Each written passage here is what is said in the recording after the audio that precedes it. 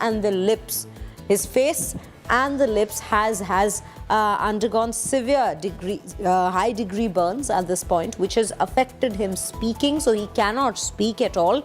And when he has to in fact communicate, what we are learning, we'll just bring that detail to you in just some time, he's writing messages for people to in fact understand what he's wanting to say. Mojtaba might actually eventually require a plastic surgery because the extent of the damage to his face is such from the burns that it has completely decimated his face, which is why a plastic surgery would eventually be needed. And that is exactly why he's currently in this condition, avoiding all public appearances due to the injuries, and is in fact in hiding at an undisclosed location. These are the details that we bring to you of the condition Mojtaba Khamenei has been in ever since the airstrikes struck him and his family on February 28th. These are the details of the extent of his injuries and the situation that he remains in.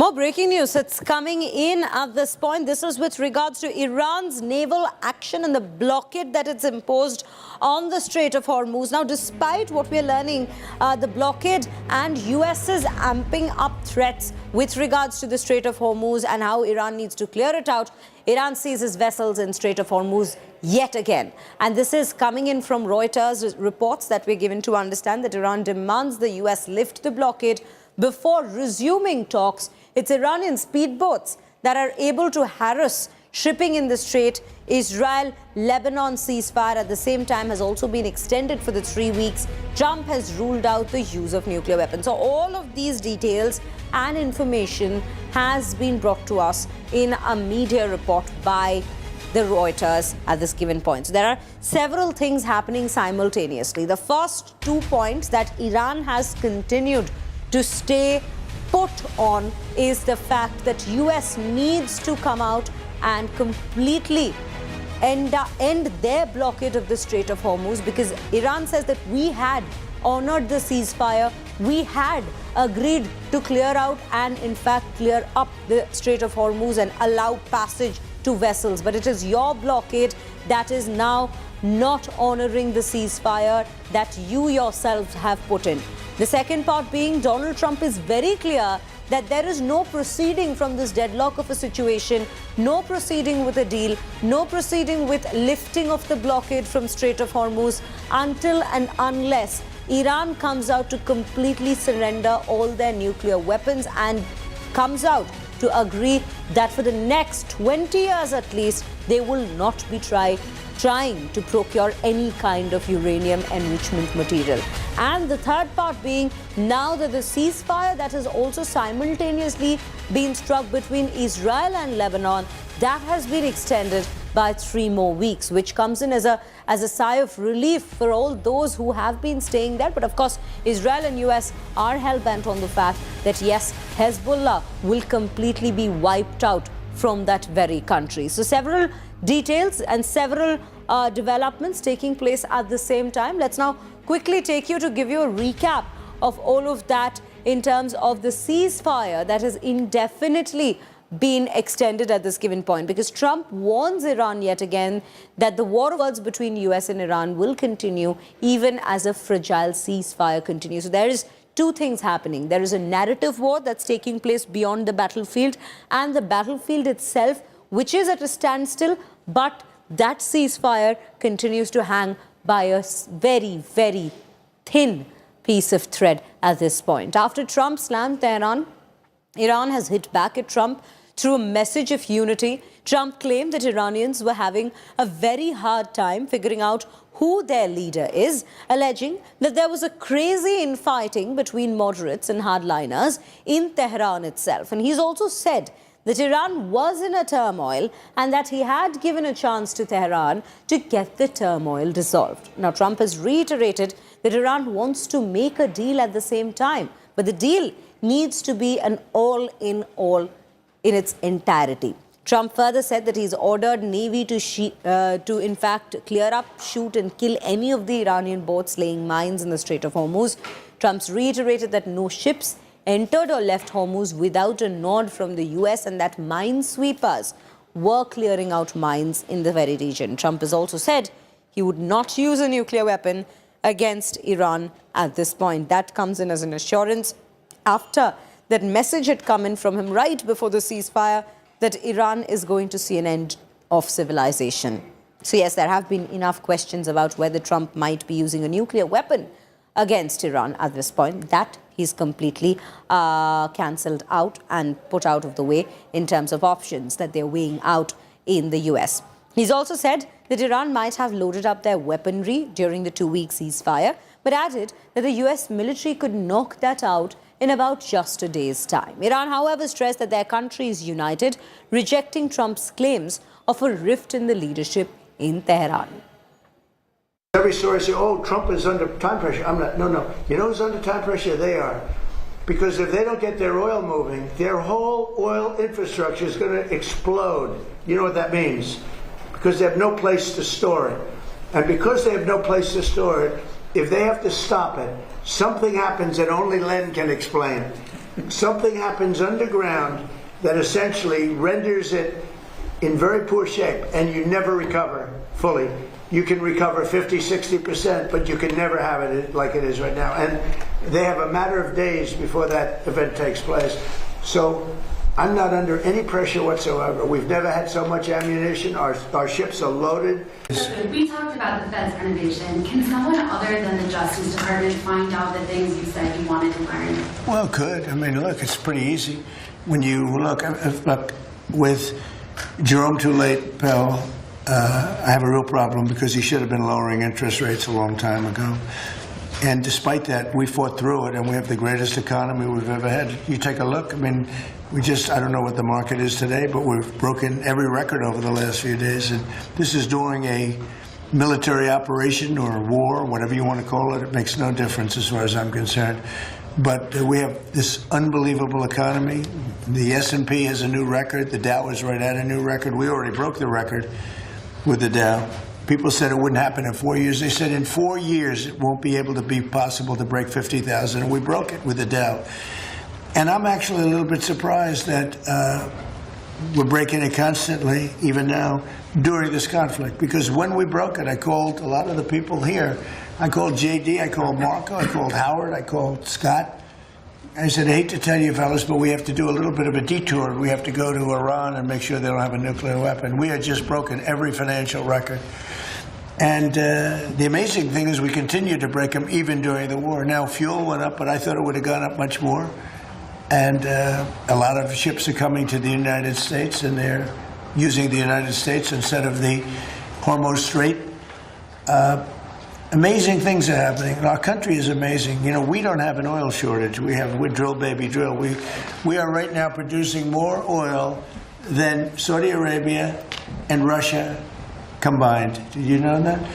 More, and in about a year from now, we'll be doing double the level. And Venezuela's been fantastic. We have a great relationship with that country and with the people that are running the country. And we're taking in millions of barrels of oil, millions and millions from Venezuela. It's been a great experience, to be honest with you, and they're doing a very good job in that.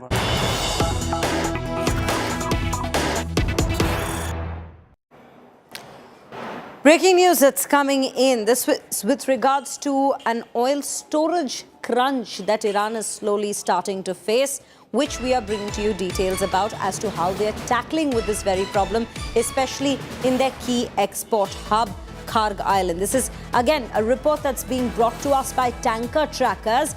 An old super tanker has been brought back as Kharg Island storage has slowly started filling up. Blockade pressure forces Tehran to use the floating storage options.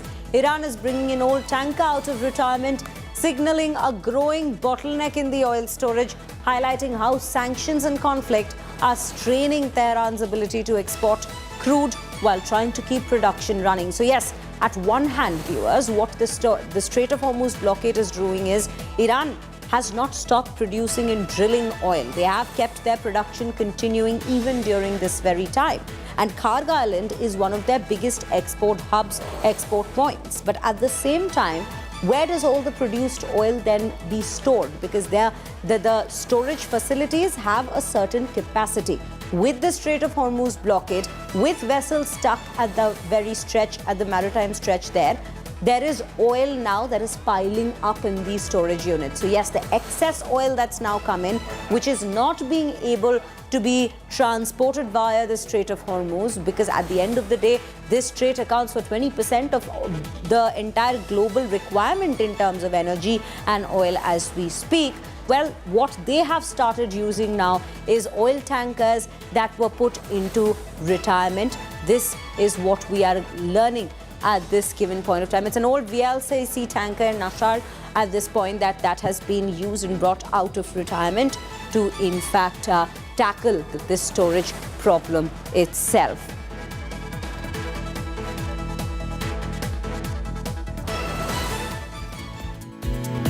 Well, on that note, we have come to an end to this very segment of the bulletin, but do stay tuned, as on the other side, we will be bringing to you another episode of the Election Dispatch with Preeti Chaudhary right here.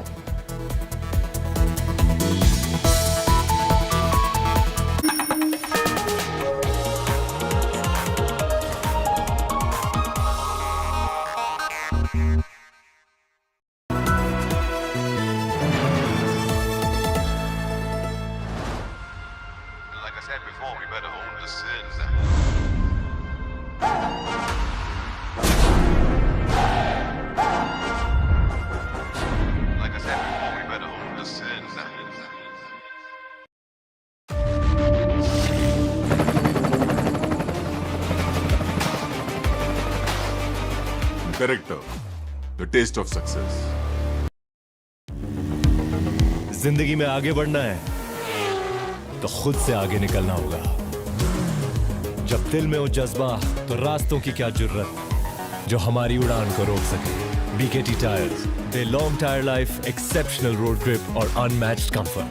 BKT tyres, elevate your drive.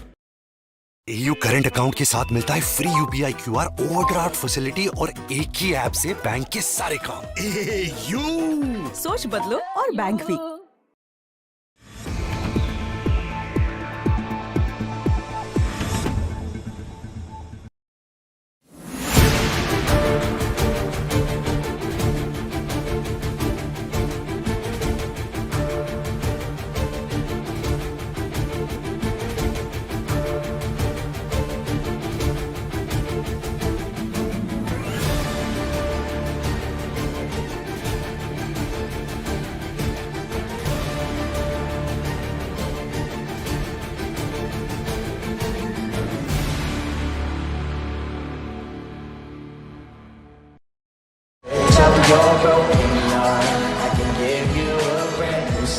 Pop nostalgia met pure fangirl magic under the desert lights as Justin Bieber delivered one of Coachella's most unforgettable moments.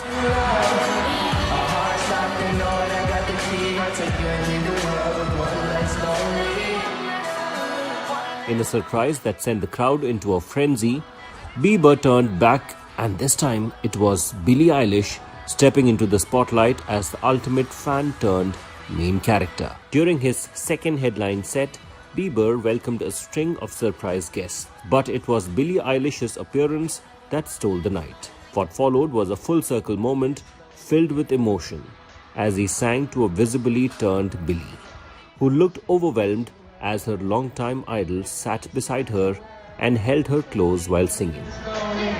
Only you shouting.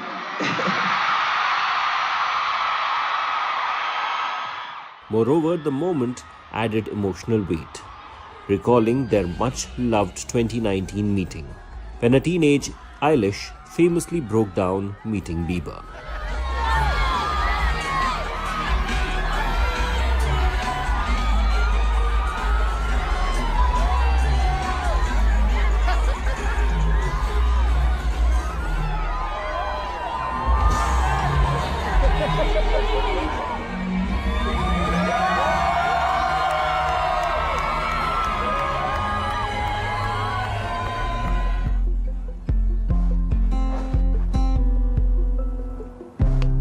Back then, she had posters of him, followed his music religiously, and lived through the peak Bieber era.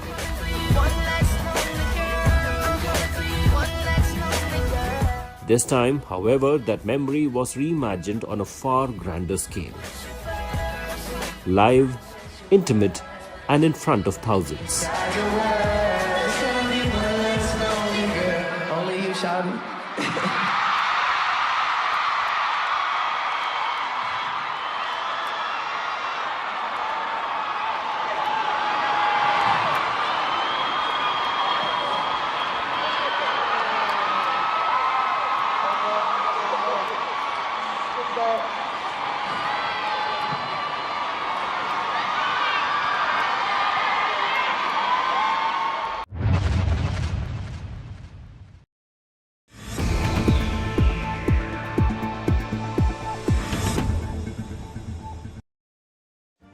Make your media plan smarter with India Today Live TV on your connected devices. Amplify your brand with 100 million smart internet viewers. To advertise, mail us at sales@aajtak.com.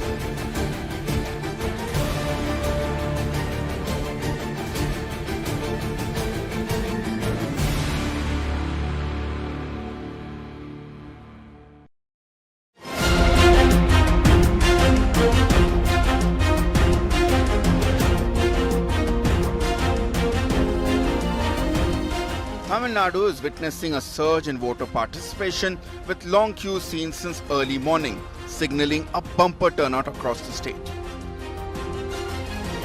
Chief Minister M.K. Stalin cast his vote in Chennai, expressing confidence in the people's mandate and urging citizens to continue voting in record numbers. His son Udayanidhi Stalin, contesting from Chepauk Tiruvallikeni, remains one of the key faces in this election as the DMK pushes both governance and generational leadership.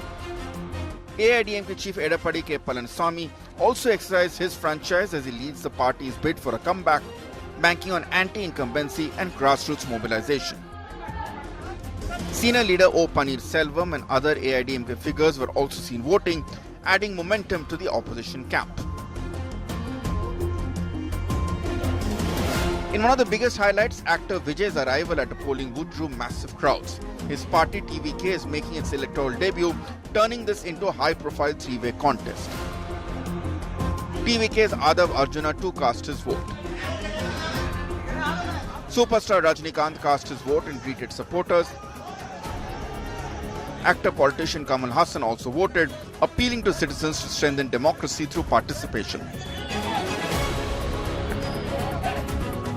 Several other prominent figures from the Tamil Nadu film industry were seen at polling stations, adding star power to an already energetic polling day.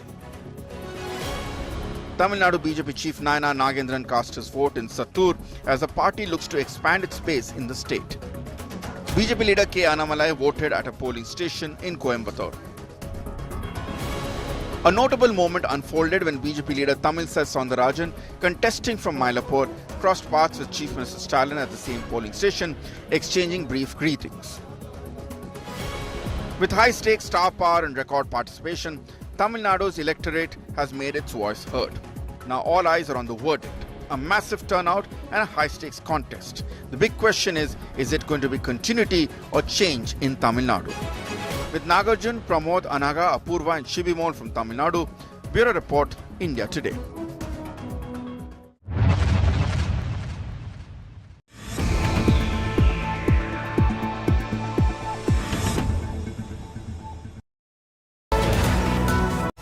Presented by Parul University, यहाँ possible है. Co-powered by Panasonic AC, India का Captain Cool.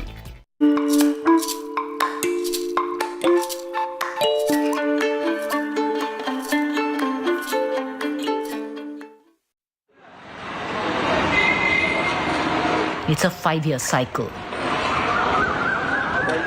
When for just a short while now, the rules of engagement have changed. Acha, it's like a ground here. Where the politician is left at the mercy of the people and the people supreme. But it's only for that short period of time.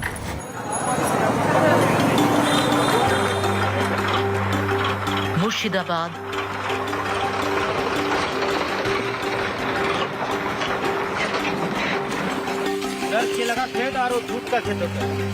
घुसपेटिया काका बोले आपको बोल रहे हैं ना उसको बोलो कि घुसपेटिया रोहिंगा এই যে বাপ দিতে কি তো মানুষের মাথা খারাপ হয়ে যায় Krishnanagar, Parliament Electoral Committee meeting and all. The narrative which is being spun by the BJP, this is just another excuse that the TMC is looking to pin the blame on what is deep-rooted and seated anti-incumbents. An exercise which should take a year, they did in exactly 40 days. So we didn't ask them to do that. If they thought there was such huge anti-incumbency, they should have just sat back and they should have just played us on the anti-incumbency. Birbhum,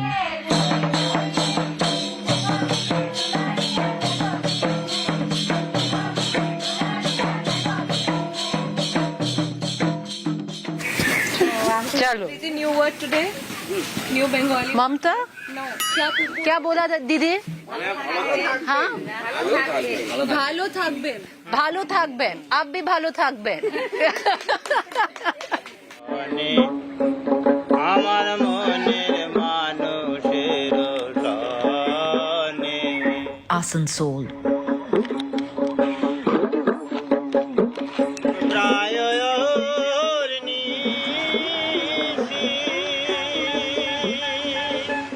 सरकार में हिम्मत है तो वो उसको एक तो नया माइंस दे दे और उसको बोले कि तुम पूरा स्ट्रक्चर अपने बनाओ, चाणक अपने बनाओ, खदान अपने बनाओ, कॉलेज अपना लाओ, अपना ये वाइंडिंग बनाओ, अब फिर पड़ोस का दिखाओ.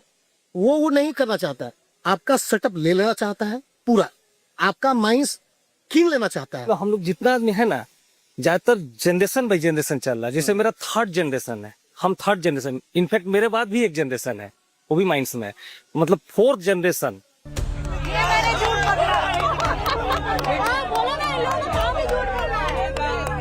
Bankura, चलिए चलिए खेलिए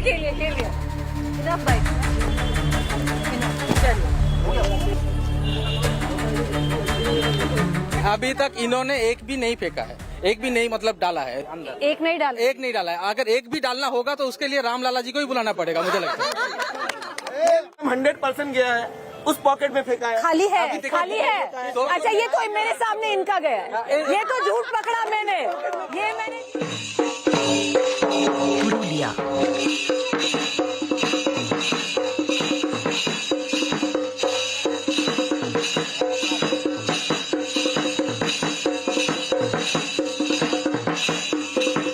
छो डांस होता है एक आदिवासी नृत्य कला. आदिवासी नृत्य कला. हाँ, और छो डांस 3 प्रकार का होता है. हाँ. अभी जो पुरुलिया छो है, सरायकेला छो है, तो मास्क पहन के डांस ये पुरुलिया छो की होता है.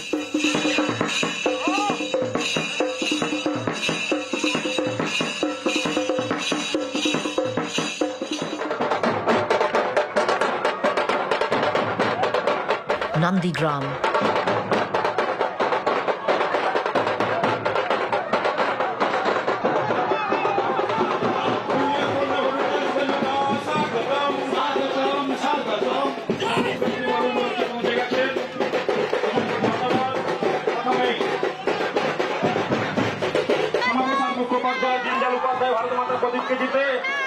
भारत माता की जय जय श्री राम।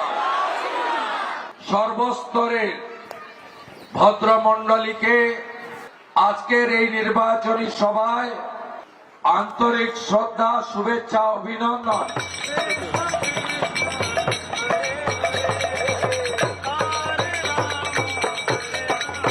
Diga.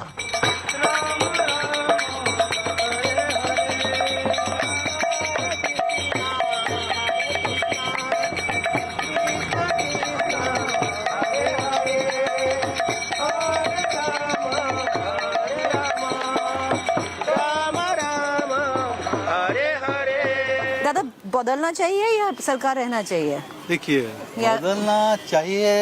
एक आदमी होने से क्या होता है, थोड़ा सा इधर उधर हो जाता है। अप्रॉक्स 70 to 75% पकड़ लीजिए कि बीजेपी का चांसेस है कि जीत जाएंगे। बंगाल में काम हुआ है या नहीं? बहुत सारा काम ऐसा, किया है? ऐसा भी नहीं है कि जो है कुछ भी नहीं हुआ। दीदी काम किया है? हाँ हाँ। Kharagpur. हम शुभेंदु अधिकारी जी का रैली में थे। उन्होंने सभा में बोला कि हमको मुसलमान का एक वोट नहीं आता उनके बूथ से। तो आप भड़का ही रहे हैं कि आप किसी को कैंपेन ना करने दें। ममता बनर्जी खड़ा होकर बोलती थी, पहले बोलती मुसलमान तुम कमजोर हो, तुमको आरएसएस बीजेपी वाले काट देंगे, मेरे साथ आओ।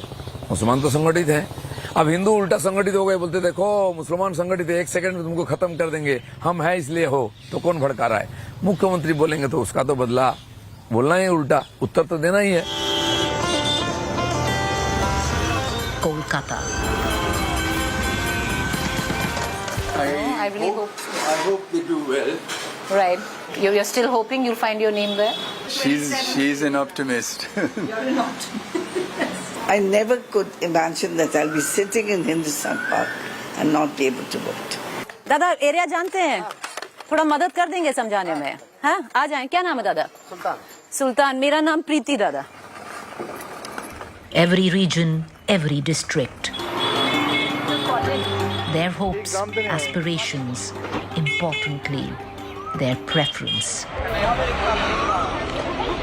West Bengal divides into 5 administrative regions: Presidency, Burdwan, Mednipur, Malda, and Jalpaiguri. Presidency is where Bengal's demographic heft, economic sinew, and political nerves converge, with the highest number of seats stitching together Kolkata, Howrah, Nadia, North 24 Paragnas, and South 24 Paragnas.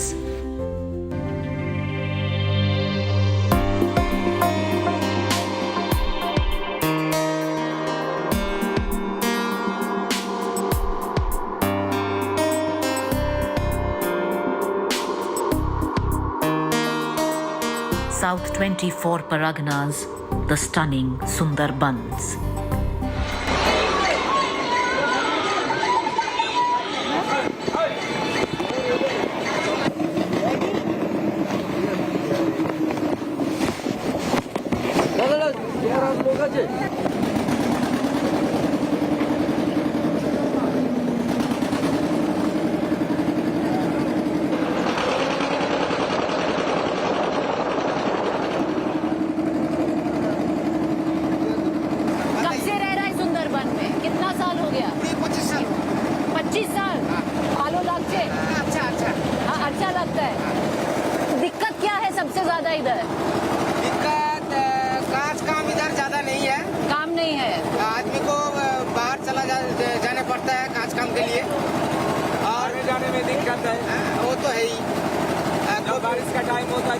बारिश का time में ज्यादा आदमी मुसीबत में पड़ जाता है, इसका कोई आने जाने का कोई रोड नहीं है, कोई रास्ता नहीं है। नहीं।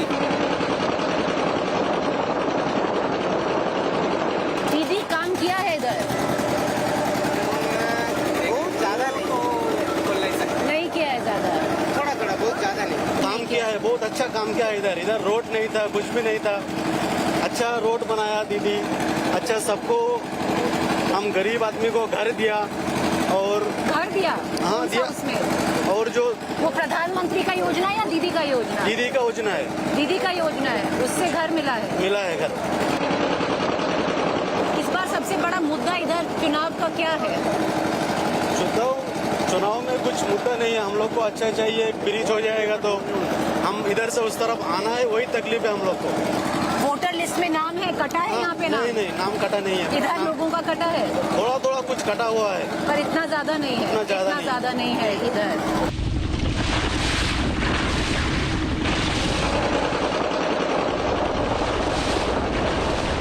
में इधर सब दीदी के साथ था।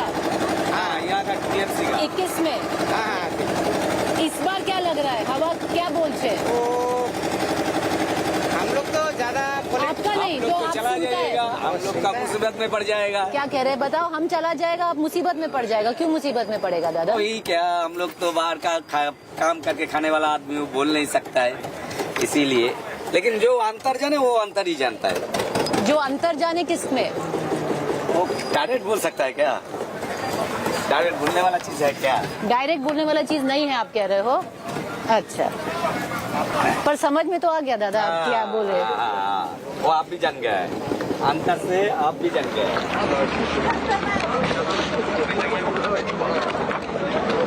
ये बताइए दादा, इधर क्या जो सरकार है ममता दीदी का काम किए है? हाँ, किया ना। क्या काम किया? पहले तो हम लोग का मिट्टी का रोड था, अभी ढलाई का कंक्रीट का हो गया है। अच्छा, डेवलप हुआ है, लेकिन पहले उतना ही नहीं था, फिर हो गया है। थोड़ा हुआ है तो काम किया है दीदी। हाँ, किया। इस बार हवा क्या बोलছে दादा? हवा बोलते দেখেন সবাই একই, আমরা এখানে সব মমতা দিদি পার্টি করি, মমতা দিদি আমার কাছে আছি এখনো পর্যন্ত। समझ नहीं आया, पर क्या बोल रहे हैं? ममता दीदी आएगा। हाँ, ये बोले। वो नहीं बता सका, मैं तो उतना उम्र नहीं हुआ है। नहीं, आप क्या अभी क्या बोले? हम लोग तो अभी भी वही ममता की पार्टी कर रहे हैं। वही पसंद है, परिवर्तन नहीं चाहते? परिवर्तन तो चाहता है, परिवर्तन होगा। ये साल हो गया 30 साल, दूसरा जो आएगा उसका पास भी हम लोग को जाना पड़ेगा। क्या करेगा, हम लोग को तो यही करना है।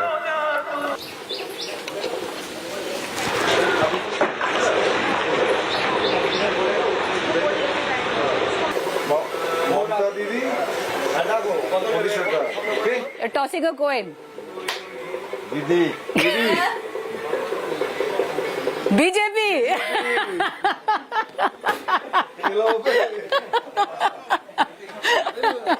एक्चुअली केला हो पे। दादा नाम क्या है आपका? बापी। बापी बापी बापी। कब से रह रहा है इधर?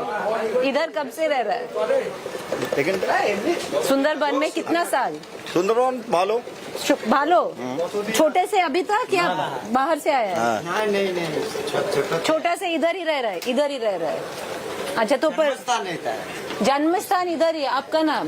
अबू कलम। अबू कलम, इधर ही रह रहा है।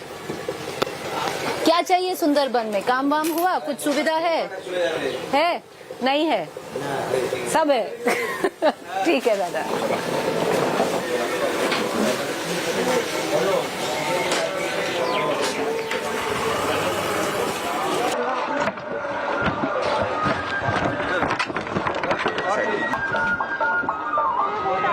पहले बोललाम पढ़े निबो, तो बोललाम पढ़े निबो।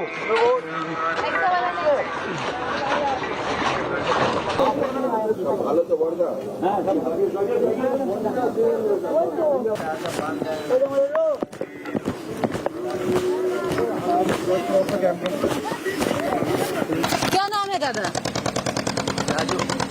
राजू मिस्त्री। राजू मिस्त्री। कब से नाव चला रहे इधर? ओ 9 बचर 9 साल। 9 साल से चलाते हैं। सुंदरबन में ही रहते हैं? हाँ, सुंदरबन में सफारी बोट है। कहाँ इधर टाइगर वाइगर दिखाता है? टाइगर दिखाते हैं। वो यहाँ से सूजने खाली है, सूजने के लिए परमिशन है। परमिशन जाके खाली भी तो है। हाँ, उधर बोट जाता है, उधर नहीं जाता? उधर जाता है, सब जाता है। कितना दूर है जोकर वाली? वो एक घंटा यहाँ से सूजने खाली ऑस्टवार 2 घंटा लगेगा। सूजन खाली। और दूसरा जो इधर से जोखर खाल?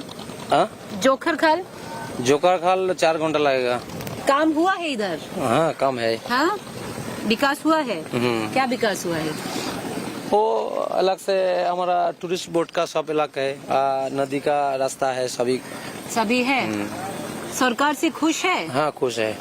जो भी अच्छा था दीदी, जा अच्छा था वो अच्छा था। जब बीजेपी सरकार आ रहा ना, इधर से गंडगोल कर रहा है। कल शूट आउट हो रहा है गोसाबा में, देखिए ना सब टीवी से।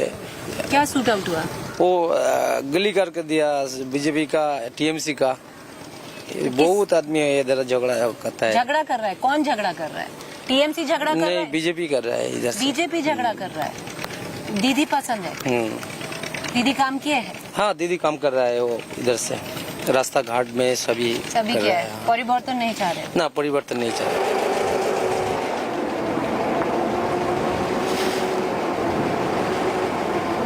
The world's largest mangrove forest has weathered many cyclones, many storms. The Sundarbans in elections 2026 is in the eye of an intense political storm.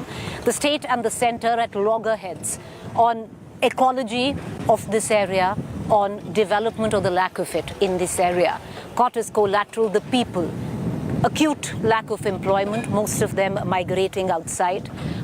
The rains come, their houses washed away, and then also caught in the middle of a man-animal conflict.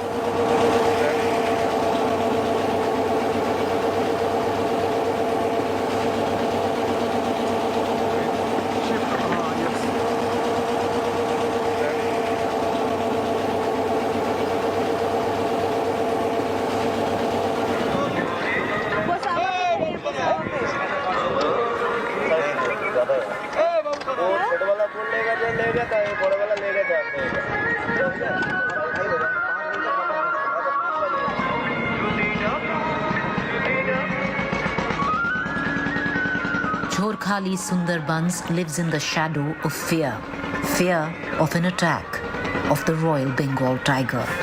Many lives have been lost here. आपका ये इनका घर है? इनका घर है, एक का चले है। एक का?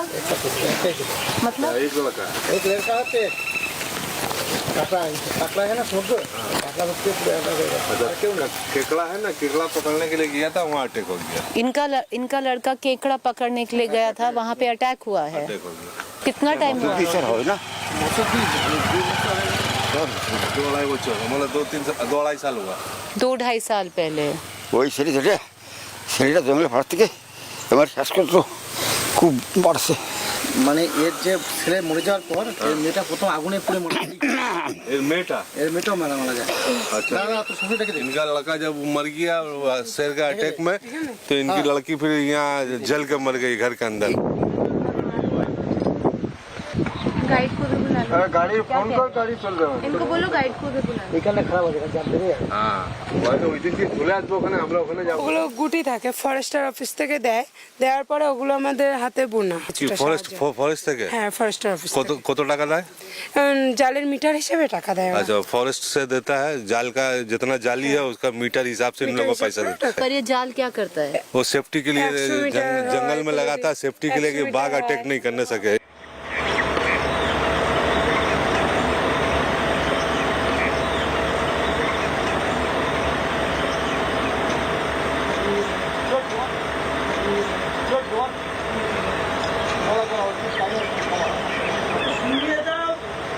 আমার মাইয়ে যে মাইয়ে পোড়া মেরে লাগিল যে পোড়া মেরে দিতে। हाँ अच्छा, इनका लड़की का 2 लड़का है, वो जाल बुनता है और ये भी जाल बुनती है साथ में। अच्छा आप जाल बुनते हो ये? और ये पूरा गांव में लगा हुआ है? हाँ पूरा गांव में। আমার সঙ্গে আসো, আমি বনতেছে, আমি দেখাই দিয়ে যাচ্ছি। अच्छा এই বাড়ি বনতে जाल बुन रहा हूँ, दिखा देगी ये कैसे बुना जाता है। এই তো এই বাড়ি বনতেছে। ये वाली इसके আসো আমার সঙ্গে, আমি দেখাচ্ছি। আমার তো জোতলা নেই।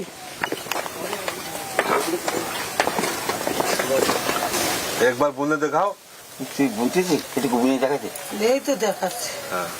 This hand-woven yellow net is the defense of the villagers here against the tigers that reside right across. And you can actually see that they weave it there. The forest department gives them the net to weave, and then this net is put all across the village so that the tiger doesn't come in and attack them. And that doesn't quite stop that, because just a month and a half ago they say there has been an incident of a tiger attack on someone who had gone to collect crabs. Every other month there is some case or the other. In this village alone, we've been here about 20 minutes, and we've met 2 people who've lost their sons to tiger attacks, or someone whose son got away?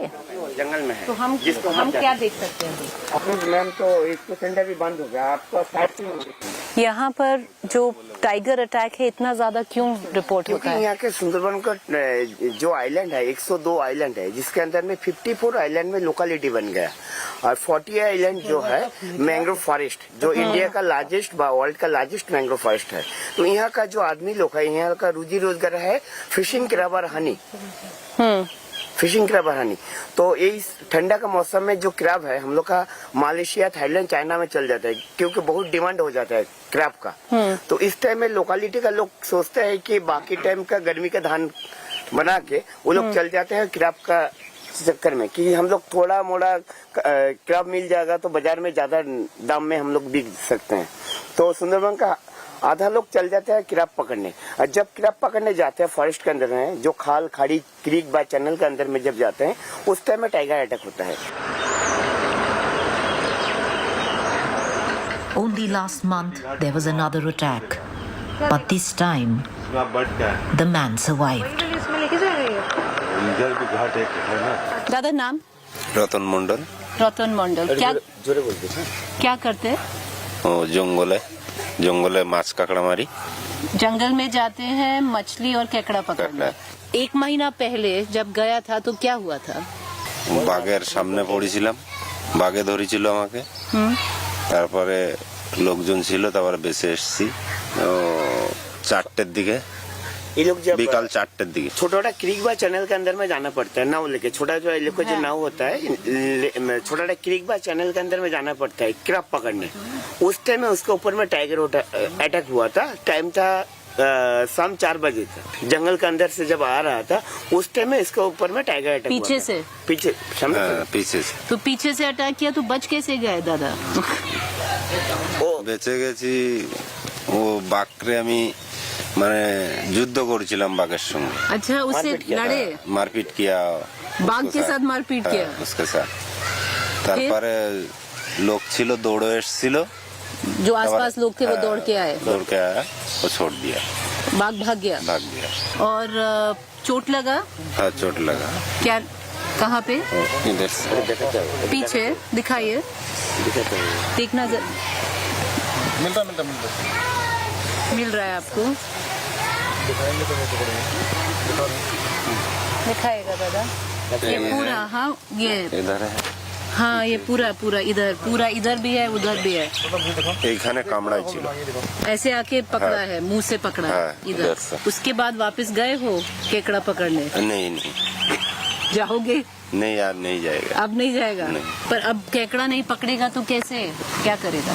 चलेगा, charge बस करेगा, थोड़ा सा जमीन है। केकड़ा पकड़ने जो नहीं जाएंगे, अभी वो लोग जो खेती का काम है, उसके बाद बाहर में जो सिलेंडरिंग वगैरह जो काम होता है उधर काम में जाना। अब बाहर जाएगा, केकड़ा नहीं पकड़ेगा? भय लगता है? भय लगता है। ठीक है दादा।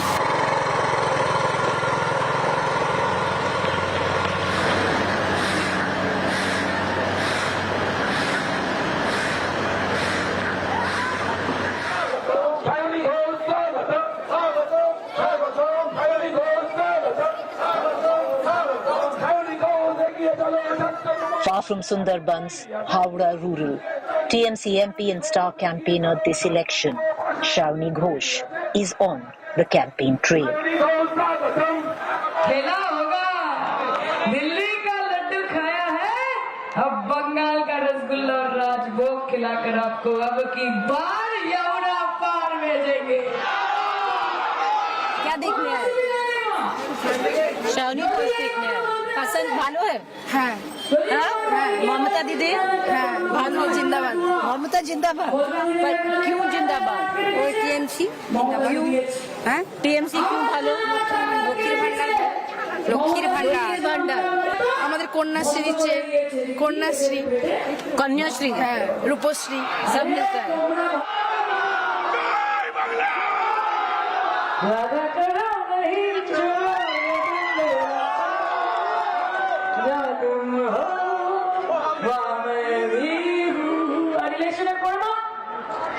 শীত আসুক, গ্রীষ্ম আসুক, বর্ষা আসুক, বান আসুক, সাইক্লোন আসুক, করোনা আসুক, দুর্যোগ আসুক, মহামারী আসুক, তখন মায়েরা বলছে, কি বলছে? তোমার দেখা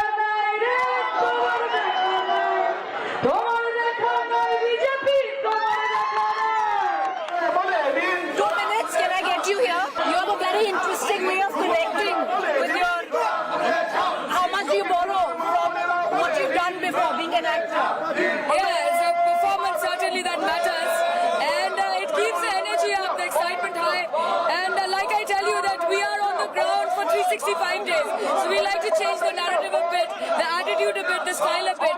Who writes your script? You yourself. I'm the actor, I'm the director, I'm the producer and the writer of my own film. One last question. The BJP says it's going to be a 2011 this time. It's going to be at what?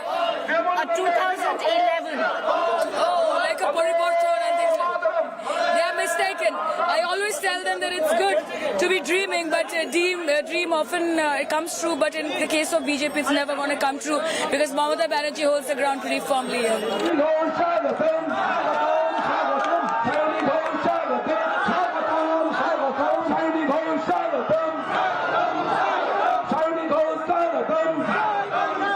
Many would suggest that there is, if there's a catchphrase, there is also a catchphrase which is Paribartan. BJP का सब कुछ उधार लिया हुआ है, उनका catch phrase भी उधार लिया हुआ है. परिवर्तन is not originally BJP's term.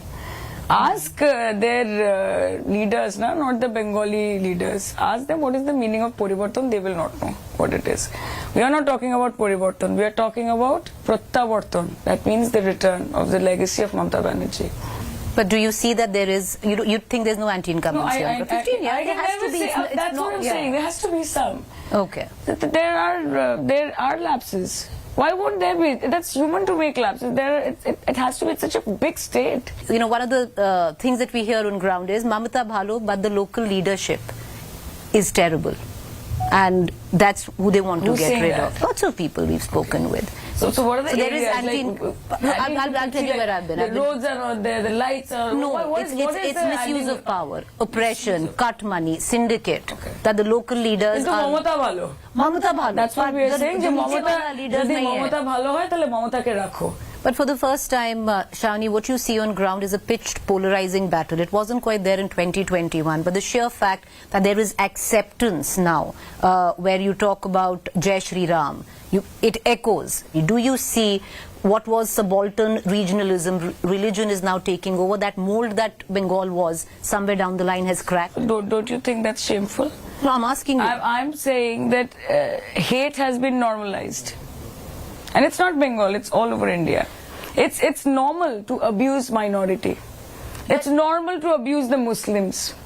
It's normal to say hateful things. Look at the Chief Minister of Assam. But the BJP is not saying this. The BJP is saying that you have, as your political party, followed the politics of appeasement for a particular community. Jai Shri Ram cannot be a political slogan in the first place. It can be religious. We have always been used to saying Jai Shri Ram, Jai Ma Kali, Jai Ma Durga. Right? It cannot be a political slogan. Trinamool Congress doesn't need to echo names of gods and goddesses to garner votes. BJP wants to do that, and they are a communal party. They are the biggest communal parties. The BJP, in terms of when you talk about regional identity, they are trying to allay fears.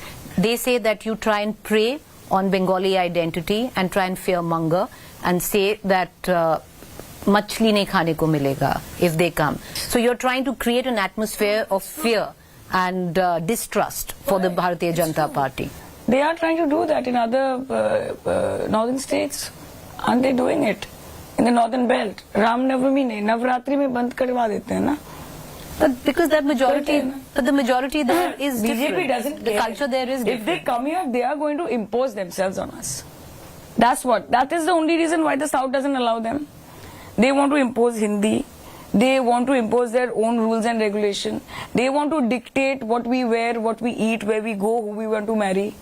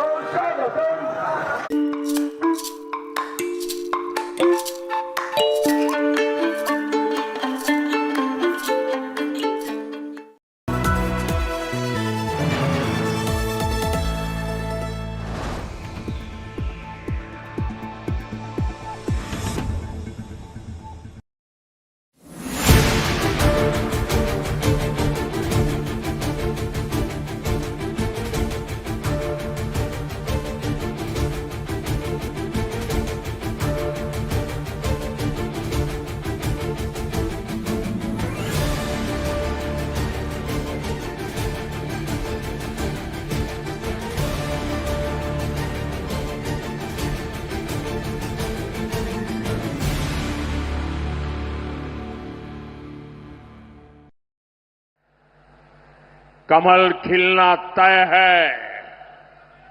4 मई को बंगाल में भी BJP की विजय का जश्न होगा।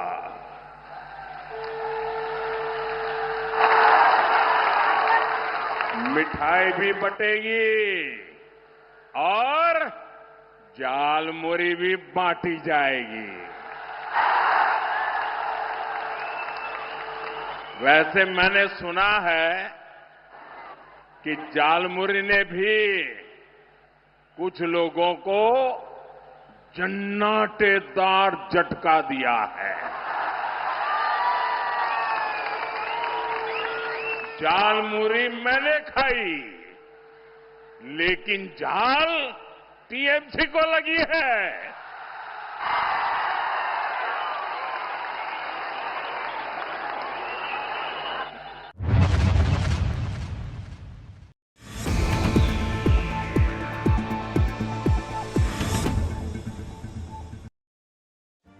Make your media plan smarter with India Today Live TV on your connected devices. Amplify your brand with 100 million smart internet viewers. To advertise, mail us at sales@aajtak.com.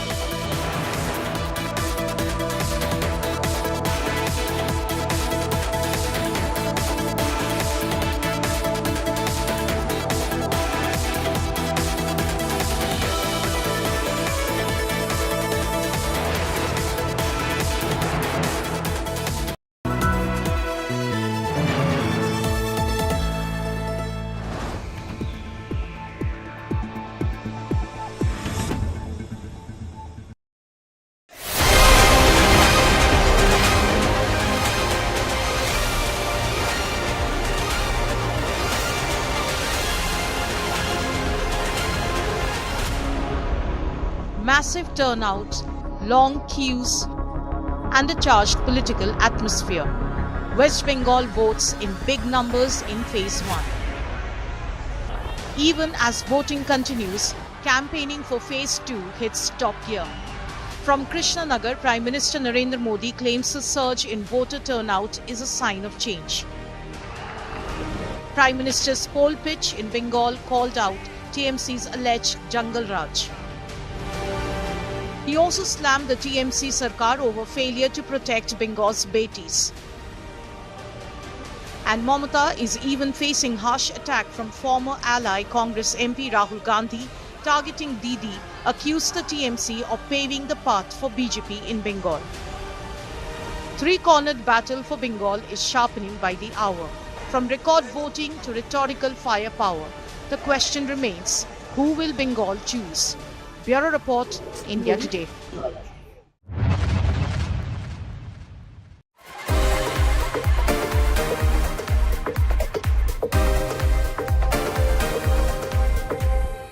Well, how many times have you simply picked up an eye drop over the counter without even thinking twice about what could possibly be going into it? So why am I asking you this question? Well, there is a reason. The government has issued a warning. Unapproved eye drops for dry eyes could be putting your eyes at risk instead of giving you relief. Well, the government, through Delhi's All India Institute of Medical Sciences, has asked states to stop selling certain eye drops that contain sodium hyaluronate. The government says it may not have the correct regulatory approval. So what exactly is sodium hyaluronate? And what then is the problem here? Officials say these drops, eye drops, fall under the category of a new drug, which means they must be cleared before being sold. Without approval, their safety and effectiveness remain unverified.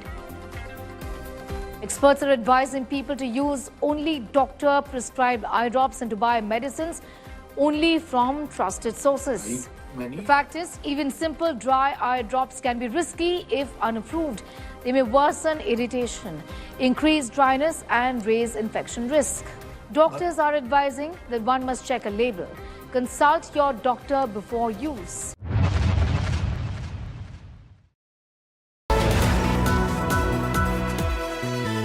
Panasonic AC, India का captain cool. जियो mart, time और पैसे दोनों बचाए.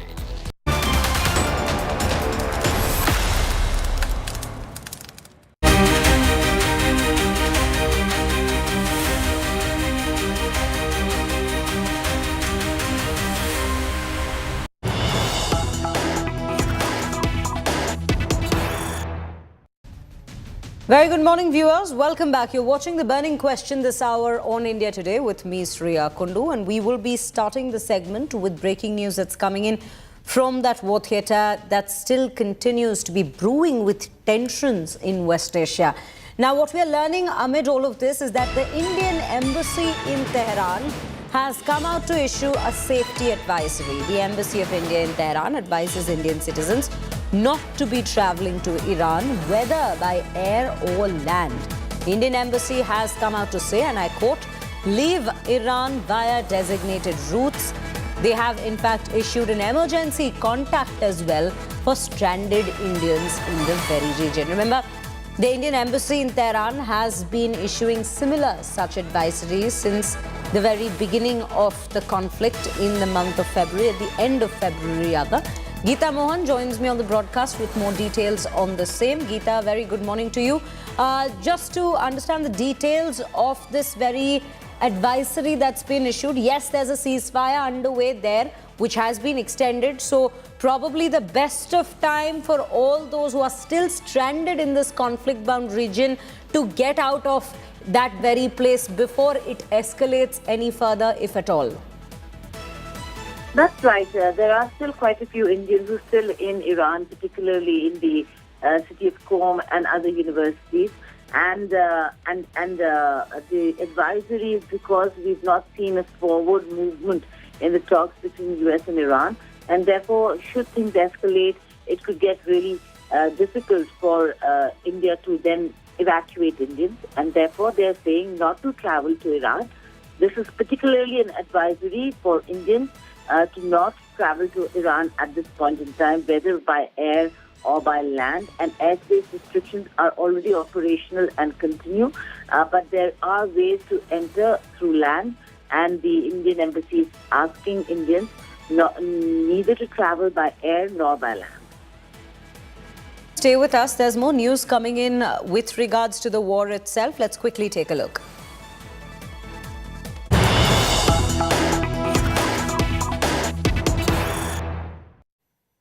So what we are now learning is the May 1st war powers deadline that puts Trump under pressure, tests the US-Iran war strategy.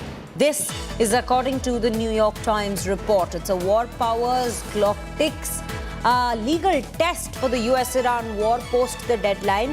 What are the options at this point? Well, either approval, withdrawal or legal risk. These are the three ways this can go ahead at this point. Donald Trump, remember, faces legal and political turning point as the May 1st deadline nears. May 1st will be and is a decisive deadline that could reshape the US-Iran war and at the same time test Trump's authority and political backing.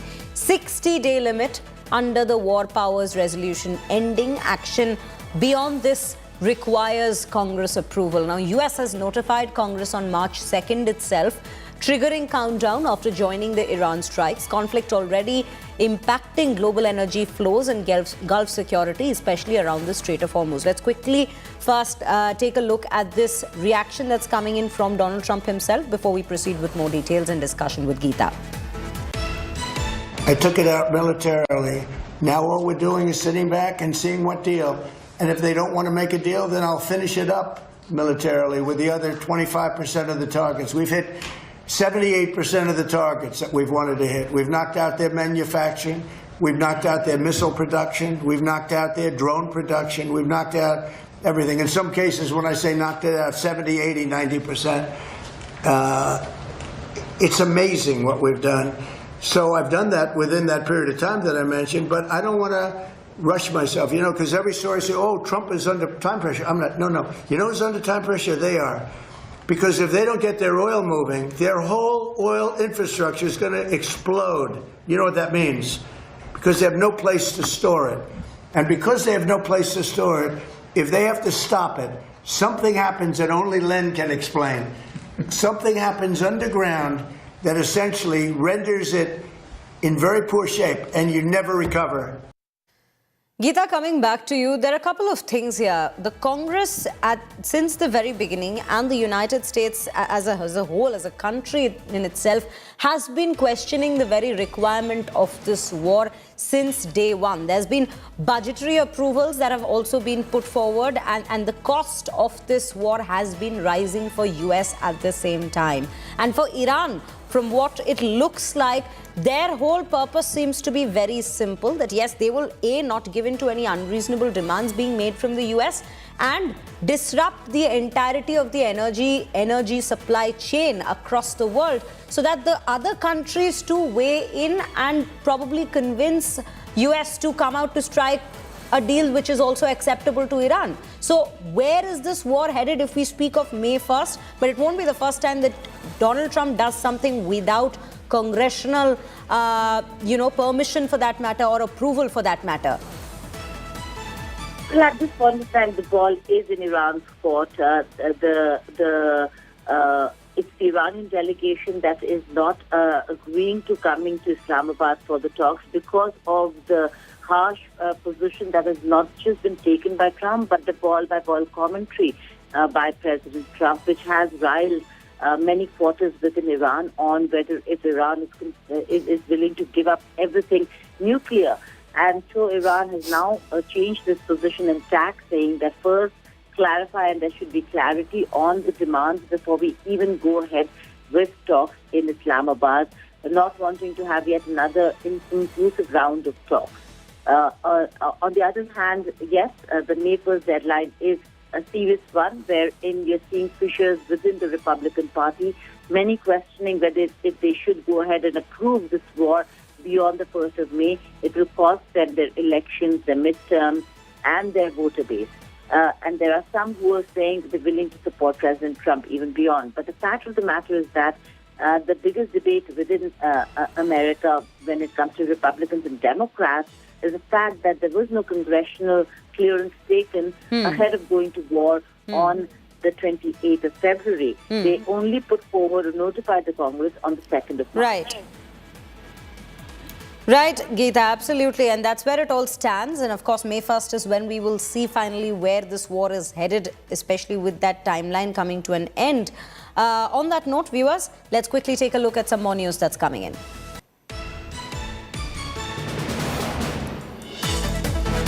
Quickly shifting focus from the war theatre back to the domestic arena. This is Prime Minister Modi visiting the Ganga Ghat in Kolkata. For every Bengali, this is what he's come out to post on his platform X. For every Bengali, the Ganga occupies a very special place. One can say that the Ganga flows through the soul of Bengal. Her divine waters carry the timeless spirit of an entire civilization. This morning in Kolkata, I spent some time on the banks of the Hooghly River, an opportunity to express gratitude to Ma Ganga.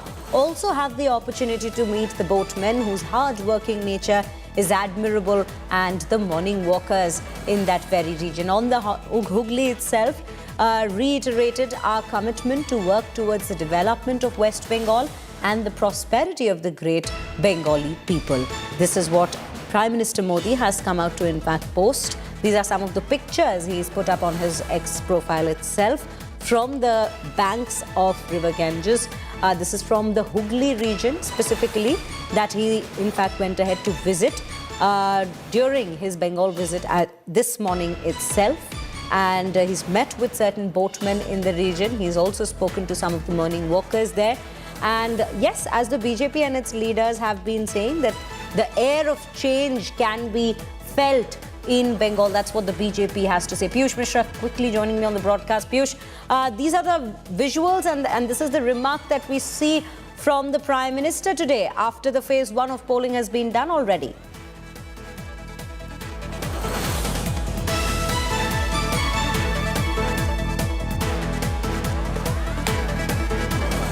Well, on that note, we will get you more details on this later. But right now, let me go across to Abha Bakaya of Business Today TV with all the updates of the markets in this business show. Abha, a very good morning to you and over to you. Look, this investment Guru's tips will double your money. Just claim the offer. Double your money from any random group. Pay attention. Promising double returns, they'll lure you in tight. Unverified groups will send fake tips overnight, emptying your pockets before you can fight. Visit! SEBI and NSE advise consult only SEBI registered advisors and make payments only to verified accounts or UPI IDs. An investor awareness initiative by SEBI and NSE. Presented by National Stock Exchange. Presented by National Stock Exchange. Co-presented by Canara.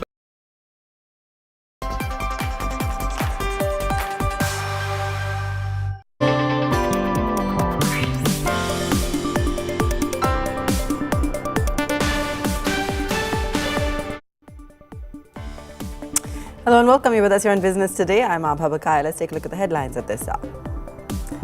Crude oil up for the 6th straight day as the Hormuz standoff continues. Brent briefly crosses $107 a barrel. Wall Street edges lower. Asian markets are mixed. Gold slips on inflation fears. Infosys ADR down more than 4% after the IT bellwether lowers its FY27 revenue growth guidance, adds to the pessimism in the IT sector. Nifty IT index already down more than 5% this week. All eyes also on Reliance Industries results this evening. Big tech layoffs. Mark Zuckerberg's Meta goes on a firing spree again, says it will let go of 8,000 workers or 10% of its workforce. Will also leave 6,000 jobs unfilled. Microsoft to offer voluntary retirement to nearly 9,000 employees next month.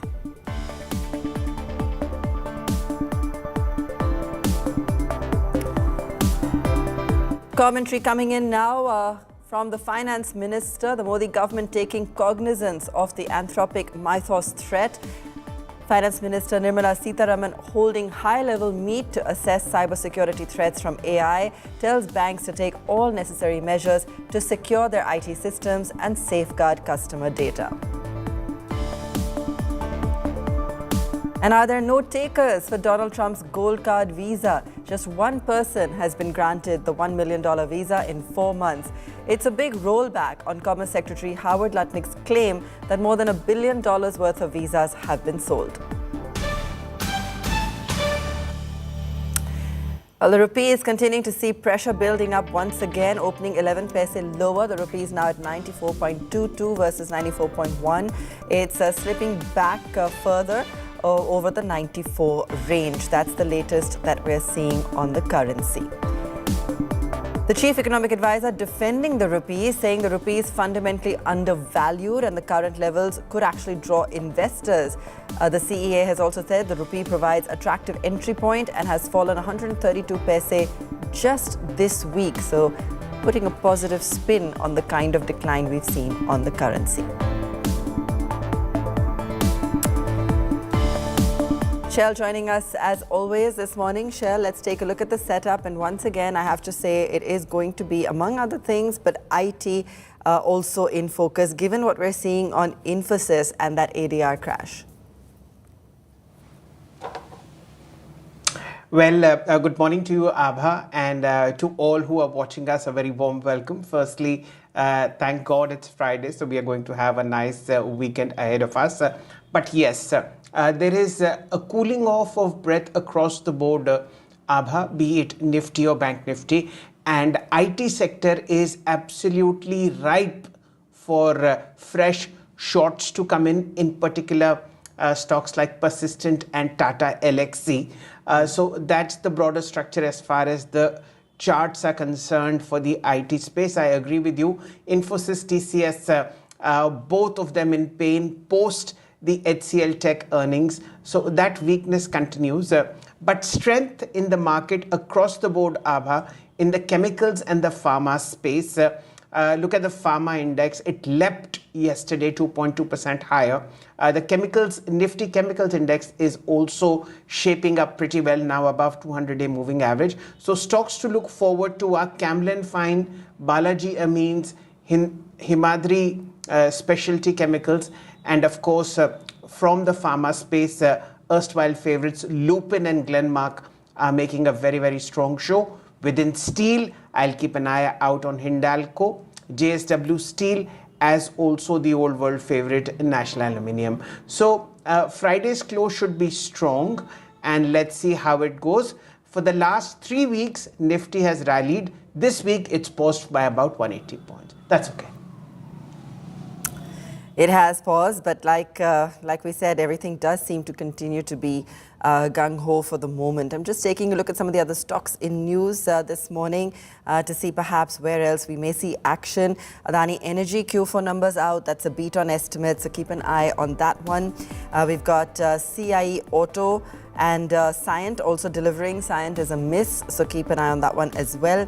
IEX has also had a miss on estimates.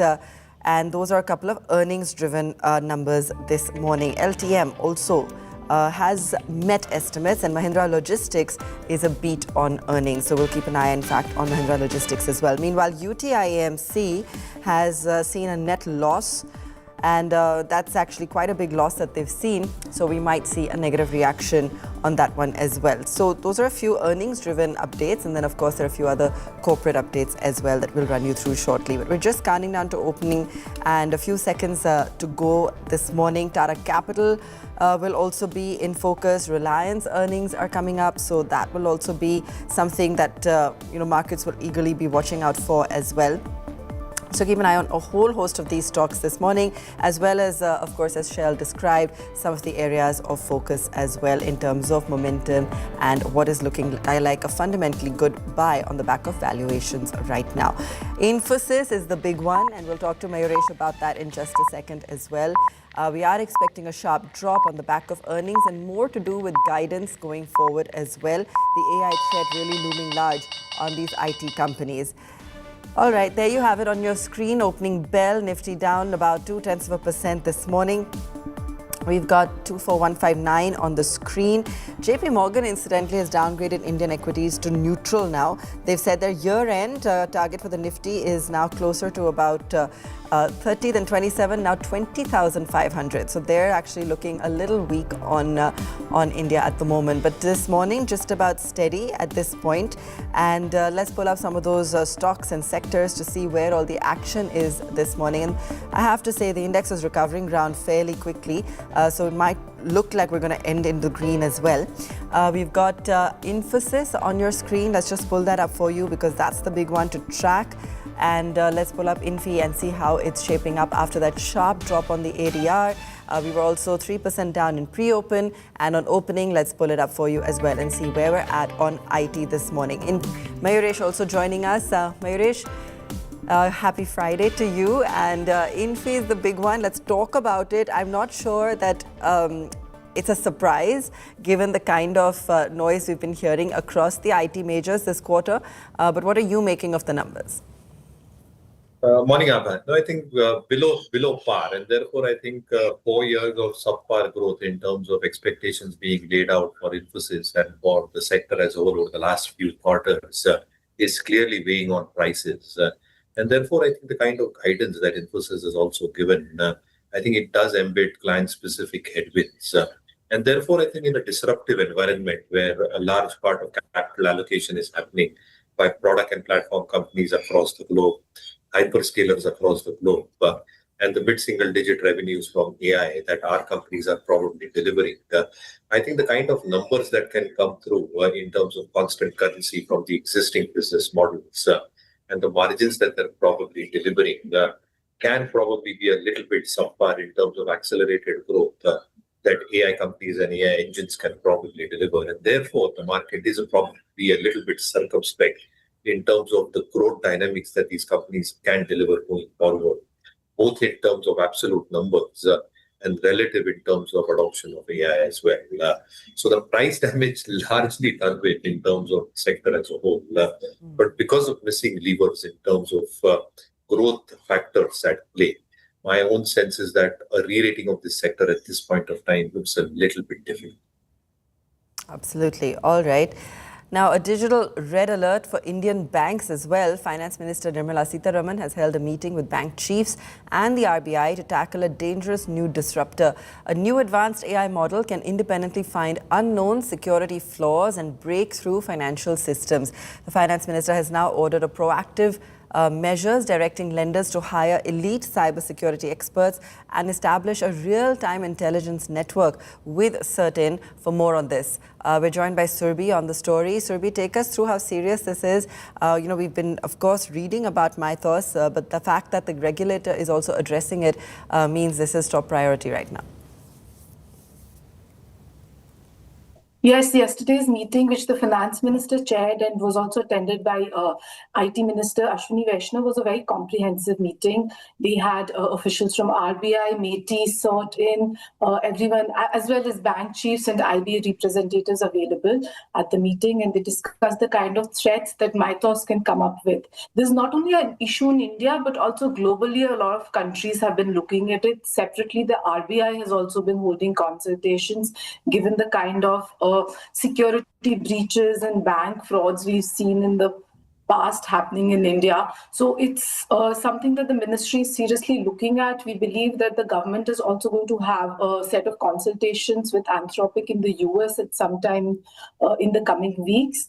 And banks have been told to take preemptive measures and ensure that there's no breach of any kind of AI related issue.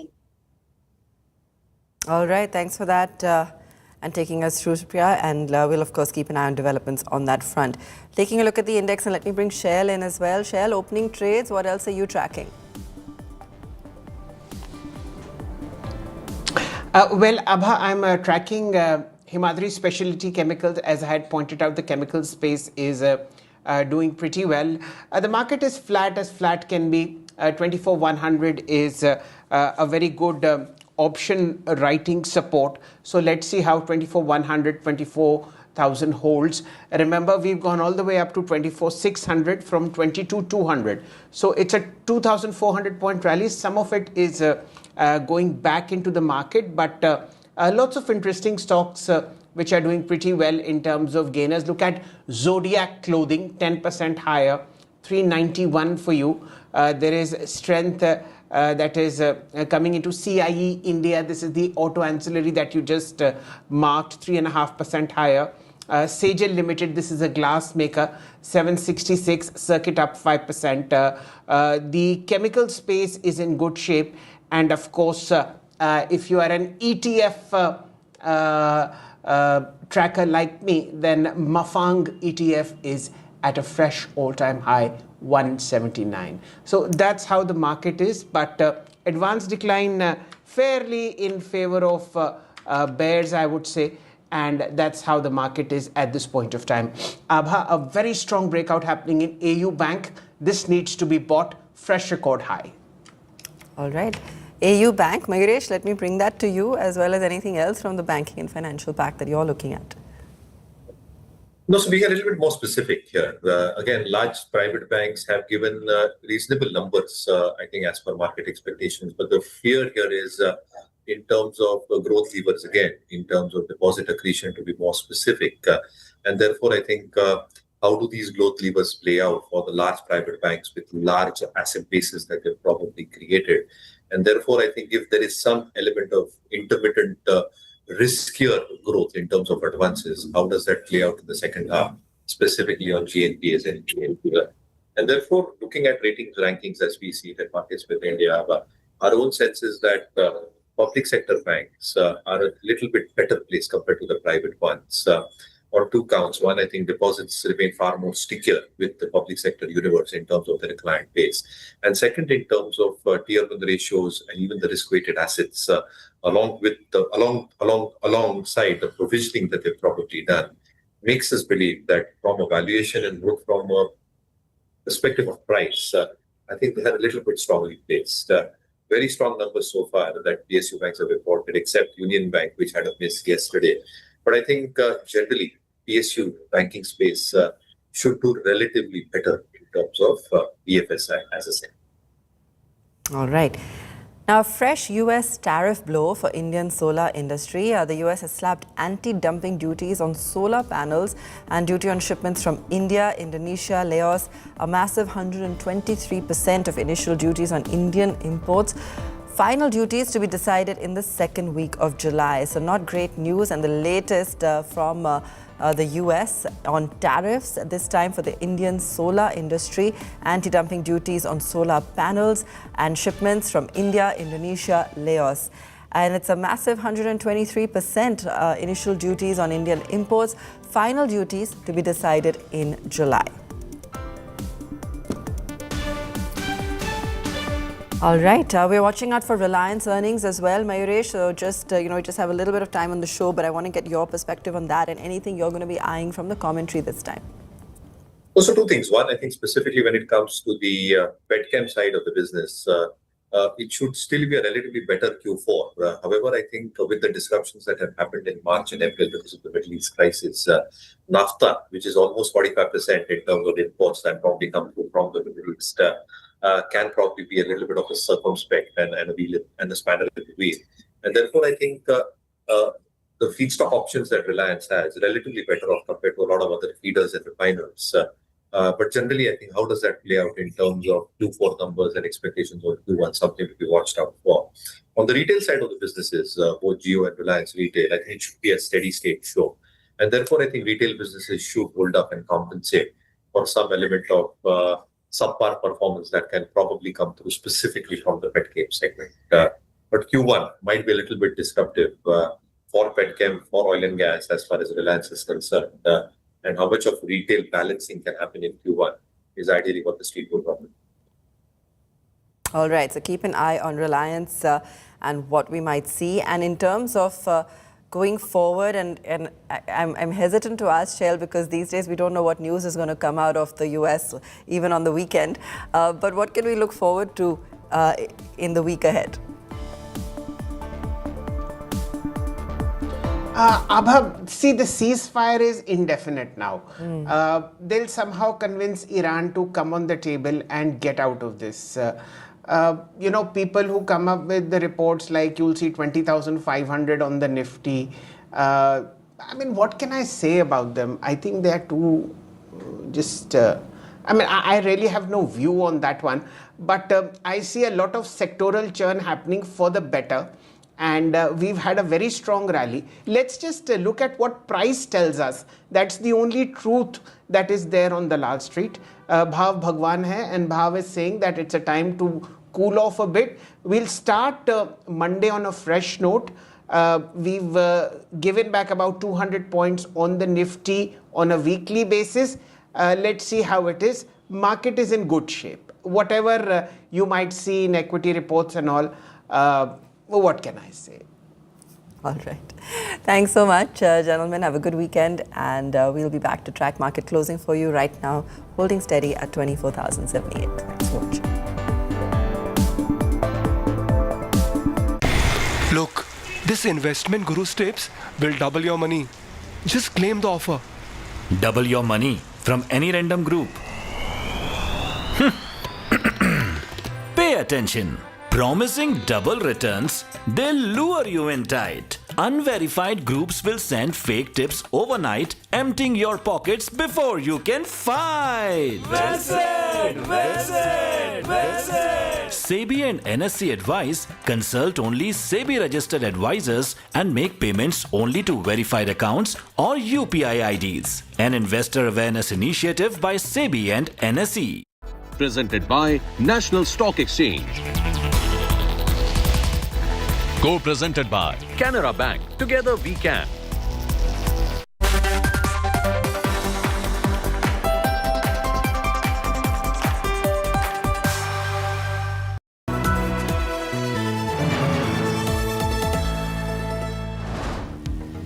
जिंदगी में आगे बढ़ना है तो खुद से आगे निकलना होगा।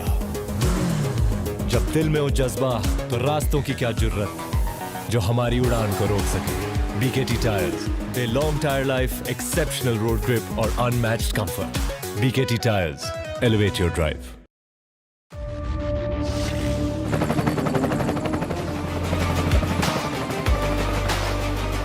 Character, the taste of success. Like I said before, we better own the sin.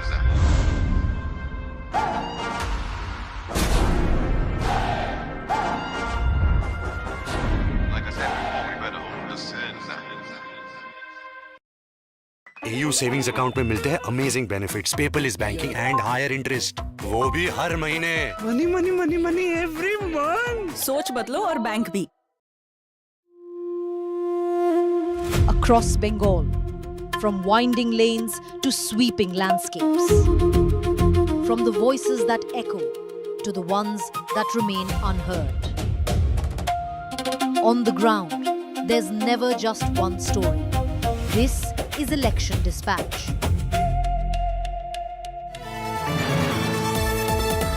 In association with HDFC Sky, make money matter. Download now.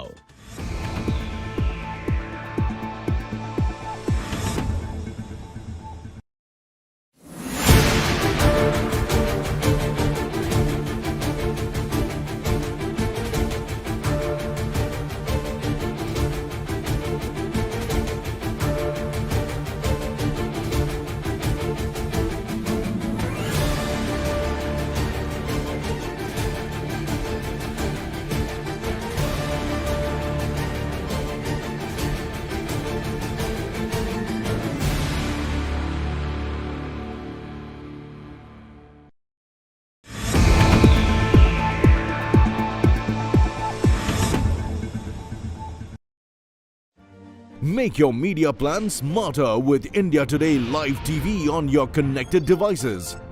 Amplify your brand with 100 million smart internet viewers. To advertise, mail us at sales@aajtak.com.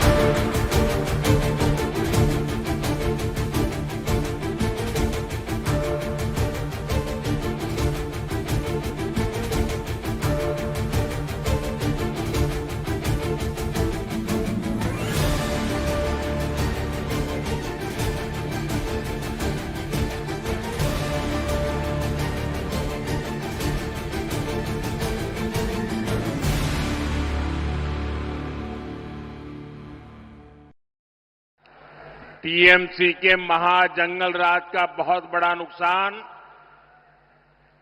हमारी बहनों बेटियों को उठाना पड़ा है।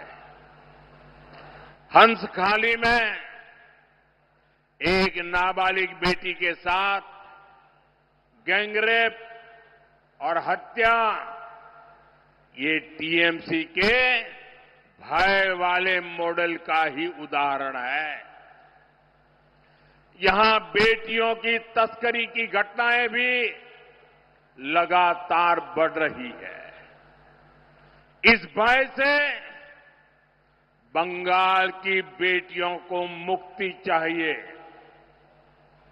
साथियों,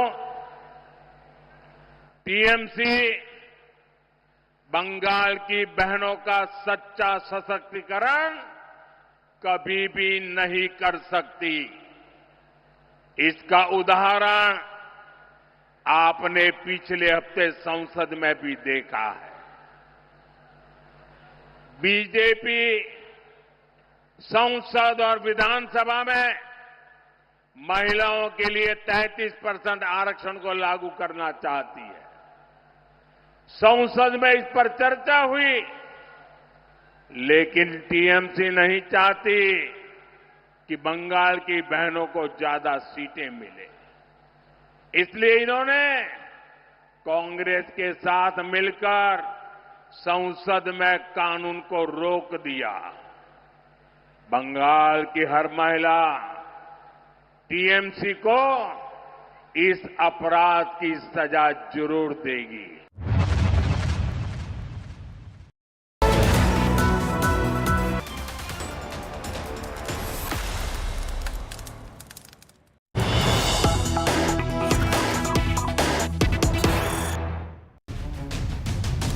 Welcome back, viewers. You're watching The Burning Question with Sriya Kundu, and our focus continues to be on the domestic arena. This is Prime Minister Modi, who's visited the Ganga Ghat in Kolkata early this morning. And post that very visit, he's come out to post on his platform X profile. We just bring to you that very caption that he's added with the pictures that he's posted. For every Bengali, the Ganga occupies a very special place. One can say that the Ganga flows through the soul of Bengal. Her divine waters carry the timeless spirit of an entire civilization. This morning, in Kolkata, I spent some time on the banks of Hooghly River, an opportunity to express gratitude to Ma Ganga. Also had the opportunity to meet boatmen whose hard-working nature is admirable, and morning walkers on the way as well. On the Hooghly, reiterated our commitment to work towards the development of West Bengal and the prosperity of the great Bengali people. Well, on that note, let me bring in Piyush Mishra, who's joining us on the broadcast with more details on the same.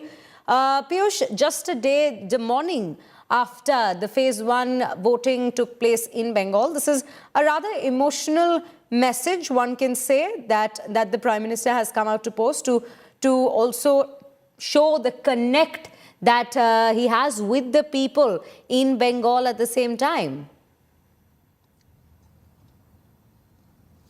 Well, no doubt about it, Shriya. We saw as to how a massive roadshow was done by PM Narendra Modi last night itself, and after that, today in the morning, he was there at the banks of river Ganga. Remember that he has also put out some posts where there are pictures of PM Narendra Modi spending his beautiful time there at the banks of river Ganga. Remember that during his roadshow also, PM Narendra Modi had a big connect with the people of West Bengal. Thousands of people had turned up to just catch a glimpse of PM Narendra Modi, and he spent his night in Kolkata, and then today in the morning he was there at the banks of river Ganga, and after that he has put out a post where he has mentioned as to how river Ganga is lifeline of people of West Bengal. He also had interactions with boatmen who are important part of Indian democracy. At the same time, Prime Minister also highlighted how he had a good interaction with people who had come on the morning walk. So it was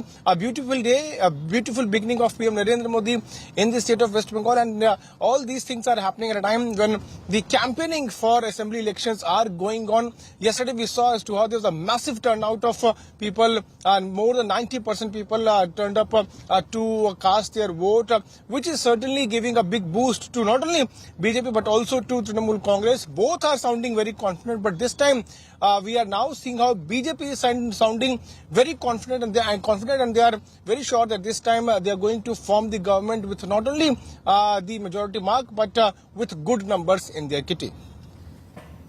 You know, Piyush, if we speak of the Prime Minister's connect with the river Ganga itself, we've seen it from the banks of Varanasi, where he himself, that's the seat that he himself, in fact, stands from, electorally speaking. So yes, invoking Ma Ganga has always been an emotional connect that he's expressed time and again from different parts of the country.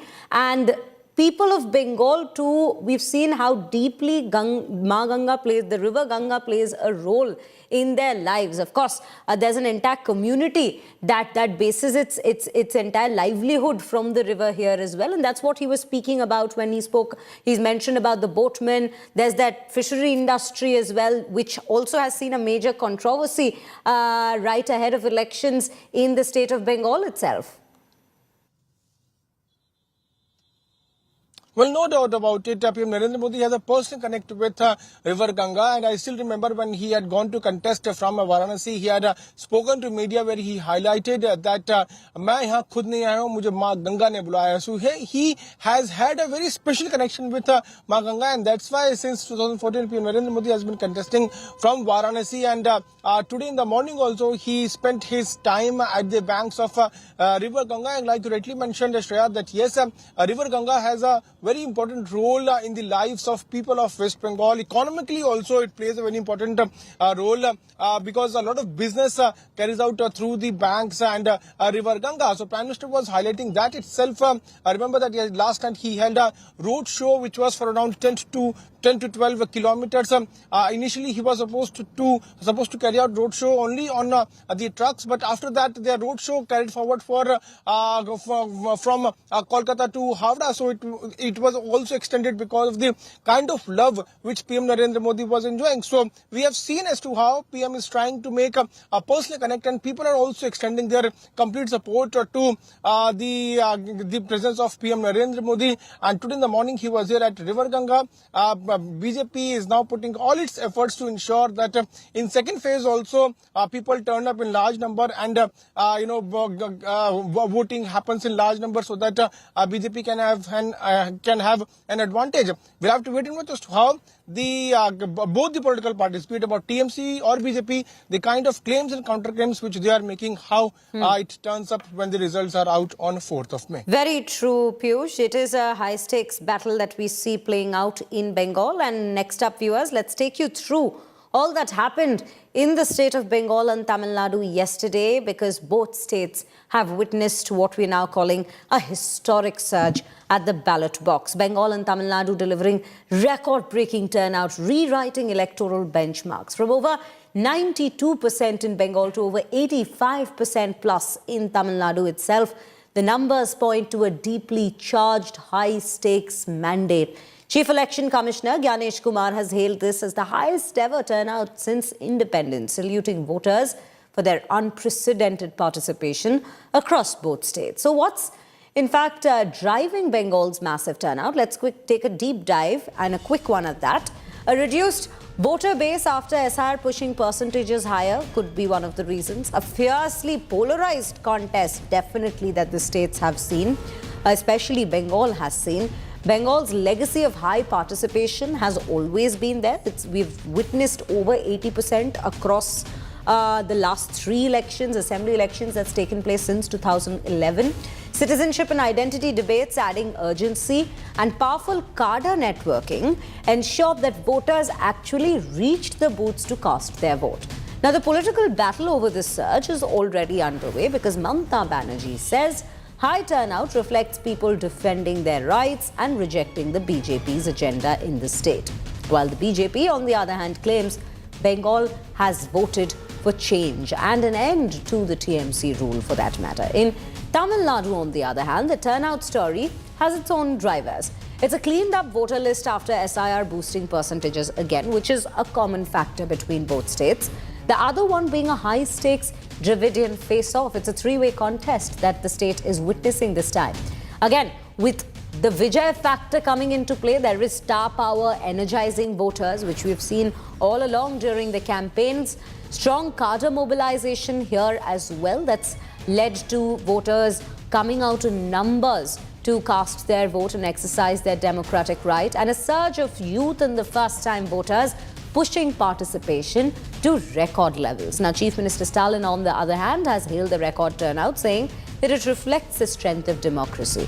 He has also commended the responsible citizens for their civic spirit and participation, asserting that Tamil Nadu will win on May 4th.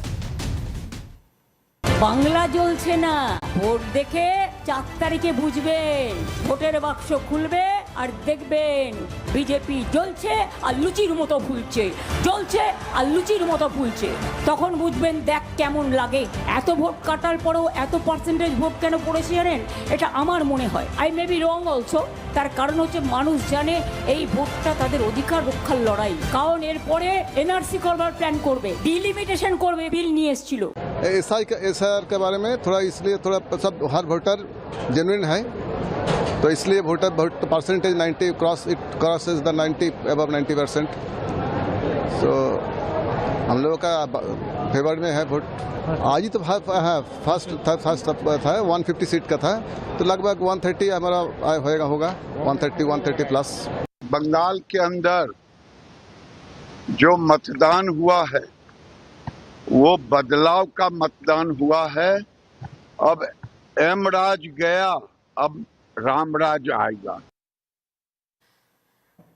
That's not all when it comes to elections in Bengal, because the first phase itself was affected by isolated incidents of violence. From TMC leader Humayun Kabir, who has floated his own party this time, the AJUP, was attacked by an angry mob in Murshidabad. Now, here is a report on all of the incidents of violence that took place across pockets in Bengal in the very first phase of voting. Take a look at them. Ballots and brawlouts. Bengal went to vote under the shadow of violence once again. As phase 1 of polling was underway, the familiar spectre of clashes and chaos returned to haunt the electoral battlefield. The biggest flashpoint, Murshidabad. Clashes intensified after a mob attacked AJUP chief and Nada candidate Humayun Kabir's car, pushing the situation to the brink. Kabir came under attack during a sit-in protest. Dramatic visuals showed mobs, some carrying TMC flags, chasing his vehicle, raising serious questions over law and order in this crucial district. He hit out fiercely, accusing the TMC goons of spreading fear on poll day and alleging local police complicity. He claims central forces failed to step in and that even women and children were caught in the violence. इतना time इनको law and order problem create बंद नहीं होगी, voter को शांति से vote नहीं डालने देगी, जितना टाइम यहाँ मैं बैठ के रहूँगा. गुंडागिरी कर रहा है यहाँ. अब देख रहा है मेरे को ऊपर तोड़ फोड़ कर मारने आया. अफसरा कैमरा आपको देखा खुद, वो मेरे को मारने आया, तो उनको खिलाफ पुलिस क्यों कार्रवाई नहीं किया? The violence, he says, stemmed from the aftermath of a crude bomb attack in Nada on the eve of polling. আর ঘুরে এসে এমিন্দি ঘুরে গিয়ে এমিন্দি চলে আইলো, এসে দুটো ছেলে এসে অমনি আমার পাজরে একবার বোম ফেলি দিয়ে মারলো দৌড়. And it's not just Murshidabad. In South Dinajpur's Kumarganj, BJP candidate Shubhendu Sarkar was allegedly assaulted at a polling booth after raising booth jamming allegations. Police had to step in and rescue him, and he was forced to flee the scene. सरजमीने तदंत करने के लिए यह booth में मैं गया था. उस टाइम हमारे ऊपर, हमारे पूरा टीम के ऊपर इन लोग हमला किया था. तृणमूल तो डर गया. यह ममता बनर्जी हार गया चुनाव में, और यह तोड़ा भी हार गया. इस जिला में 4 सीट ये लोगों ने हार गया, इसलिए भयभीत होकर हमारे ऊपर अटैक किया. In Asansol, BJP candidate Agnimitra Paul's car got attacked too. According to her, the incident occurred in Baranpur's Rahmat Nagar while she was inspecting polling booths. As she was leaving the area, a stone was allegedly hurled at her vehicle from behind, shattering the rear glass. हम गए थे रहमत नगर, minority इलाका है. एक building जो बहुत सारे बूथ है वो करके हम लोग निकल के फिर दूसरा बिल्डिंग में घुस रहे थे और सुपरवाइज करके वापस आ रहे, तब भी बस गाड़ी में उठ के चलना शुरू किया, पीछे से बड़ा एक पत्थर आके पूरा कांच को फोड़ दिया. In Birbhum's Labpur, a BJP booth agent Bishwajit Mondal was allegedly attacked and suffered a head injury during voting. The injured agent was rushed to a local health center for treatment.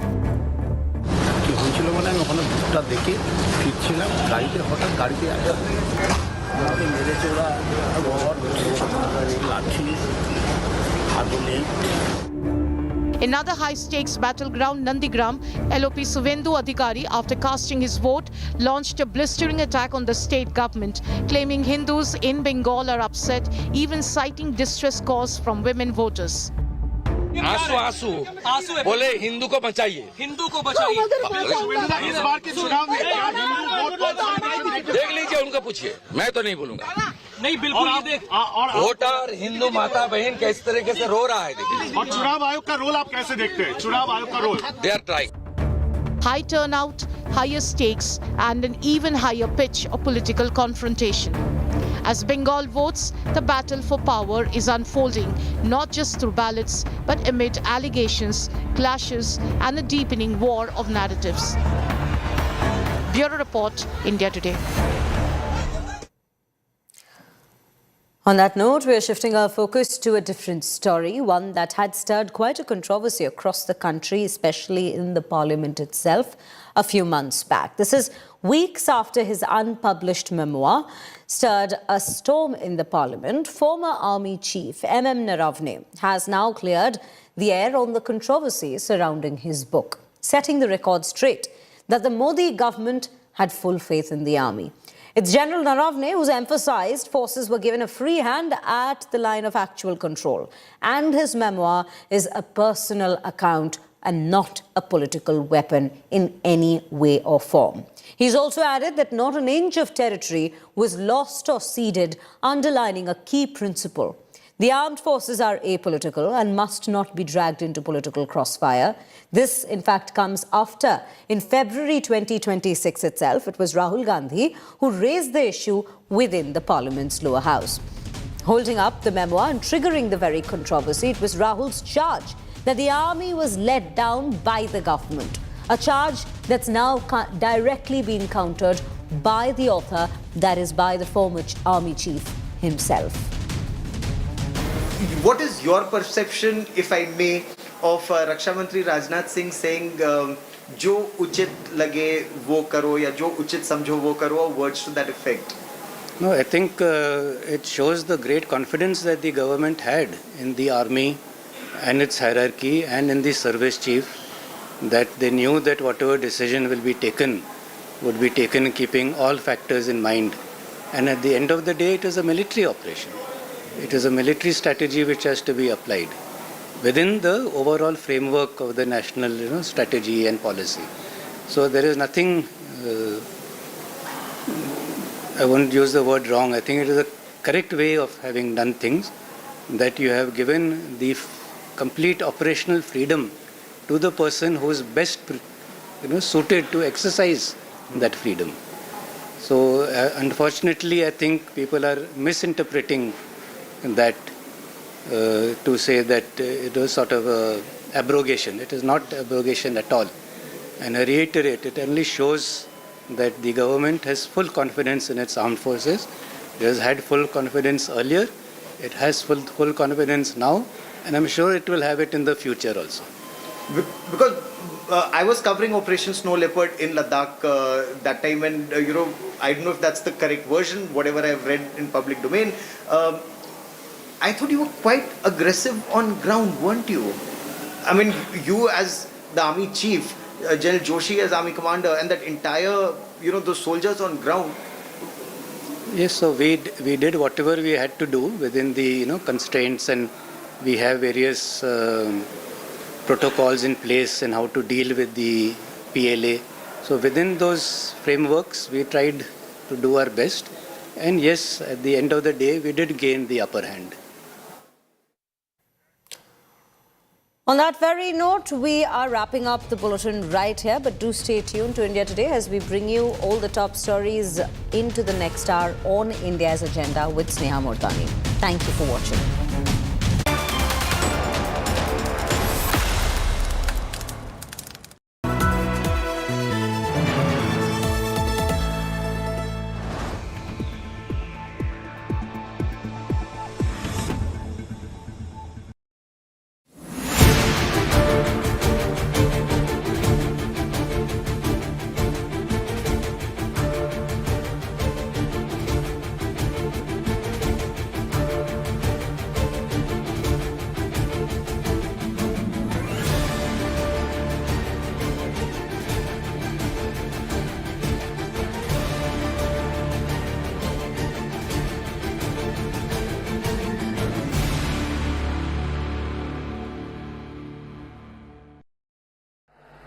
पहले भी हमने देखा है, देश में जहां जहां भारी मतदान हुआ है, वहां बीजेपी को प्रचंड विजय मिली है, प्रचंड विजय मिली है।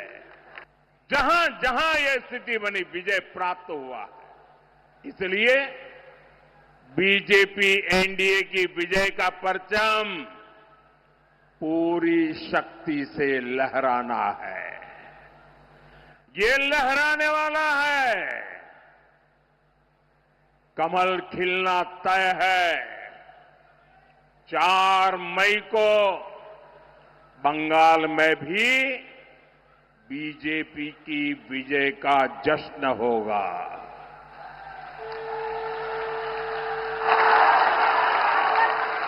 मिठाई भी बटेगी और जालमुरी भी बांटी जाएगी। वैसे मैंने सुना है कि जालमुरी ने भी कुछ लोगों को जन्नाटेदार झटका दिया है। जालमुरी मैंने खाई, लेकिन जाल टीएमसी को लगी है।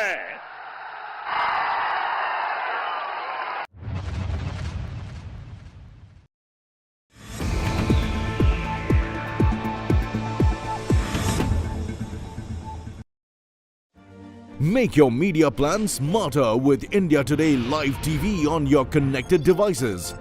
Amplify your brand with 100 million smart internet viewers. To advertise, mail us at sales@aajtak.com.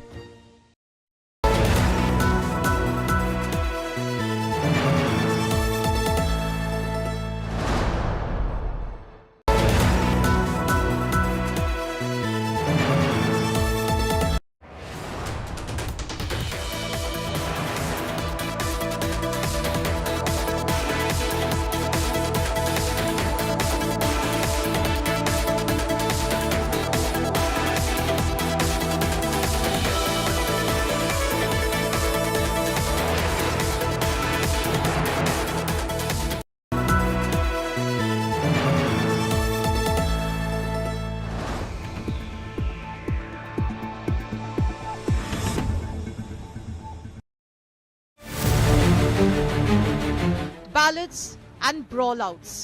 Bengal went to vote under the shadow of violence once again. As phase 1 of polling was underway, the familiar spectre of clashes and chaos returned to haunt the electoral battlefield. The biggest flashpoint, Murshidabad.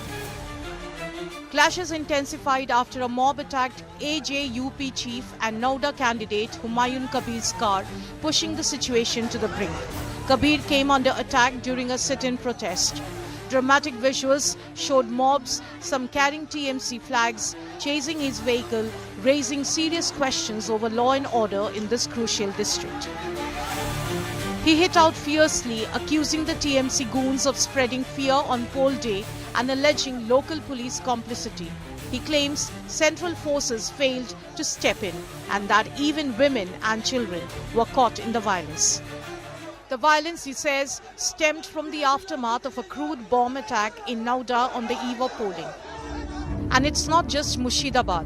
In South Dinajpur's Kumarganj, BJP candidate Shubhendu Sarkar was allegedly assaulted at a polling booth after raising booth jamming allegations. Police had to step in and rescue him, and he was forced to flee the scene. In Asansol, BJP candidate Agnimitra Paul's car got attacked too. According to her, the incident occurred in Baranpur's Rahmat Nagar while she was inspecting polling booths. As she was leaving the area, a stone was allegedly hurled at her vehicle from behind, shattering the rear glass. In Birbhum's Labpur, a BJP booth agent Bishwajit Mondal was allegedly attacked and suffered a head injury during voting. The injured agent was rushed to a local health center for treatment. In another high-stakes battleground, Nandigram, LOP Suvendu Adhikari, after casting his vote, launched a blistering attack on the state government, claiming Hindus in Bengal are upset, even citing distress calls from women voters. High turnout, higher stakes, and an even higher pitch of political confrontation. As Bengal votes, the battle for power is unfolding not just through ballots but amid allegations, clashes and a deepening war of narratives. Bureau Report, India Today. Co-powered by Crompton Fluido BLDC, sculpted, not made.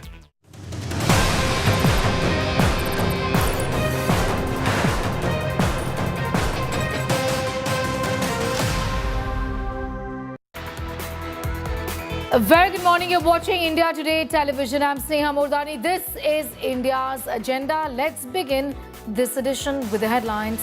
The top stories here first. Prime Minister Modi visits Ganga Ghat in pole-bound Kolkata, takes a boat ride across the Hooghly, says timeless spirit of civilization. In Ganga, says Ganga holds special place in Bengal.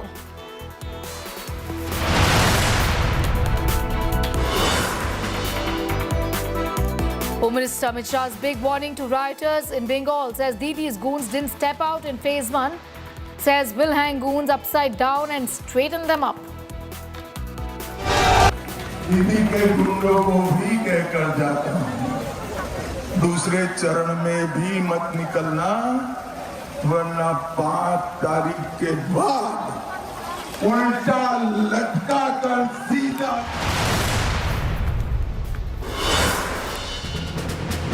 Historic voter turnout in Bengal and Tamil Nadu, highest poll percentage since 1947, over 85%. In Tamil Nadu, almost 93% in Bengal. Poll body salutes voters in both states. Stalin commends responsible citizens. Mamata claims BJP conspiracy has been smashed. BJP says Bengal voted for change.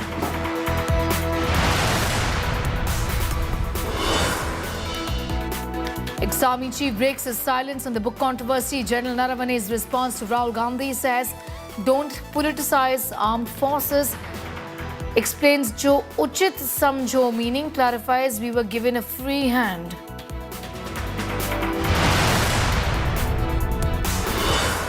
US and Iran fight over strait dominance. Trump claims total control over Hormuz. Trump orders shoot and kill Iranian boats. Iran boasts toll collection from ships. US seizes vessel carrying Iranian oil.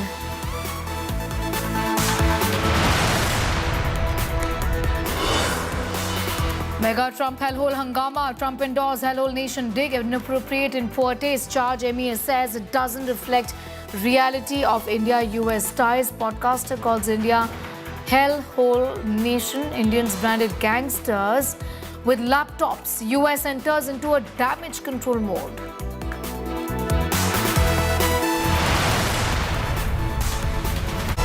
Presented by Parul University. यहाँ possible है. Co-powered by Panasonic AC, India का Captain Cool.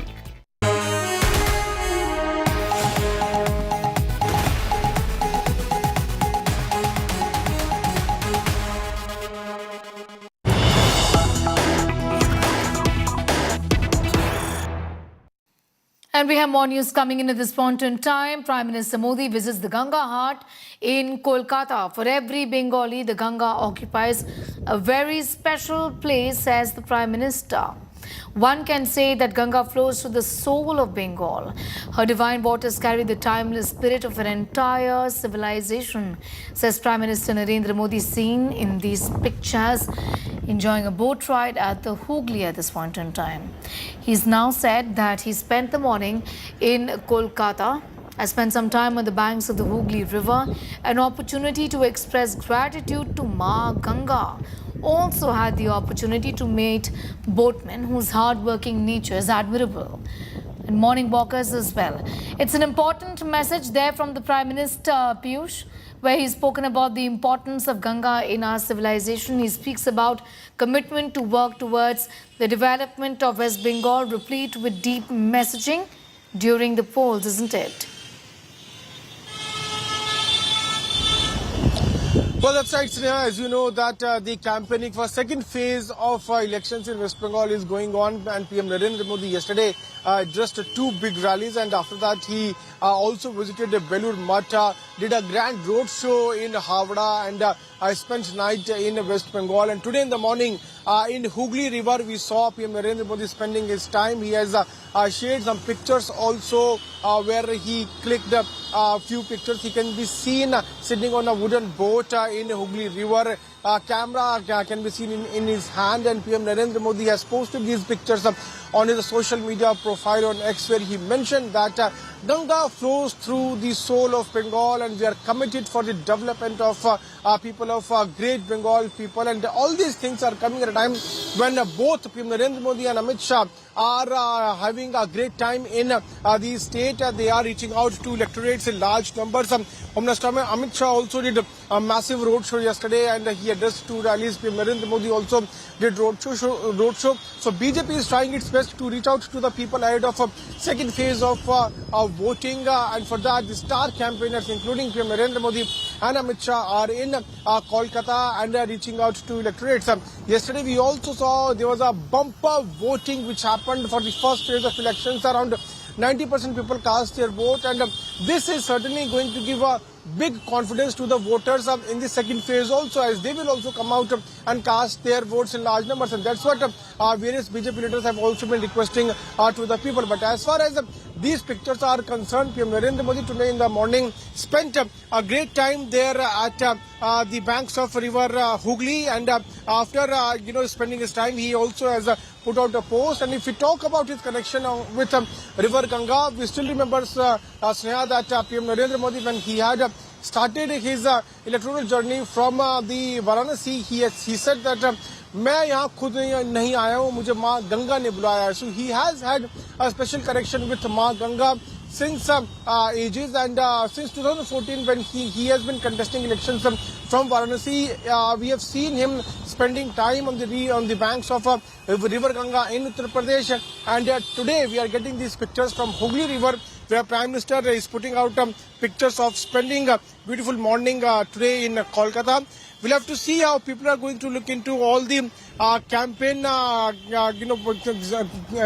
policies and how the BJP leaders are doing campaign here in West Bengal. But only 2 to 3 days are left until that BJP is trying its best to woo the electorates here in Kolkata. Well, absolutely. It's also a lot of religious and spiritual value in Hinduism in the religion, isn't it? And that's the messaging as well from the Prime Minister, offering prayers at the Ghat, aligning himself with the sense of, or rather, one particular religious tradition, isn't it, in that way? Well, there is a lot of religious connection with Ma Ganga. We have seen how various people from different stratas come to River Ganga, offer prayers every day, and PM Narendra Modi himself has been offering prayers at the banks of River Ganga. And today in the morning he spent his time at the banks of River Hooghly, and this is the water of River Ganga itself. And Prime Minister has also put out a post regarding that. Before offering prayers and spending time in the morning at River Hooghly, yesterday he was there at Belur Math. He started his road show from the Havda, and before he went to Belur Math and offered prayers there also at Ramakrishna Mission. So we have seen how Prime Minister has been taking part in various religious activity, and after offering prayers there at Belur Math, today he was there at the banks of River Hooghly, and we can see how he is sitting there on the boat, a wooden boat, clicking pictures. He has also mentioned about the fact that River Ganga flows through the soul of Bengal, and the BJP is committed to work for the development of people of West Bengal. During his visit to River Hooghly, Prime Minister also spent his time with boatmen. He interacted with the boatmen and also with the morning walkers. Right. So, this interaction is, with morning walkers and outreach there to the people in Bengal. Be with us, Piyush. Coming back to you in a moment from now. More news coming in. Let's take a look at these developments. The Home Minister has hailed Bengal's voters for a record turnout. Remember, almost 93%, and that's the story we're breaking at this hour with the Home Minister. Putting this tweet out, he says, and I'm going to quote him, "I congratulate the voters of West Bengal for setting new records of participation in the grand festival of democracy by casting a historic vote during the first phase of polling in the state. I also commend the Honorable Election Commission, the brave personnel of the Central Armed Forces and West Bengal Police for ensuring the most peaceful and secure polling in the history of Bengal. This heralds the dawn of a new era of good governance in Bengal. Going back to Piyush for more on that. Okay, listening to first what the Home Minister said. पहले चरण में DD के गुंडे घर के बाहर नहीं निकले हैं और मैं दीदी के गुंडों को भी कहकर जाता हूं दूसरे चरण में भी मत निकलना वरना 5 तारीख के बाद उल्टा लटका कर सीधा करेगा. He also, Piyush, speaks about the relatively, less violence that has been seen in the first phase, though we did see some incidents of violence, but as compared to previous years, that too has come down, and something that the Home Minister is speaking about as well, isn't it? Well, that's right. We have seen during the course of campaigning, Home Minister Amit Shah has been warning the hooligans not to take law in their hand and not to create any kind of violent activity, and that's what he is also seen being reiterating.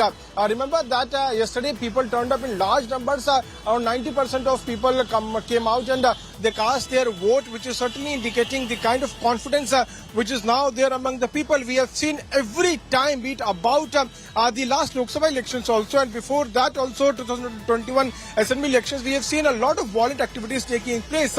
But the Election Commission this time had ensured to deploy a large number of security personnel, and Election Commission had also said that even if one political violence is reported from even one booth, then we will ensure repolling there at that particular booth.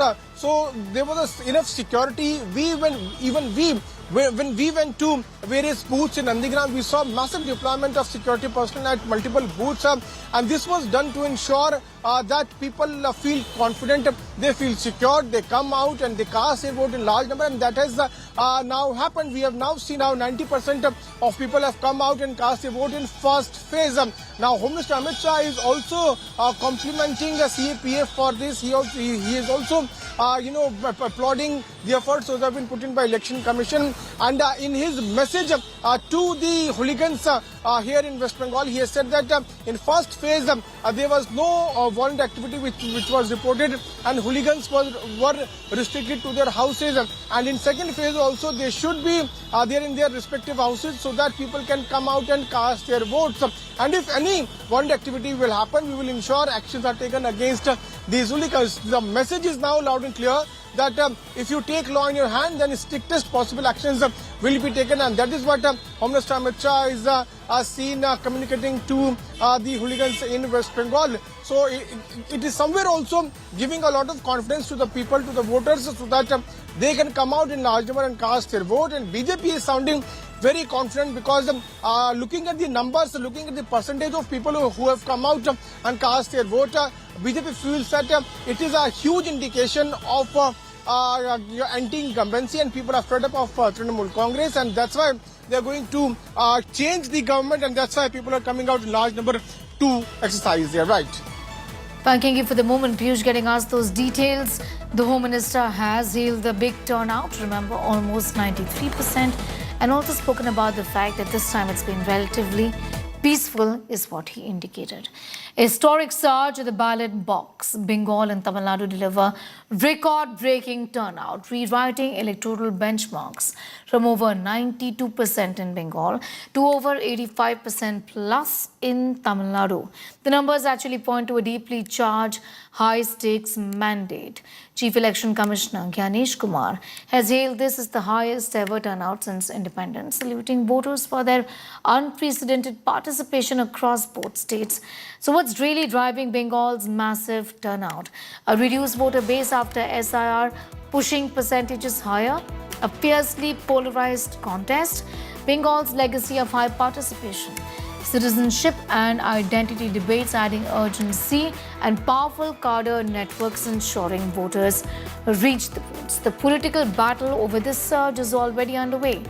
Banerjee has said high turnout reflects people defending their rights and rejecting the BJP's agenda. BJP claims Bengal has voted for change and an end to the TMC rule. In Tamil Nadu, the turnout story has its own drivers. A cleaned-up voter list after SIR boosting percentages, a high-stakes Dravidian face-off, star power energizing voters, strong cadre mobilization, and a surge of youth and first-time voters pushing participation to record levels.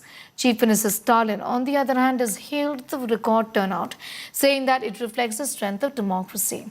He's also spoken about the responsible citizens and lauded them for their civic spirit and participation, asserting that Tamil Nadu will win on the 4th of May. Bangla জ্বলছে না vote দেখে 4 তারিখে বুঝবেন ভোটের বাক্স খুলবে আর দেখবেন BJP জ্বলছে আর লুচির মতো ফুলছে জ্বলছে আর লুচির মতো ফুলছে তখন বুঝবেন দেখ কেমন লাগে এত ভোট কাটার পরেও এত পার্সেন্টেজ ভোট কেন পড়েছে জানেন এটা আমার মনে হয় I may be wrong also তার কারণ হচ্ছে মানুষ জানে এই ভোটটা তাদের অধিকার রক্ষার লড়াই কারণ এরপরে এনআরসি করবার প্ল্যান করবে ডিলিমিটেশন করবে বিল নিয়ে এসেছিল एसआईआर के बारे में थोड़ा इसलिए थोड़ा सब हर वोटर जेन्युइन है तो इसलिए vote percentage 90 crosses the 90 above 90%. सो हम लोगों का फेवर में है वोट. आज ही तो फर्स्ट था 150 सीट का था तो लगभग 130 हमारा होगा 130 प्लस. बंगाल के अंदर जो मतदान हुआ है वो बदलाव का मतदान हुआ है. अब एमराज गया, अब रामराज आएगा. All right, so that is the argument of the Bharatiya Janata Party. We've also heard about the TMC's own set of arguments when it comes to the reasons why there's been such a big turnout of voters in the elections, in the polls and voting.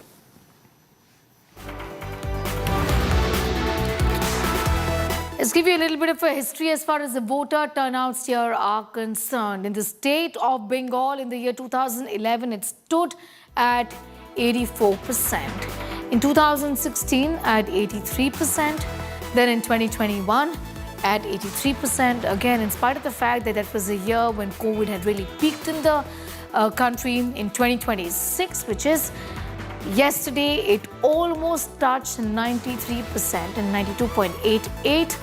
This in the first phase. What could be the reasons behind this record turnout in Bengal? Reason number one, diminished voter base post SIR pushing percentages. Also, polarized battle driving voters surge and both sides divided completely and hence the big voter turnout. Bengal's high turnout tradition, like you've seen the data we just showed you, it always hovers around 80% plus. Also, citizenship debate fueling the urgency to vote. Cadre networks on all sides actually maximizing mobilization, ensuring that the voter comes to the booth and casts his vote.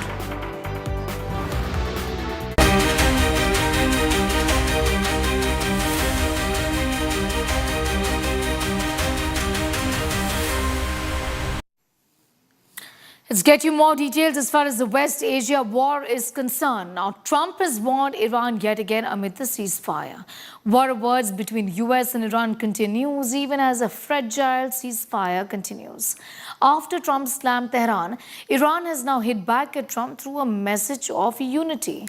Trump claimed that Iranians were having a very hard time figuring out who their leader is, alleging that there was crazy infighting between moderates and hardliners in Tehran. That's the allegation he's made. He's also said that Iran was in turmoil and that he'd given a chance to Tehran to get the turmoil dissolved.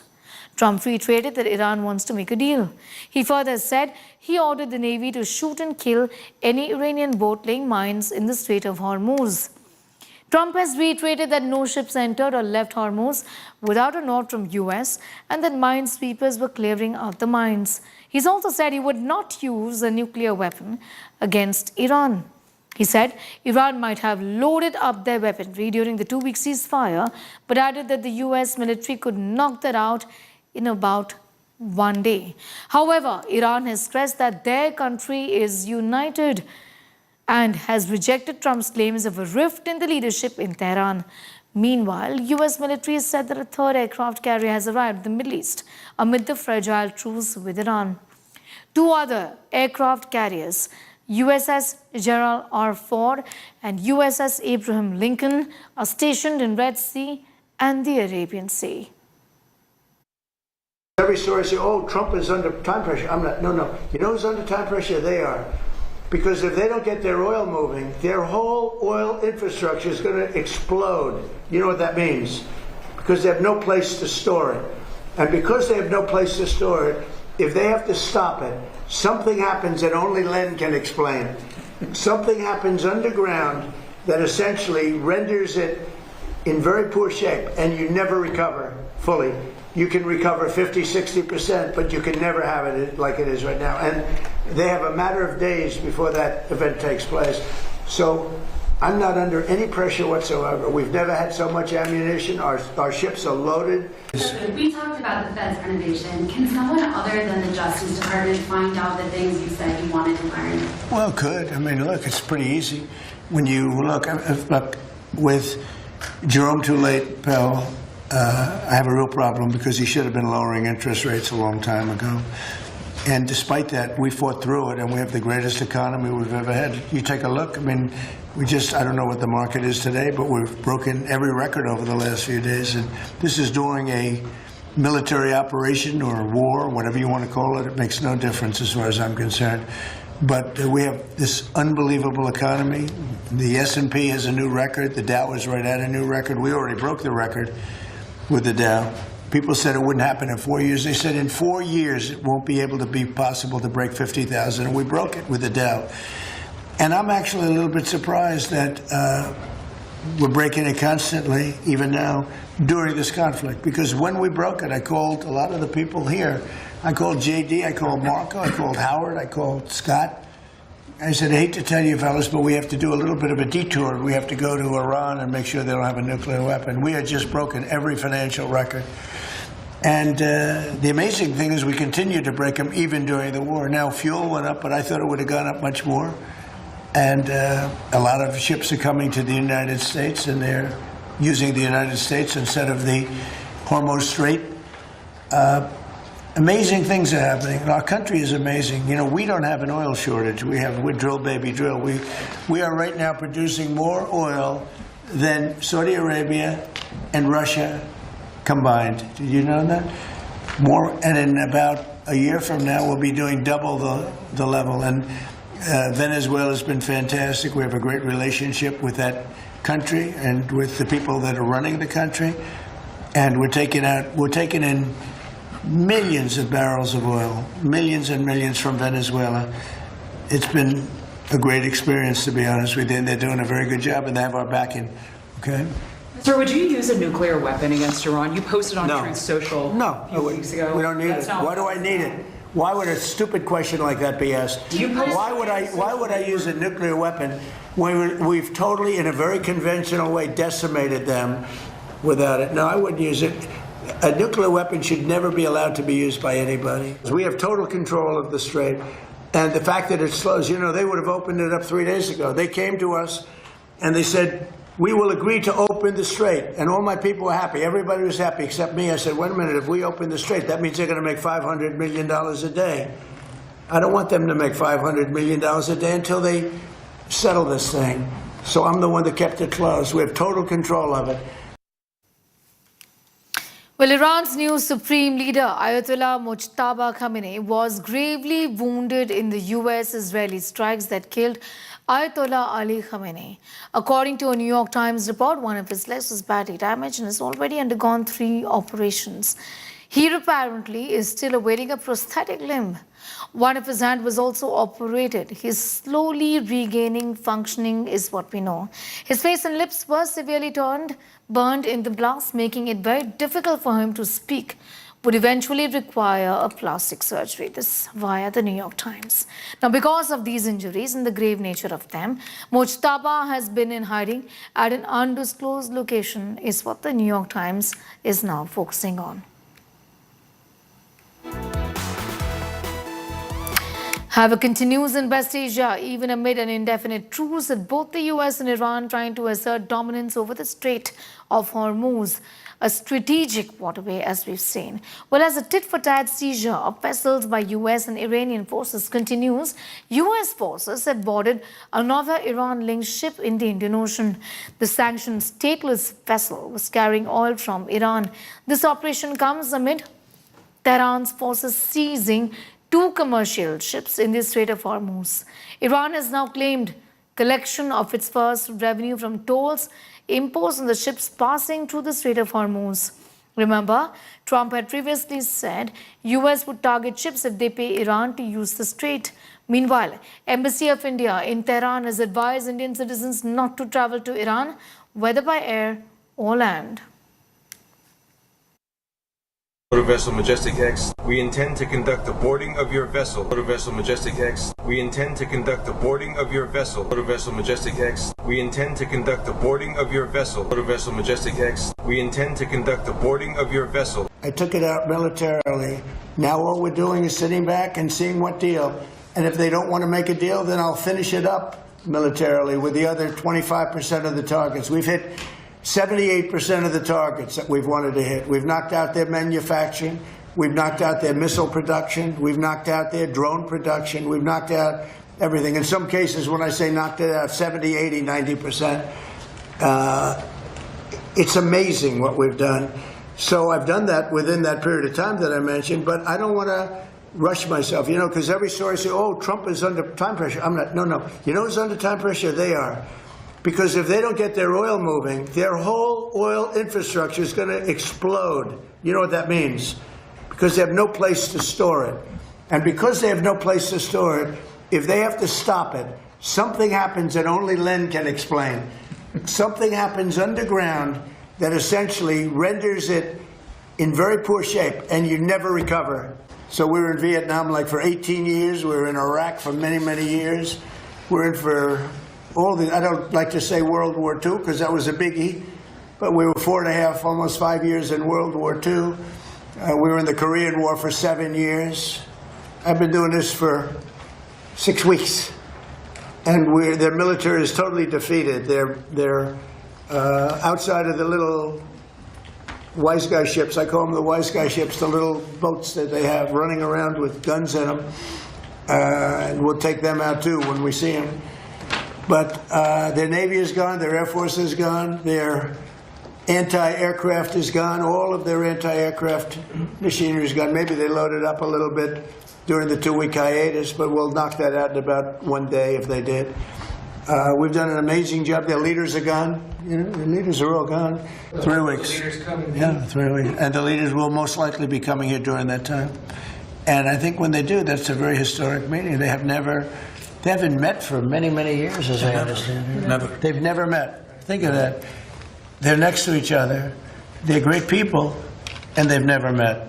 This should be an easy one. The funding that Hezbollah gets from Iran, is Iran going to have to cut that off to do a deal with you? Yeah, they'll have to cut that. That's a must for you. Yeah, sure. That's a must, yeah. ישראל ערוכה לחידוש המלחמה מול איראן.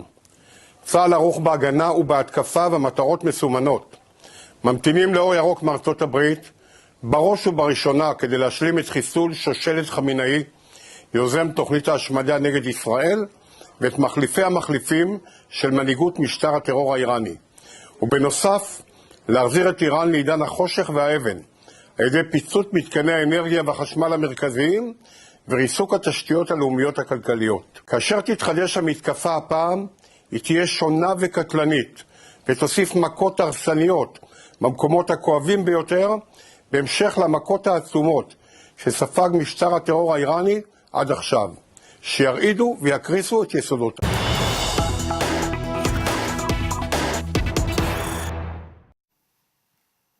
More news coming in. Iran is preparing for oil storage crunch at key export hub is what we are learning at this point in time. It's an old super tanker brought back as Kharg Island storage is filled up. Blockade pressure is now forcing Tehran to use floating storage options. Iran is bringing an old tanker out of a retirement, signaling a growing bottleneck in oil storage, highlighting how sanctions and conflict is straining Tehran's ability to export crude while trying to keep production running. Now, Tanker Trackers has indicated that Iran has reactivated an old VLCC tanker to manage potential oil storage. It's becoming a bit of a challenge here, is what we are learning at this point in time. The vessel is actually a 30-year-old super tanker that had been idle for years and is now being used once again. The move indicates clearly that Kharg Island, which is Iran's main oil export hub, is nearing storage limits. Kharg Island handles up to 90% of Iran's oil exports and major storage capacity. The tanker is reportedly moving slower than usual.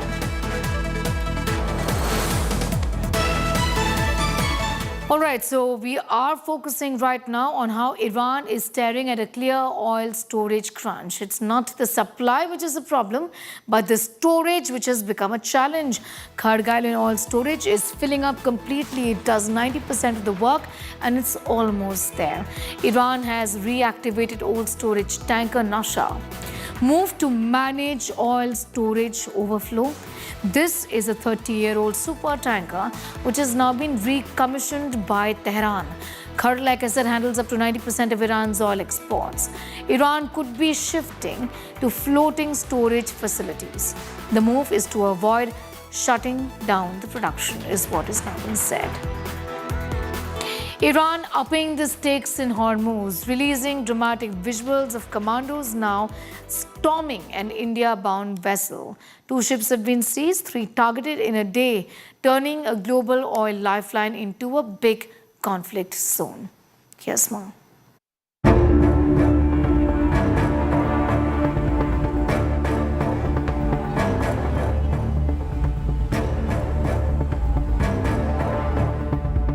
Straight out of a Hollywood-style action sequence, high-speed chases, masked commandos.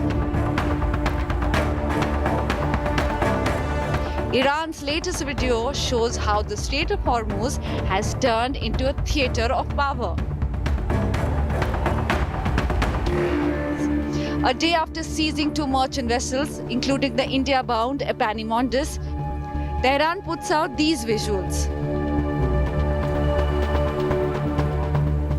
IRGC Mosquito Fleet boats, small, fast, hard to track, swarm massive cargo ships mid-sea.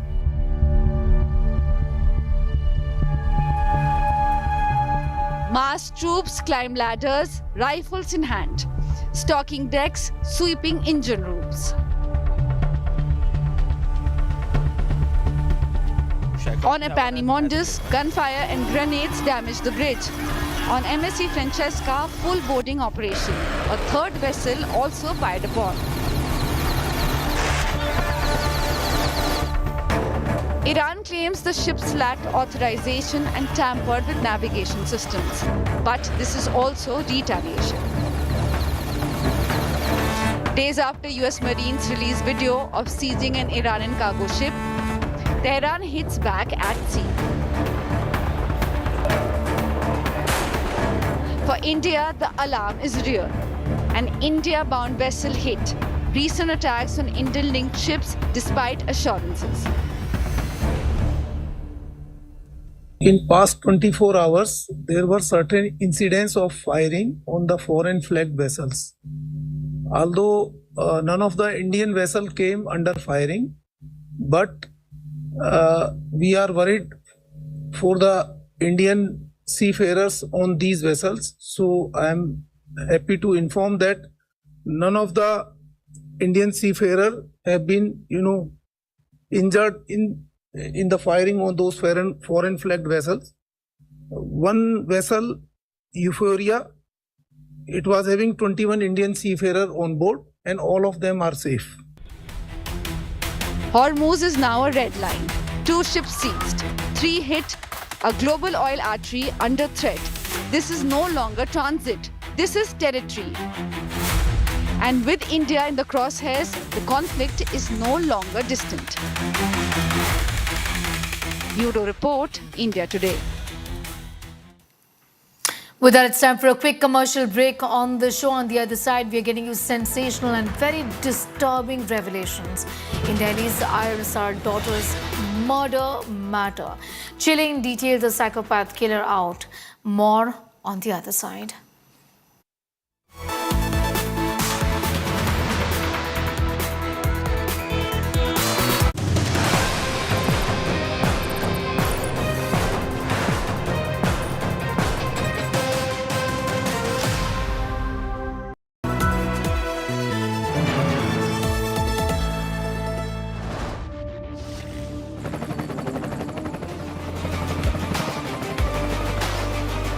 Character, the taste of success.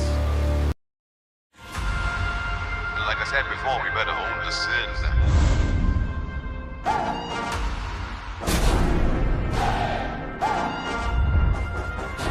Like I said before, we better own the sin. AU current account के साथ मिलता है free UPI QR overdraft facility और एक ही app से bank के सारे काम। AU सोच बदलो और बैंक भी। जिंदगी में आगे बढ़ना है तो खुद से आगे निकलना होगा। जब दिल में हो जज्बा तो रास्तों की क्या जुर्रत जो हमारी उड़ान को रोक सके। BKT tyres, they long tyre life, exceptional road grip और unmatched comfort. BKT tyres, elevate your drive.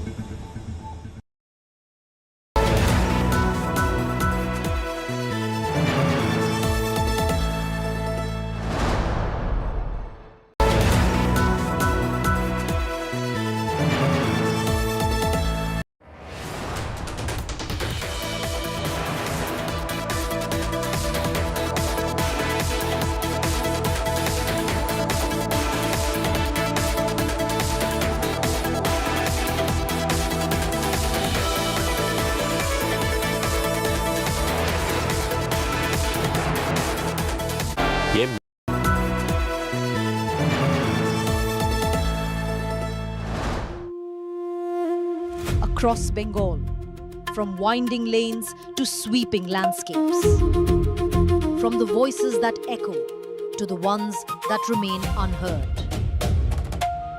On the ground, there's never just one story. This is Election Dispatch. In association with HDFC Sky, make money matter. Download now.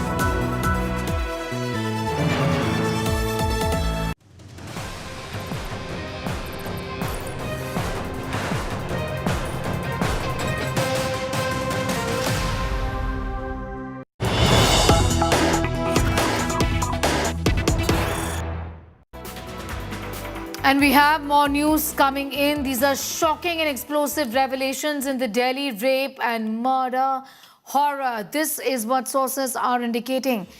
The killer was a clear psychopath. The Delhi IRS officer daughter was murdered. Well, according to sources in the investigations team, the accused appears to be a psychopath. During investigations, it has surfaced that the accused is violent in nature. The accused goes by the name of Rahul Meena. The accused on your screens at this point in time is infamous in the village as well. The father of the accused, an alcoholic. The accused was addicted of Teen Patti card game, also used to bet on other apps as well. I'm going to go straight across to Anshul, getting in more details and chilling details emerging how this man was very violent in nature and had a bad name in his village as well, was addicted to some sort of gambling also is what you're learning, was in debt. Anshul, what more can you tell us? Well, this was one of the reasons why he was fired from his job, because over here for the time period of almost 1 year that he had worked in the same residence, he had taken loans to actually bet on such online gaming platforms from various people in and around the area. He had taken loans from shops as well.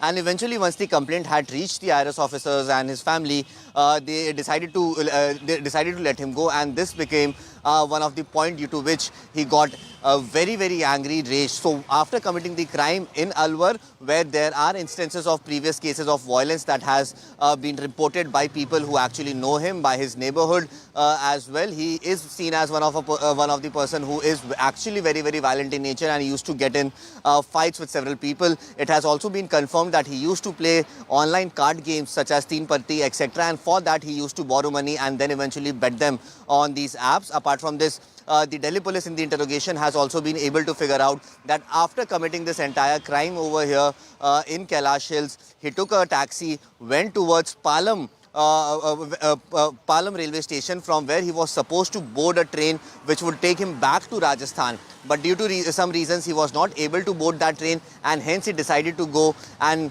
hide himself inside a hotel. And in that hotel as well, he did not give any sort of an ID proof as well. So he knew that the police will be coming after him.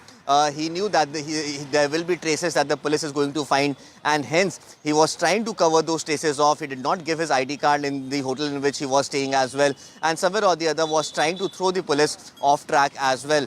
Now the focus of the Delhi police is to find his lost mobile phone, because that mobile phone is something that will have a lot of evidences about his past, and if at all he had planned to go ahead and commit this entire incidents of rape and murder with the knowledge or with the intention of a robbery or not. Be with us. I'll come back to you in a moment from now. Anshul getting us those details. Bone-chilling brutality is what we're telling you about, viewers. This horrific crime has been reported from the national capital. The man on your screens, Rahul Meena, was actually an ex-help, knew the family and knew the family's routine as well. Also the house layout, which in fact would have helped him to carry out this crime, this brutal crime of raping and murdering a young girl, the daughter of the IRS officer. Well, he actually entered the house by bypassing 4-layered security. He tried to overpower the victim by throttling her. The victim obviously resisted and was attacked with lamp. Was also sexually assaulted when the victim was unconscious. The accused attempted to rob the residence, dragged the victim from the rooftop to the locker room, used the victim's fingerprint to open up the locker. When the locker did not open because of the blood stains on the finger, used a screwdriver to forcibly open the locker. Then stole cash, jewelry, and fled from there. The victim died of grievous wounds, is what we're learning. A gruesome murder jolts the national capital. An IRS officer's daughter was sexually assaulted and murdered at home by domestic help, who was recently sacked by her parents. The victim was an IIT graduate preparing to appear for UPSC exams. The police alleged the suspect, Rahul Meena, had raped another woman the previous night in Alwar. She was 22 years old with a dream, an engineering graduate and UPSC aspirant. On 21st April morning, when her parents were out for a routine walk and gym, she was studying for her competitive exams. She was alone at home. 21 अप्रैल को राहुल मीना इस इलाके से आता है और उसके बाद यहाँ जो घर है जहाँ इस वक्त मैं क्राइम सीन में मौजूद हूँ, पुलिस यहाँ पर मौजूद है, यहाँ पर न जाते हुए वो सीधे सामने की तरफ जो पार्क है उस पार्क में जाता है। कुछ देर वहां पर बैठता है, इंतजार करता है और जैसे ही सीनियर IAS अधिकारी अपनी पत्नी के साथ जिम जाते हैं, आरोपी ठीक इस बंगले पर जहां घर है वहां पर आता है 6:24 पर। उसके बाद बिल्डिंग में वो दाखिल होता है। 23-year-old Rahul Meena worked in this house for 8 months, and he knew the layout of the house and was familiar with the routine of family members. Police sources said Meena went straight to the victim's rooftop study room. Reportedly, he told police that first he tried to overpower the victim by throttling her. When she resisted, Rahul attacked her with a lamp, and another heavy object kept nearby. She lost consciousness. Police sources alleged that he then sexually assaulted her. Next, he dragged her through the stairs to the ground floor room where the biometric-operated safe locker was kept. लड़की का thumb impression locker की तरफ वो ले जाकर locker को खोलने की कोशिश करता है, लेकिन लड़की की हालत बहुत खराब हो चुकी थी, वो बेहोश थी। शायद इस वजह से जो ब्लड सर्कुलेशन है वो ठीक तरह से लड़की का नहीं था, इस वजह से लॉकर नहीं खुलता है। उसके बाद जो पेचकस है, पेचकस से आरोपी लॉकर खोलता है और जो कैश और ज्वेलरी लॉकर में रहता है उसको एक बैग में पैक करता है, लेकिन हत्याकांड की वजह से जो उसका पैंट था उसमें खून लग गया था, इस वजह से पैंट को उतारकर वो क्राइम सीन पर ही छोड़ देता है। उसके अलावा अपना जूता, उसमें भी खून लग गया था, वो जूता भी बदलता है और घर में ही जो एक स्लीपर होता है उसको पहनता है। उसके बाद 7:22 पर इसी जगह से वो CCTV में आता हुआ दिखाई दे रहा है और फिर वो इस रास्ते से फरार हो गया। मोटिव ये है, लगता है कि ये ऑनलाइन गेम्स खेलता था और इसने आसपास के लोगों से काफ़ी पैसे उधार ले रखे थे, मतलब बहुत बड़ी अमाउंट नहीं, लेकिन जैसा इसकी आर्थिक स्थिति है उसके हिसाब से इसी वजह से इसे निकाला गया था, तो इसको पैसे की जरूरत थी। When the victim's parents returned home at around 8 a.m., they found her lying in a pool of blood, with belongings scattered across the house. इसने वारदात एक अलवर में भी की है कल, जिसमें रेप का केस रजिस्टर्ड हुआ है, तो शायद ये इसकी एक मनोवर्ती है जिसकी वजह से ये यहाँ पर इसलिए आया। जो आपका दूसरा सवाल है कि ये पहले यहाँ काम करता था, इसको करीबन 1.5 महीना पहले यहाँ से इसी वजह से निकाला गया था, तो इसको यहाँ के बारे में पता था, घर की स्थिति के बारे में। वो 1 साल से यहाँ रह रहा था कि किस तरीके से प्रवेश किया जा सकता है घर में, और शायद उसको ये भी लगा होगा कि यहाँ पर उसे भारी मात्रा में पैसा और बाकी सामान मिल सकता है। Rahul is also accused of rape in his hometown, Alwar. Before coming to Delhi, the accused allegedly raped his neighbor's wife. Rahul Meena was produced in court on Thursday and was sent to police custody for 4 days. With Arvind Ojha, Bureau Report, India Today. Moving on, weeks after his unpublished memoir stirred a storm in Parliament, former Army Chief Naravane has now cleared the air on the controversies surrounding his book, setting the record straight that the Modi government had full faith in the army. While he emphasized that forces were given a free hand at the LAC and that his memoir is a personal account, not a political weapon. He's also added that not an inch of territory was lost or ceded, underlining a key principle here that the armed forces are apolitical and must not be dragged into political crossfire. This comes after in February 2026, Rahul Gandhi raised the issue in Parliament, holding up the memoir and triggering the controversy. Rahul's charge was that the army was let down by the government, a charge now directly countered by the former army chief himself. What is your perception, if I may, of Raksha Mantri Rajnath Singh saying जो उचित लगे वो करो या जो उचित समझो वो करो, words to that effect? No, I think it shows the great confidence that the government had in the army and its hierarchy and in the service chief, that they knew that whatever decision will be taken would be taken keeping all factors in mind. And at the end of the day, it is a military operation. It is a military strategy which has to be applied within the overall framework of the national strategy and policy. So there is nothing,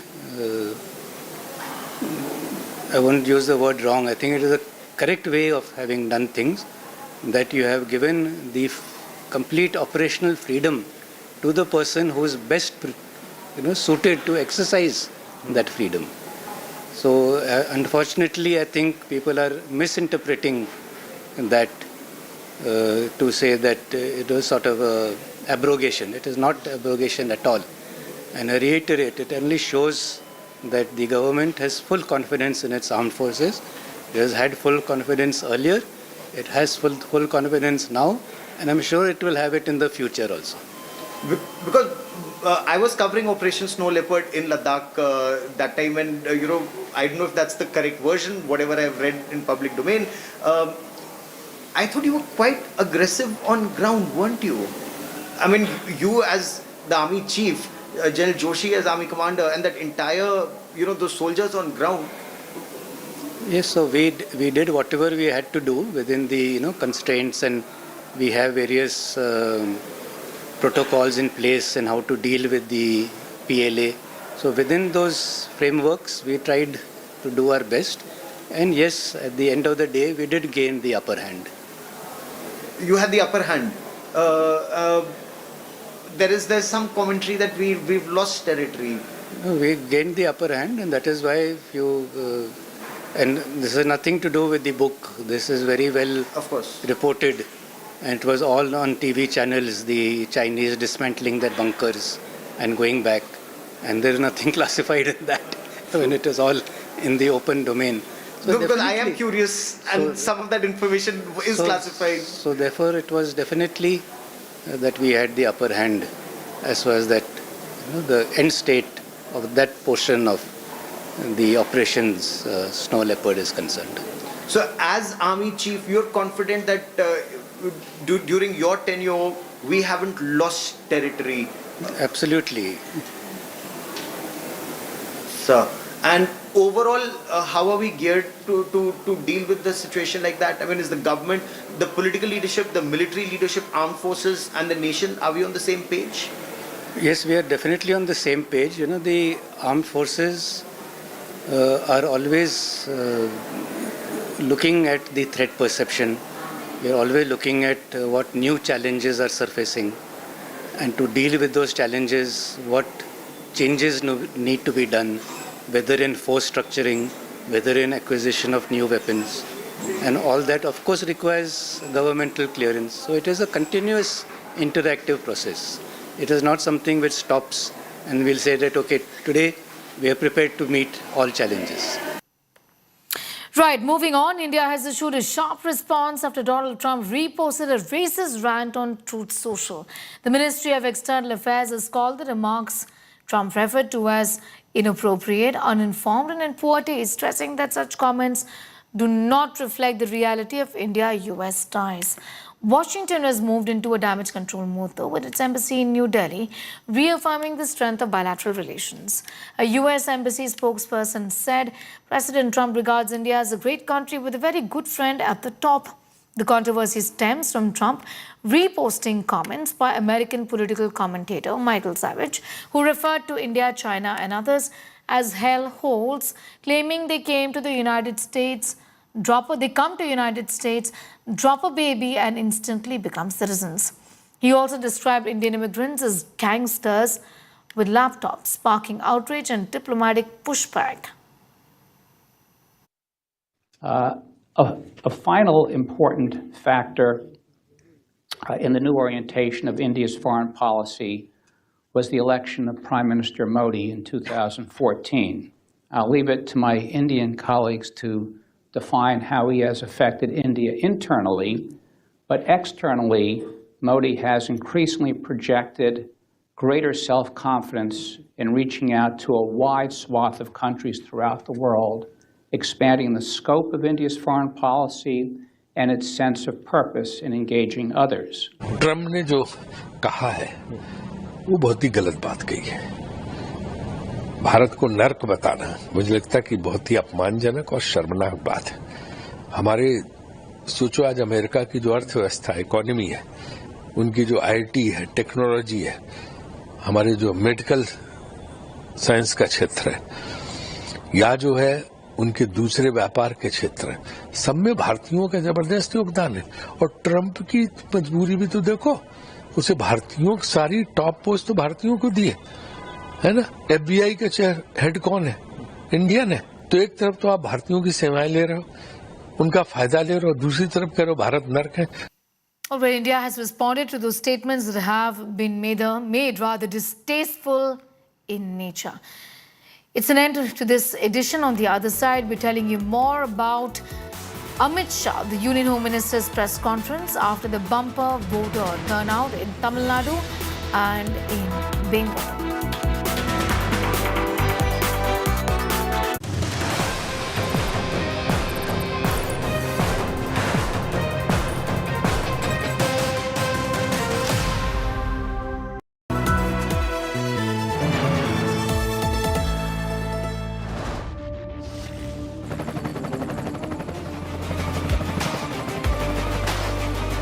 Character, the taste of success. Like I said before, we better own the sins.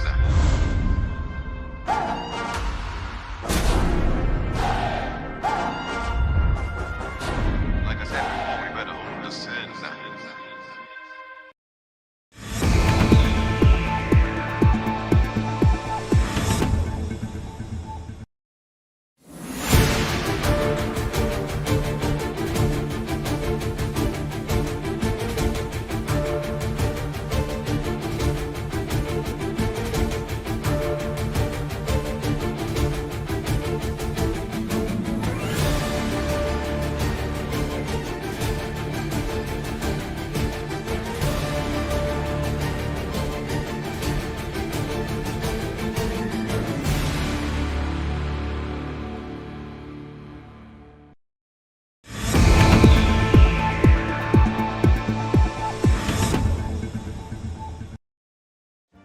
Make your media plan smarter with India Today Live TV on your connected devices.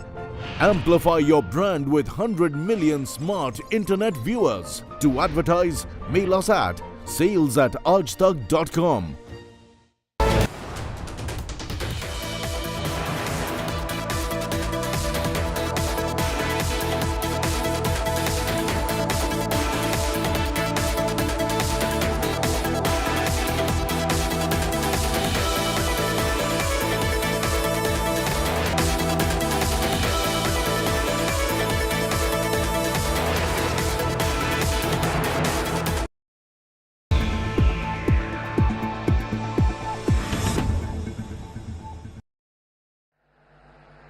कमल खिलना तय है।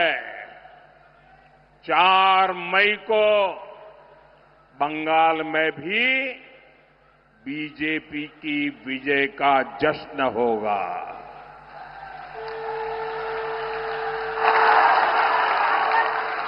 मिठाई भी बटेगी और जालमुरी भी बांटी जाएगी।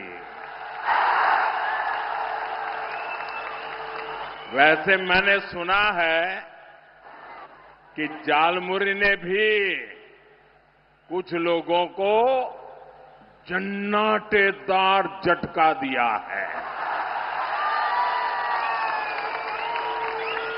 जालमुरी मैंने खाई, लेकिन जाल टीएमसी को लगी है।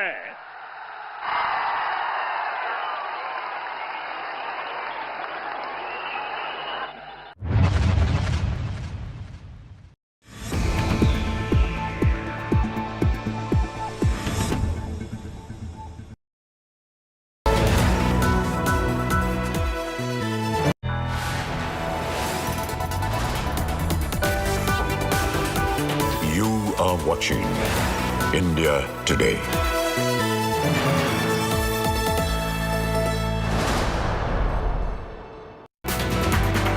Very good morning. You're watching India Today television. I'm Sneha Mordani. It's 11 o'clock. A quick check of the headlines before we go any further. Prime Minister Modi visits Ganga Ghat in pole-bound West Bengal. In Kolkata city, takes a boat ride across the river Hooghly, says timeless spirit of civilization in Ganga, says Ganga holds special place for Bengal.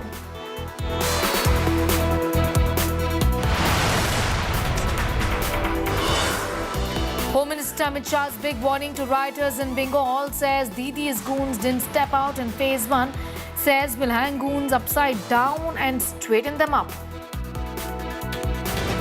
दीदी के गुंडों को भी कहकर जाता हूं, दूसरे चरण में भी मत निकलना, वरना 5 तारीख के बाद उल्टा लटका कर सीधा.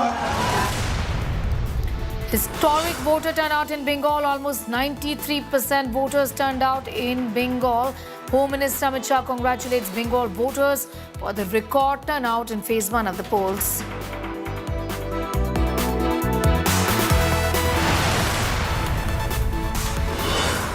Explosive revelations in Delhi rape and murder. Probe shows killer a psychopath. Probe reveals accused is violent and a gambling addict. Rahul Meena raped and murdered the daughter of an IRS officer in Delhi city.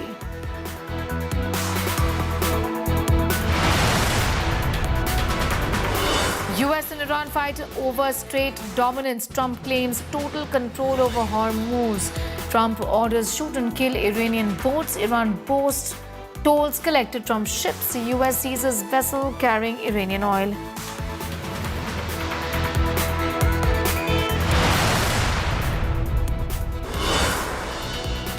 Mega Trump hellhole hangama. Trump endorsed Hello Nation dig inappropriate and in poor taste charge. MEA says it doesn't reflect the reality of India-US ties. Podcaster calls India hellhole nation. Indians branded gangsters with laptops. The US enters into damage control mode.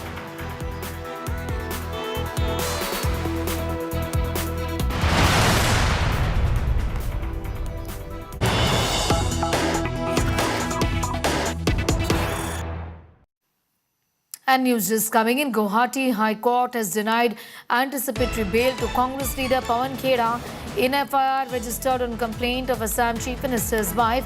High Court had reserved orders on Khera's anticipatory bail plea on the 21st of April is what we know at this point in time. Shrishti Oja with the very latest, yet trouble brewing for Pavan Khera at this point in time. Shrishti, what are the legal options before him? Well, it's definitely a big setback for Congress leader Pavan Khera, as the Guwahati High Court has rejected his anticipatory bail plea today. Detailed reasons for why the same has been done is still awaited because the order is still not out, like a detailed order. Remember, appearing for Pavan Khera, his lawyer had called the allegations against him completely scandalous, and also said that the Assam CM statements against Pavan Khera smacked of political vendetta, especially in the context of upcoming elections. Remember, earlier Pavan Khera had approached the Telangana High Court, which had granted him a 1-week release, 1-week protection, just to enable him to move the concerned court in Assam and get bail. However, the same order was later stayed by the Supreme Court. Supreme Court had not given any relief to Pavan Khera and had told him to go approach the concerned court in Assam. Now, if we talk about his political options, since the order has come in from the High Court, there's obviously a possibility that Pavan Khera will have to challenge this order before the Supreme Court, because he has followed the process. As we say, he has gone to the Telangana, he has gone to the Assam, the Guwahati High Court, and now he can challenge that order before the Supreme Court, because the issue of jurisdiction, which the Supreme Court and even the state of Assam had flagged before the top court, would not arise now that he's coming through the concerned court. Back to you. I'm going to leave it there for the moment. Shrishti getting in those details at this point in time. Remember, trouble is only brewing for the senior Congress leader, with the Assam Chief Minister's wife filing a case against him for comments that he had made during the course of a press conference, with allegations against the Chief Minister's wife of her holding more than one passport. This is now a criminal case against Pavan Khera. Presented by Parul University, यहाँ possible है. Co-powered by Panasonic AC, India का Captain Cool.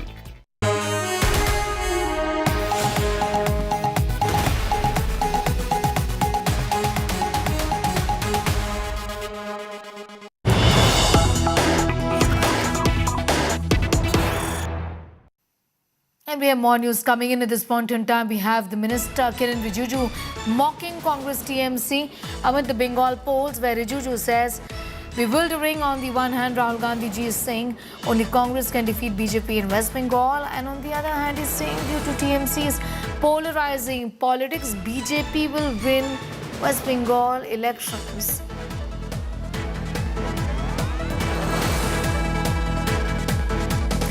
Well, a contradictory statement that has been made by the leader of the opposition is what the BJP now alleges, saying that only the Congress rather is going to be able to defeat the BJP in Bengal.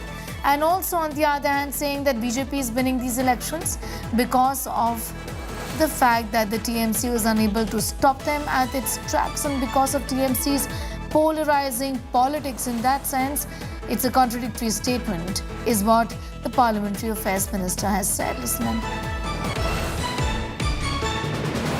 नमस्कार, ये चुनाव विचारधारा का चुनाव है और सबसे पहले मैं आपको बताना चाहता हूं कि बीजेपी चुनाव चोरी करती है। बीजेपी ने हरियाणा में, मध्य प्रदेश में, महाराष्ट्र में चुनाव चोरी किया है। एसआईआर चुनाव चोरी करने का तरीका है। बीजेपी की विचारधारा और कांग्रेस की विचारधारा देश में लड़ रही है।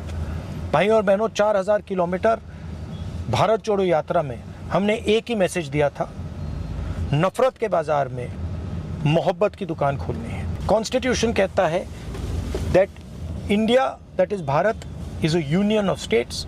हम कॉन्स्टिट्यूशन की रक्षा कर रहे हैं, बीजेपी कॉन्स्टिट्यूशन को खत्म करने की कोशिश कर रहा है। भाई और बहनों, अगर ममता जी ने साफ सुथरी सरकार चलाई होती, अगर ममता जी ने बंगाल को पोलराइज नहीं किया होता, तो बीजेपी के लिए रास्ता नहीं। I'm going straight across to Piyush for more on that. Piyush, a contradictory statement that has been made by the leader of the opposition. On one hand, he says that the Congress is going to be defeating BJP in the state of Bengal. On the other hand, says the BJP is winning the elections thanks to TMC's polarizing politics. So two different claims that have been made, something that the BJP is now putting the spotlight on. Well, that's right. A tweet has also been put out by Union Parliamentary Affairs Minister Kiren Rijiju, who is now stressing upon the fact that there are contradictory statements that are now coming out between the two allies who are part of one bloc, India bloc.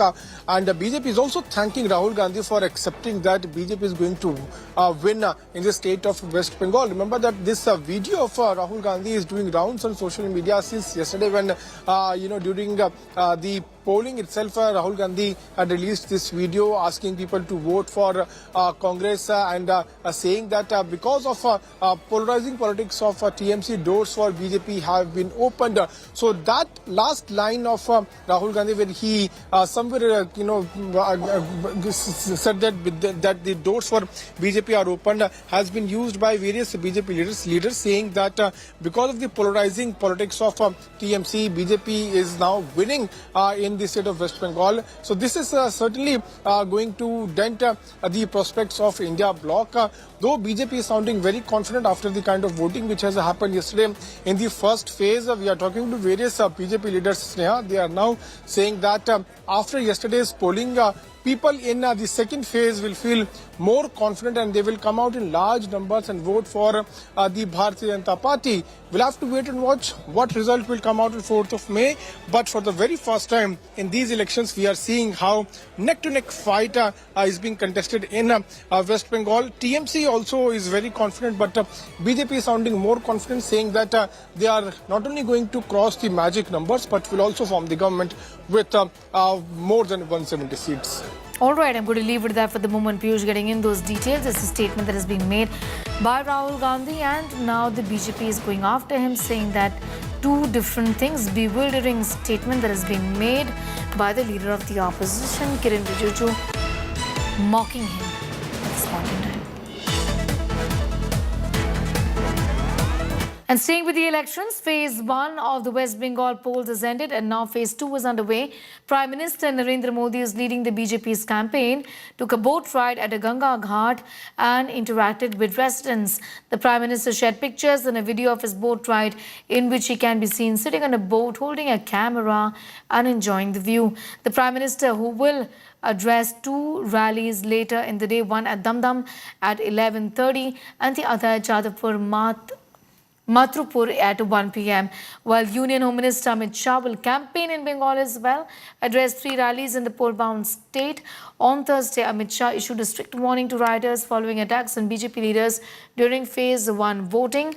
He slammed the TMC and said Didi's goons would be hung upside down and straightened after the poll results are declared. पहले चरण में DD के गुंडे घर के बाहर नहीं निकले हैं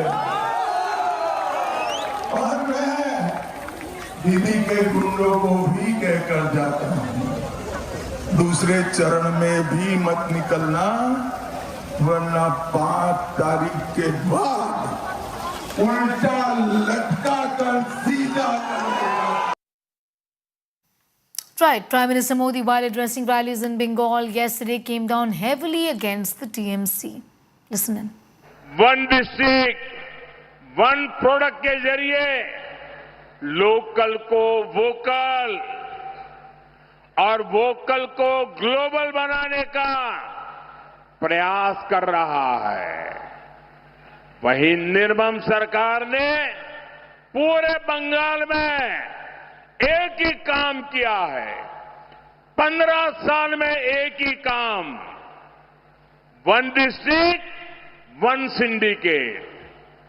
ये सिंडिकेट बनाने का उद्योग और सिंडिकेट के द्वारा बंगाल को लूटने का कारोबार। कमल खिलना तय है। 4 मई को बंगाल में भी बीजेपी की विजय का जश्न होगा।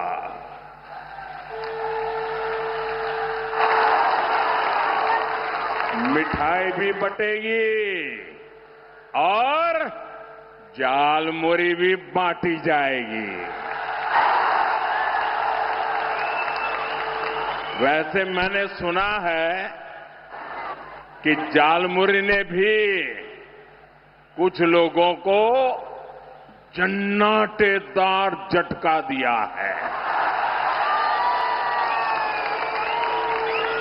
जालमुरी मैंने खाई, लेकिन जाल टीएमसी को लगी है।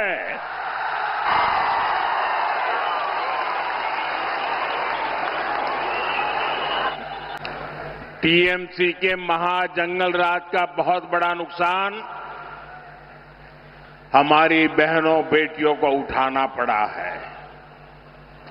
हंसखाली में एक नाबालिग बेटी के साथ गैंगरेप और हत्या, ये टीएमसी के भय वाले मॉडल का ही उदाहरण है।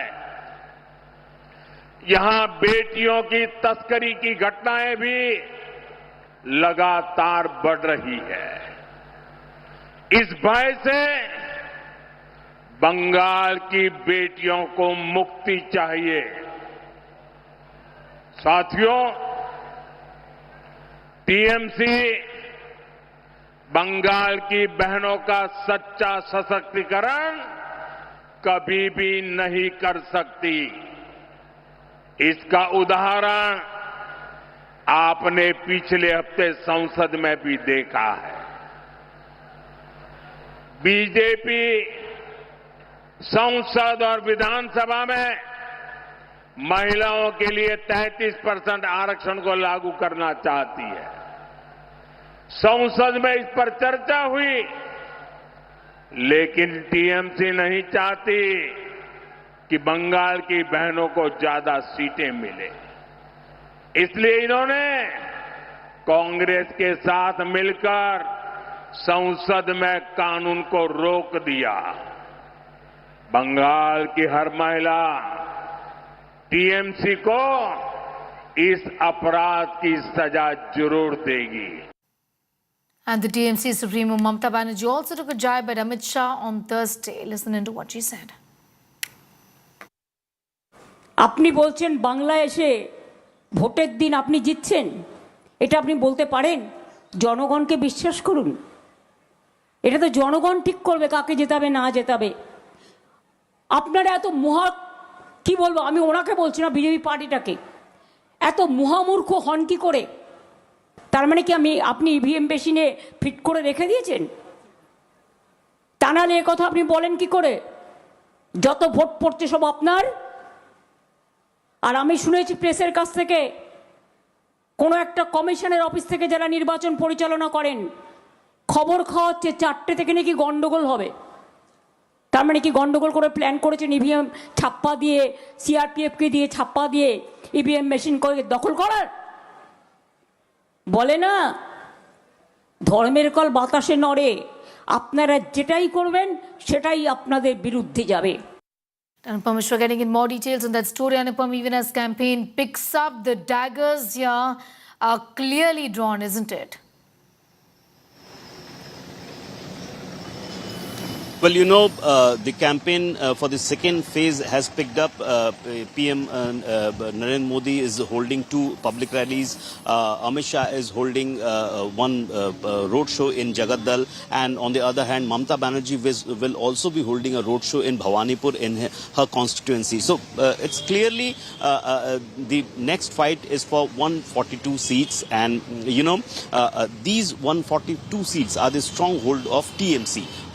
Earlier, TMC has gained most in these 142 seats, and it consists one of the biggest districts of West Bengal, North 24 Pargana, South 24 Pargana, and these districts consist around 33 and 31 seats, especially Purva Bardwan and Hooghly also, Howrah also. These are the very big districts, stronghold of TMC, and the main challenge for BJP is to make inroads in these 142 seats, and that is why both parties, especially BJP, is trying and the election campaigning has picked up. PM Narendra Modi, Home Minister Amit Shah and other leaders are also holding rallies and road shows in these areas, especially in Kolkata and surrounding areas of Kolkata. So this is a big battle. One phase has over, and the second phase, that is the most challenging phase for BJP, if they want to retain, if they want to come to the power in West Bengal, they have to make inroads in these 142 seats. That is the stronghold of TMC. I'm going to leave it there for the moment, Anupam, getting in those details. Do be with us. We're coming back to you for more. There is another development that we're reporting on. Let's take a look.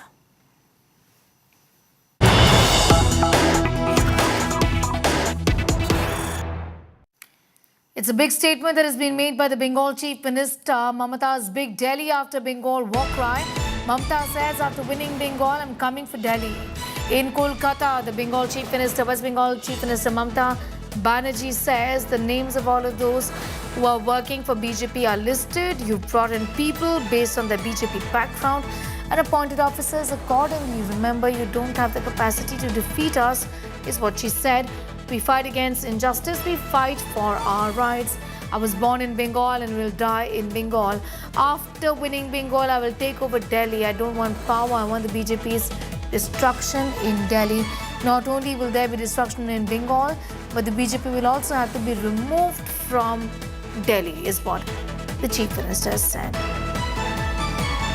That's a big statement that has been made by the Bengal Chief Minister. Defeat in Bengal, and then I'm coming to Delhi. What does one make of it?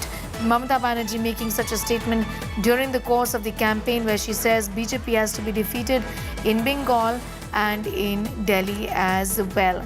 A big statement during the course of the campaigning for the second phase. Confident of a TMC win in Bengal, says I don't want power but want the destruction of BJP in Delhi. Ups the ante amid the Bengal elections, launching a sharp attack on the BJP during a rally in Kolkata, wherein she has said that the party BJP has influenced the state's administrative machinery and vows to politically counter it beyond Bengal. This comes amid an intense campaign battle between the ruling TMC and the BJP, the Congress in the ongoing assembly elections. It's a big statement, Preeti, that has been made by the West Bengal Chief Minister, launching an attack on the BJP, talking about the fact that after Bengal, it's time for Mamata Banerjee to take over Delhi. What do you make of it, really? You know, to be very honest, Sneha, this is not the first time in this campaign that Mamata Banerjee has said it. But off late, especially in the last couple of days, she's been repeating it. And today she practically said that after she wins Bengal, she will go to Delhi and remove BJP from Delhi. Now, there are multiple reasons on why she's using this kind of language, why she's saying what she's saying. Because Bengal, you know, while this election is on, we've seen how heated it is. We've seen the kind of pitched battle it is between the BJP and the TMC. A lot is about optics. And for anyone who's heard the politics of Bengal will understand that a lot in terms of optics, in terms of the people look at very strong, aggressive leaders. They want, someone to be aggressive. And Mamata Banerjee has always been the street fighter, you know, the underdog coming up against the system, breaking it down. She's always had that kind of image. Even if you remember in 2021, she had that bit of a sympathy card after the Prime Minister's repeated rallies of playing this dominant figure. So she got that space to play the underdog. In this, what she attempts to do is, speak to her voters directly that after this, I'm going to Delhi because, this is an oppressive regime. I don't want power, but I want to remove the BJP from Delhi itself. It's also, for her cadre, for her voters, to make them come out in large numbers and support them. There's been 15 years of anti-incumbency, and to give that message that I'm not stopping just in Bengal. If you vote me in, I'm going to go all the way to Delhi and put your views in Delhi. And, this kind of politics is much appreciated. When you speak to the people here, they don't like seeing weak leaders. And with the kind of aggression we've seen, with Amit Shah, the Home Minister, who's camping in West Bengal in the last couple of days, anytime now there's going to be a press conference, and where he says, the TMC goons ko ulta latka ke marenge, all of that kind of language, the counter to that needed to come. And you can see that coming, especially in the last couple of days. Once again, not the first time she said it, but repeatedly saying it, and today saying it as aggressively as she is, that after Bengal, the next stop will be Delhi. If you read the micro-politics in all of this, why is there tension between the Congress and the TMC on the eve of this election? Of course, they're fighting against each other in Bengal, and there's no love lost on that account. But they're allies on a national front. And it had been accepted, at least in 2024 elections, that Congress takes the lead where a national level is concerned. You have in Rahul Gandhi, the leader of opposition. So when it comes down to the national level, it is the Congress that takes the lead. And with Mamata Banerjee saying what she is, it also unsettles the Congress in a manner. Because then Mamata Banerjee is saying, I will displace, Prime Minister Modi. I will displace the BJP in Delhi. I am coming for Delhi. And that would mean if she's coming for Delhi, what happens to the Congress? Because Congress's base is in Delhi. And Rahul Gandhi is that challenger. So that tension between the Congress and the TMC also brewing on the sidelines. But on the other hand, a lot will depend, Sneha, what the results of this election are. And Mamata Banerjee, at one end, speaking to her people, like I said, when you're talking to the people in Bengal, the voters, and history stands testimony. Bengalis put their leaders on a pedestal. You go into houses, till now, staunch left supporters will still have a picture of Jyoti Basu in their room, or Buddha Dev. You will still have, they like to idolize their leaders, and they don't like seeing a weak leader. So a lot of this aggression is also because of the politics in Bengal. You're going now to the second phase. The first phase, the BJP has made enough noise saying that the phase had gone in their favor because of the bumper voting. We'll only know how that pans out when the last vote is counted come the 4th of May. But all of this in terms of optics, multi-pronged attack by the TMC, because till now, where Mamata Banerjee was concerned, all her speeches were about Bengali Asmita. Now she's taking it to the national stage. She's saying, you vote me in, I'm going to Delhi, I am displacing this leadership there. Of course, Rahul Gandhi speaks of this being an ideological battle, at the same time says it's because of TMC's polarizing politics, that the BJP would get an opportunity in Bengal. Certainly a statement, Preeti, that hasn't gone down well with the TMC. Also at the same time, like you said, not the first time that Mamata Banerjee has positioned herself as somebody who is credible enough to perhaps lead the opposition, at the central level, isn't it? She's done it in the past as well. But interestingly, these statements have been made after wins, like she won in 2021 and made a similar statement about, or rather positioned herself as the national opposition leader. What we've seen of late is her party positioning, her senior leadership positioning her as an alternative. Banerjee really has said on her own account. So yes, for her to say it that I'm going to Delhi. For her to say it, it is a big statement. How much is it limited to the politics of Bengal, to basically political messaging for her cadre, for her voters, to bring them out in large numbers? Because especially after 15 years, there is a sense of complacency, fatigue that sets in, and there is anti-incumbency as well. And that's understandable. So, to ask them that and to urge them that you vote me in, I'm not just staying here, I'm going to take your cause to Delhi. And, to motivate them. So that aside. But on the other hand, for Mamata Banerjee to say it makes, like I pointed out, it makes the Congress very uncomfortable, because at various levels, if you see in Parliament, both parties have come together and voted together on, as far back as the delimitation bill, which would have implemented... Preeti, be with us. In fact, I'm going to bring in BJP's Tom Vadakan in this conversation as well. Tom Vadakan, your take on what has been said by Mamata Banerjee, clearly saying that she doesn't want power, but she's going to be countering the BJP beyond Bengal. This is what she has said during the course of the campaign. I want BJP's destruction in Delhi. She has discovered that the ground is slipping. She is trying to get a larger audience. That's all to it. She is facing defeat in the state of West Bengal. It's very clearly visible. So she is trying to tell the other partners to back up. And this is only a posturing, which we all know she has been doing that for some time. It's going to be a washout in West Bengal. And wait and watch. Things are happening, and quick and fast. As soon as the results come out, I'll be with you, telling you the same thing. All right, I'm going to leave it there for the moment. Tom Vadakan, thanking you for your perspective on that. Remember, this is a high-stakes contest. We've seen both sides trade sharp barbs. And like Preeti was telling us, not the first time that Mamata Banerjee has positioned herself as somebody who can be the alternative in Delhi when it comes to national level politics, has been doing that. And various leaders of the TMC have been speaking about at it as well. Also, the BJP, of course, Preeti, says that this clearly is reflective of the fact that the ground is slipping in the state of Bengal. But obvious, but expected that sort of a statement from the Bharatiya Janata Party today. Well, that is expected, yes, because what you've seen, Sneha, over the course of the last couple of weeks in West Bengal, in terms of political commentary, it's high decibel.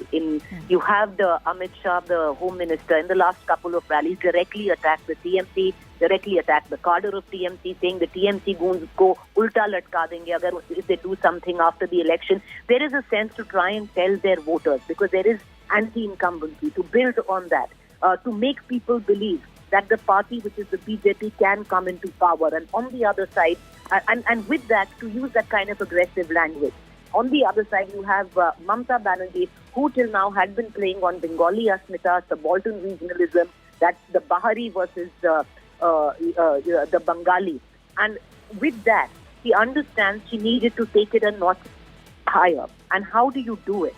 You try and infuse your voters, who some of them might be a little disillusioned with you after 15 years, infuse them and say, vote me now and I will come and take your cause to Delhi.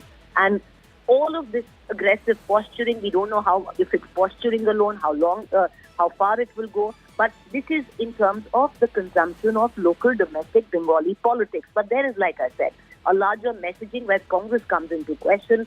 What Mamata Banerjee says on stage of going to Delhi makes the Congress deeply uncomfortable. And like I said, Both of them have come together on key issues in Parliament. They are allies when 2024 was concerned on the delimitation bill, which, due to which the women reservation could have been implemented. Both publicly thanked each other. You had an Abhishek Banerjee putting out a public statement thanking Rahul Gandhi and vice versa. So how does it play out in that scheme of things? Because this is also somewhere down the line, Mamata Banerjee saying that the Congress, as the principal opposition party on which the fulcrum of the India alliance rested, isn't doing its job. I will have to come to Delhi after I beat BJP in Bengal, and I am the one who will have to displace the BJP there. So multiple levels of connotation and reading in what Mamata Banerjee has said. And when you actually, one can't emphasize this enough, Sneha, that when you speak to the voters in Bengal, Bengalis don't like mild leadership. They don't like submissive leadership. They like their leaders to be aggressive. They like them, to set the narrative. And Mamata Banerjee had always been seen as that, like I said, the people's warrior, the under.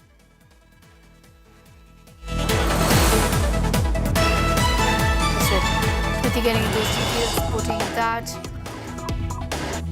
2026-এর প্রথম পর্ব শেষ হয়ে গেছে। সেই প্রসঙ্গে আজকে সাংবাদিক সম্মেলনে উপস্থিত হয়েছেন মাননীয় অমিত শাহজি।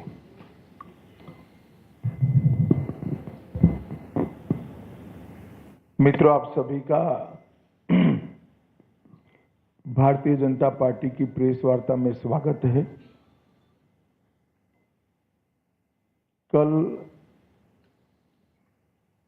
बंगाल विधानसभा 2026 के चुनाव के प्रथम चरण में मतदान के सारे बंगाल के रिकॉर्ड तोड़ते हुए बंगाल की जनता ने अभूतपूर्व उत्साह और जोश के साथ बंगाल में परिवर्तन के लिए वोट डाला है। मतदान का जो प्रतिशत सामने आया है वो पूरे देश के लोकतंत्र में भरोसा करने वाले लोगों का उत्साह बढ़ाने वाला है। मैं सबसे पहले तो प्रथम चरण में वोट डालने वाले सभी बंगाल के मतदाताओं का बहुत बहुत अभिनंदन करना चाहता हूं और धन्यवाद भी करना चाहता हूं कि आप भय से भरोसे की ओर की एक यात्रा को बहुत अच्छे तरीके से शुरू किए हैं और दूसरे चरण के मतदाता भी भय से भरोसे की यात्रा को आगे बढ़ाएंगे। मैं चुनाव आयोग, सभी सीएपीएफ, चुनाव आयोग के सहयोग में लगा हुआ पूरा तंत्र और बंगाल पुलिस को भी हृदयपूर्वक बहुत बहुत अभिनंदन देना चाहता हूं, क्योंकि बंगाल के बहुत लंबे अरसे के बाद एक भी मृत्यु नहीं हुई है। इस प्रकार का ये चुनाव हुआ है जो अपने आप में एक अजूबा है। तो मैं चुनाव आयोग और चुनाव आयोग के तत्वाधान में सभी सुरक्षाकर्मी और सभी तंत्र को हृदयपूर्वक अभिनंदन देना चाहता हूं। हमारे पास जो फीडबैक है उसमें बंगाल की जनता ने अपना भविष्य पहले चरण में ही तय कर लिया। कवि गुरु टैगोर, महान सुभाष चंद्र बोस और खुदीराम बोस की ये भूमि ने विकास को चुना है और नरेंद्र मोदी जी के नेतृत्व में भारत के विकास की जो यात्रा चल रही है उसमें बंगाल के प्रथम चरण के मतदाताओं ने स्पष्ट कर दिया है कि बंगाल भी उसमें जुड़ने जा रहा है। 16 जिलों की 52 सीटों पर 92.98% मत ये निश्चित रूप से बताता है कि दीदी जाने वाली है और भाजपा आने वाली है। भय जाने वाला है और भरोसा आने वाला है। हमने कल देर रात तक हमारे सभी विधानसभा के कार्यकर्ताओं के साथ भारतीय जनता पार्टी बंगाल की टीम ने एक असेसमेंट करा है, जो पोलिंग हुई है ऐसा इसका, और मैं स्पष्ट रूप से आपको बताना चाहता हूं 152 सीटों में से 110 से ज्यादा सीटें भारतीय जनता पार्टी जीतने जा रही है। इसका मतलब है कि दूसरे चुनाव चरण को मिलाकर हम प्रचंड बहुमत के साथ बंगाल में शुद्ध रूप से भारतीय जनता पार्टी की सरकार बनाने वाले हैं। मित्रों, मैं थोड़े आंकड़े भी देना चाहता हूं। 16 के चुनाव में 1278 लोग घायल हुए थे, 21 में 1681, 23 के पंचायत में 664 और 24 के आम चुनाव में 761। उसकी तुलना में 30 से कम लोग कल घायल हुए। ये बताता है कि बाय एंड लार्ज चुनाव शांतिपूर्ण तरीके से हुआ है और मृत्यु का आंकड़ा एक भी नहीं है। और ये जो चुनाव बढ़ा है, मतदान बढ़ा है, वो भारतीय जनता पार्टी की सरकार बनाने का, परिवर्तन का मतदान। क्योंकि जिस तरह से प्रधानमंत्री जी और हमारे बाकी नेताओं की रैलियों को प्रतिसाद मिला है, रोड शो को प्रतिसाद मिला है, वो प्रतिसाद कल प्रथम चरण में बैलेट मशीन के अंदर बंद हो गया है। एक बहुत बड़ी आशंका यहाँ व्यक्त की जाती थी कि जन समर्थन तो है, मगर पोलिंग स्टेशन पर पहुंचेगा क्या?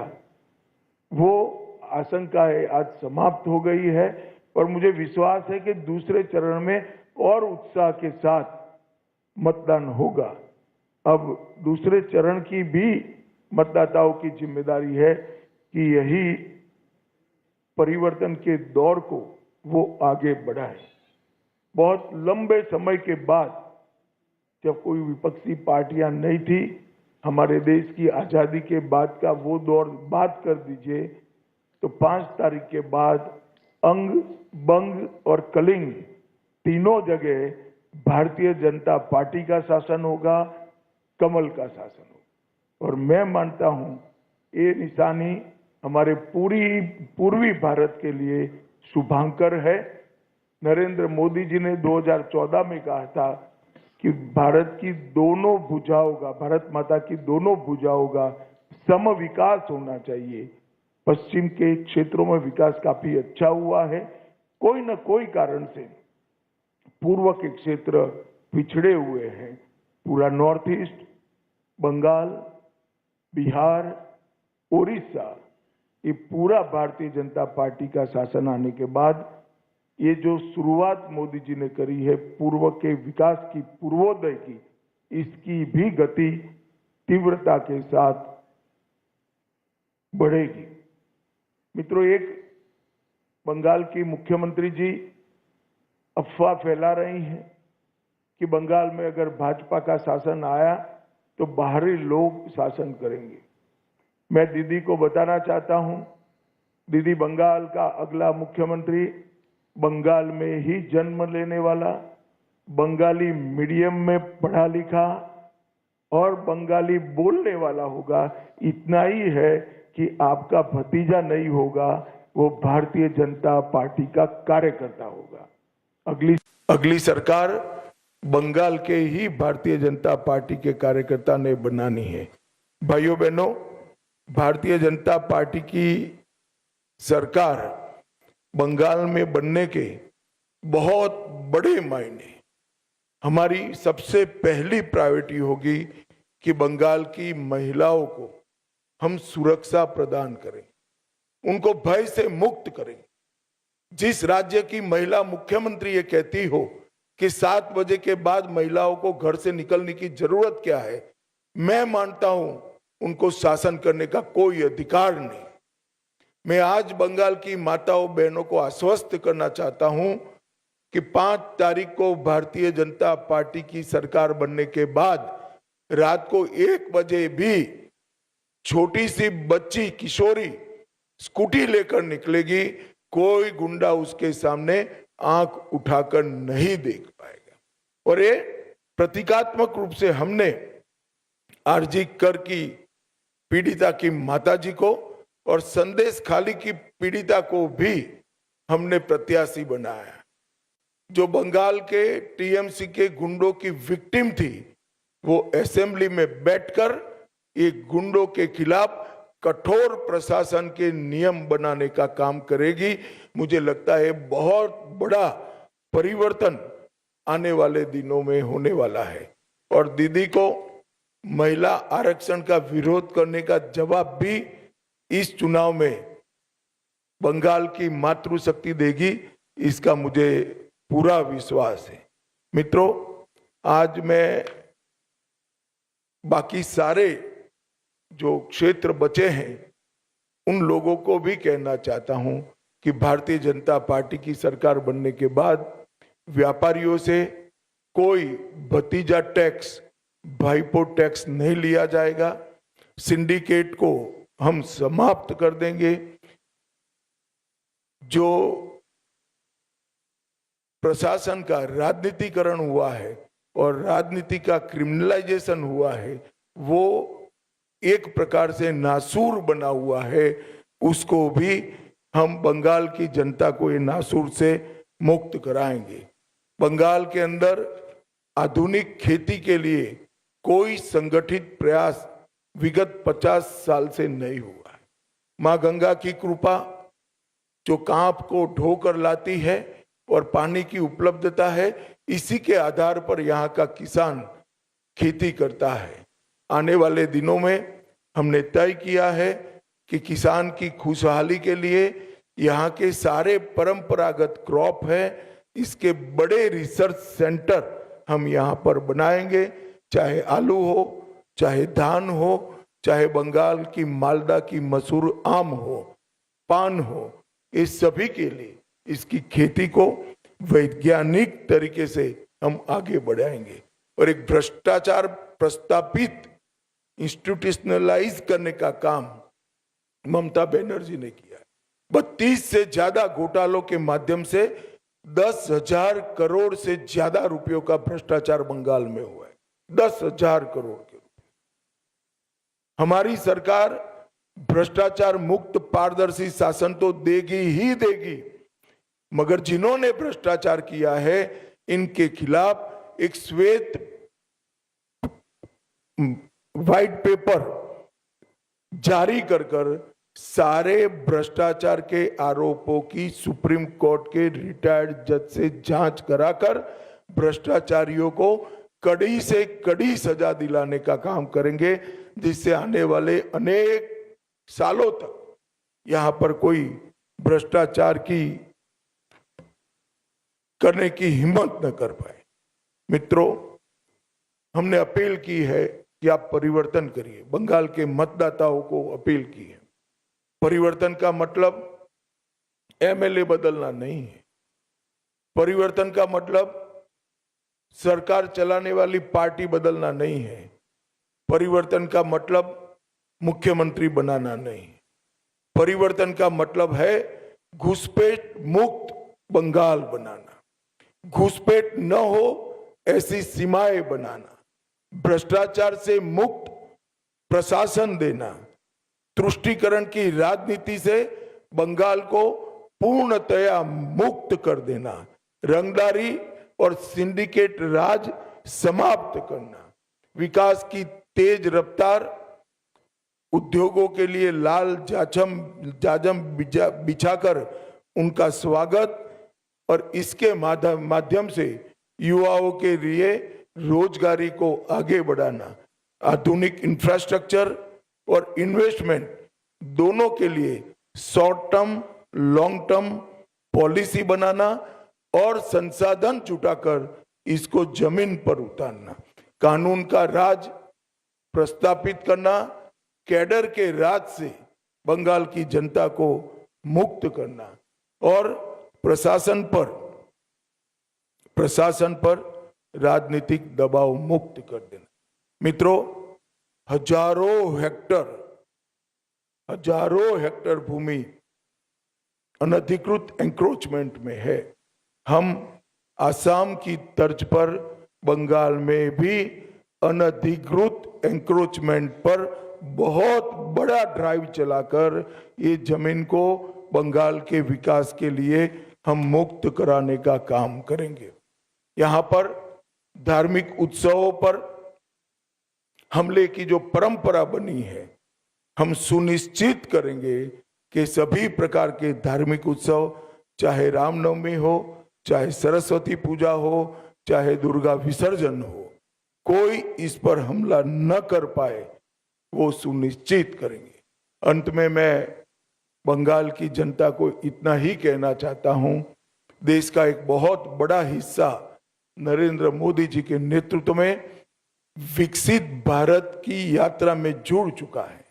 आपका प्यार, आपका उत्साह, आपका एक प्रकार का भरोसा, ये पूरे प्रचार अभियान में नरेंद्र मोदी जी के लिए सरफेस पर आकर दिखाई पड़ा है और मैं मानता हूं कि ये भरोसा वोट में कन्वर्ट होकर विजय भारतीय जनता पार्टी की कराएगा।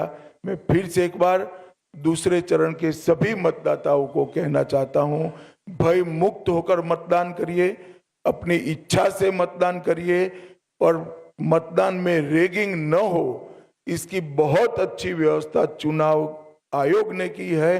पुराने चुनाव भूल जाइए, आने वाले बंगाल के सुनहरे भविष्य के लिए हम मतदान करें और भारतीय जनता पार्टी की सरकार बनाएं। और फिर से एक बार अंत में पहले चरण के मतदाताओं का और इलेक्शन कमीशन की अगुवाई में जो सारा तंत्र है, उसका बहुत बहुत अभिनंदन, धन्यवाद। ধন্যবাদ। প্রশ্নোত্তর মৌমিতা চক্রবর্তী, জি 24 ঘন্টা।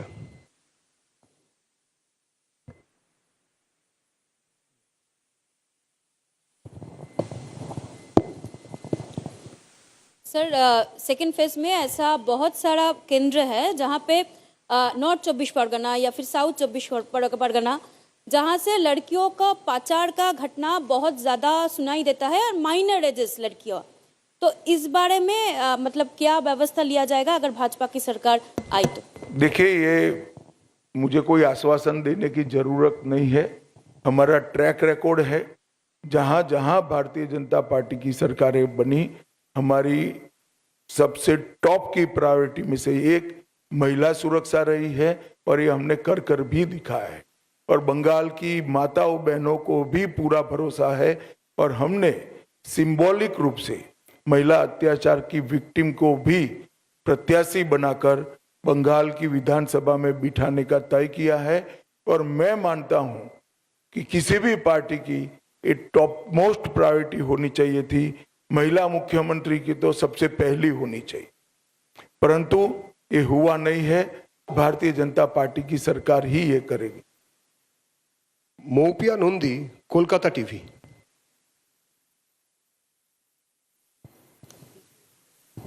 Good morning sir. सर, जो अगला जो नेक्स्ट दूसरा चरण पे जितने सारे सीटों में वोट है, वो अभी तक आपके लिए थोड़ा सा टफ? नहीं, हमारे लिए तो पूरा बंगाल ही टफ था। 3 ही सीट थी हमारी। हमने ऐसे कई राज्य हैं जहां सीधी सरकारें बनाई, असम, त्रिपुरा, मणिपुर, ढेर सारे राज्य हैं ऐसे। और ये कोई नई बात नहीं है भारतीय जनता पार्टी। अभी तो हम 77 सीटों की पीठ पर बैठे हैं। यहां से सरकार बनाना बहुत सरल है और सरकारें भारतीय जनता पार्टी नहीं बनाती, सरकारें देश की जनता बनाती है, बंगाल की जनता बनाती है। हमने पूरे प्रचार में उत्साह देखा है। इस बार भाजपा की सरकार बनना सुनिश्चित है। आप भी भाजपा के लिए वोट कर दीजिए, आपका योगदान रजिस्टर्ड हो जाएगा। बैठिए। Rohit Khanna, times of India. Sir, 2 सवाल। Do you see, sir, this, and there is a palpable thing that, sir, there is a lot of anti-incumbency vote this time with the high turnout. Do you see, sir, this anti-incumbency vote fragmented? And also, do you see, sir, there will be a lot of seats where the winning margin will be very thin? मुझे तो tsunami दिख रही है भाई। और मुझे लगता है कि बहुत बड़े मार्जिन के साथ सीटें भी बढ़ेगी और सीट जीतने का मार्जिन भी बढ़ेगा। कल मैं मध्यम ग्राम में गया था, रात को जो नजारा दिखा है, मध्यम ग्राम में मैं चौथी बार प्रचार करने के लिए गया, पहली बार नहीं गया हूं।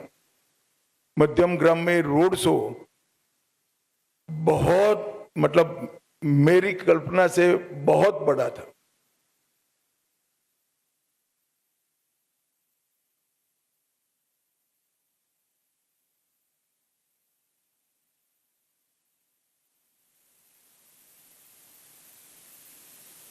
नहीं, देखिए, पहले कलकत्ता सिटी कांग्रेस के लिए वोट करता था, एक बार परिवर्तन हुआ और कम्युनिस्ट आए, फिर कम्युनिस्टों के लिए करता था, एक बार परिवर्तन हुआ, दीदी आई, अब दीदी के लिए करता है, इस बार परिवर्तन होगा, भाजपा आएगी और हर बार की तरह 30 साल तक भाजपा के साथ रहेगी।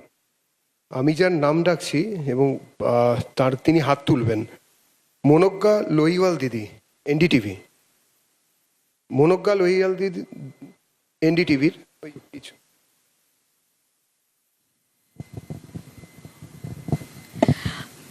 अमित जी, मेरा सवाल ये है कि अभी तक प्रधानमंत्री नरेंद्र मोदी ने झालमुड़ी खाई है, नाव में आज सैर की है और उसके बाद गंगा नदी और बाकी सबकी बातें हुई हैं। जो भी होता है उसे मुख्यमंत्री ममता बनर्जी कहती हैं या तो पब्लिसिटी स्टंट है या फिर बंगाल में एक जगह बना। ममता जी का मानसिकता ऐसा है, मोदी जी बोलेंगे नहीं कभी, मगर गलती से बोल जाए टीएमसी को वोट दो तो कहे नो नो नो नहीं देना है, मोदी कहता है टीएमसी को वोट मत देना। अब ममता जी को कौन समझ सकता है? भला कोई गंगा में नाव से सैर करे और अपने आप को गंगा किनारे रहने के वाले लोगों के साथ जोड़कर गंगा के शुद्धिकरण का वादा याद कराए, इसमें क्या आपत्ति हो सकती है? और झालमुड़ी खाने में क्या आपत्ति? ममता दीदी भी मैंने सुना है खाती है, अब मोदी जी खा रहे हैं तो विरोध कर रही है। বিপ্রশ্রী आनंदबाजार पत्रिका। भाई ये आगे से हाथ खड़े करते हैं, उनको बुलाओ यार, तुम कमाल आदमी हो। Good morning, sir. You were in the state for last couple of days before the election.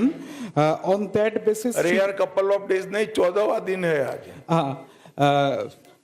14th day. भयानक तरीके से रिड्यूस करते हो यार। Trinamool has challenged you on that basis that 4th May on the date of result you बैठ जाओ। ये अभिषेक जी की भाषा है, मैं ना इसका जवाब दे सकता हूँ ना रिस्पॉन्ड कर सकता हूँ। मैं इस तरह की ओछी बातों का जवाब नहीं देता भैया, वो बोलते रहते, समाज में कई प्रकार के लोग होते। अंजना ओम काश्यप, आज तक। गृह मंत्री जी, मेरा सवाल आपसे ये है कि हाल में कई राज्यों में हमने देखा कि एक प्रो इनकम्बेंसी रही अब हाई वोटर टर्नआउट में। उस कॉन्टेक्स्ट में अगर पश्चिम बंगाल में इस वोटर टर्नआउट को देख रहे हैं जो कि अब तक का सबसे प्रचंड है, तो क्या आधार है कि आप इसको बीजेपी के पक्ष पर मान रहे हैं? जो आपको फीडबैक मिला हो, अगर वो थोड़ा विस्तृत करके आप बता सकें। देखिए, यहाँ एंटी इनकम्बेंसी चरम पर है, गत चुनाव में भी चरम पर थी, मगर गत चुनाव में वोटिंग जितना भयमुक्त होना चाहिए उतना नहीं हुआ था। ढेर सारे बूथ लूटे गए थे, ढेर सारी जगह पे गांवों से मतदाता को निकलने नहीं दिया गया था। वहां तक कि हमारे कुछ कार्यकर्ताओं ने प्रयास किया था कि तृणमूल के झंडे लेकर जुलूस निकाल कर वोट डालने जाए तो शायद देने देंगे, मगर ये भी सफल नहीं हुआ था। इस चुनाव में शुरुआत से मतदाता सूची का शुद्धिकरण हुआ है, ढेर सारे फर्जी मतदाता कट गए हैं, ढेर सारे घुसपैठियों के नाम कटे हैं।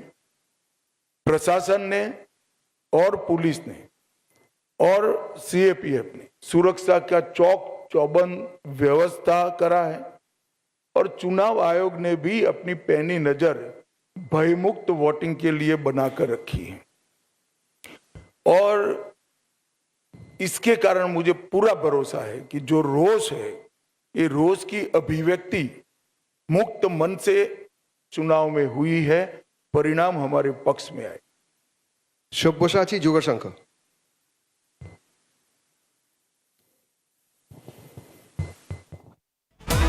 On the 4th of May, that has been the refrain of the Union Home Minister Amit Shah holding a press conference and talking about how the BJP is confident of making its government, of winning the state of Bengal. We will continue to get you more as the campaign for the second phase only intensifies further. For the moment, it's a wrap on this edition. News continues on the other side.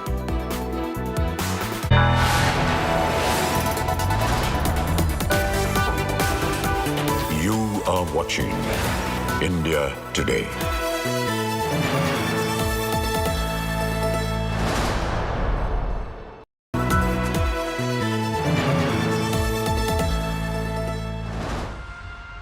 Like I said before, we better own the sin.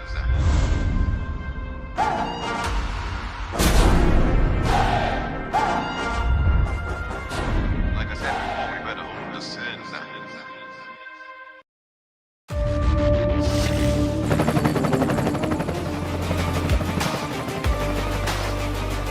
Character, the taste of success. AU savings account में मिलते हैं amazing benefits, paperless banking and higher interest, वो भी हर महीने। Money money money money every month. सोच बदलो और बैंक भी। As West Bengal takes the field, this isn't just a match, it's a high-stakes showdown. Different teams, different formations. Who's controlling the midfield? Who's making the decisive pass? From the ground, reading every move, decoding the game that decides it all.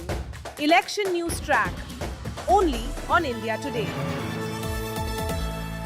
In association with HDFC Sky. Make money matter. Download now.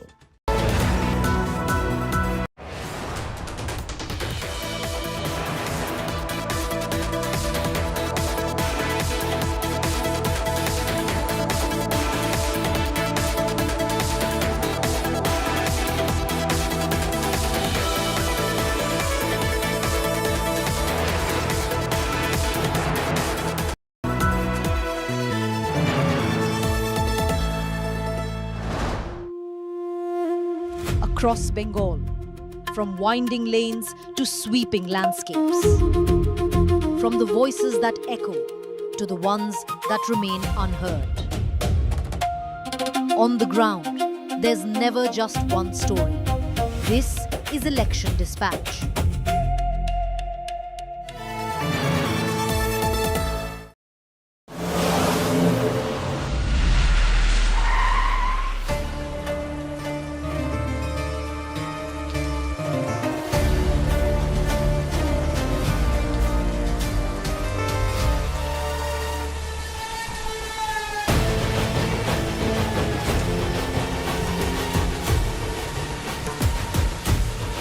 எல்லாரும் பேசுவாங்க, நான் காட்டுவேன்.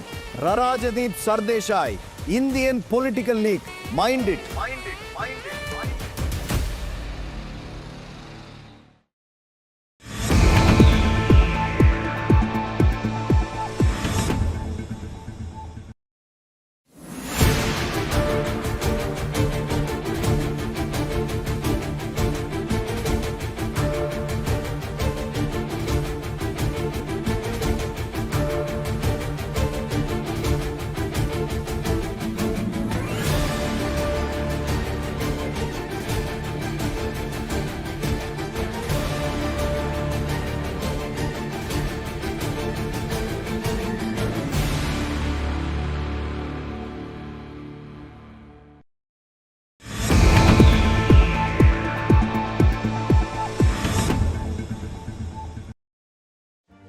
Make your media plan smarter with India Today Live TV on your connected devices. Amplify your brand with 100 million smart internet viewers. To advertise, mail us at sales@aajtak.com.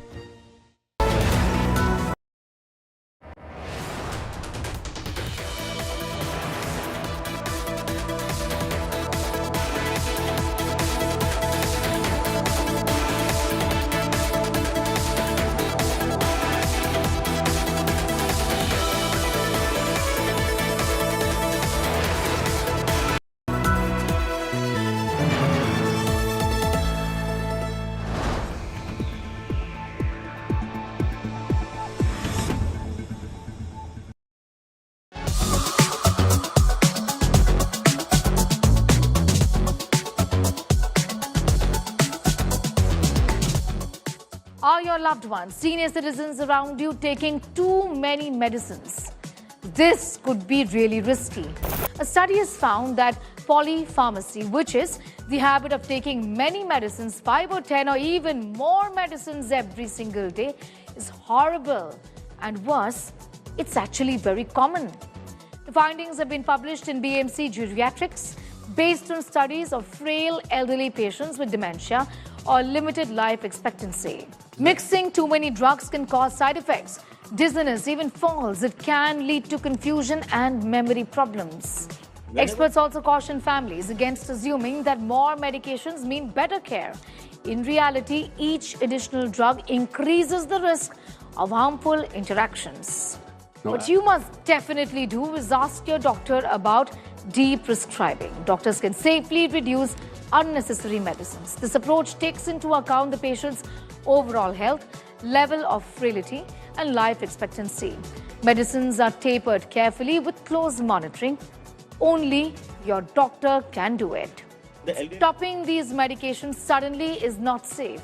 Remember, review it regularly. Consult your doctor. Stay safe.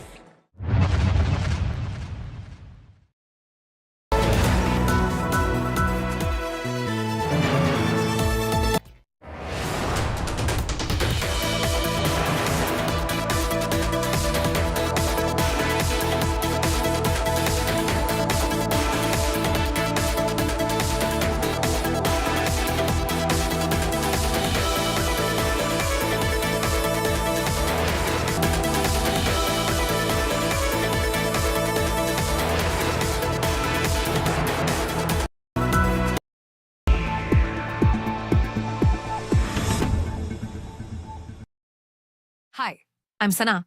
Here's your weather update. Daily maximum 43 and minimum 29 degrees. Mumbai maximum 32 and minimum 28 degrees. Kolkata maximum 41 and minimum 26 degrees. Bengaluru maximum 34 and minimum 25 degrees. Chennai maximum 34 and minimum 27 degrees. Hyderabad maximum 40 and minimum 23 degrees.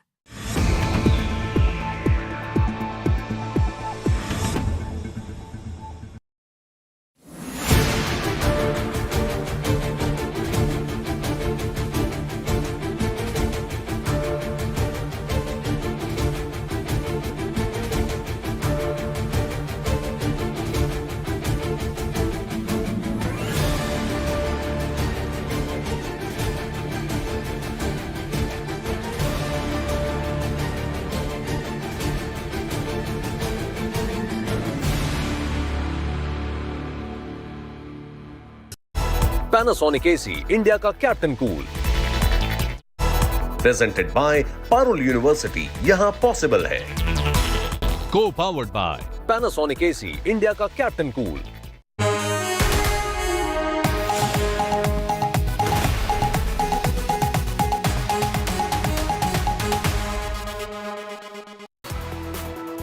Thank you for tuning in to India Today. You're watching Lunch Break with me, Suesha Sawan. First up on this show, we straight away cut across to this live news conference by Union Home Minister Amit Shah. Let's listen in.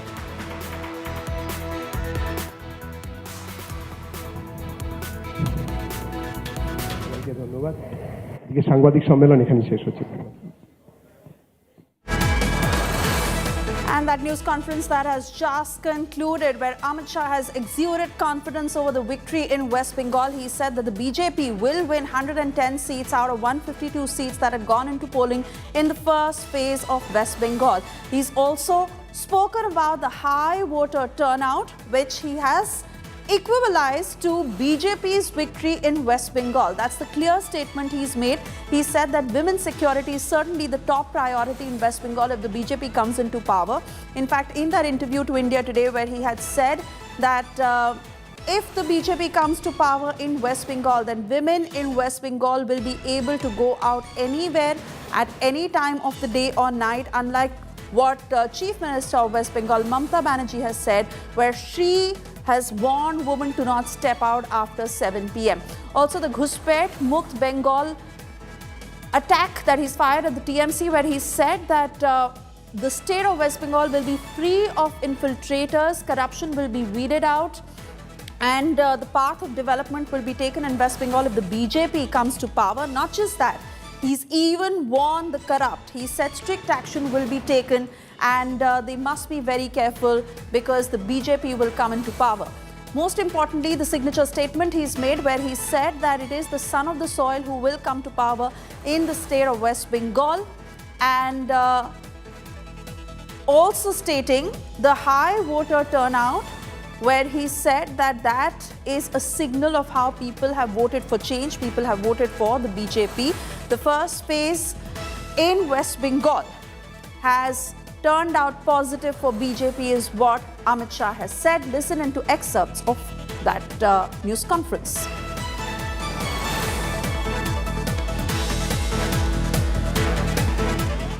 Bharatiya Janata party Bengal की team ने एक assessment करा है, जो polling हुई है ऐसा इसका, और मैं स्पष्ट रूप से आपको बताना चाहता हूं 152 सीटों में से 110 से ज्यादा सीटें भारतीय जनता पार्टी जीतने जा रही है।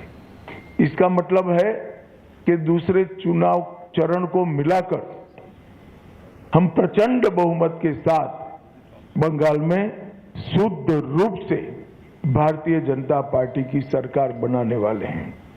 बंगाल की मुख्यमंत्री जी अफवाह फैला रही हैं कि बंगाल में अगर भाजपा का शासन आया तो बाहरी लोग शासन करेंगे।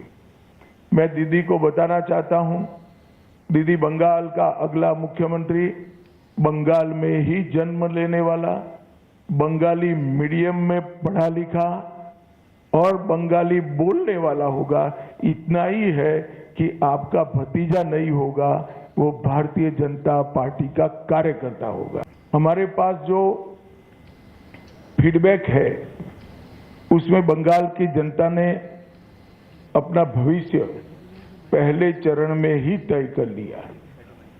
कवि गुरु टैगोर, महान सुभाष चंद्र बोस और खुदीराम बोस की ये भूमि ने विकास को चुना है, और नरेंद्र मोदी जी के नेतृत्व में भारत के विकास की जो यात्रा चल रही है उसमें बंगाल के प्रथम चरण के मतदाताओं ने स्पष्ट कर दिया है कि बंगाल भी उसमें जुड़ने जा रहा है।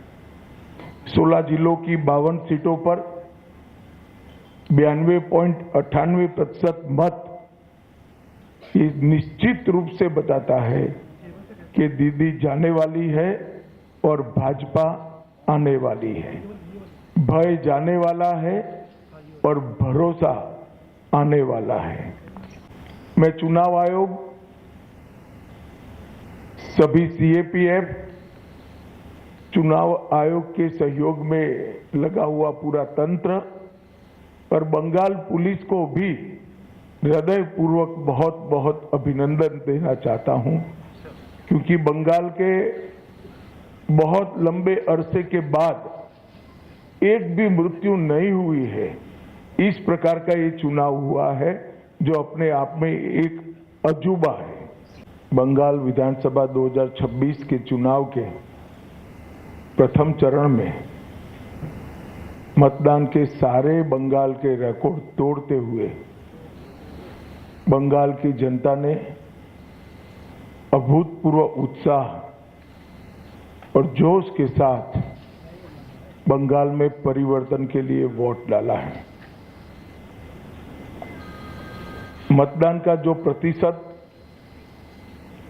सामने आया है वो पूरे देश के लोकतंत्र में भरोसा करने वाले लोगों का उत्साह बढ़ाने वाला है। मैं सबसे पहले तो प्रथम चरण में वोट डालने वाले सभी बंगाल के मतदाताओं का बहुत बहुत अभिनंदन करना चाहता हूं। And let me take this to my colleague Tapas Sengupta, who's now joining us on the broadcast. Tapas, the fight has taken a very interesting turn, especially in terms of the statements that are coming in from both sides. Mamata Banerjee is saying that once she wins Bengal, then she'll come after the BJP in New Delhi.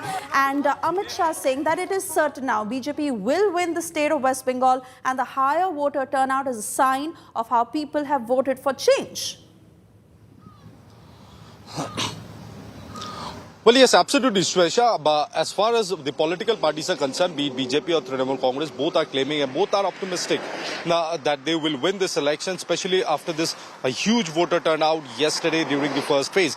But as far as the logic of higher voter turnout goes, it generally goes against the ruling party. There's an anti-incumbency factor that works. But in Bengal, in last almost 1 decade or more than that, during even left regime, we had seen that whenever it went, the voter turnout was massive. In some way, the ruling party had retained the vote. But as far as yesterday's vote was concerned, it was unprecedented. And since we had seen places like Malda, Murshidabad going into poll, there's a huge participation of female voters and also the senior citizens. The migrant laborers in large number had come to cast their mandate. It clearly proves that people wanted to cast their vote over several times, over a period of time. And one of the main reasons is that there was a huge security force deployment across the places which went to poll yesterday, and due to which there was a fear-free voting that we witnessed across West Bengal during the first phase of election. But it remains to be seen who will have the final laugh. We have to wait till 4th of May. But as Amit Shah had said, that his party is confident that since there's a huge voter turnout, and it is a signal that people who were not allowed to cast their mandate freely in yesteryears were able to come out and cast their mandate.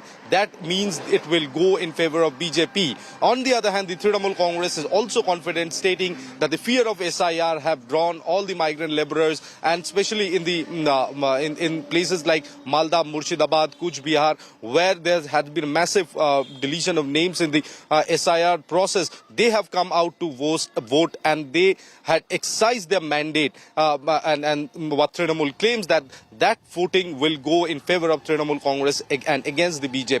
Now, it all remains to be seen. These are claims and counter-claims from Trinamool and BJP. The top leadership of the BJP, the top leadership of Trinamool Congress, both are confident, but we need to wait and watch till 4th of May, finally, who will have the final laugh in the Bengal Assembly elections as the results come out.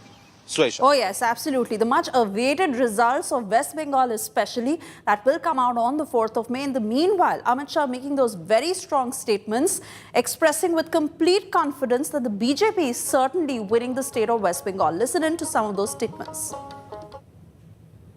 मुझे कोई आश्वासन देने की जरूरत नहीं है।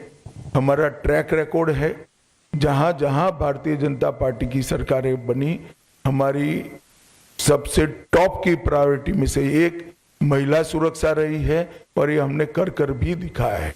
और बंगाल की माताओं बहनों को भी पूरा भरोसा है, और हमने सिंबॉलिक रूप से महिला अत्याचार की विक्टिम को भी प्रत्याशी बनाकर बंगाल की विधानसभा में बिठाने का तय किया है।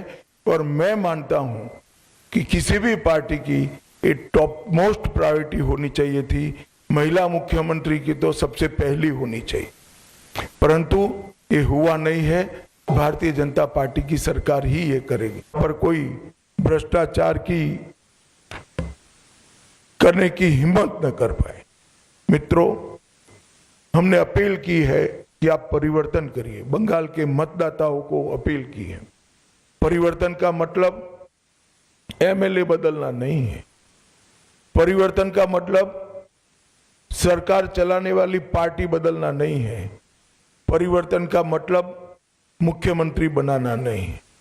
परिवर्तन का मतलब है घुसपैठ मुक्त बंगाल बनाना, घुसपैठ न हो ऐसी सीमाएं बनाना, भ्रष्टाचार से मुक्त प्रशासन देना, तुष्टीकरण की राजनीति से बंगाल को पूर्णतया मुक्त कर देना, रंगदारी और सिंडिकेट राज समाप्त करना, विकास की तेज रफ्तार, उद्योगों के लिए लाल जाजम बिछाकर उनका स्वागत, और इसके माध्यम से युवाओं के लिए रोजगारी को आगे बढ़ाना, आधुनिक इंफ्रास्ट्रक्चर और इन्वेस्टमेंट दोनों के लिए short term long term policy बनाना और संसाधन जुटाकर इसको जमीन पर उतारना, कानून का राज प्रस्तापित करना, कैडर के राज से बंगाल की जनता को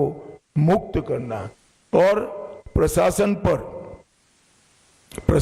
पर राजनीतिक दबाव मुक्त कर देना। मित्रों, हजारों हेक्टर भूमि अनधिकृत एंक्रोचमेंट में है। हम आसाम की तर्ज पर बंगाल में भी अनधिकृत एंक्रोचमेंट पर बहुत बड़ा ड्राइव चलाकर ये जमीन को बंगाल के विकास के लिए हम मुक्त कराने का काम करेंगे। I want to take this back to my colleague Tapas Sengupta, who continues to be with us on the broadcast. And Tapas, I particularly want to mention the pictures that are playing on the right of our screens that came in this morning. Prime Minister Narendra Modi at the bank of River Hooghly, where he took a boat ride, the loud Modi chants that came in, and most importantly, the statement he made of how River Ganga flows through the soul of Bengal. He also made a pit stop at the Jhalmuri shop earlier, and really how he's touching the local nerve of Bengal and the sort of impact that has had on the ground. Well, yes, absolutely. We had seen Narendra Modi this time while campaigning even in North Bengal during the first phase, in South Bengal during the first phase. We had seen that post-rally, he always took an endeavor to reach out to common people, be it having Jhalmuri in Jhargram or be it meeting with Mahila Karyakartas elsewhere in other districts before boarding the chopper. This time, ahead of the second phase election, when he is there in Kolkata, all of a sudden he went to have a boat ride. He went on to sail in the River Hooghly. Mind it that on both banks of River Hooghly, especially on the other side of Kolkata, it's Howrah urban area. There's a huge amount of people who reside. There's a high density population along the riverside, and it was an attempt by the Prime Minister as well to connect with the people on both the sides of Hooghly River, because one side you have Howrah, another side you have Kolkata. Both remains to be a very strong hold of Trinamool Congress, but in Howrah, the stretch that he sailed had a considerable amount of non-Bengali voters who are perceived to be a strong vote bank of the BJP. It's an attempt going out of the way from the stereotype politics. This time around, Prime Minister Modi have taken this endeavor to reach out to more and more people, and it's a kind of a people connect that he's trying to make this time around, coming out of the security cover that he usually remains within. He tries to go out and connect with people. He's holding road shows. He's meeting people around on streets, on road, post rally, now sailing at Hooghly River is a kind of indication that he wants to send across to the people that he is the Prime Minister of common people, and he is here in West Bengal, and he is looking forward to win this election and serve the very people of West Bengal. For the first time, he is expecting that the BJP might come to power and rule the state for next 5 years. So it's a kind of a people connect, I would say, more of a political stunt, but it has been heavily criticized by Trinamool Congress as well, that whatever he have done in recent past, be it a people connect, be it an outreach program, be it having Jhalmuri or sailing on Hooghly River, have been taken with a pinch of salt by the opposition party, especially the Trinamool Congress, who are very, very skeptical of these moves. But needless to say, Prime Minister Narendra Modi has a huge popularity across the country, so here in West Bengal as well. And what we learn, because I stay on the other side of River Hooghly in Howrah, I got several calls since very early in the morning today that, do you know that Prime Minister Modi is sailing on River Hooghly? It was around 7:30 I started getting calls. So it's very clear that even before it came into the social media, Prime Minister Modi put it in the social media. People were very curious to know who was sailing, but somehow they got to know that it was Prime Minister Modi. So that's his popularity, and why not? In order to win an election, if this kind of outreach program can give you a dividend, why not going for these kind of outreach program to reach out more and more people apart from the stereotype politics that we had seen, and that's what we had seen this morning in Kolkata.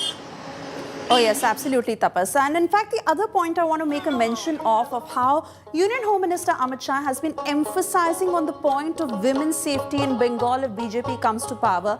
He even went on to make that statement when he gave an interview to our colleague Anjana Om Kashyap to say that if BJP comes to West Bengal, then women will be able to move out even in the night, freely, not worrying about their safety. Some of the excerpts of what Amit Shah has said, let's listen in. देखिए, यहाँ anti incumbency चरम पर है। गत चुनाव में भी चरम पर थी, मगर गत चुनाव में वोटिंग जितना भयमुक्त होना चाहिए उतना नहीं हुआ था। ढेर सारे बूथ लूटे गए थे, ढेर सारी जगह पे गांवों से मतदाता को निकलने नहीं दिया गया था। वहां तक कि हमारे कुछ कार्यकर्ताओं ने प्रयास किया था कि तृणमूल के झंडे लेकर जुलूस निकाल कर वोट डालने जाए तो शायद देने देंगे, मगर ये भी सफल नहीं हुआ था। इस चुनाव में शुरुआत से मतदाता सूची का शुद्धिकरण हुआ है। ढेर सारे फर्जी मतदाता कट गए हैं, ढेर सारे घुसपैठियों के नाम कटे हैं।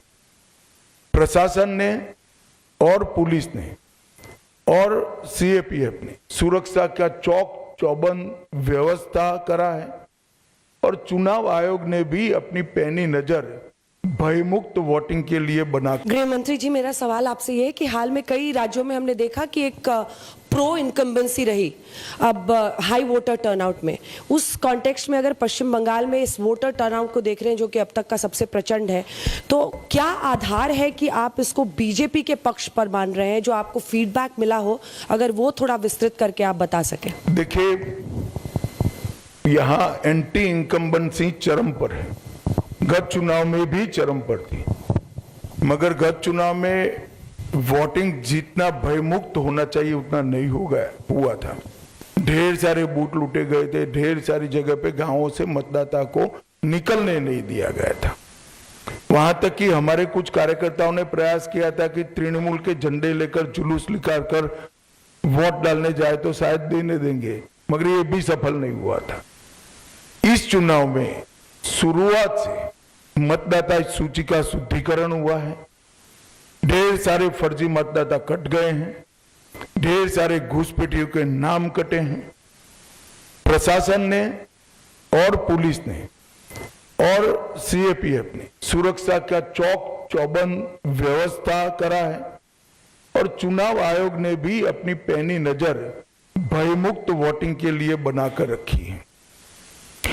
और इसके कारण मुझे पूरा भरोसा है कि जो रोष है, ये रोष की अभिव्यक्ति मुक्त मन से चुनाव में हुई है। परिणाम हमारे पास।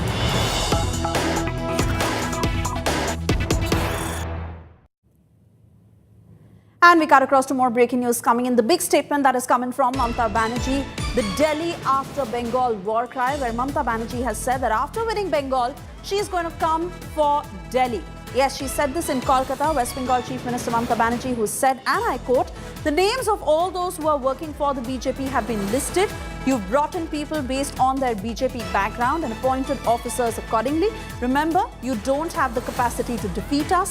We fight against injustice. We fight for our rights. I was born in Bengal. I will die in Bengal. After winning Bengal, I will take over Delhi. I don't want power. I want the BJP's destruction in Delhi.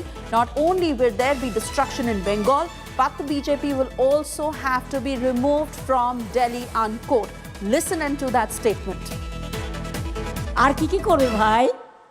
আর যারা BJP বেশি দালালি করছে সব কটার নাম লেখা আছে একেবারে A to Z, কার কোথায় বাড়ি। আমাদের লোকেদের খোঁজ নাও তো, তোমাদের যতজন যেখান থেকে এসছে বিজেপি পরিবার দেখে দেখে বেছে নিয়ে এসেছো আর উকুন বাছার মতো অফিসারদের অ্যাপয়েন্ট করেছো।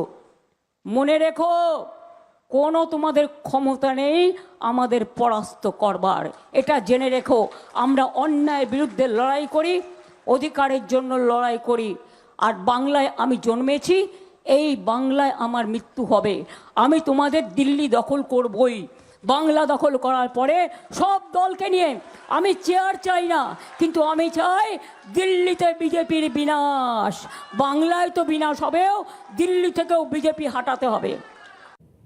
I want to take this back to my colleague Tapas Gupta, who continues to be with us on the broadcast. Tapas, Mamata Banerjee, who's clearly turned the fight personal, where she's gone on to say that after winning Bengal and once again exuding confidence that she'll certainly win Bengal, she said that she'll come for Delhi only to defeat the BJP, only to see the BJP go out of power, because for her it's not power that matters, but the defeat of the BJP.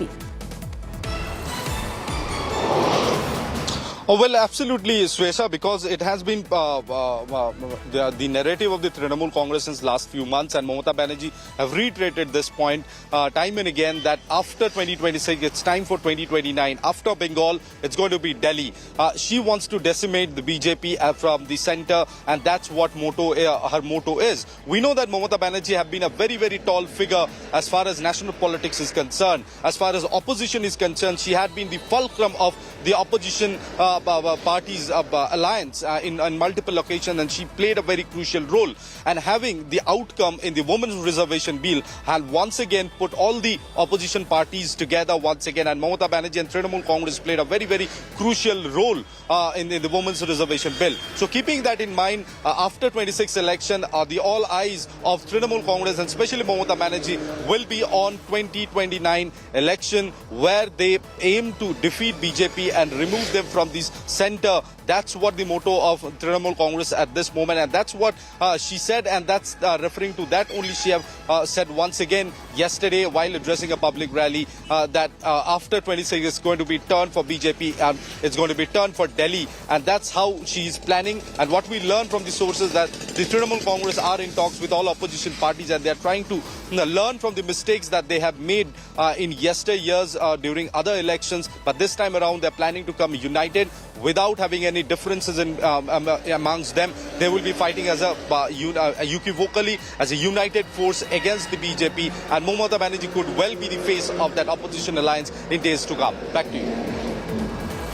Absolutely, Tapas, and it would be very interesting to watch what happens on the 4th of May in this high-stakes battle. That is always the case between the BJP and the TMC in the state of West Bengal. But given the sort of statements coming in from both sides, who will win is what is being keenly watched. I want to thank you for getting us those updates as we take our viewers now through how the voting panned out in the first phase. Election in Bengal that was affected by isolated incidents of violence. Former TMC leader Humayun Kabir, who has floated his own party this time, was attacked by angry mobs in Murshidabad. We are now getting you a report on the incidents of violence in the first phase of voting. Ballots and brawlouts. Bengal went to vote under the shadow of violence once again. As phase 1 of polling was underway, the familiar spectre of clashes and chaos returned to haunt the electoral battlefield. The biggest flashpoint, Murshidabad.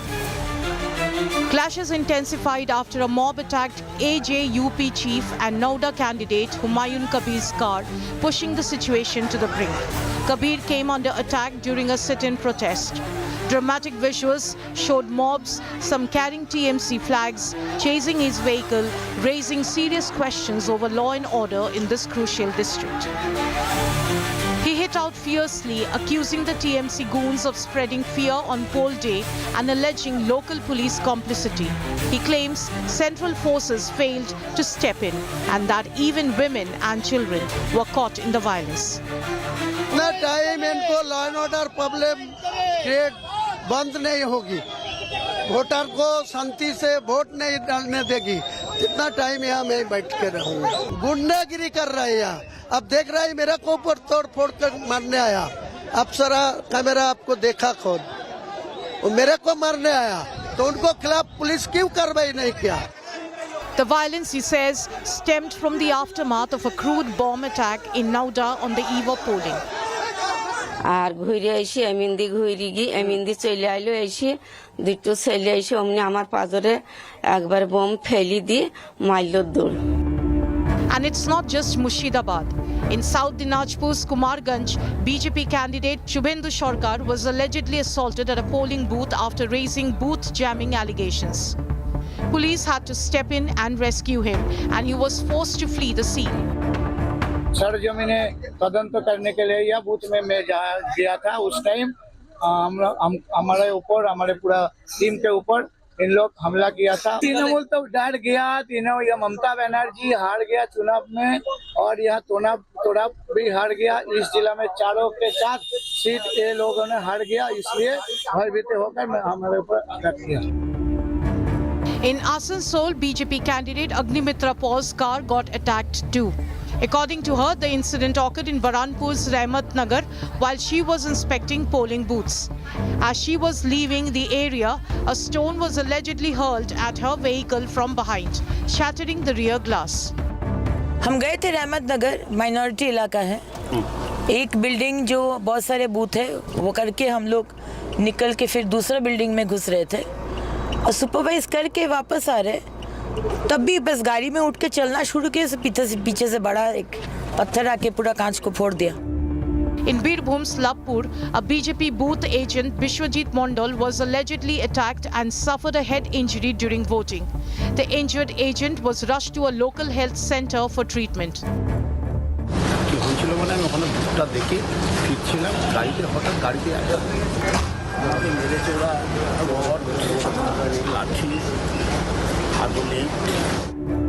Another high-stakes battleground, Nandigram, LOP Suvendu Adhikari, after casting his vote, launched a blistering attack on the state government, claiming Hindus in Bengal are upset, even citing distress calls from women voters. आंसू बोले हिंदू को बचाइए, हिंदू को बचाइए। इस बार के चुनाव में देख लीजिए, उनको पूछिए, मैं तो नहीं बोलूंगा। नहीं, बिल्कुल ये देख, वोटर हिंदू माता बहन किस तरीके से रो रहा है। और चुनाव आयोग का रोल आप कैसे देखते हैं? चुनाव आयोग का role? They are trying. High turnout, higher stakes, and an even higher pitch of political confrontation. As Bengal votes, the battle for power is unfolding, not just through ballots, but amid allegations, clashes, and a deepening war of narratives. Bureau Report, India Today. With that, it's time for us to slip into a very short commercial break. On the other side, we'll get you details of the sensational revelations in the Delhi's IRS daughter murder case. Chilling details that have come to light of the psychopath killer who's shown no remorse. Details on the other side. Do stay tuned.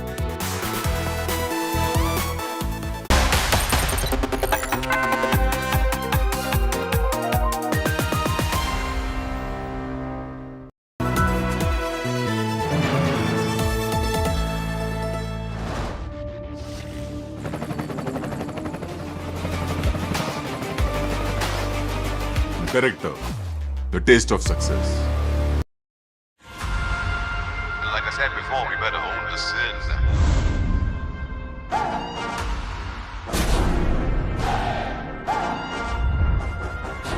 Like I said before, we better own the sins.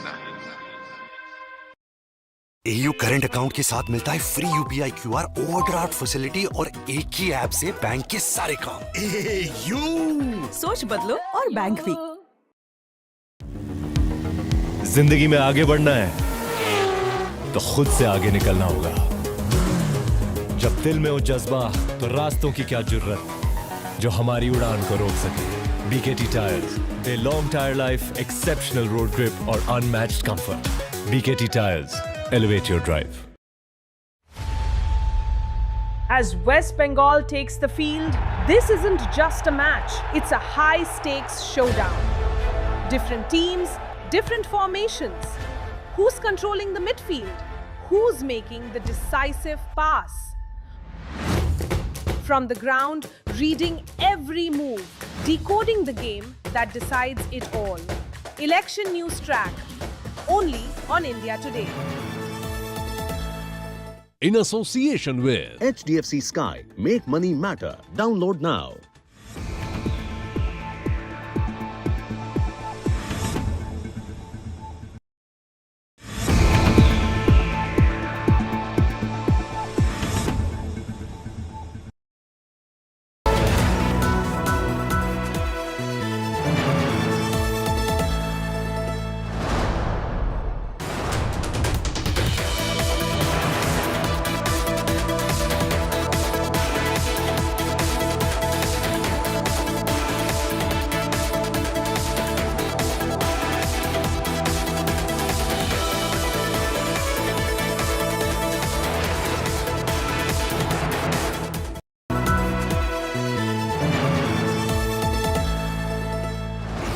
Account के साथ मिलता है free UPI QR, overdraft facility और एक ही app से bank के सारे काम। सोच बदलो और बैंक भी। If you want to scale the media heights, we will teach you the ropes. There is no peak in journalism that our mentors haven't scaled. So look no further. Join our postgraduate diploma programs and gain guaranteed internship and proven placement record with top media houses and companies. For more information, visit indiatodayMediaInstitute.in or call 95600 65465.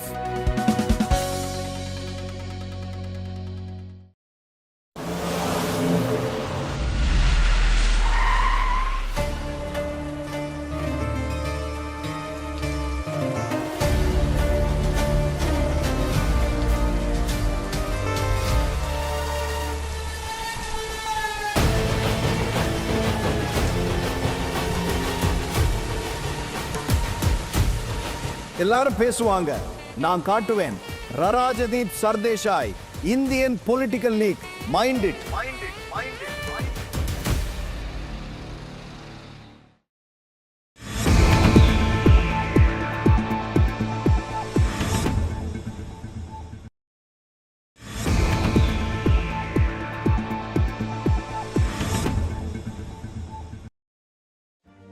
Make your media plan smarter with India Today Live TV on your connected devices. Amplify your brand with 100 million smart internet viewers. To advertise, mail us at sales@aajtak.com.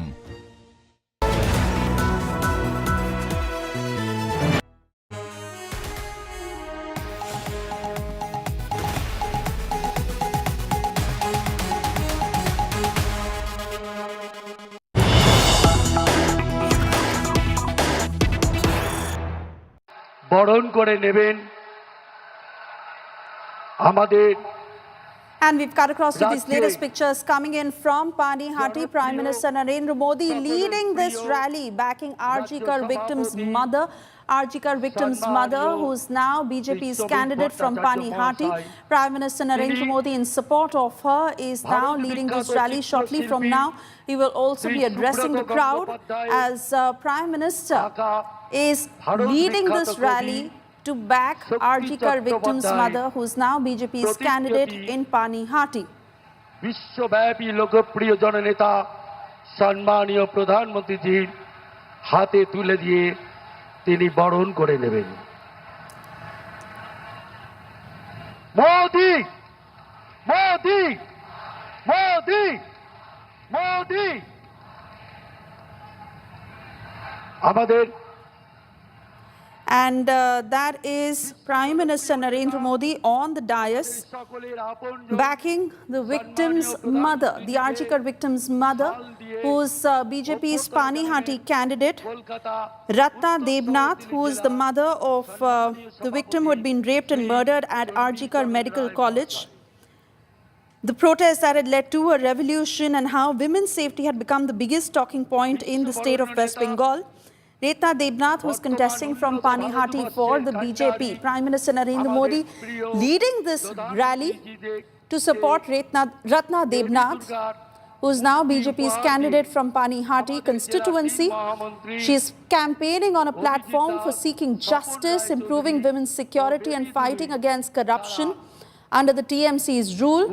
She was selected by the BJP as part of their strategy to address local issues and women's safety most of all, which has been one of the biggest points in West Bengal when it comes to the BJP and TMC and the worry of people. Her campaign that has been supported by senior BJP leaders including Smriti Irani and others, where she has been seeking justice for her daughter for nearly 20 months now after the brutal murder of her daughter in Kolkata. The Panihati election that will happen in the second phase, that is on the 29th of April 2026, which, remember, is a traditional stronghold of the TMC. Let me take this to my colleague Amit Bhardwaj joining us live on the broadcast. Amit, this holds a lot of significance because the BJP is putting out a clear message here. Women's safety is a very important issue for them in the state of West Bengal. And here Prime Minister Narendra Modi, in support of the BJP Panihati candidate Ratna Debnath, who is the mother of the RG Kaur victim.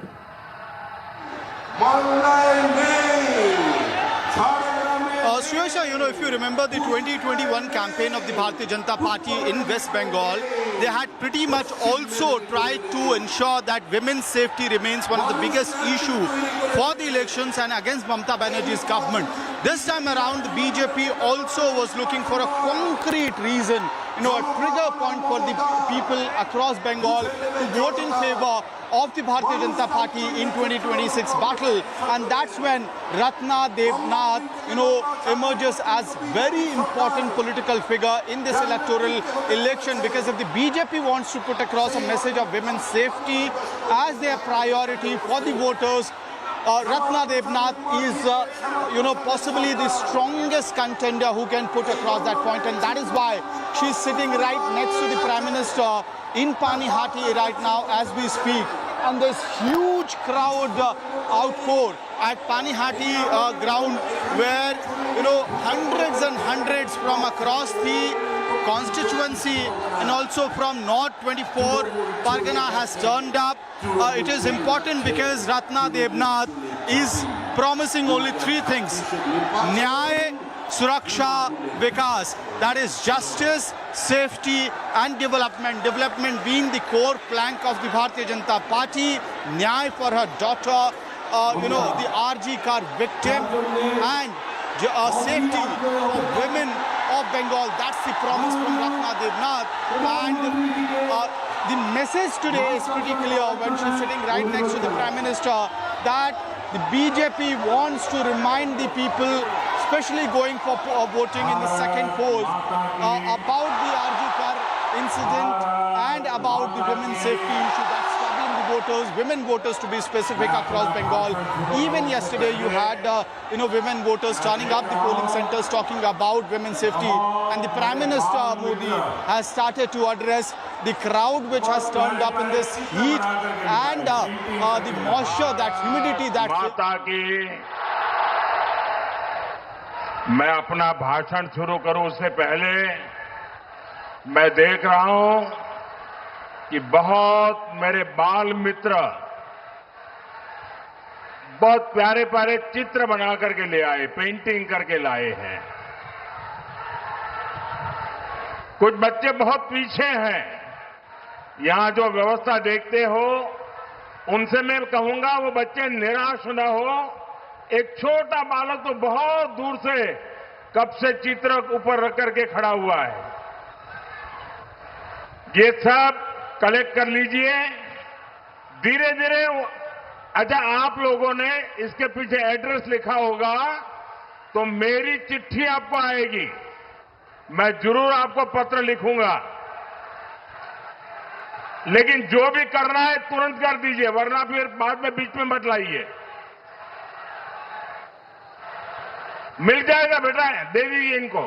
ये जो मेरे SP जी के मित्र आए ना, उनको दे दीजिए।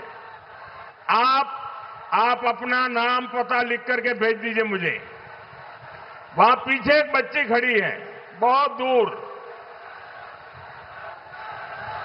भारत माता की, भारत माता की। अब दूसरा काम,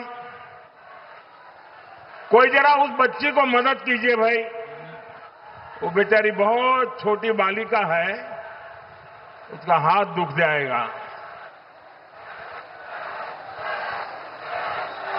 भारत माता की, भारत माता की। अब दूसरा काम, भाषण शुरू करने से पहले जो हमारे उम्मीदवार हैं मैं उनको बुलाता हूं, आगे आ जाएं। जो कैंडिडेट हैं वो आगे आ जाएं और मैं उनको मिल के आता हूं। तब तक आपका भारत माता की जय रुकना नहीं चाहिए। भारत माता की।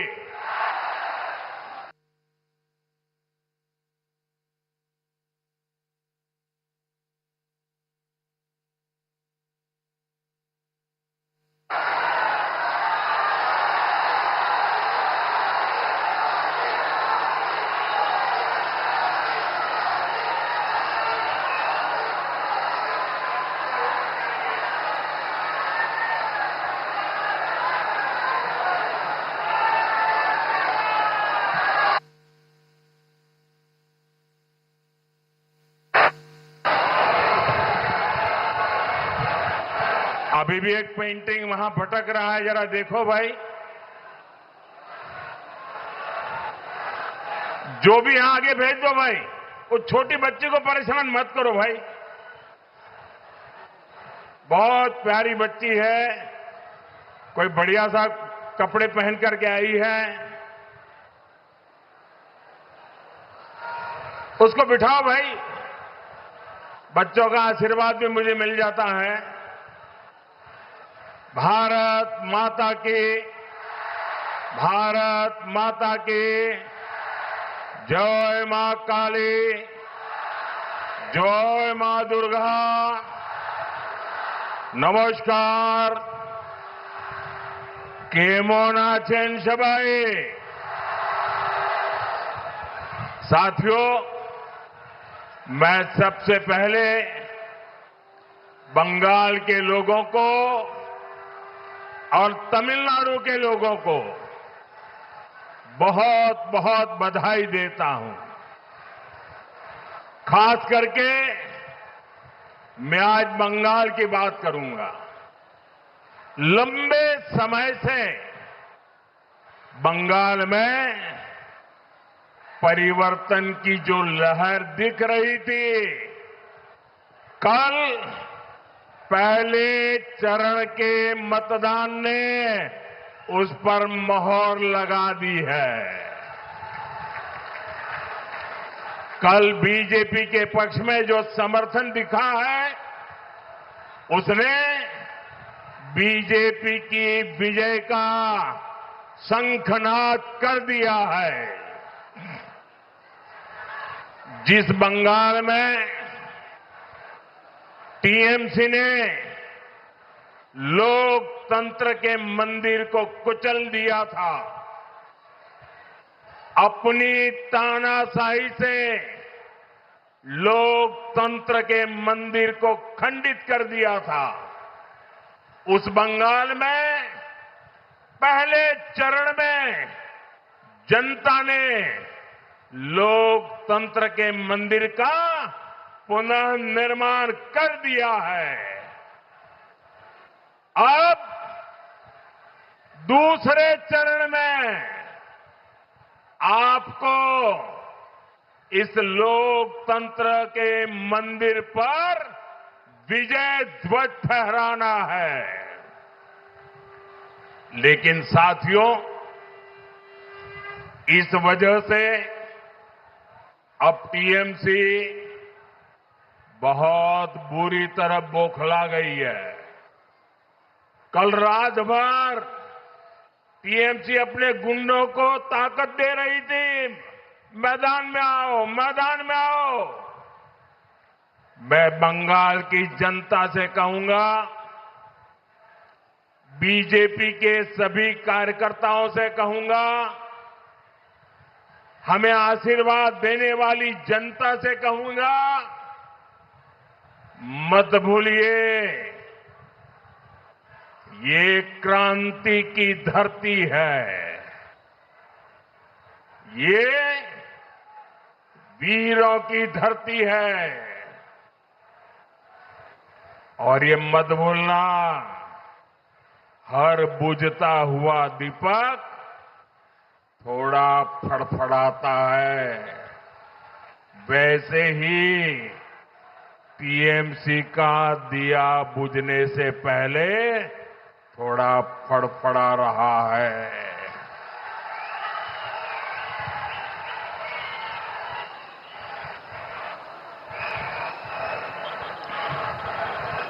चार मई को नतीजे आने के बाद टीएमसी के गुंडों को बंगाल में छिपने की जगह नहीं मिलेगी। उन्हें कोई बचाने वाला नहीं मिलेगा। कल पहले चरण के मतदान ने तृणमूल के महाजंगल राज के अंत का उद्घोष कर दिया है। आज बंगाल में एक ही गूंज है, पलटानो दोरकार,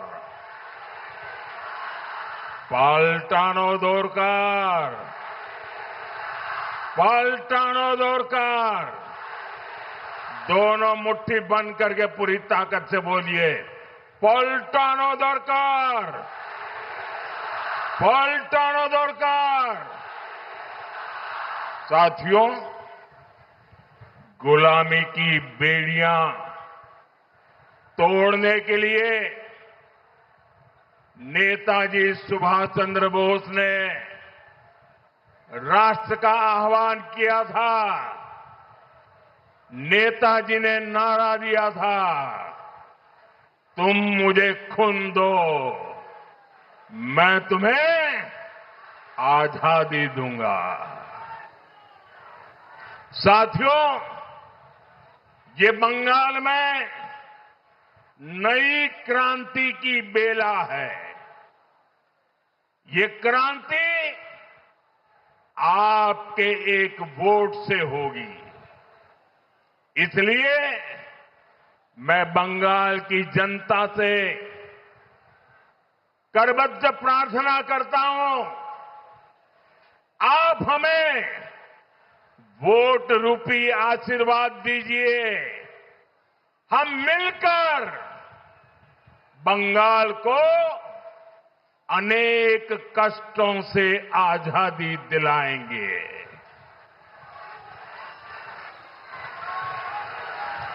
आजादी टीएमसी के भय से, आजादी टीएमसी के भ्रष्टाचार से, आजादी टीएमसी के सिंडिकेट से, आजादी बेटियों पर अत्याचार से, आजादी पलायन की मजबूरी से, आजादी बेरोजगारी और बेकारी से, आजादी घुसपैठियों के कब्जे से। बंगाल का गौरव फिर से लौटाने के लिए, बंगाल को फिर से अवसरों की भूमि बनाने के लिए ये आजादी बहुत जरूरी है। साथियों, कल शाम को मुझे बेलूर मठ जाने का सौभाग्य मिला। वहां की पवित्र मिट्टी का प्रणाम करना ये मेरे जीवन का बहुत बड़ा सौभाग्य होता है। फिर हावड़ा में रोड शो के दौरान जनता जनार्दन का आशीर्वाद मिला। आज सुबह मुझे मां गंगा के दर्शन का, उनके सानिध्य में कुछ समय बिताने का, लोगों से मिलने का अवसर मिला। मैं मां दक्षिणेश्वर काली और मां दुर्गा को नमन करते हुए यहां आई सभी बहनों बेटियों का वंदन करता हूं। मैं देख रहा हूं बंगाल की नारी शक्ति 21वीं सदी के बंगाल की नई गाथा लिखने जा रही है। बंगाल की हर महिला कह रही है, अब नहीं सहेंगे, टीएमसी सरकार बदल कर रहेंगे।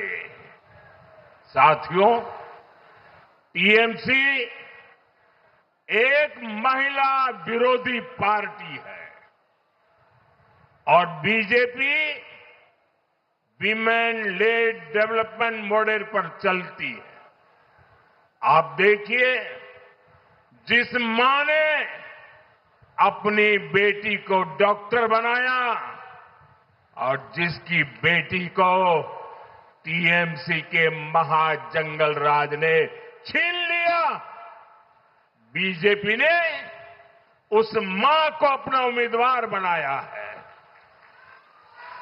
बीजेपी ने संदेश खाली की पीड़ित बहनों को भी नेतृत्व का अवसर दिया, लेकिन टीएमसी इन्हीं बहनों को गाली देने में जुटी है।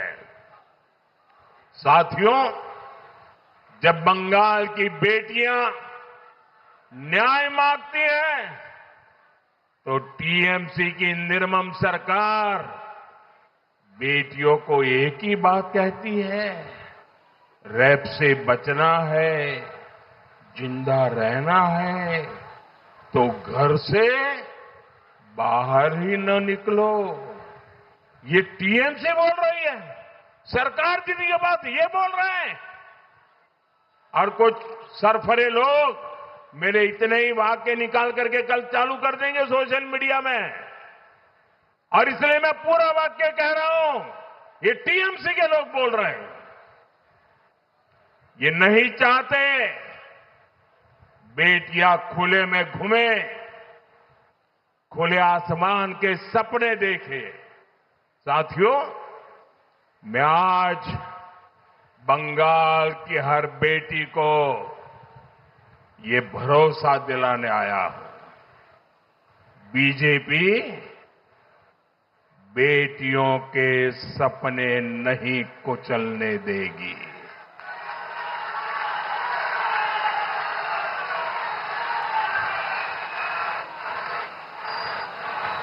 जब मैं आया यहां पर तो रैली में आई एक बहन ने मुझे राखी भेंट की है।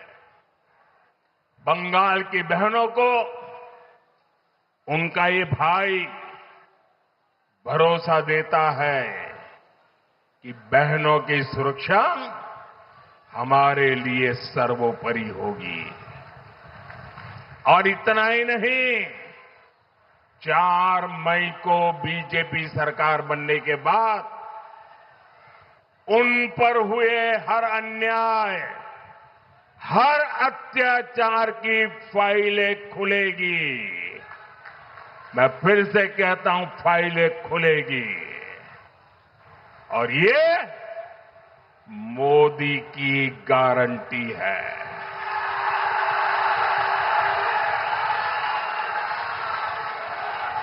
साथियों, बीजेपी बंगाल के हर बहन बेटी के सपनों को पूरा करने, उनका जीवन आसान बनाने के लिए प्रतिबद्ध है। बंगाल की बहनों से बीजेपी का सीधा वायदा है।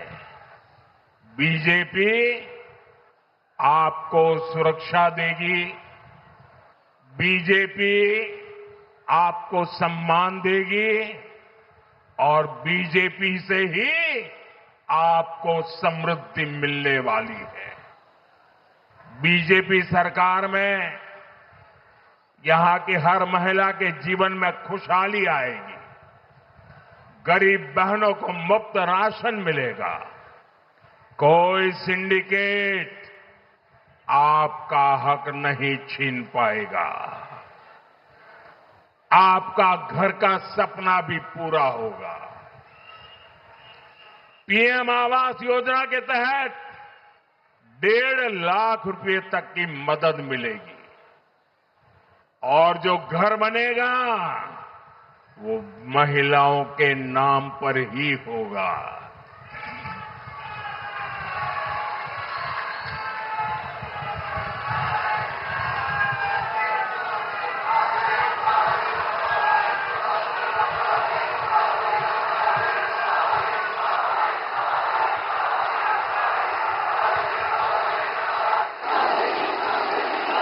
अब यहां आयुष्मान योजना रोकी गई है।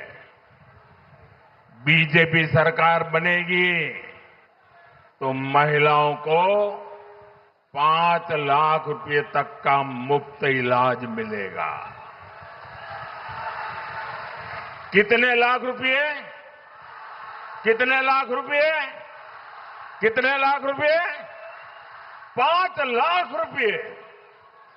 बीजेपी सरकार बनते ही पहली ही कैबिनेट बैठक में आयुष्मान योजना को लागू करने का निर्णय लिया जाएगा। साथियों, बीजेपी सरकार ने ऐसी व्यवस्था बनाई है कि हम जो पैसे भेजते हैं वो सीधे महिलाओं के बैंक खातों में आते हैं। कोई बिचौलिया आपके पैसे बीच में लूट नहीं सकता। बंगाल बीजेपी की बड़ी घोषणा हर तरफ चर्चा है। मातृशक्ति भरोसा कार्ड के तहत हर साल महिला को 36,000 रुपये सीधे बहनों के हाथ में जाएंगे। हर साल 36,000 रुपया। कितना कितना कितना? गर्भवती बहनों को 21,000 रुपये की मदद दी जाएगी। बच्चे के जन्म पर अतिरिक्त सहायता भी मिलेगी। बेटियों की पढ़ाई अब बीच में नहीं रुकेगी। ग्रेजुएशन के लिए 50,000 रुपये की सीधी मदद दी जाएगी। रोजगार और आत्मनिर्भरता के नए रास्ते खुलेंगे। लखपति दीदी अभियान से लाखों बहनों को जोड़ा जाएगा। मुद्रा योजना के तहत आपको 20 लाख रुपए तक का लोन मिलेगा ताकि बहनें अपना काम शुरू कर सके। खेती से जुड़ी बहनों को हर साल 9,000 रुपए की अतिरिक्त सहायता दी जाएगी। साथियों, बीजेपी सरकार बहनों की आमदनी भी बढ़ाएगी और बचत भी बढ़ाएगी। अभी बंगाल में बिजली की हालत खस्ता है। आपके घर का बिजली बिल 0 हो जाए, 0।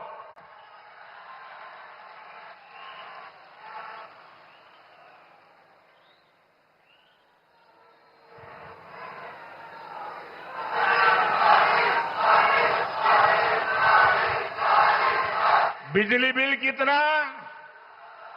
बिजली बिल कितना? बिजली बिल कितना?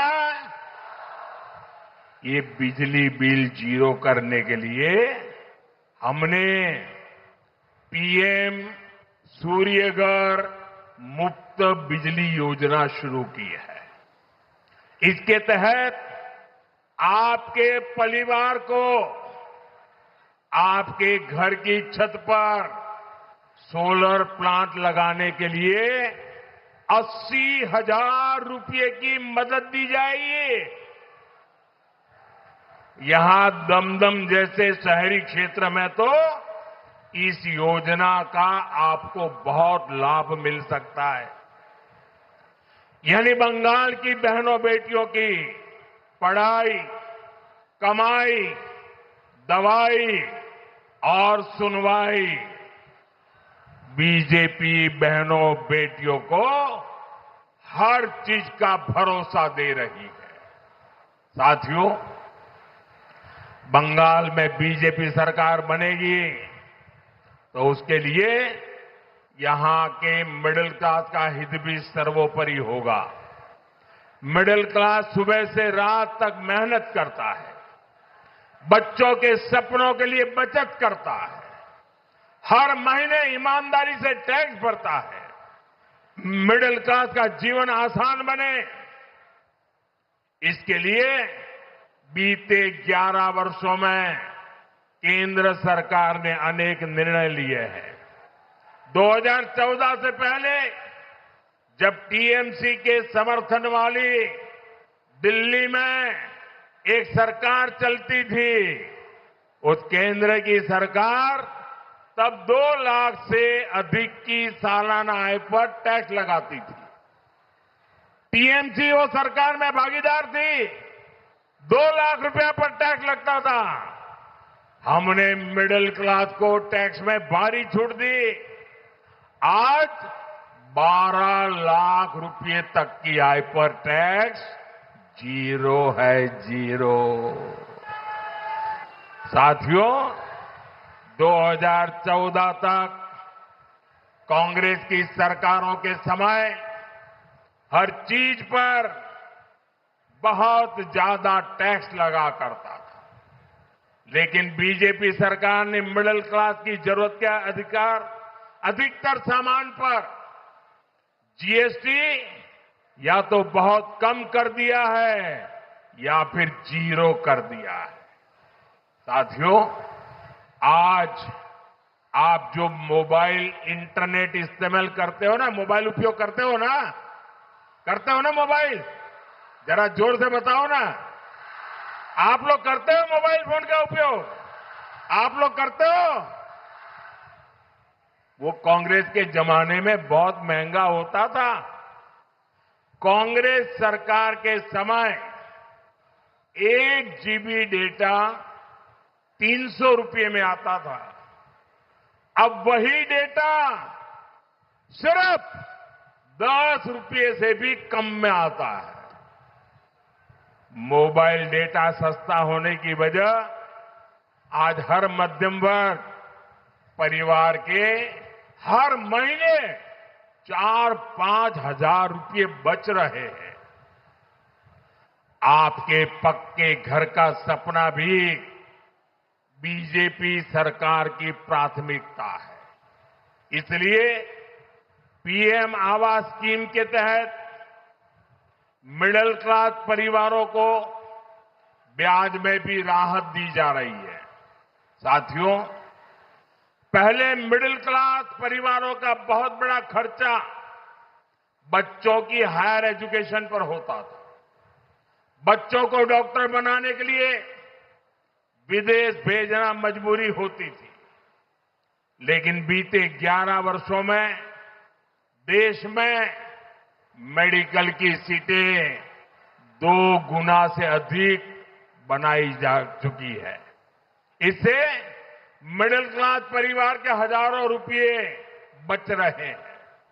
साथियों, अब ये बहुत जरूरी है कि बंगाल के मिडिल क्लास को डबल इंजन सरकार का डबल बेनिफिट मिले।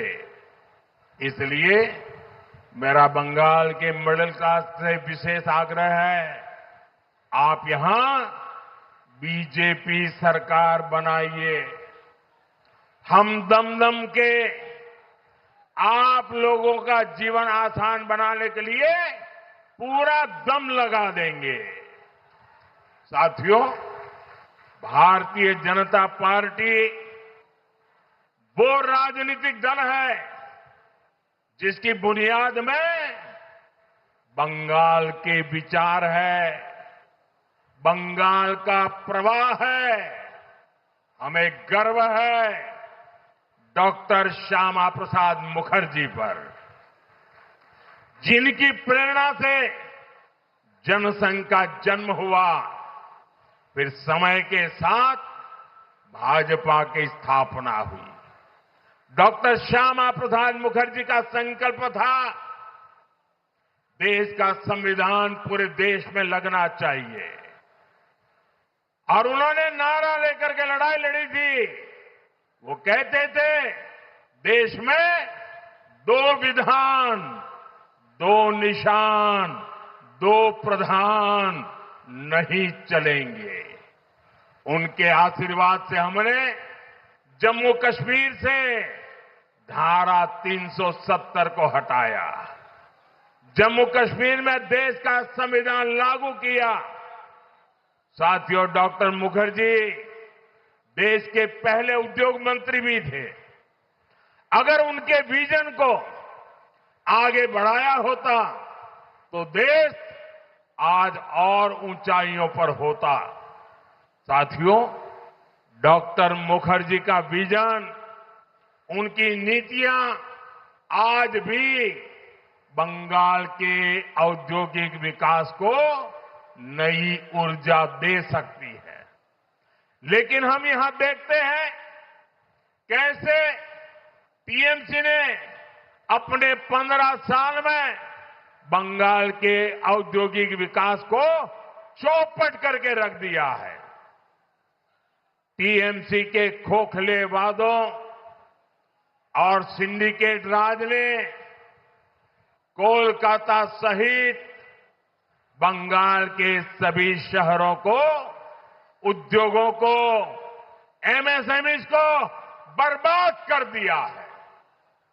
यही टीएमसी सरकार है जिसने बंगाल में 2000 बड़े उद्योग लाने का वादा किया था, लेकिन आज दमदम जैसे पुराने औद्योगिक शहरों की स्थिति और खराब हुई है। यहां फैक्ट्रियों में ताले लग रहे।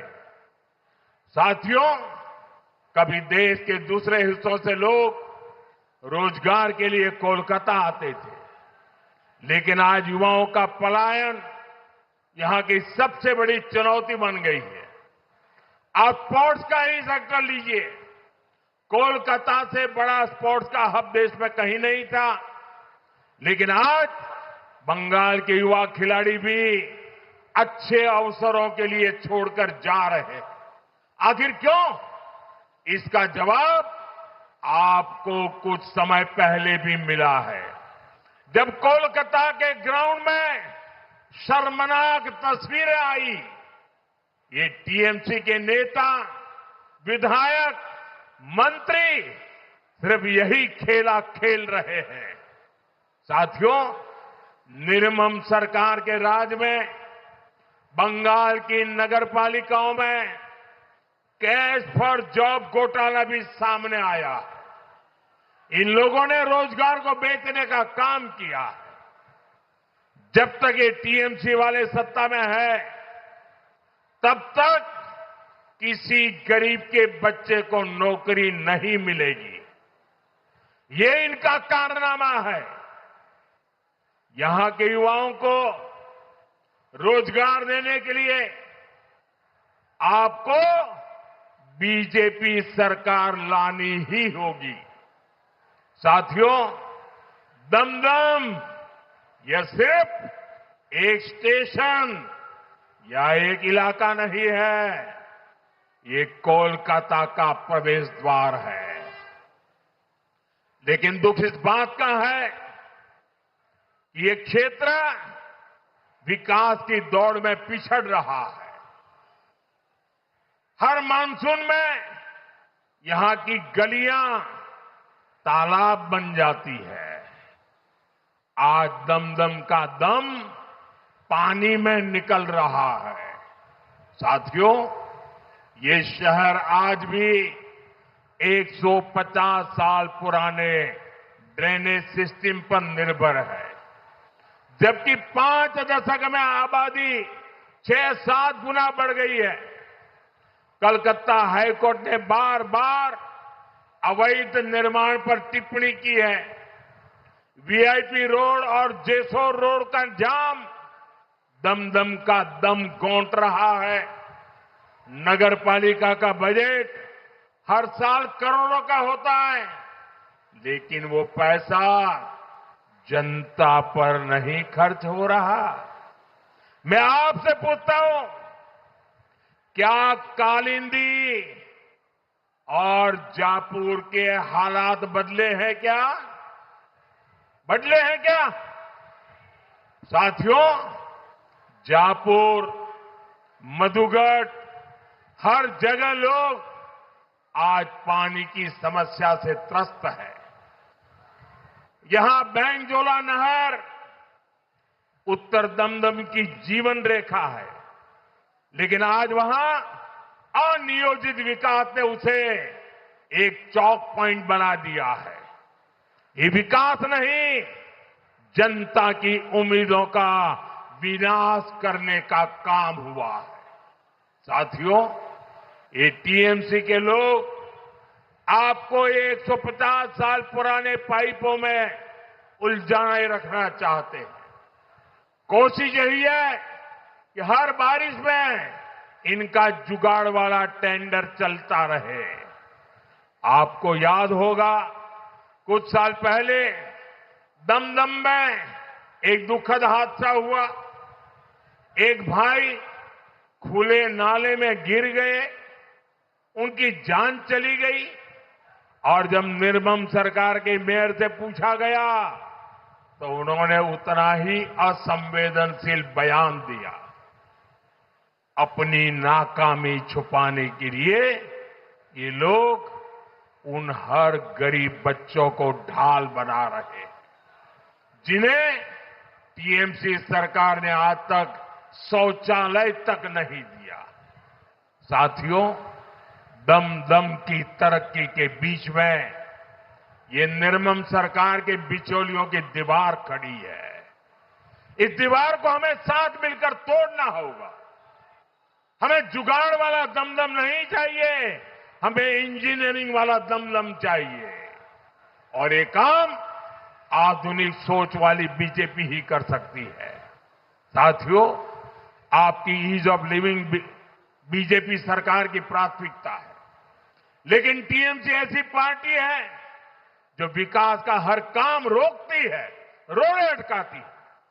यहां कोलकाता मेट्रो का काम जो सॉल्ट लेक जैसे बड़े आईटी हब को सीधी कनेक्टिविटी देने वाला है, वो टीएमसी के कारण अटका पड़ा है।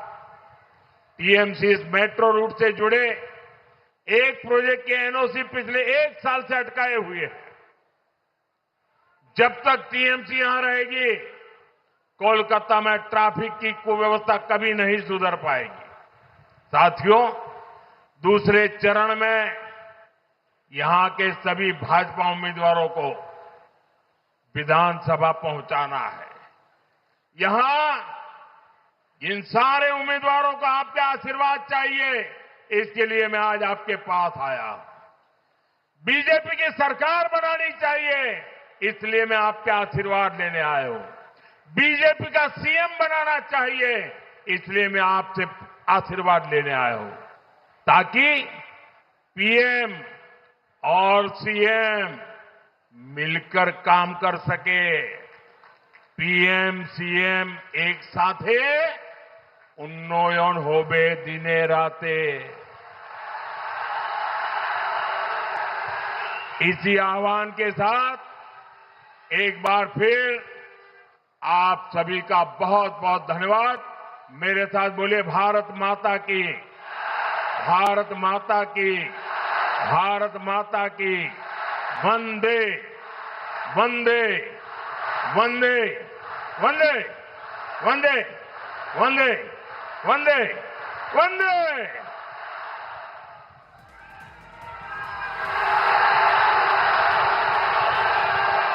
Play by USB drive.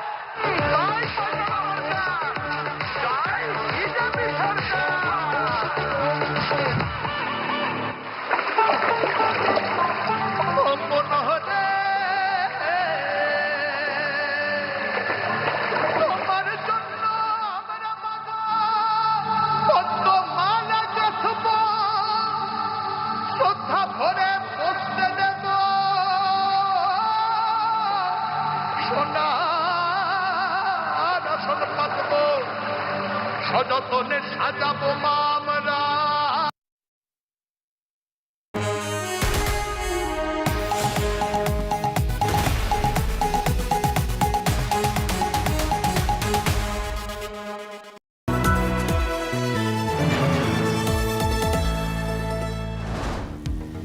जिंदगी में आगे बढ़ना है तो खुद से आगे निकलना होगा। जब दिल में हो जज्बा तो रास्तों की क्या जुर्रत जो हमारी उड़ान को रोक सके। BKT tyres, they long tyre life, exceptional road grip और unmatched comfort. BKT tyres, elevate your drive. Like I said before, we better own the sins.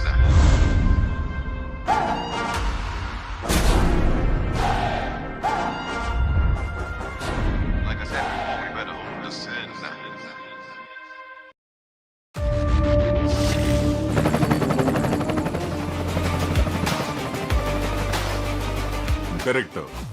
the taste of success. AU savings account में मिलते हैं amazing benefits, paperless banking and higher interest, वो भी हर महीने। Money money money money every month. सोच बदलो और बैंक भी। Across Bengal, from winding lanes to sweeping landscapes, from the voices that echo to the ones that remain unheard. On the ground, there's never just one story. This is Election Dispatch.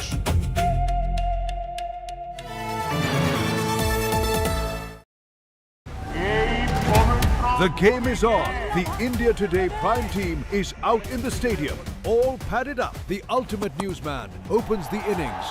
Preeti Chaudhary reading the pole pitch. Maria Shakil firing bouncers at Netas. Akshita Nandagopal with 360-degree field coverage. From power plays to death overs, India Today is hitting it out of the park. Indian political league in top gear all through this election season.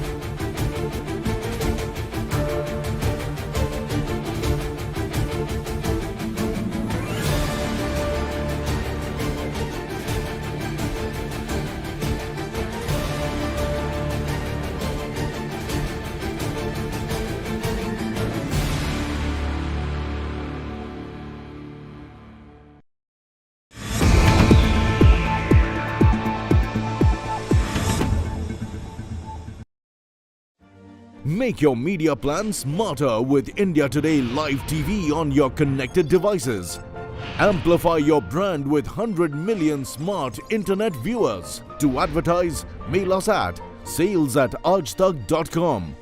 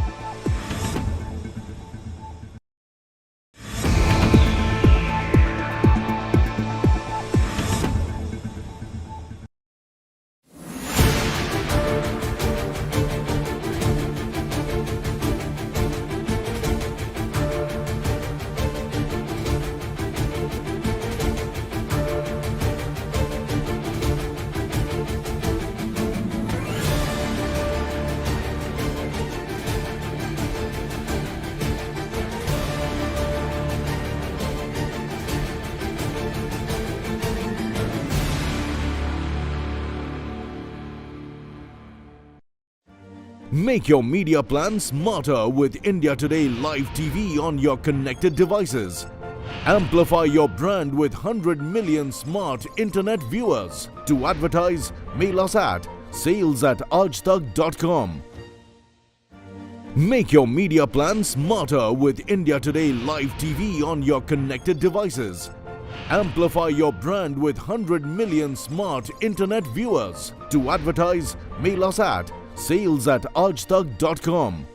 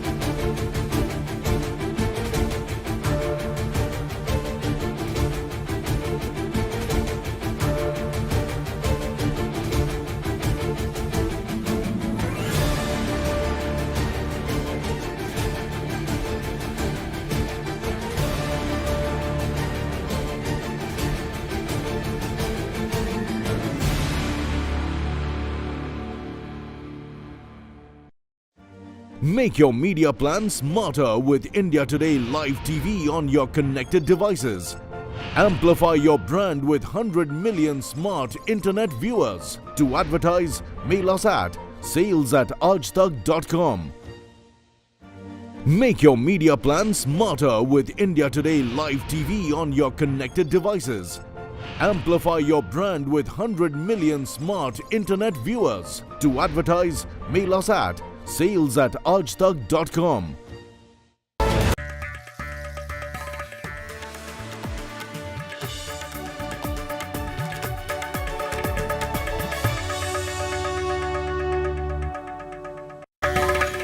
Vanakkam, Namaskara, good afternoon and a big welcome to India Today So South. I'm Nagarjun Dwarkanath along with my team of colleagues Apurva Jayachandran, Anaga Keshav, bringing you all the latest details today on the big Tamil Nadu polls. 24 hours ago we saw a historic polls that was done and the voter percentage has crossed around 84.7 is what we are told, but the final numbers is yet to be given by the Election Commission. So we'll be getting you all the details over the next 30 minutes on what exactly happened during the last 24 hours in every booth in the state of Tamil Nadu polls as well. And Anaga, Keshav and Apurva are with me right now. Apurva, to you first. What are you bringing us today for the show? Well, in fact, we have a lot of important, details that have gone through in terms of whatever has happened. In fact, we have a list of whatever has happened in the 2016 elections, 2021 elections. This not only that, we also have what took place, transpired on the ground yesterday. We've seen over the last, 6 months there, politicians all around working hard to see who will be in the race for Tamil Nadu Chief Minister. And yesterday, it all came down to the voter percentage as well. We've crossed over, 80% there across Tamil Nadu, which is a really good number right now. More details on how this transpired yesterday in the polling that took place coming up. Anaga, Keshav, a day after the polls, what's the big headline in Tamil Nadu? Have the Netas started to go back to their war rooms or they've taken a day off?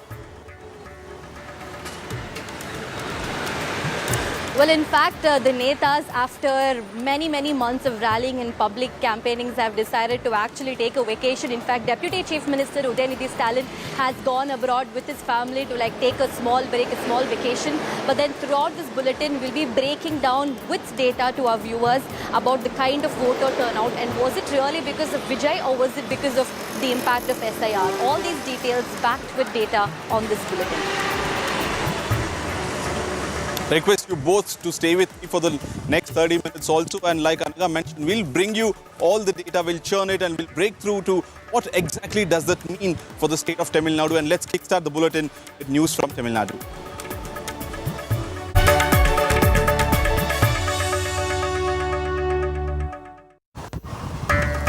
A historic surge at the ballot box in Tamil Nadu. The voter turnout crossed 85% of 5.73 crore eligible voters, around 4.87 crore exercised their franchise. This high-stake election saw a three-corner contest between the ruling DMK alliance, the opposition NDA or the AIA-DMK coalition, and actor-turned-politician Vijay's party, TVK. Polling remained largely peaceful with no major incident reported through the day in Chennai or any other district at this point of time as well. And the turnout story has its own drivers. A cleaned up voter list after the SIR boosting percentages, a high stakes Dravidian Faceoff, star power energizing the voters, strong cadre mobilization and a surge of youth and the first time voters pushing the participation to a record level in the state of Tamil Nadu. Chief Minister Stalin, on the other hand, has hailed this record turnout, saying it reflects the true strength of democracy. He's also commended citizens for their civic spirit and participation, asserting that the Tamil Nadu will win on May 4th. Remember, May 4th is the deciding day. The counting would take place and which others would win Tamil Nadu, that would be decided on the May 4th as well. And now let's look at some key data. What is changing the Tamil Nadu's electorate compared to 2026 versus 2021? And some constituencies, we have broken down the numbers for you. Sri Perambudur, for example, saw highest increase of 65,518. It saw the highest increase out of all the 234 constituency. And Radha Krishnan Nagar, on the other hand, in Chennai, saw the highest decrease, that is 6,994. While Sri Perambudur saw the highest increase, Radha Krishnan Nagar saw the highest decrease. increase. And when we speak about the voter turnout between 2026 and 2021, Ariyalur district saw the lowest increase, that is a negative 3.7, while Villivakam, a constituency within Chennai, saw the highest voter percentage increase, that is 30% increase as we speak. So Villivakam on one side, Sri Parambudur on the other side, we have Radhakrishna Nagar and Ariyalur on the other side, giving you the stark differences between these constituencies in terms of voter turnout and also the polling percentage. And right now I'm joined by Mr. Professor Sanjay Kumar, psephologist and also an election expert. Mr. Kumar, thank you for making your time and speaking to India Today at this point of time. Break us these numbers. What do you have to make through? 85% of the electorate have casted their vote. Many on the social media are saying that this is a very big surge and it points towards one factor, which is Vijay factor. Is it safe to say, or is this more to dissect and decipher that this is not a surge, but rather just a mere increase in vote numbers? This is a surge because if you look at you compare the two numbers, look at the turnout in 2021 assembly election and 2026 assembly election, it's a huge surge because last time it was roughly about 74-75%. Now it has gone up to 85%. This is not unique of Tamil Nadu also. This is not unique of Tamil Nadu. आ रही है यार, ये मैं बोल रहा हूँ. Hello.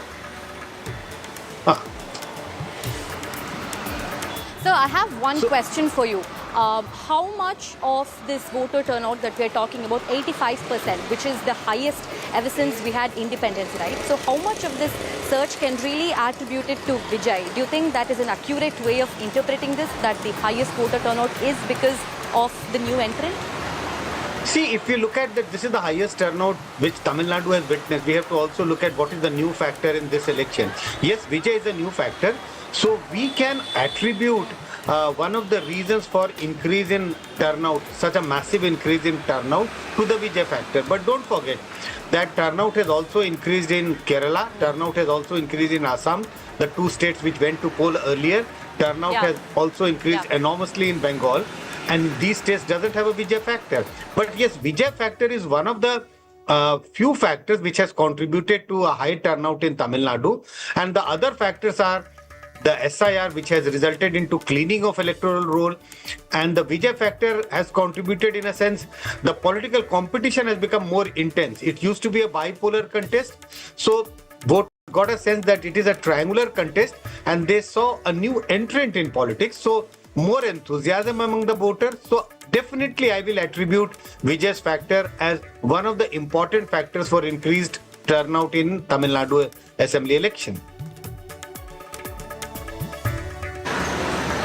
Well, you're very right when you said that there is no Vijay in West Bengal, there is no Vijay in Kerala. But then they also saw a higher voter turnout, all thanks to SIR, which has really cleaned up a lot of extra votes, right? But then, sir, there is another question. A lot of political analysts and psephologists like you have been interpreting, and that is that Vijay's entry has only made the DMK's chances even more stronger. And their interpretation is that Vijay's entry will only cut into AIA-DMK's votes, and therefore, by how much margin will the DMK sweep is the real question. By how much margin will Vijay be able to cut into AIA-DMK's votes will result in whether DMK will have a sweeping victory this time. Do you also agree with that interpretation, sir? At this moment, it's very difficult to figure out the key question which you are asking. What could be the first, whether DMK is in the lead or not? Second, suppose if DMK is in leading situation, what could be the margin? All this would be known only on the 4th when votes are counted. But yes, if you look at how the election takes place. So I would also go along with other analysts who have mentioned that the votes which may have gone to Vijay is largely the anti-incumbency vote. The anti-incumbency vote, in a sense, people who would have otherwise voted for AIDMK, the other alternative. So they saw a new alternative. So the anti-DMK votes may have got divided between Vijay's party and AIDMK plus.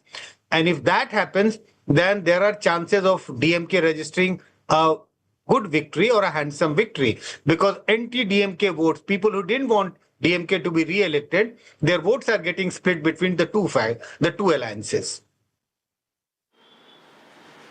So, but if you look at Tamil Nadu elections, especially over the track record that we have seen, there is also several other, factors that come into play. Yes, you have a new political entrant, Vijay and the so-called Vijay factor that everybody is talking about. But there definitely seems to be a lot that is, in terms lacking for the Dravidian parties in itself. That's one. And also, I want to ask, how accurate has the SIR revision been in terms of bringing about change for the electoral votes as well? We've seen Assam, we've seen Puducherry, we've seen Tamil Nadu, West Bengal, all this term, this elections getting increased numbers in terms of voter percentage. So do you believe this also has an effect?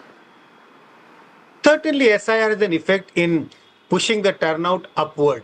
But don't forget that if you look at the state assembly elections of the last 15 years and talk about any state, we are talking about Tamil Nadu at this moment, talk about Assam, Bengal, or other states of the Hindi heartland, whether we are talking about Madhya Pradesh, Rajasthan, Chhattisgarh, most of these states have witnessed a higher turnout in assembly election compared to the previous election. But in this election, the turnout has gone up exceptionally high. And this exceptionally high turnout, one of the important factors is the SIR. What has SIR done? SIR actually cleaned the electoral roll. Some of the people whose name existed on the electoral roll, they are dead. Maybe they have shifted their place. So their name should not be there on the electoral roll, but their names still existed on the electoral roll. If their name exists, and these are referred as ghost voters. So if you remove the ghost voters from the voter list, the net result would be the turnout will go up, as we have witnessed in Tamil Nadu election and in other states as well. So it's not just, a new political entrant that will be a factor. We're also seeing, several others also impacting. That's the essence that you are bringing, right? Because several political experts do also opine that there is also a third factor, a Vijay factor, but that also remains to be proven on the ground. No, absolutely. As I said, there are few factors. One is SIR. That's the biggest factor. The electoral roll has been cleaned, so that pushes up the turnout. Second, political competition. What used to be a bipolar contest has turned out into a triangular contest. So triangular contest, people are also looking at a new alternative. The third factor is that Vijay is not seen as a, like a normal political leader. He is a star. He already has a face value. So there is also an enthusiasm among the people to come forward and support this new party, support this new leader. So all these factors have contributed to pushing the turnout to such a high number, 85-86% in Tamil Nadu.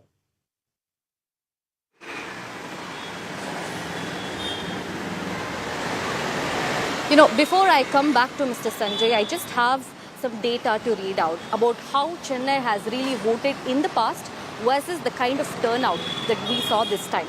In the year 2016, Chennai had a total voter count of more than 39 lakhs, 39,75,000 to be precise.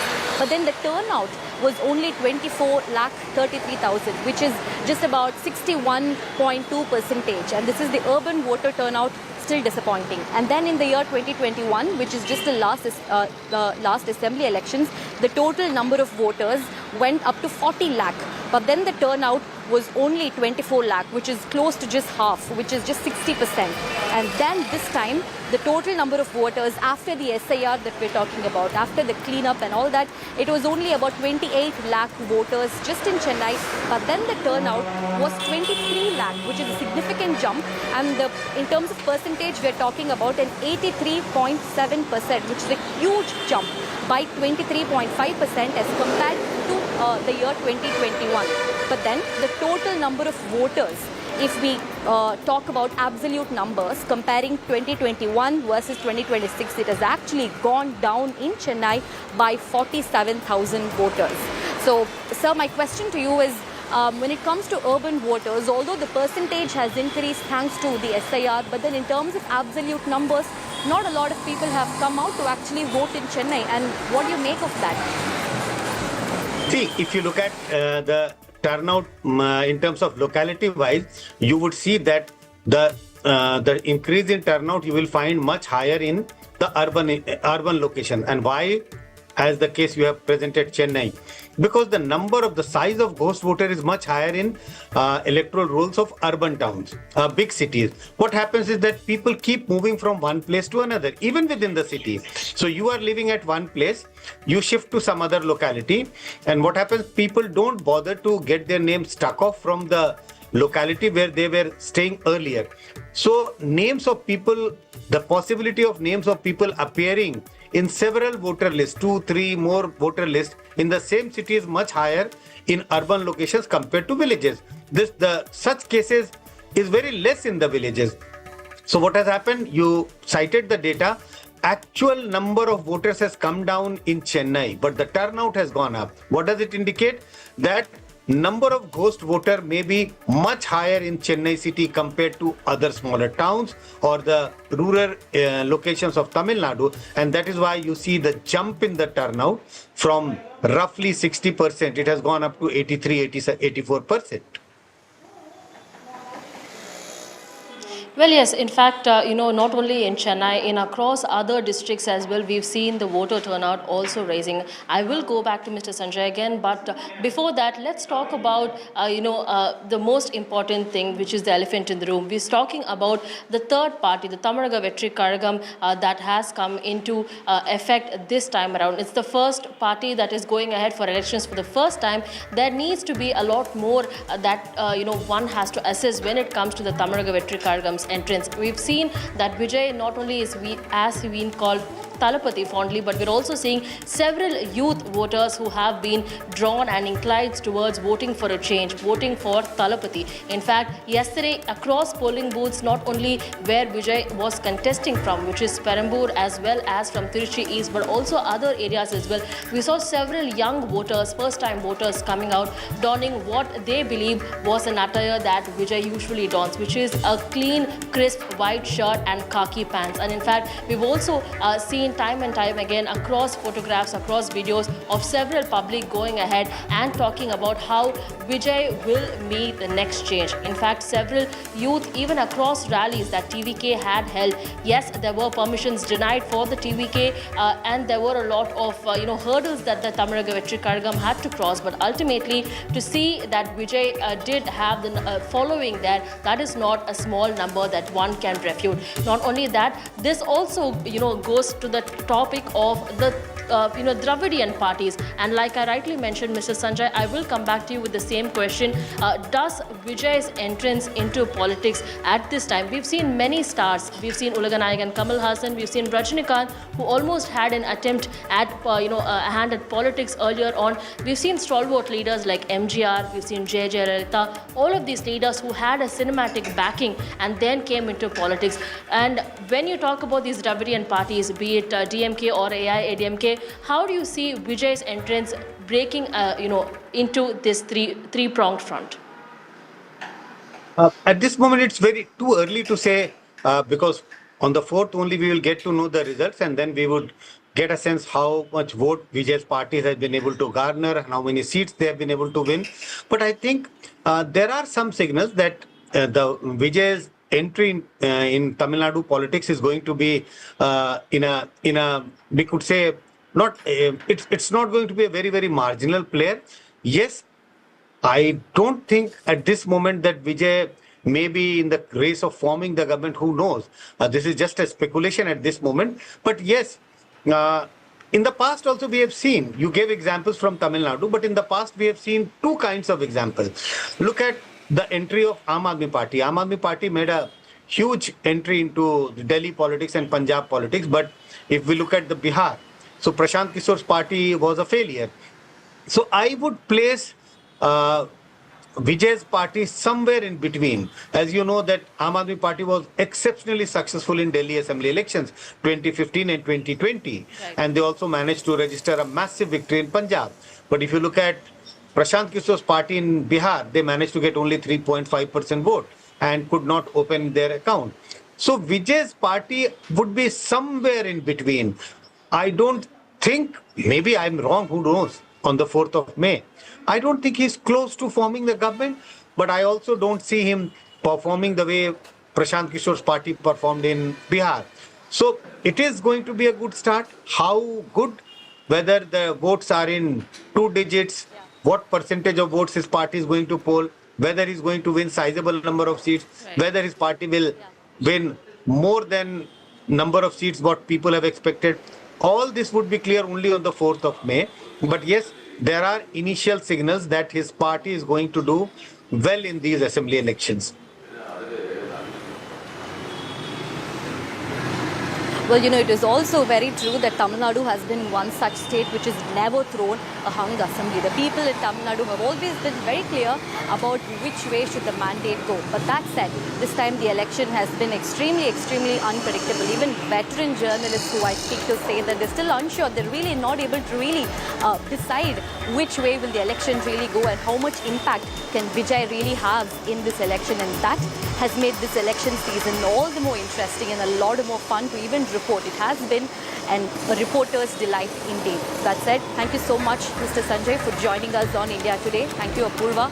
I'll see you once again on Monday at 1 p.m. Keep watching SOSA.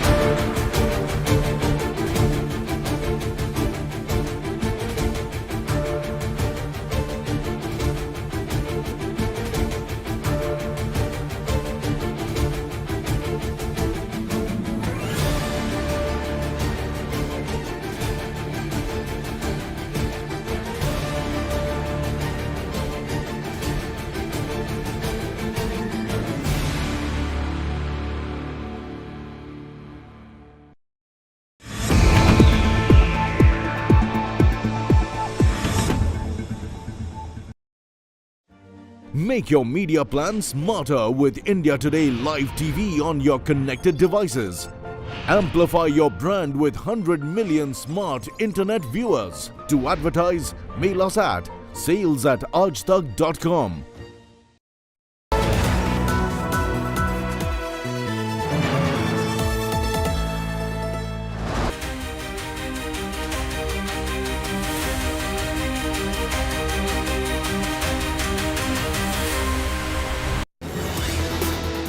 Thank you for staying with India Today. I'm Suesha Samant, and while Trump has warned Iran yet again amid ceasefire, war of words between US and Iran that continues even as fragile ceasefire continues. After Trump slammed Tehran, Iran has now hit back at Trump through a message of unity. Trump has claimed that Iranians were having a very hard time figuring out who their leader is, alleging that there was crazy infighting between moderates and hardliners in Tehran. He also said that Iran was in a turmoil and that he had given a chance to Tehran to get the turmoil dissolved. Trump has reiterated that Iran wants to make a deal. Trump has further said that he ordered Navy to shoot and kill any Iranian boat laying mines in the Strait of Hormuz. Trump has reiterated that no ships entered or left Hormuz without the nod from US and that minesweepers were clearing out the mines. Trump has also said that he would not use a nuclear weapon against Iran. He also said that Iran might have loaded up their weaponry during the 2-week ceasefire, but added that the US military could knock that out in about a day. Iran, however, has emphasized that their country is united, rejecting Trump's claim yet again of a rift in the leadership in Tehran. Meanwhile, US military has said that a third aircraft carrier has arrived in the Middle East amid the fragile truce with Iran. 2 other aircraft carriers, USS Gerald R. Ford and USS Abraham Lincoln, that are stationed in the Red Sea and Arabian Sea. Every story says, oh, Trump is under time pressure. I'm not. No. You know who's under time pressure? They are. Because if they don't get their oil moving, their whole oil infrastructure is going to explode. You know what that means? Because they have no place to store it. And because they have no place to store it, if they have to stop it, something happens that only Len can explain. Something happens underground that essentially renders it in very poor shape, and you never recover. fully. You can recover 50, 60%, but you can never have it like it is right now. And they have a matter of days before that event takes place. So I'm not under any pressure whatsoever. We've never had so much ammunition. Our ships are loaded. We talked about the Fed's renovation. Can someone other than the Justice Department find out the things you said you wanted to learn? Well, could. I mean, look, it's pretty easy. When you look with Jerome Too Late Powell, I have a real problem because he should have been lowering interest rates a long time ago. And despite that, we fought through it, and we have the greatest economy we've ever had. You take a look, I mean, I don't know what the market is today, but we've broken every record over the last few days. And this is during a military operation or a war, whatever you want to call it. It makes no difference as far as I'm concerned. But we have this unbelievable economy. The S&P has a new record. The Dow is right at a new record. We already broke the record with the Dow. People said it wouldn't happen in 4 years. They said in 4 years it won't be able to be possible to break 50,000, and we broke it with the Dow. And I'm actually a little bit surprised that we're breaking it constantly, even now, during this conflict. Because when we broke it, I called a lot of the people here. I called JD, I called Marco, I called Howard, I called Scott. I said, I hate to tell you fellas, but we have to do a little bit of a detour. We have to go to Iran and make sure they don't have a nuclear weapon. We had just broken every financial record. And the amazing thing is we continue to break them even during the war. Now, fuel went up, but I thought it would have gone up much more. And a lot of ships are coming to the United States, and they're using the United States instead of the Hormuz Strait. Amazing things are happening. Our country is amazing. You know, we don't have an oil shortage. We're drill, baby, drill. We are right now producing more oil than Saudi Arabia and Russia combined. Did you know that? More, and in about a year from now, we'll be doing double the level. And Venezuela's been fantastic. We have a great relationship with that country and with the people that are running the country. And we're taking in millions of barrels of oil, millions and millions from Venezuela. It's been a great experience, to be honest with you. And they're doing a very good job, and they have our backing. Okay? Sir, would you use a nuclear weapon against Iran? You posted on Truth Social a few weeks ago. We don't need it. Why do I need it? Why would a stupid question like that be asked? Why would I use a nuclear weapon when we've totally, in a very conventional way, decimated them without it? No, I wouldn't use it. A nuclear weapon should never be allowed to be used by anybody. We have total control of the strait. And the fact that it slows, you know, they would have opened it up 3 days ago. They came to us and they said, we will agree to open the strait. And all my people were happy. Everybody was happy except me. I said, wait a minute, if we open the strait, that means they're going to make $500 million a day. I don't want them to make $500 million a day until they settle this thing. So I'm the one that kept it closed. We have total control of it. And while Iran's new supreme leader, Ayatollah Mojtaba Khamenei, was gravely wounded in the US-Israeli strikes that killed Ayatollah Ali Khamenei, according to a New York Times report, one of his legs was badly damaged and has already undergone 3 operations. He is still awaiting a prosthetic limb. One of his hands was also operated and is slowly regaining functioning. His face and lips were severely burnt in the blast, making it very difficult for him to speak and would eventually require plastic surgery. Because of these injuries and intense security concerns, Mojtaba Khamenei has been in hiding at an undisclosed location.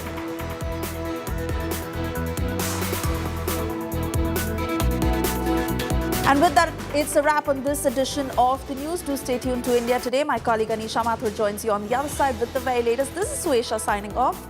Thank you for watching.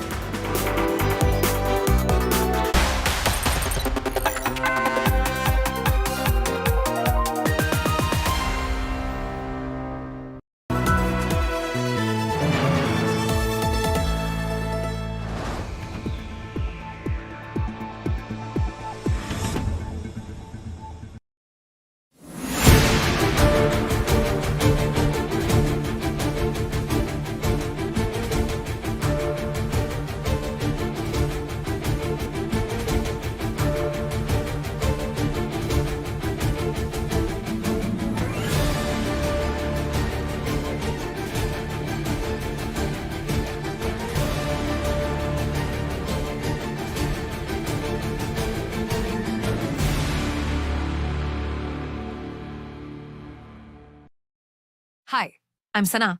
Here's your weather update. Daily maximum 43 and minimum 29 degrees. Mumbai maximum 32 and minimum 28 degrees. Kolkata maximum 41 and minimum 26 degrees. Bengaluru maximum 34 and minimum 25 degrees. Chennai maximum 34 and minimum 27 degrees. Hyderabad maximum 40 and minimum 23 degrees.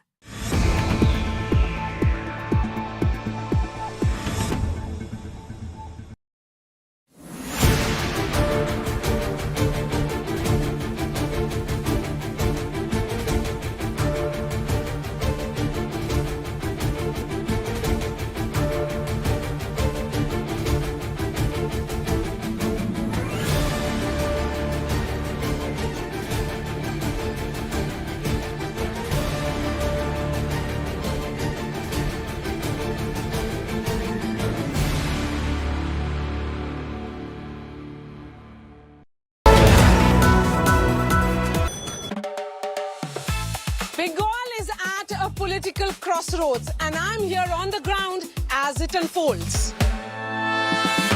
Promises, power plays, and the people caught in between. Every election has a story beneath the story, and I am in Bengal to find it.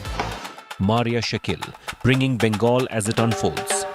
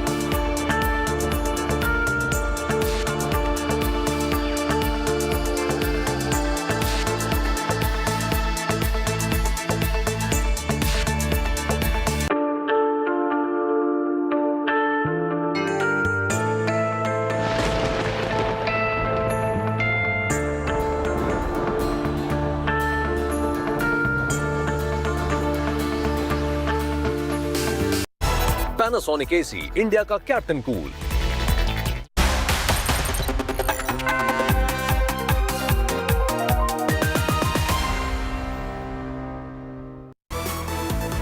Good afternoon and welcome. I'm Anisha Mathur and you're watching India Today, and here are the headlines at this hour.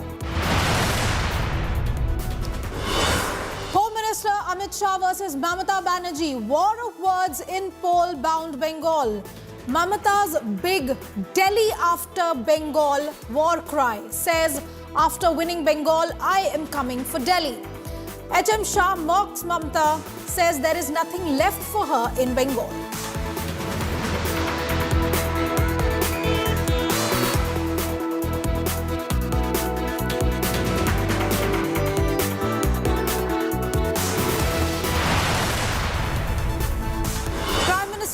Rallies for Abhaya's mother in North 24 Parganas rally. Shares stage with the RG car victim's mother, who is the BJP candidate from the Panihati seat.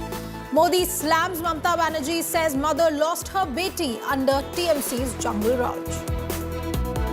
जिस मां ने अपनी बेटी को doctor बनाया और जिसकी बेटी को टीएमसी के महाजंगल राज ने छीन लिया, बीजेपी ने उस मां को अपना उम्मीदवार बनाया।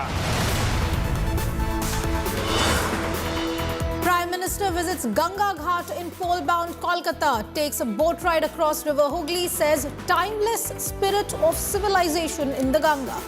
Ganga holds special place for Bengal.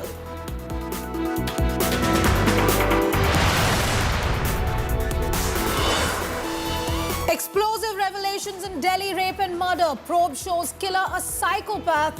Probe reveals accused as a violent and a gambling addict. Rahul Meena allegedly raped and murdered IRS officer's daughter in Delhi.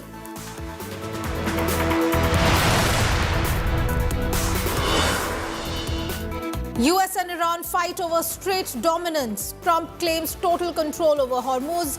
Orders shoot and killing of Iranian boats. Iranian boats tolls collection tolls from ships. US seizes vessel carrying Iranian oil.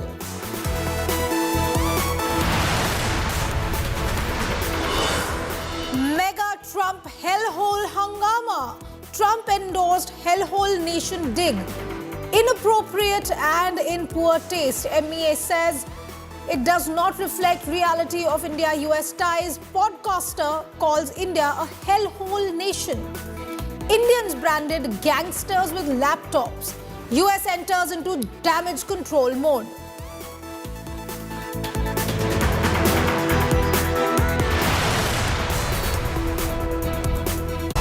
Presented by Parul University. यहाँ possible है. Co-powered by Panasonic AC, India का Captain Cool.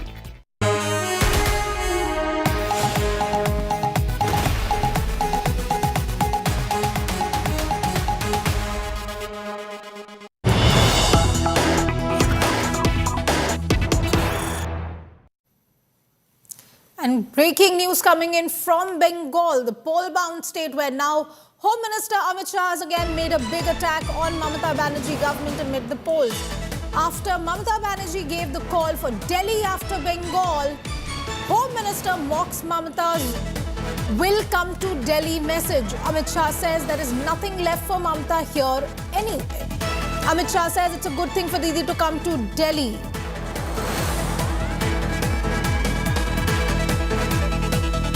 The war of words heating up here. Remember, viewers, yesterday was the first phase of polling and the next phase now is on the 29th, and the war of words is only heating up. And big names on the road in Kolkata and in West Bengal. Amit Shah, Home Minister, the Prime Minister, and Mamata Banerjee, all of them holding public meetings and rallies across Bengal. Let's listen into what Amit Shah has said about Mamata Banerjee. আমরা অন্যায়ের বিরুদ্ধে লড়াই করি, অধিকারের জন্য লড়াই করি। আর বাংলায় আমি জন্মেছি, এই বাংলায় আমার মৃত্যু হবে। আমি তোমাদের দিল্লি দখল করবই। বাংলা দখল করার পরে সব দলকে নিয়ে আমি চেয়ার চাই না, কিন্তু আমি চাই দিল্লিতে বিজেপির বিনাশ। বাংলায় তো বিনাশ হবেও, দিল্লি থেকেও বিজেপি হটাতে হবে। यहाँ कुछ नहीं बचा है, दिल्ली कहाँ आएंगी? अब मैं क्या जवाब दूं, भले आदमी बोलो। And Piyush Mishra is joining me on this story. Piyush, war of words only heating up. Can you tell us more about what's happening in Bengal today?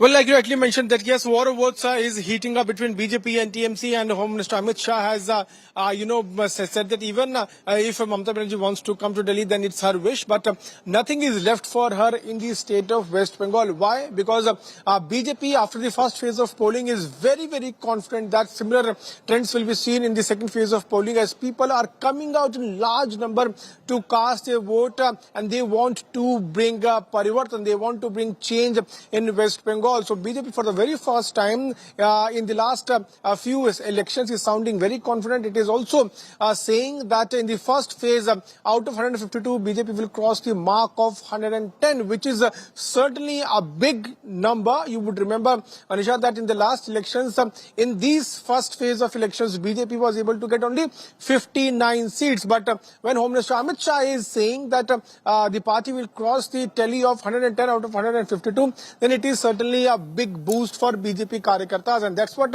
is being echoed in the voices of various BJP leaders today. All right, Piyush, I wanted to ask a question. You've been talking to the leaders on the ground, you've been talking to BJP netas, you've been talking to you've been looking at the election very closely. We're looking at a unprecedented 92% voter turnout, but there are serious concerns being raised about the SIR, about the lakhs of people who've been cut out as voters. So is there some reflection of that exercise? Because today a very curious statement being made by Kalyan Banerjee in the Supreme Court that voters went to vote because they are also afraid of having their votes cut. See, there is apprehension among people that if they do not vote, then their names might cut from next time, and that is why we are seeing how the SIR exercise in the state of West Bengal has a cascading effect on the voters, and that's why people have come out in large numbers. That is not only the only thing, but people also wanted to exercise their right, and that's why we are now seeing how there's a boost of confidence among the people. You would also see how Election Commission has made all the preparations. We have seen wherever we have gone. Yesterday I was reporting from Nandigram and I went to various booths.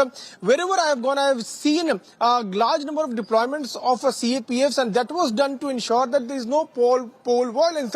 We have seen how in the last few elections, be it about Lok Sabha or assembly elections, violence every time happens. But this time there are very less incidents of political violence were reported, and data has also been given by Home Minister Amit Shah, where he mentioned that only 30 people got injured and not even one lost his life. But in the last Lok Sabha elections, more than 700 such incidents were happened, and before that more than 1,000 incidents had happened. So the numbers have also decreased down, and that has happened because of the kind of preparations those were done by Election Commission, where it ensured that proper security is provided at the booths and free and fair elections can be done. And looking at the preparations those were done by Election Commission, there was a sense of security among people, and that's why they also came out in large number to cast their votes. Yes, SIR had an impact.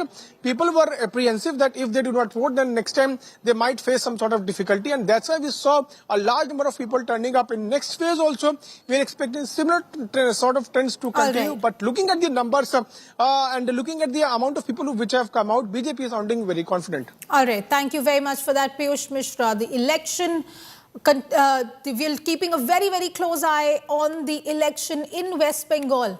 Amit Shah is in Bengal today. The Home Minister has expressed confidence, as Piyush was also saying. The Home Minister has said that BJP will come to power in West Bengal. I beg your pardon. The Union Home Minister, while referring to the high voting percentage, said that it indicates that BJP is coming to power on May 4th and claimed that the Saffron Party is winning 110 out of 152 seats that went to polls in the phase 1.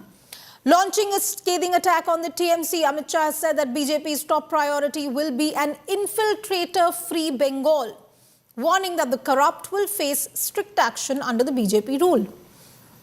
TMC Supremo Mamata Banerjee is also filled with confidence. The Chief Minister has said that TMC is winning Bengal for sure, and the next in line would be Delhi, possibly hinting at the 2029 Lok Sabha polls.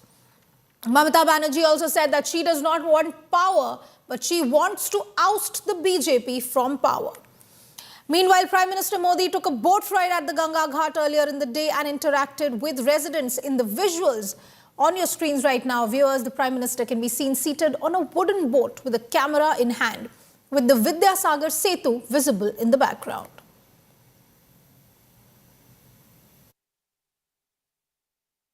गृह मंत्री जी, मेरा सवाल आपसे ये है कि हाल में कई राज्यों में हमने देखा कि एक प्रो इनकम्बेंसी रही अब हाई वोटर टर्नआउट में। उस कॉन्टेक्स्ट में अगर पश्चिम बंगाल में इस वोटर टर्नआउट को देख रहे हैं जो कि अब तक का सबसे प्रचंड है, तो क्या आधार है कि आप इसको बीजेपी के पक्ष पर मान रहे हैं? जो आपको फीडबैक मिला हो, अगर वो थोड़ा विस्तृत करके आप बता सकें। देखिए, यहाँ एंटी इनकम्बेंसी चरम पर है, गत चुनाव में भी चरम पर थी, मगर गत चुनाव में वोटिंग जितना भयमुक्त होना चाहिए उतना नहीं हुआ था। ढेर सारे बूथ लूटे गए थे, ढेर सारी जगह पे गांवों से मतदाता को निकलने नहीं दिया गया था। वहां तक कि हमारे कुछ कार्यकर्ताओं ने प्रयास किया था कि तृणमूल के झंडे लेकर जुलूस निकाल कर वोट डालने जाए तो शायद देने देंगे, मगर ये भी सफल नहीं हुआ था।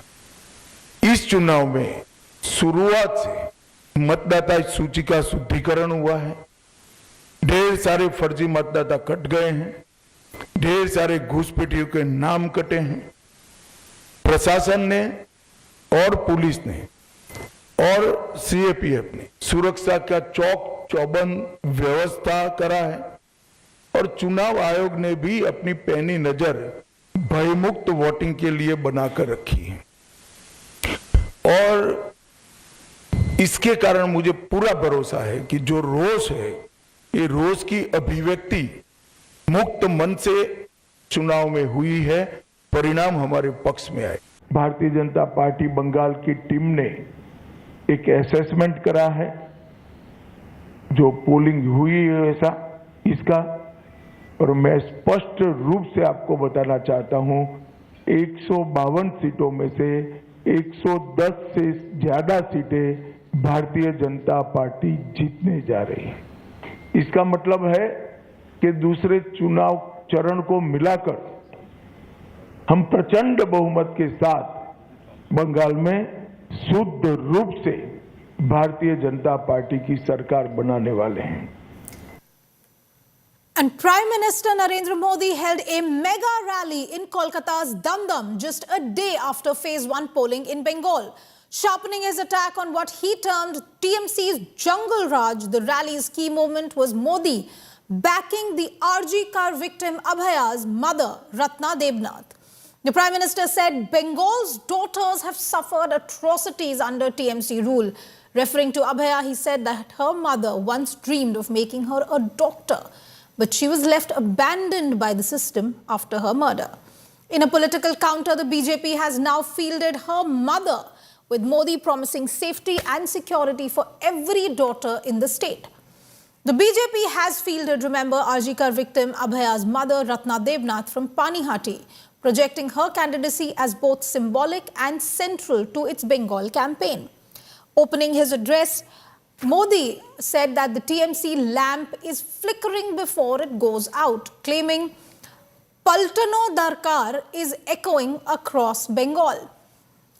He warned that TMC goons will have nowhere to hide and that Phase 1 has signaled the beginning of the end of the Maha Jungle Raj. Stepping up the attack, Prime Minister said that files of TMC's injustice will be reopened. Pitching BJP's plank of Nyaya Suraksha and Samriddhi, he promised an end to alleged syndicate Raj, along with welfare measures, homes in women's names, 5 lakh health cover and implementation of the Ayushman scheme. Let's listen. Bengal की हर महिला कह रही है, अब नहीं सहेंगे। TMC सरकार बदल कर रहेंगे।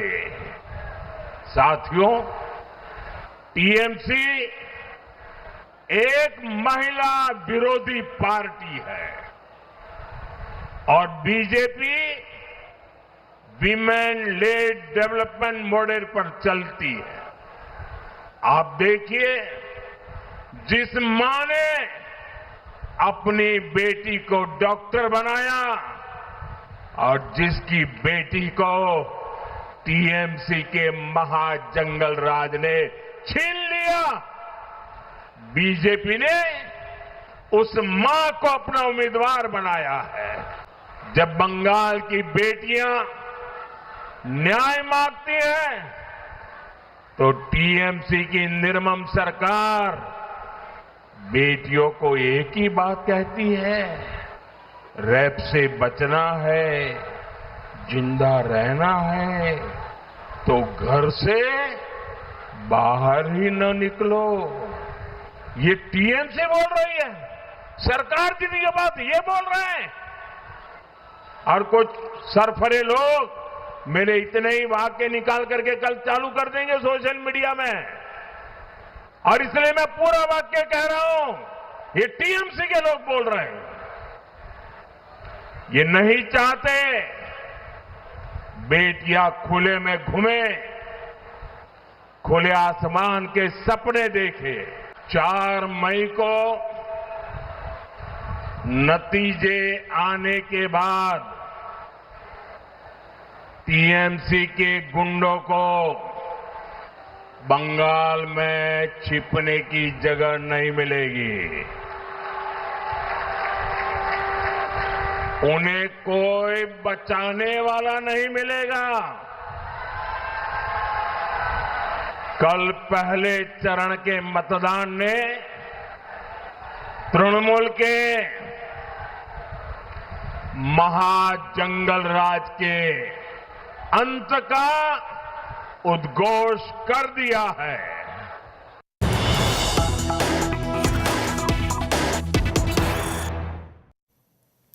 Breaking news coming in.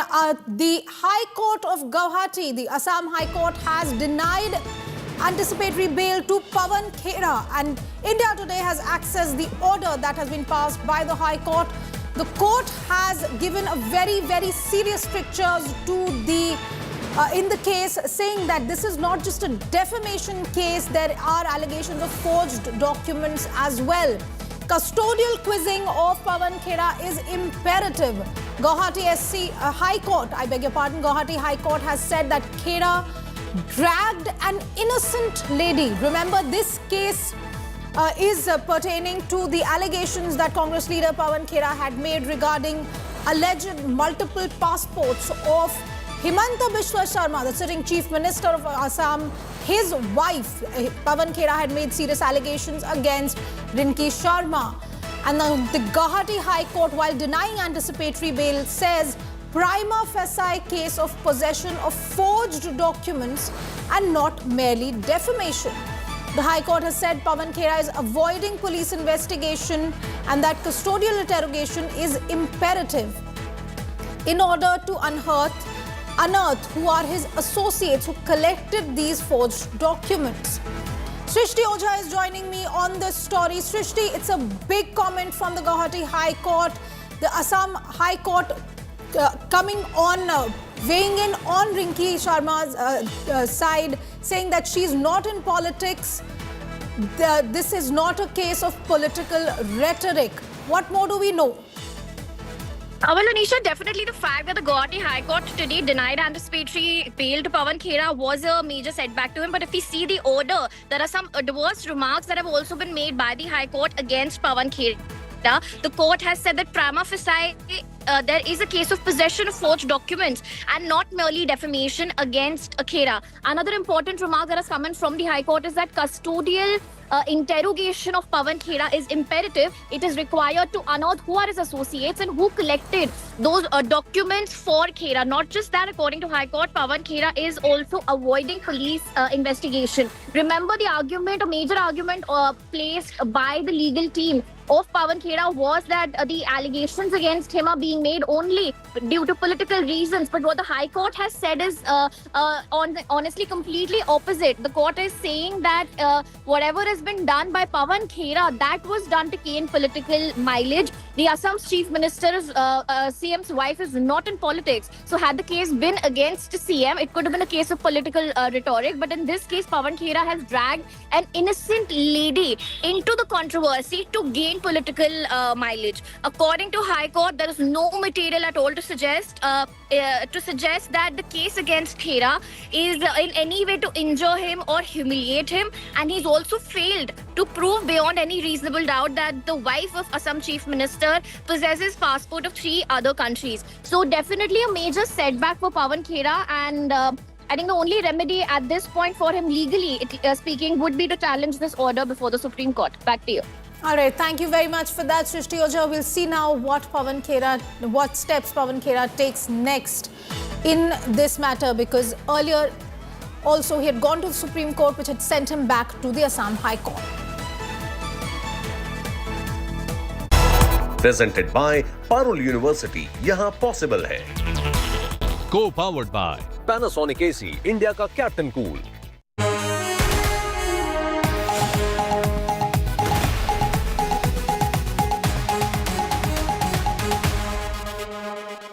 को कितना बड़ा समर्थन बंगाल में मिला है. आज बंगाल के छोटे दुकानदारों से लेकर बड़े व्यापारी भय मुक्त होकर बीजेपी के साथ है. आज बंगाल के टैक्सी वालों से लेकर रिक्शा चलाने वाले तक भय मुक्त होकर बीजेपी की सरकार के लिए समर्थन दे रहे हैं. आज नाव चलाने वाले हो या नाम कमाने वाले हो, हर कोई खुलेआम परिवर्तन के लिए भाजपा के भरोसे पर बंगाल का भाग्य बनाने के लिए तैयार है। आज बंगाल के सरकारी कर्मचारी से लेकर बंगाल के पुलिसकर्मी तक भय मुक्त होकर उज्जवल बंगाल के लिए मैदान में आए हैं। बंगाल के शिक्षक, यहां के वकील, यहां के डॉक्टर, हर प्रोफेशन के लोग बीजेपी के समर्थन में उतर हुए हैं।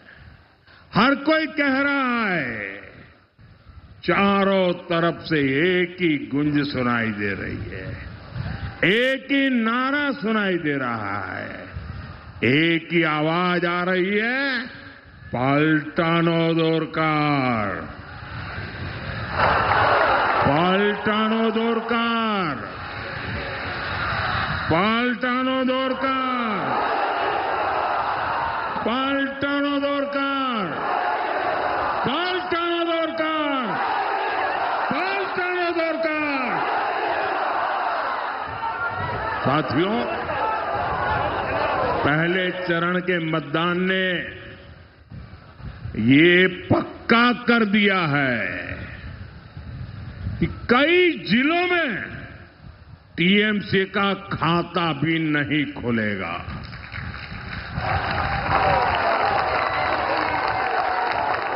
अब दूसरे चरण में आपको टीएमसी की करारी हार पर और विकसित बंगाल के संकल्प पर पक्की मोहर लगानी है।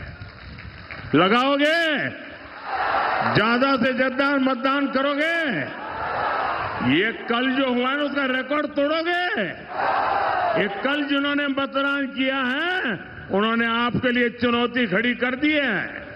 करोगे मतदान इतना? साथियों, बीजेपी की विजय विशाल भी हो, निर्णायक भी हो। बंगाल में विकास का नया युग पूरी ताकत से आए। अब 29 अप्रैल को ये काम आपको करना है। ये बंगाल के सामने बहुत बड़ा मौका है और इसलिए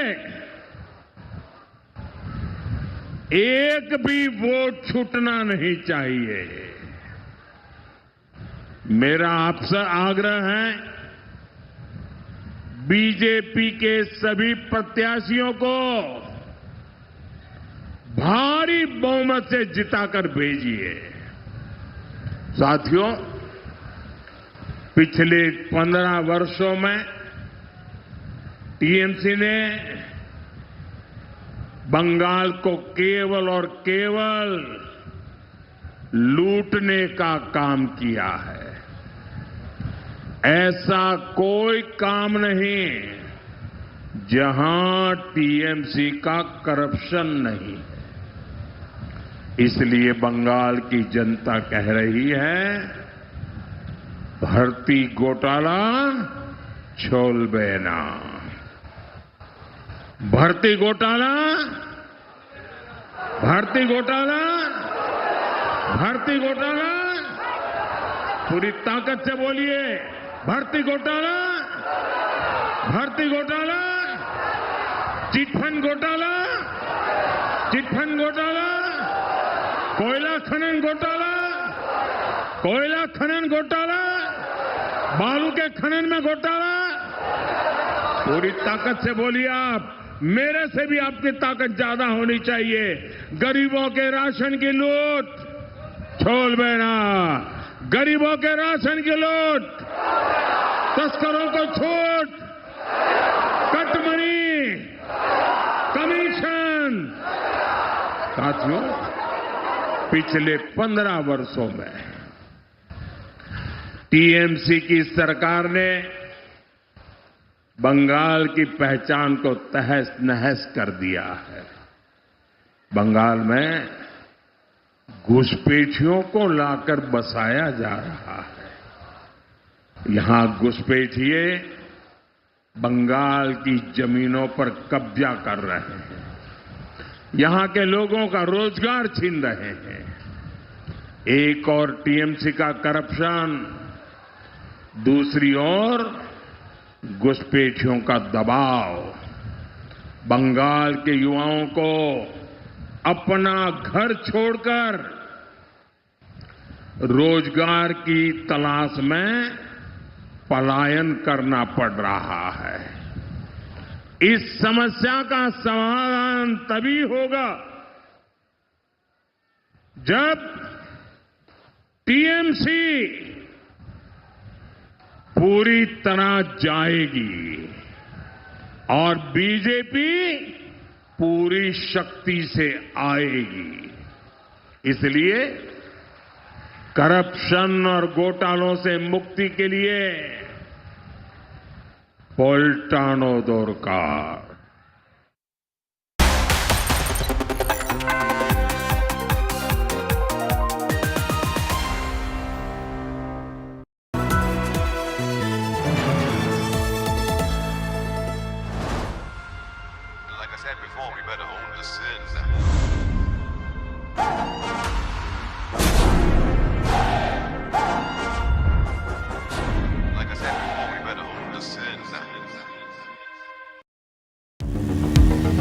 जिंदगी में आगे बढ़ना है तो खुद से आगे निकलना होगा। जब दिल में हो जज्बा तो रास्तों की क्या जुर्रत जो हमारी उड़ान को रोक सके। BKT tyres, they long tyre life, exceptional road grip और unmatched comfort. BKT tyres, elevate your drive.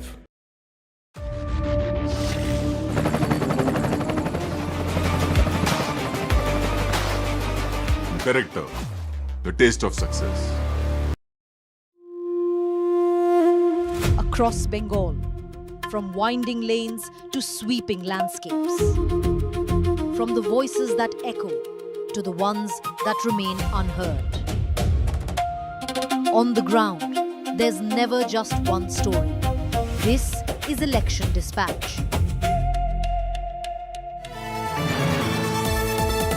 In association with HDFC Sky. Make money matter. Download now.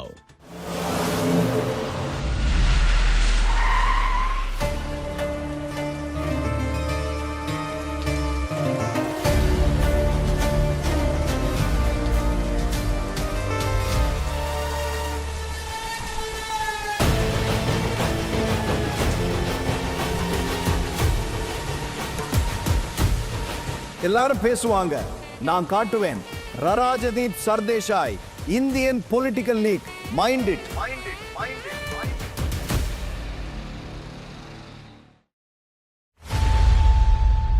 As West Bengal takes the field, this isn't just a match, it's a high-stakes showdown.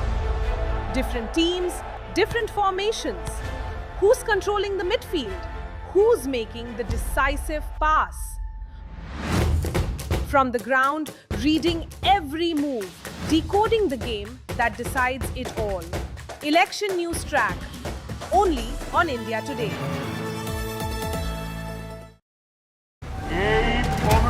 The game is on. The India Today Prime Team is out in the stadium. All padded up. The ultimate newsman opens the innings. Priti Chaudhary reading the pole pitch. Maria Shakil firing bouncers at Netas. Akshita Nandagopal with 360-degree field coverage. From power plays to death overs, India Today is hitting it out of the park. Indian political league in top gear all through this election season.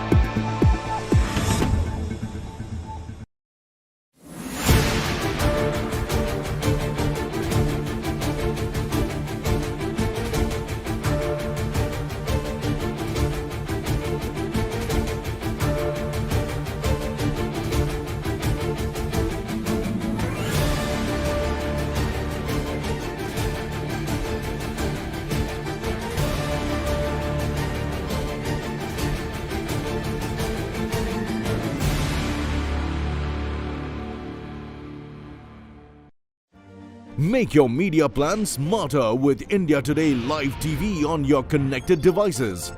Amplify your brand with 100 million smart internet viewers. To advertise, mail us at sales@aajtak.com. Make your media plan smarter with India Today Live TV on your connected devices. Amplify your brand with 100 million smart internet viewers. To advertise, mail us at sales@aajtak.com.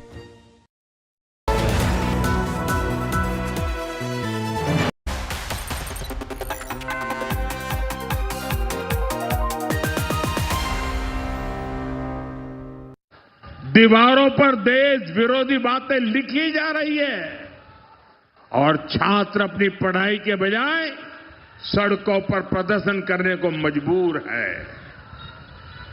हम यहां अराजकता नहीं, academic माहौल चाहते हैं। हम यहां धमकियां नहीं, संवाद चाहते हैं।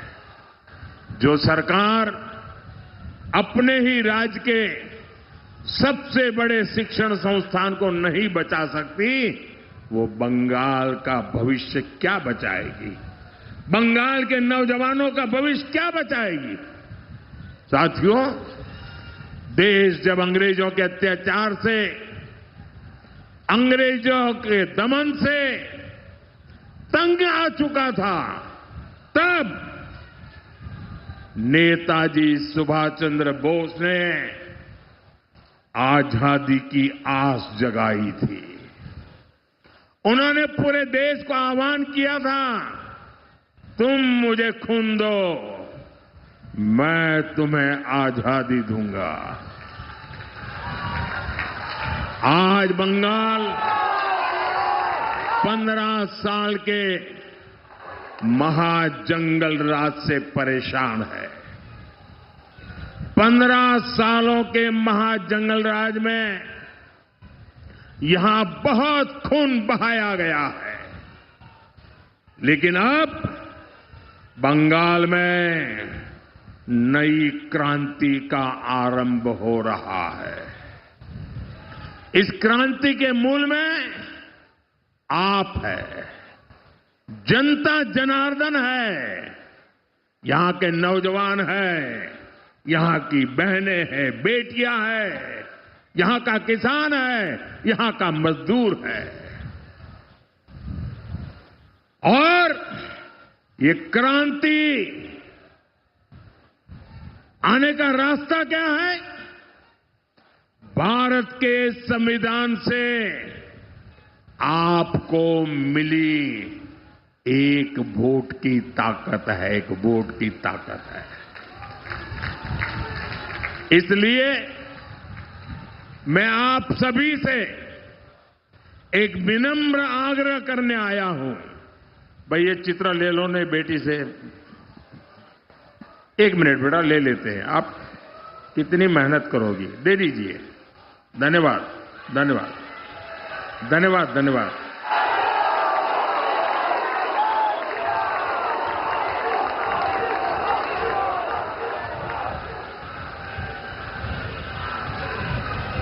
नेताजी सुभाष बाबू ने कहा था, तुम मुझे खून दो, मैं तुम्हें आजादी दूंगा। बंगाल के मेरे भाइयों बहनों, आप हमें आशीर्वाद दीजिए, हम आपको आजादी देंगे। आप हमें आशीर्वाद दीजिए, हम आपको आजादी देंगे। आजादी टीएमसी के भय से, आजादी टीएमसी के भ्रष्टाचार से, आजादी टीएमसी की सिंडिकेट से, आजादी बेटियों पर अत्याचार से, आजादी पलायन की मजबूरी से, आजादी बेरोजगारी और बेकारी से, आजादी घुसपैठियों से, कब्जे से। साथियों, कमल छाप पर दिया आपका हर वोट पढ़ाई, कमाई, दवाई, सिंचाई और सुनवाई, हर चीज की आजादी देगा। कमल छाप पर दिया आपका हर वोट उस सोच से आजादी देगा जो बंगाल में हिंसा और रक्तपात को बढ़ावा देती है। कमल छाप पर दिया आपका हर वोट आपके सपनों को उड़ान देगा। बंगाल को फिर से भारत का नंबर 1 स्टेट बनाएगा। कमल छाप पर दिया आपका हर वोट बंगाल को डॉक्टर श्यामा प्रसाद मुखर्जी के सपनों का बंगाल बनाएगा। साथियों, जादवपुर और साउथ 24 परगना में बड़ी संख्या में हमारे दलित वंचित वर्ग के भाई बहन रहते हैं। बंगाल में टीएमसी की सरकार है, लेकिन हमारे इन दलित भाई बहनों को, पिछड़े भाई बहनों को इस समाज की सेवा वो नहीं किए। मैं आपको वादा करता हूं, हम करके रहेंगे। हम आपकी सेवा के लिए खप जाएंगे। हमने उज्ज्वला योजना में इस जिले में 11 लाख गैस सिलेंडर दिए हैं। इनमें से लगभग 3 लाख गैस कनेक्शन SC/ST परिवारों को मिले हैं। पीएम किसान सम्मान निधि के तहत यहां 4.5 लाख किसानों को मदद मिल रही है। इन्हें अब तक 1000 करोड़ रुपए से अधिक की सहायता दी जा चुकी है। इनमें बड़ी संख्या में छोटे और सीमांत किसान वर्ग से आते हैं।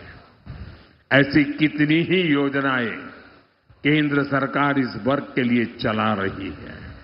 लेकिन भाइयों बहनों, यहां बैठी टीएमसी सरकार खुद तो दलित वंचित वर्ग के खिलाफ है ही, वो केंद्र सरकार की दलितों के लिए, वंचितों के लिए जो योजना है उसमें भी अड़ंगे लगा रही है।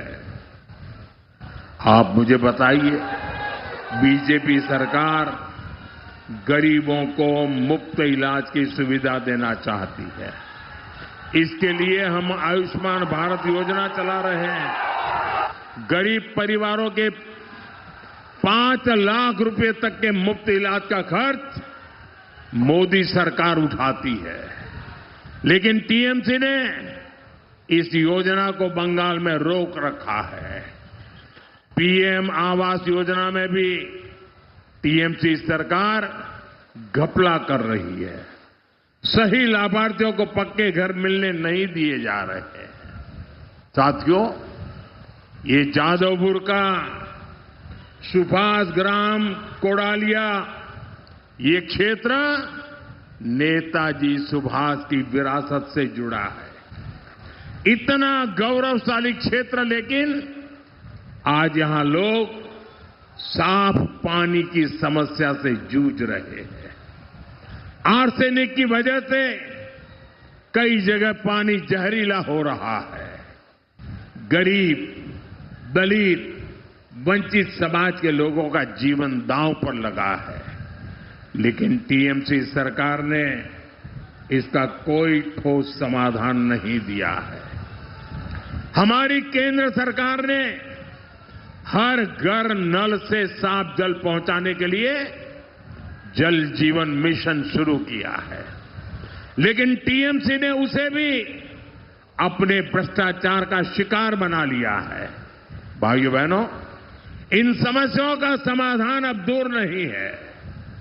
4 मई के बाद बीजेपी की सरकार बनेगी, भारी बहुमत से बनेगी। इसी के साथ बंगाल की परेशानियों का अंत भी शुरू हो जाएगा। बंगाल के लोगों को, यहां के SC/ST समाज को केंद्र सरकार की योजनाओं का लाभ भी मिलने लगेगा। आप याद रखिएगा, पीएम सीएम एक साथ है। पीएम सीएम एक साथे उन्नयन होवे दिने राते। साथियों, कमल के बटन को दबाकर मेरे इन सभी साथियों को, मेरे सभी उम्मीदवारों को आप विजयी बनाएं। मुझे विश्वास है बंगाल की माताएं, बहनें और बेटियां बंगाल में बदलाव की सबसे बड़ी शक्ति बनेगी। आप इतनी बड़ी संख्या में अपना आशीर्वाद देने यहां आए, इसके लिए मैं आपका बहुत बहुत आभार व्यक्त करता हूं। दोनों हाथ ऊपर करके मुट्ठी बंद करके पूरी ताकत से बोलिए, भारत माता की, भारत माता की, भारत माता की, भारत माता की, वंदे वंदे वंदे वंदे वंदे वंदे वंदे वंदे। The Prime Minister there in his rally at Damdam in Kolkata, making a strong pitch, saying that the TMC is blocking central schemes and making a very big Ghuspetia attack on the TMC. Prime Minister Modi also hyping up the BJP's promises of development and protection, talking about anti-corruption actions, talking about the various allegations that have come out against TMC leaders and persons linked to TMC netas. A big attack also on the Mamata government over allegedly allowing infiltrators to enter and settle in Bengal. The Prime Minister also congratulating Bengal on the high voter turnout in the first phase of polling that had happened just yesterday.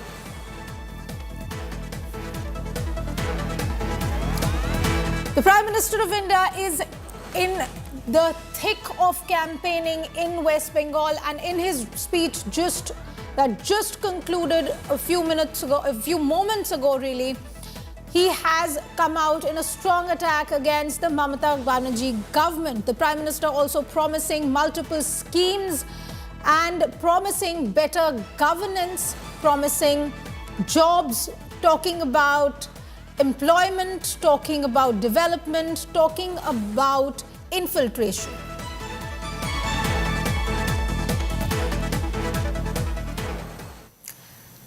Meanwhile, Home Minister Amit Shah has expressed confidence in the BJP coming to power in Bengal. The Union Home Minister, while referring to the high voting percentage, said that it indicates that the BJP is coming to power on May 4th, claiming that the Saffron Party is winning 110 out of the 152 seats that went to polls in Phase 1. Launching a scathing attack on the TMC, Amit Shah said that the BJP's top priority will be a infiltrator-free Bengal and warned that the corrupt will face strict action under the BJP rule. Meanwhile, TMC Supremo Mojtaba Banerjee is also filled with confidence after first phase of polling. The Chief Minister has said that TMC is winning Bengal for sure and that next in line would be Delhi, hinting at a 2029 Lok Sabha polls. Mamata Banerjee also said that she does not want power, but she wants to oust the BJP from power. Meanwhile, Prime Minister Modi took a boat ride at the Ganga Ghat earlier in the day and interacted with residents. In the visuals, the Prime Minister can be seen seated on a wooden boat with a camera in hand, with the Vidyasagar Setu visible in the background. जी मेरा सवाल आपसे ये है कि हाल में कई राज्यों में हमने देखा कि एक प्रो इनकम्बेंसी रही अब हाई वोटर टर्नआउट में। उस कॉन्टेक्स्ट में अगर पश्चिम बंगाल में इस वोटर टर्नआउट को देख रहे हैं जो कि अब तक का सबसे प्रचंड है, तो क्या आधार है कि आप इसको बीजेपी के पक्ष पर मान रहे हैं? जो आपको फीडबैक मिला हो, अगर वो थोड़ा विस्तृत करके आप बता सकें। देखिए, यहाँ एंटी इनकम्बेंसी चरम पर है, गत चुनाव में भी चरम पर थी, मगर गत चुनाव में वोटिंग जितना भयमुक्त होना चाहिए उतना नहीं हुआ था। ढेर सारे बूथ लूटे गए थे, ढेर सारी जगह पे गांवों से मतदाता को निकलने नहीं दिया गया था। वहां तक कि हमारे कुछ कार्यकर्ताओं ने प्रयास किया था कि तृणमूल के झंडे लेकर जुलूस निकाल कर वोट डालने जाए तो शायद देने देंगे, मगर ये भी सफल नहीं हुआ था। इस चुनाव में शुरुआत से मतदाता सूची का शुद्धिकरण हुआ है, ढेर सारे फर्जी मतदाता कट गए हैं ढेर सारे घुसपैठियों के नाम कटे हैं।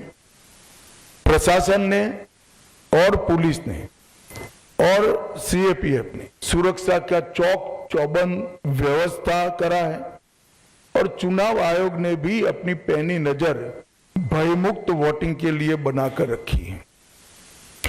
और इसके कारण मुझे पूरा भरोसा है कि जो रोष है, ये रोष की अभिव्यक्ति मुक्त मन से चुनाव में हुई है, परिणाम हमारे पक्ष में आए। भारतीय जनता पार्टी बंगाल की टीम ने एक असेसमेंट करा है, जो पोलिंग हुई है ऐसा इसका, और मैं स्पष्ट रूप से आपको बताना चाहता हूं, 152 सीटों में से 110 से ज्यादा सीटें भारतीय जनता पार्टी जीतने जा रही है। इसका मतलब है कि दूसरे चुनाव चरण को मिलाकर हम प्रचंड बहुमत के साथ बंगाल में शुद्ध रूप से भारतीय जनता पार्टी की सरकार बनाने वाले हैं। पहले नंबर की प्रायोरिटी है बाढ़ पर सीमा का जो छिद्र है वो भरकर सीमा लगाना, एक एक घुसपैठियों को चिन्हित करना, घुसपैठियों को गलत पहचान पत्र बनाने वाले अफसरों को चिन्हित करना और बंगाल को घुसपैठियों से मुक्त बनाना, ये हमारा सबसे पहला प्रायोरिटी है। And the Home Minister has also taken a jibe at Mamata Banerjee over her BJP will be removed from Delhi comment. Let's listen in. আমরা অন্যায়ের বিরুদ্ধে লড়াই করি, অধিকারের জন্য লড়াই করি, আর বাংলায় আমি জন্মেছি, এই বাংলায় আমার মৃত্যু হবে। আমি তোমাদের দিল্লি দখল করবই। বাংলা দখল করার পরে সব দলকে নিয়ে আমি চেয়ার চাই না, কিন্তু আমি চাই দিল্লিতে বিজেপির বিনাশ। বাংলায় তো বিনাশ হবেও, দিল্লি থেকেও বিজেপি হাঁটাতে হবে। यहाँ कुछ नहीं बचा है, दिल्ली कहाँ आएंगी? अब मैं क्या जवाब दूं? भले आदमी बोलो। At the same time, Amit Shah has also warned TMC's goons that they will be hung upside down and straightened. Let's listen in to this comment. पहले चरण में डीडी के गुंडे घर के बाहर नहीं निकले हैं और मैं दीदी के गुंडों को भी कहकर जाता हूं, दूसरे चरण में भी मत निकलना, वरना 5 तारीख के बाद उल्टा लटका कर सीधा कर देगा। And clearly, with the first phase of polling just over, the war of words is heating up. More and more attacks by the BJP and the TMC against each other, as Mamata Banerjee wants to oust the BJP from power, and the BJP is calling for a tsunami in Bengal. The Prime Minister and the Home Minister both in Bengal, holding rallies, making strong comments against the Mamata Banerjee government. Mamata Banerjee also hitting back, talking about ousting the BJP from power even in Delhi. Mamata Banerjee also talking about protecting voters, protecting Bengal, and it has been a very, very interesting phase 1 of polling. The TMC has taken a jibe at the Prime Minister, calling him a political tourist. On their X handle, TMC has posted that the photo mantri had to cancel his Chhat Puja prayers in Delhi after his Yamuna stunt was exposed as a purified artificial pond created just for the cameras, while the real river remained a toxic sewer. Embarrassed and exposed, he flew down to Bengal to fulfill his ritualistic photo op quota. Fine, do as many Nautanki boat rides as you want, but the Ganga of public anger is flowing upstream now, straight towards your sinking boat. A very, very strongly worded post from the TMC X handle, the social media handle, talking about calling the Prime Minister a photo mantri, talking about how he is a political tourist, that he and saying that the tide of politics and the tide of public anger is against the BJP. Very strongly worded social media post there that is just come in, calling the Prime Minister a photo mantri, also saying do as many Nautanki boat rides as you want, but the Ganga of public anger is flowing upstream straight towards your sinking boat. So this comes just hours after the Prime Minister took a boat ride in the Ganga and interacted with locals. Photos and videos of the Prime Minister's visit to the Ganga Ghat have come out, and clearly the TMC taking a jibe at the Prime Minister over the Ganga visit, also connecting it to the Chhat Puja controversy that had happened in Delhi just a few months ago, when the Yamuna dip had come out. It had been exposed that an artificial pond had been created with specially cleaning of the Yamuna was done for the Prime Minister and the Chief Minister to take a dip. But here, as the Prime Minister is interacting with locals, as the war or the political war in Bengal heats up, the TMC making a very strongly worded social media post.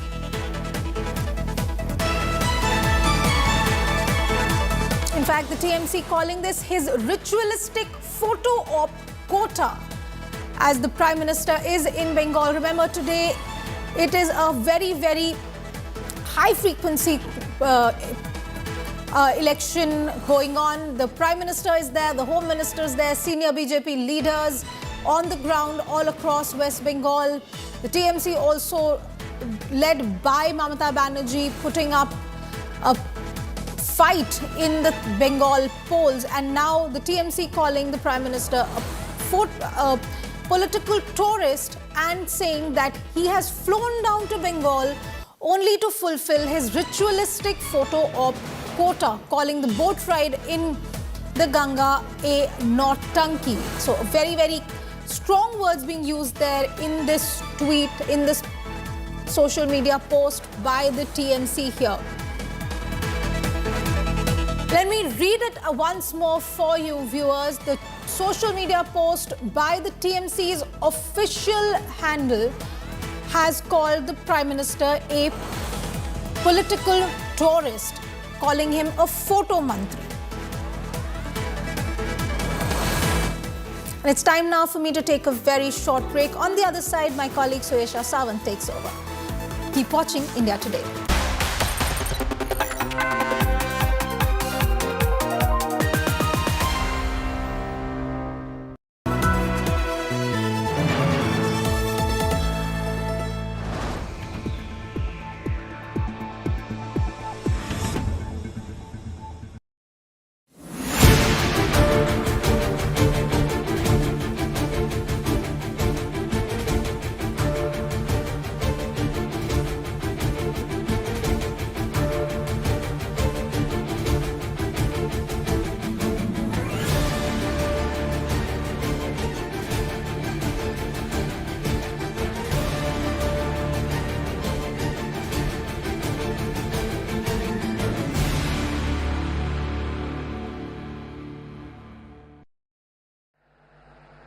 कमल खिलना तय है।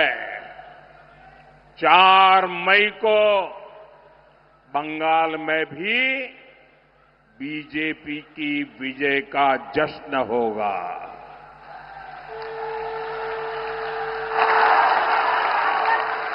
मिठाई भी बटेगी और जालमुरी भी बांटी जाएगी।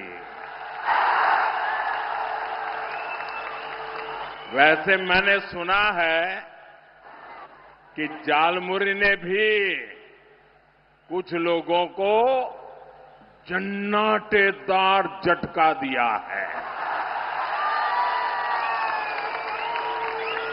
जालमुरी मैंने खाई, लेकिन जाल टीएमसी को लगी है।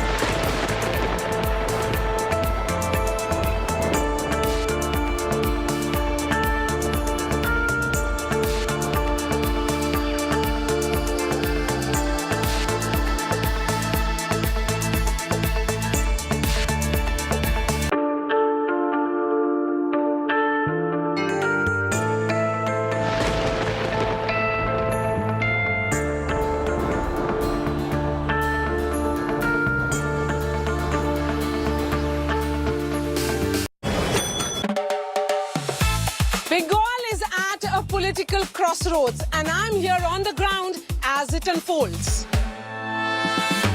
Promises, power plays, and the people caught in between.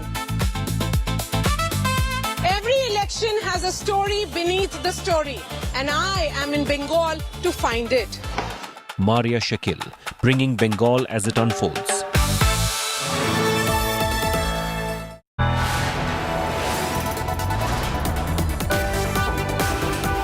You are watching India Today.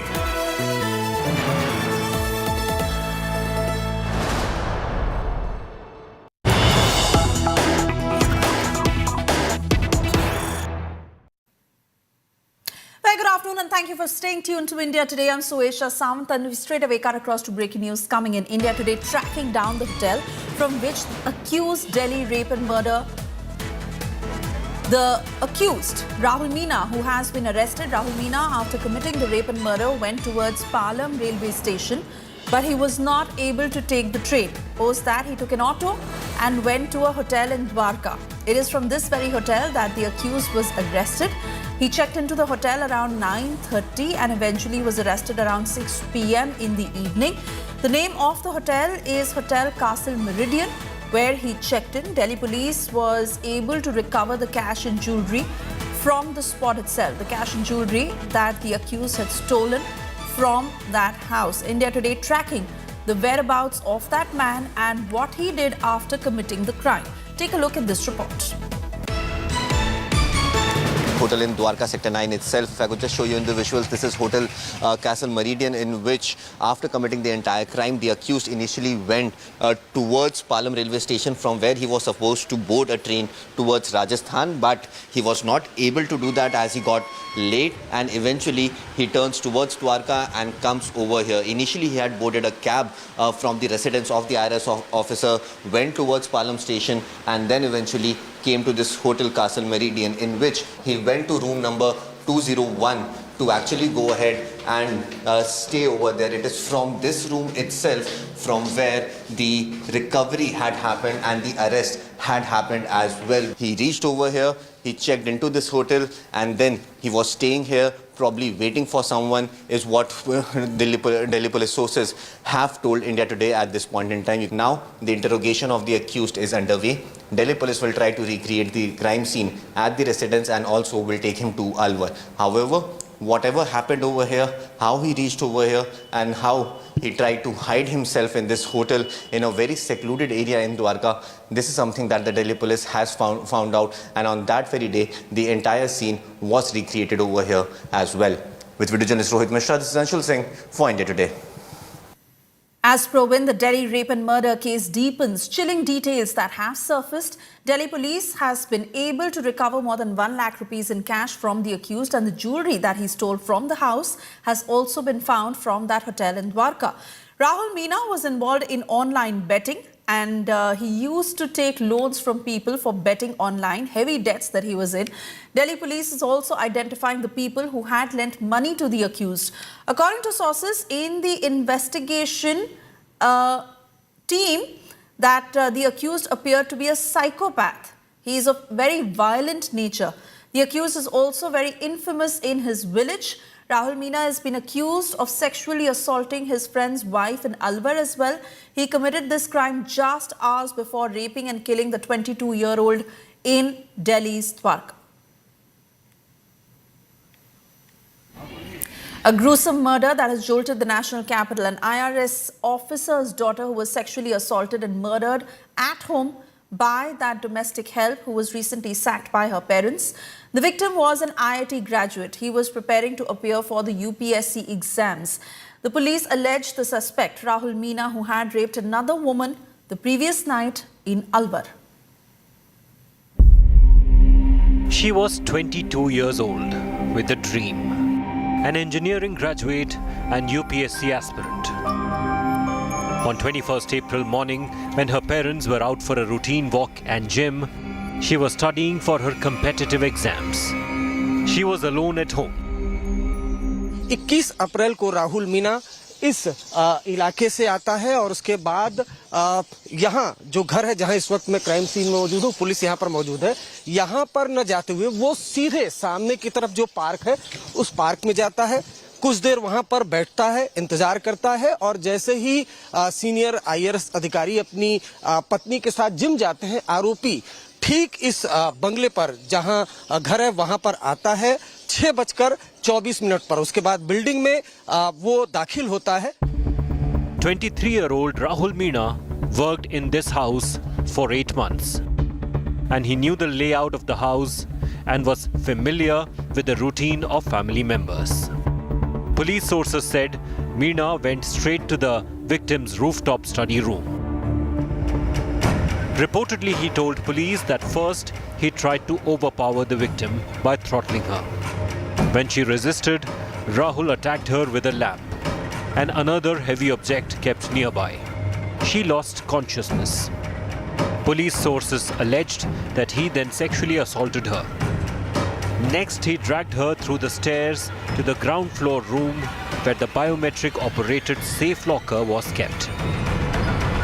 लड़की का थंब इम्प्रेशन लॉकर की तरफ वो ले जाकर लॉकर को खोलने की कोशिश करता है, लेकिन लड़की की हालत बहुत खराब हो चुकी थी, वो बेहोश थी। शायद इस वजह से जो ब्लड सर्कुलेशन है वो ठीक तरह से लड़की का नहीं था, इस वजह से लॉकर नहीं खुलता है। उसके बाद जो पेचकस है, पेचकस से आरोपी लॉकर खोलता है और जो कैश और ज्वेलरी लॉकर में रहता है उसको एक बैग में पैक करता है, लेकिन हत्याकांड की वजह से जो उसका पैंट था उसमें खून लग गया था, इस वजह से पैंट को उतारकर वो क्राइम सीन पर ही छोड़ देता है। उसके अलावा अपना जूता, उसमें भी खून लग गया था, वो जूता भी बदलता है और घर में ही जो एक स्लीपर होता है उसको पहनता है। उसके बाद 7:22 पर इसी जगह से वो CCTV में आता हुआ दिखाई दे रहा है और फिर वो इस रास्ते से फरार हो गया। मोटिव ये है, लगता है कि ये ऑनलाइन गेम्स खेलता था और इसने आसपास के लोगों से काफ़ी पैसे उधार ले रखे थे, मतलब बहुत बड़ी अमाउंट नहीं, लेकिन जैसा इसकी आर्थिक स्थिति है उसके हिसाब से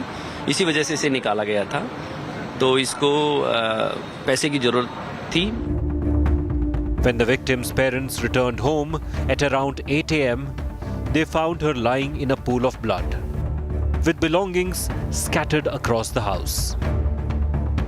इसने वारदात एक अलवर में भी की है कल, जिसमें एक रेप का केस रजिस्टर्ड हुआ है, तो शायद इसकी एक मनोवर्ती है जिसकी वजह से ये यहाँ पर इसलिए आया। जो आपका दूसरा सवाल है कि ये पहले यहाँ काम करता था, इसको करीबन 1.5 महीना पहले यहाँ से इसी वजह से निकाला गया था, तो इसको यहाँ के बारे में पता था, घर की स्थिति के बारे में। वो 1 साल से यहाँ रह रहा था कि किस तरीके से प्रवेश किया जा सकता है घर में, और शायद उसको ये भी लगा होगा कि यहाँ पर उसे भारी मात्रा में पैसा और बाकी सामान मिल सकता है।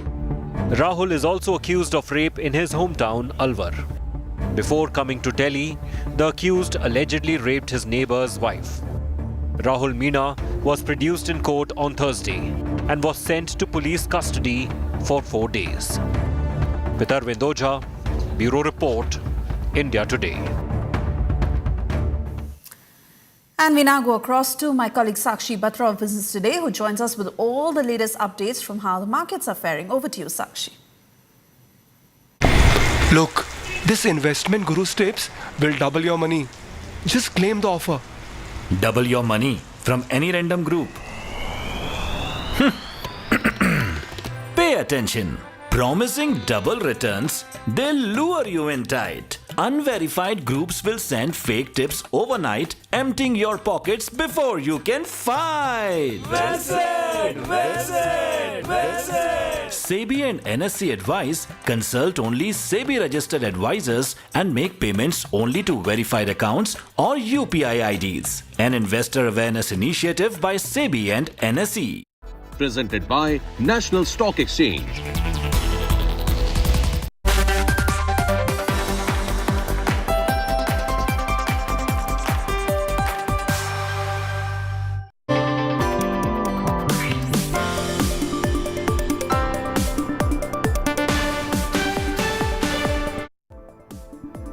Good afternoon, and you're watching the Business Today show. I'm Sakshi Batra. This is where I get you all the market closing action on the Lal Street. First up, let's take a look at what's hot in the corporate and the financial world. It's turning out to be a freaky Friday trade on the Lal Street as Sensex tanks over 1,000 points, wiping out 6 lakh crore rupees from investors' kitty. The Nifty struggles to hold 23,900 ahead of Reliance Industries' crucial earnings, while Brent crude boils to $106.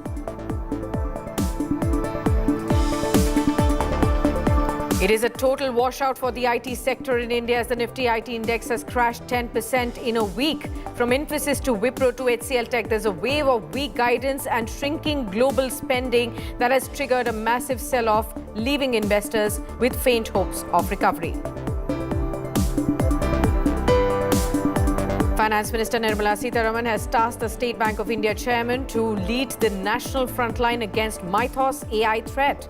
State Bank will now head an elite banking cell to deploy advanced technology and ensure that your banks remain bulletproof against new age digital risks.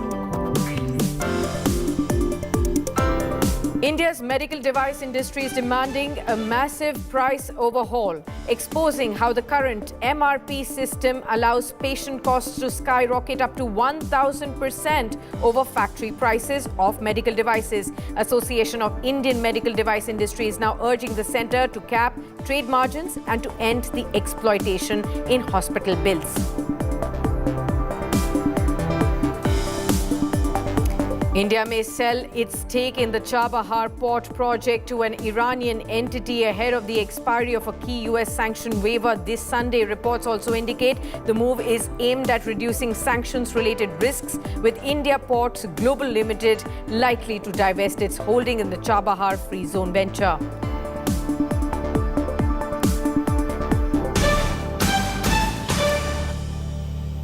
Let's straight away look at how the stock markets are trading in the last half an hour of trade. It's panned out to be another weak session, viewers. Third straight session when the Dalal Street is facing a lot of pressure on the higher levels. We have also given up 23,900 levels on the Nifty in trade today. 0.5% losses also coming in for the Nifty Bank. And all the sectors of the Nifty are also in the red. Of course, led by huge losses now coming in for the IT sector. Yet again, a painful session. You can see a 5.4% drop on the IT index just in a single session yet again. Autos also driving in a slow lane, 0.7% lower in trade. Look at the broader markets, mid and small caps that were so far being resilient in the markets amid the volatility. Both the small caps and the mid caps have also yet again slipped under pressure. You can actually see real estate, pharma sectors also losing ground, but those are the top gainers which are bucking the trend in an otherwise weak setup. Coal India, Trent, Nestle, these are the stocks that are up by anywhere between 0.7 to 1.5% higher. State Bank of India, Hindalco, Bajaj Finance are other names that are also up slightly in trade. But IT stocks are bleeding. You can clearly see Infosys down by almost 7% in trading session today. HCL Tech is down by 5.8%. In fact, HCL Tech has logged in the worst weekly fall that we've actually seen in 20 years for HCL Tech. TCS down by over 5%. These are heavyweight IT companies that have a huge weightage on the markets, on the Nifty as well. And from the top 6, top 7 losers, you will find at least 4 to 5 names that are from the IT pack. You can clearly see Sun Pharma, Sun Life along with other names that are dragging in trade. But India VIX is once again soaring 5.8% higher, 19.6 odd levels. That clearly indicates the fear is back into the sentiments. Let's go across to my guest, Avinash Gorakshakar, the founder of Avinash Mentor Research, is joining in for a fresh take on markets. Avinash, warm welcome. Good afternoon. What do you make of this sharp sell-off in the markets? 3 days in a row, we've faced weakness, and a lot of credit has to go to the weak guidance from IT names that are coming up with the earnings. Yeah, good afternoon, Sakshi. I think IT companies have largely disappointed. In fact, Infosys has have put out a strong Q4 number, but what happened was the guidance was not attractive, and that is something which disappointed the markets. HCL Technologies also, if you see the numbers, very disappointing numbers. In fact, smaller companies like Persistent also have not reported strong numbers. So yes, the earnings season for IT companies has been very lackluster. But I think the broader market is worried about the geopolitical scenario. I think, the markets are yet wanting clarity. The ceasefire has not resulted into anything concrete as of now. And I think, if the next 8 to 10 days, no concrete solution is realized, then I think the markets are definitely not going to find the going easy. Whatever narrative was there has played out. So I think now going forward, markets would like to have clarity on the final issue. So if the war doesn't end, crude prices are going to inch up further, and that definitely is not good for the market. The rupee has weakened, current account deficit is increasing, and most importantly, I think at these levels, crude is going to hurt companies which operate in the lubricant or the paint sector, oil marketing companies. So I think earnings are going to be impacted in the April to June quarter. So I think that is what the markets are worried, and FIs are continuously selling. So that is another negative issue which the market is facing. So net, I think we'll have to be very cautious. It's going to be a stock-specific approach. I don't think the broader market has got near-term triggers. So, we'll have to just wait and watch how things pan out on this weekend, whether some solution comes or whether the markets will still wait for the final solution to come out. Yes, that's an overhang and an uncertainty that continues to loom large, and then markets have to really maneuver with every statement that comes in over the weekend. What action happens is something that the markets will be reacting to as well. But on the IT space, particularly, Avinash, what's your sense after the kind of earnings we've got? Per se on the numbers, there's not too much of a negative surprise or disappointment in either the large cap names or the mid cap names that have come up with the earnings. The problem happens to be on the guidance front. How are you dealing with the current sentiment that IT sector is going through? A sharp loss in the index, many of the stocks witnessing their worst weekly fall in a week that we have seen over the last 2 decades or so. That's a massive fall. We've not seen such kind of a crash coming in onto the IT sector. So how are you dealing with it? No, I think you're right in saying that IT stocks have been hammered very badly. In fact, earlier also there was a big price correction seen here. But I think you must understand one thing, that most of these IT companies are cash rich. They've got decent kind of order books as of now. And I think most companies are using the cash either to pay good dividends, buyback. But despite that, a lot of cash is still there on the book. So I think going forward, the markets would look at these companies more patiently, in the sense that if this cash is utilized for some good acquisitions, specifically companies which are growing into the fastest growing sectors like AI, machine learning, then I think these companies could be looked upon from a different perspective. Although this has yet to happen, but this is a very strong possibility because this cash can be utilized more productively. So I think companies like TCS, or for that reason Infosys, I think the base business is not going to grow by 10-12%, but acquisitions are now going to be the next trigger. So we'll have to give them some time, maybe the next 1 or 2 quarters. But yes, I think investors who want fast returns and who want to get quicker kind of upsides may be disappointed. So I think whatever plus happens, I think it's going to be post-September numbers. The US market is also struggling. Unless there are large US order wins, I'm not surprised that you may not see an immediate re-rating in these companies. Okay, no major relief immediately that you could probably witness. There could be some more time of consolidation or pain that you could witness until and unless we see September quarterly results inching out to or indicating towards a higher client spend and more deal wins as well. But let's move on to the big threat that everybody is watching out for right now, and that is by way of AI. To tackle the growing mythos AI threat now, Finance Minister Nirmala Sitharaman is bringing India's banks together under a new shield. She has now tasked SBI Chairman to lead a national effort to upgrade security and keep your deposits, your money and your banking transactions safe. Here is what the Finance Minister had to say on the plan ahead. Because of the new challenge which is coming in the name of mythos, about which not much is known, not very many people have tested or tried. MeitY is an active engagement. The Ministry of Electronics and Telecommunications is an active engagement with various authorities, governments across the globe, and also with technology companies to understand how this is going to play out and what is the kind of preparedness we need in India. On that, I had a meeting with all the banks. MeitY Minister himself was present with me. Secretary, Department of Financial Services, Mr. Nagaraju, was also there. So actively now, the banks have been told to work together. As Chairman IBA, Chairman of CMD State Bank of India will be leading that effort. And in the coming weeks, there will be a lot of interaction within the banks, understanding where more investments will have to be made, what kind of technologies can come in, how AI itself can be used for countering this AI-born challenge. Absolutely. Avinash, coming to you, how are you reading into what's happening in the world of AI now? This Mythos AI from Anthropic is another shocker that the banking systems and the global financial systems are dealing with at this point in time. Of course, the representatives from the company have already indicated that this is far more powerful than any of the previous AI models that we have seen. And in case, because of the kind of exposure this may have, this could also be very easy for hackers to make use of and probably risk the global financial system at large. Now that the finance minister has taken cognizance of it, she's taking action with the banking system to protect the financial system in India. How are you looking at it? No, I think, Sakshi, these things are now going to get more faster and, AI is going to be more dominant going forward. So I think most of the banks will have to invest in technology. They'll have to invest in AI. And I think, most AI tools have to be looked upon from the fact that how effectively you use these AI tools to enhance, your productivity. So I think it's going to take some time, but the government has realized this. This is a very good kind of sense of achievement. So I think maybe in the next 3 to 6 months, a lot of investment will be made by these banks, in this kind of new AI technology to ensure that there are no frauds, there are no malpractices.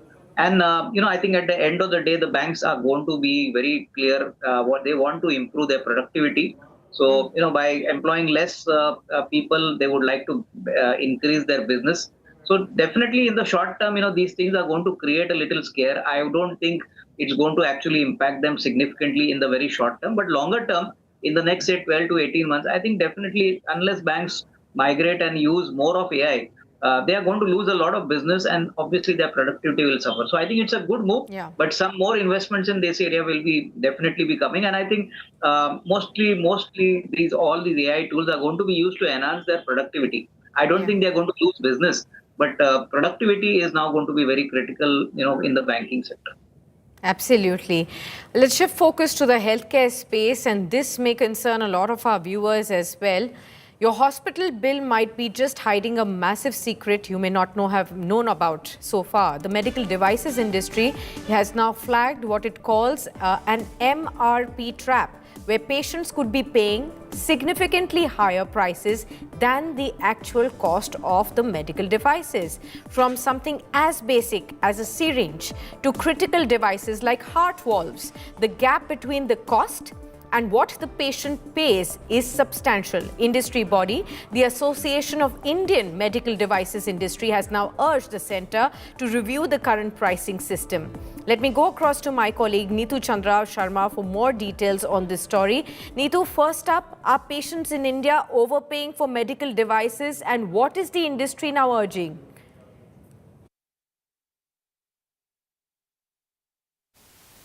Yes, actually, what the data shows is that there is a significant gap between the cost of medical devices and what patients ultimately pay. Now, under the current MRP-based system, there is no clear link between manufacturing or import cost and the final price. So, a syringe that costs rupees 2 to 3 can be sold at around 15 to 30 rupees, and a pacemaker imported at around 15,000 to 60,000 rupees can now be billed at around 1.5 to 2 lakh rupees. Now, these markups build across the supply chain, distributors and hospitals, and patients have very little visibility into it. Because of this, the industry is now urging the government to move towards a more transparent, evidence-based pricing framework, one that links prices more closely to actual costs and reduces excessive margins. Now, in a country like India, where out-of-pocket spending is still very high, this becomes critical for affordability and access. Right. But Neetu, is the government likely to step in on pricing like it has done earlier with stents? So yes, this is the key question right now. Business Today spoke to government officials and they said that there is no formal proposal under consideration at this particular stage. However, the discussion is clearly gaining momentum. These suggestions have come from the Association of Indian Medical Device Industry, which is IMED, which has proposed moving to a trade margin-based pricing system where caps are applied at the first point of sale instead of relying on the MRP. Now, they are also recommending pilot projects and categories where markup can ranged from 300% to over 1,000%, along with possible limits on hospital billing margins as well. We have seen precedent when, cardiac stent and knee implant prices were capped way back in 2017. Prices dropped significantly without major supply disruption. So if the government does take this forward, the focus will be balancing affordability with supply continuity, Sakshi. All right, okay, so this calls for the concern and the understanding from the government if they can step in and see if anything can be done to protect, the consumers from paying inflated prices of medical devices. Next time you have a hospital bill in hand and you're charged exponentially on these devices, you may know what exactly is happening there. Let's hope that the government pays heed. Avinash, what's your thought here on the entire space? Of course, it's the medical devices industry that's calling out to the hospitals for overcharging for the devices they pay. So it's all about the hospitals charging you more now. No, I think, Sakshi, I think this is definitely very important. But I think, most of the hospitals who follow ethical practices and who have their systems in place will definitely acknowledge this. If there is a cap on pricing, I think, most of the hospitals would expect a decent margin for them. And I think the markets will also welcome this. But I think in the short term, there could be a little bit of negativity for hospital companies because markets would be a little cautious as to what is going to be the scope of increase in the margin for them. Currently, there is no such, regulation. So obviously, patients may be charged a little more. I would say that maybe in the next 2 to 3 months, once a regulatory policy is in place, I think that at that point of time, it would be beneficial for the entire healthcare sector. So, medical devices being charged a little higher is definitely not good. But longer term, I think once this policy comes, it's going to actually help the health sector grow in a much more stronger way and in a more ethical way. Absolutely. But what's your sense on the pharma and the healthcare pack right now? How are they doing at this point in time in the markets? There's been a lot of volatility over the last couple of sessions on the pharma healthcare pack. How are you approaching the sector? No, I think, frankly, as far as the pure pharma companies are concerned, we continue to be positive on the large companies which are into basically, large markets like US. Typically something like a Sun Pharma or Ibundo or maybe a Torrent Pharma. But coming to the healthcare segment, especially when you look at medical devices and hospital players, I think clearly, the markets have started giving these companies very rich valuations. So I think it seems that, the markets are now going to probably wait for some time before things settle down. But yes, companies like Apollo Hospitals, for that reason, Yatharth Hospital, which operates in North India, Park MediWorld, these are very strong, dependable bets. And I think, these companies are well regulated. They have a very senior professional management team. So clearly, even if any dip comes in, I think that would be a good opportunity for investors to look at because healthcare, especially the hospital sector, has a very long runway ahead. And with lifestyle diseases increasing significantly, there's a huge opportunity for these hospitals to actually ramp up their bed capacity. All right, okay. Let's see how things pan out in the pharma healthcare pack. That's an overall understanding on how to approach that as an investor. But let's shift focus to the telecom space now. Vodafone Idea is now signaling a major comeback. CEO Abhijit Kishore has told Business Today that the telecom company's customer base has finally turned positive, even as it gears up for a big leap into the SATCOM space. Here is the Vodafone Idea CEO on the roadmap ahead. Let's listen in.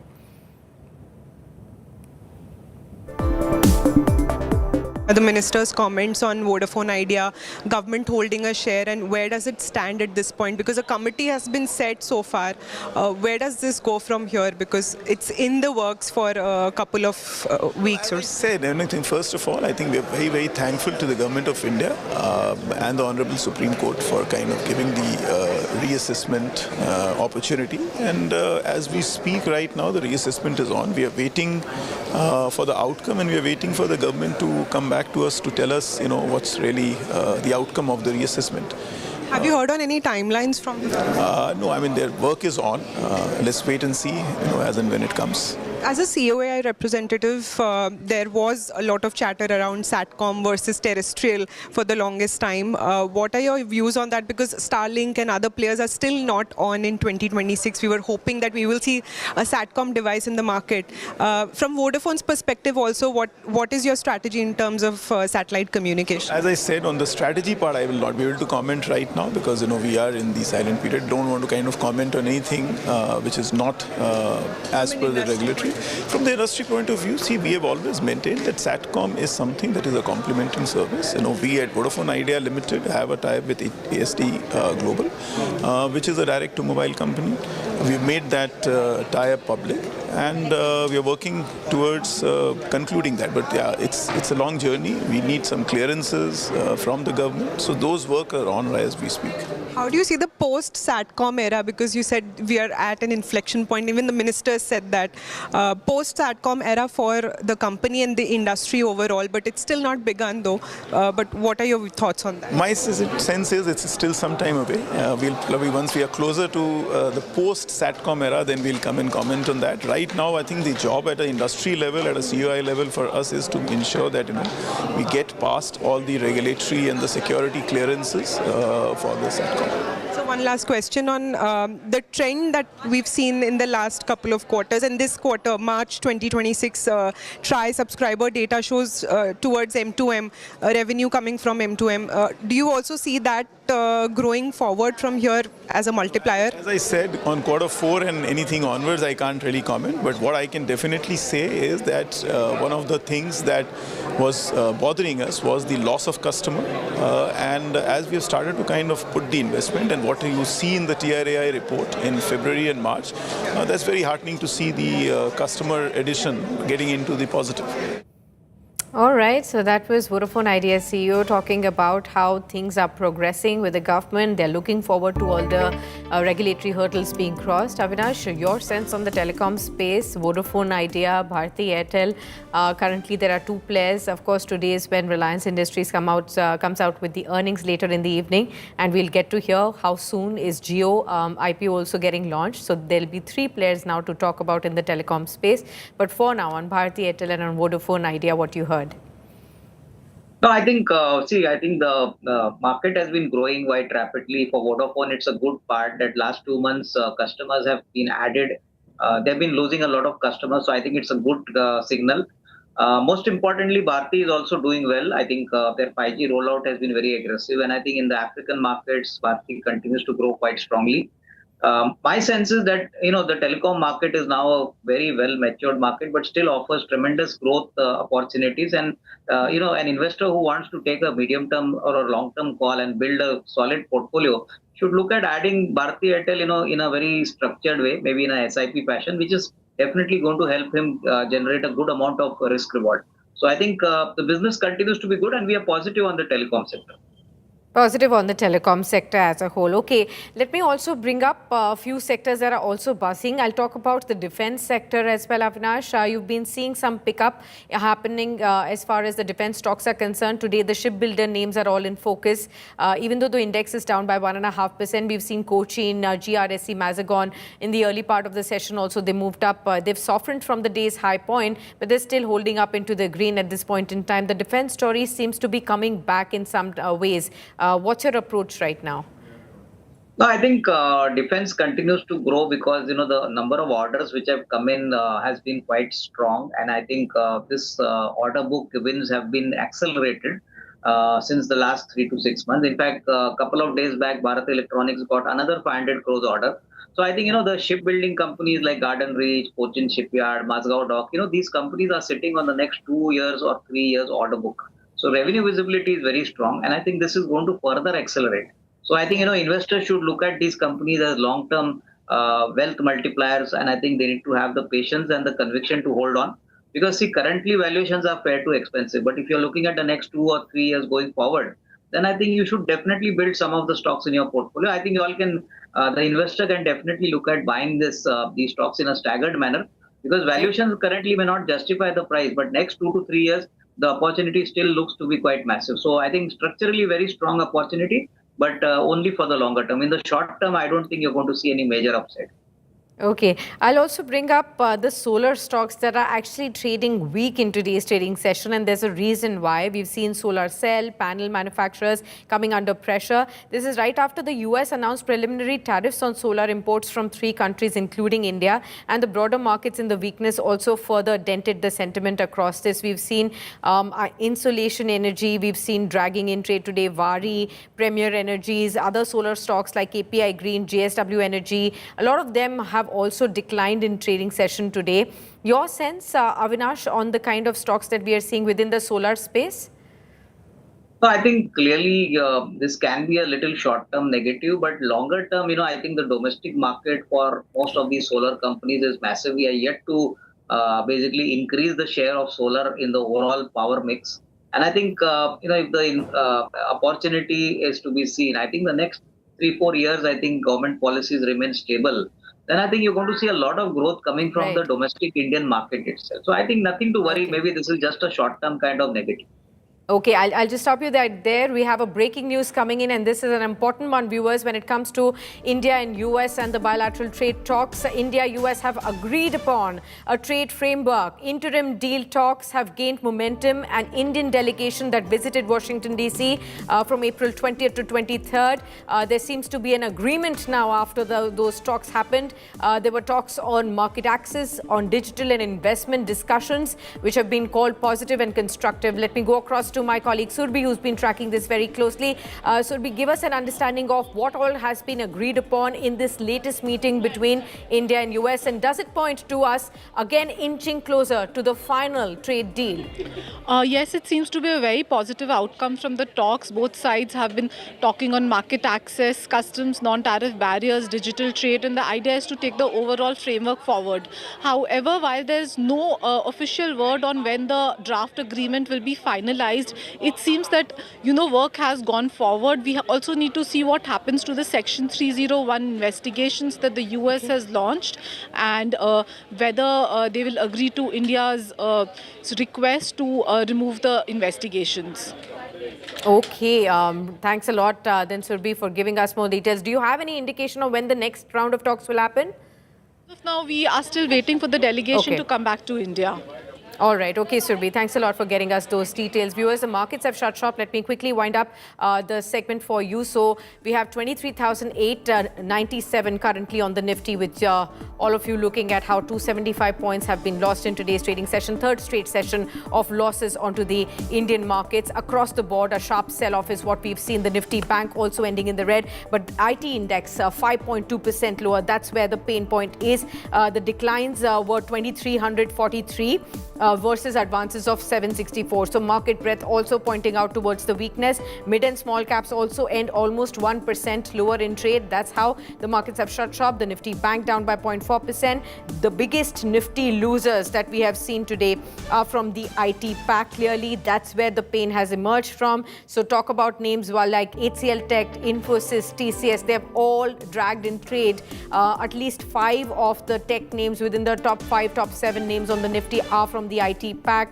You can clearly see some of the banking losers like Axis Bank has declined, IDFC First Bank has declined in trade. You also have IT names within the mid-caps also. There's a sharp loss in the mid-cap names as well. Persistent and Coforge have both declined over 7% in the trading session today as well. So it's a wide, losses that we've seen broad-based in today's trading session. But let's see.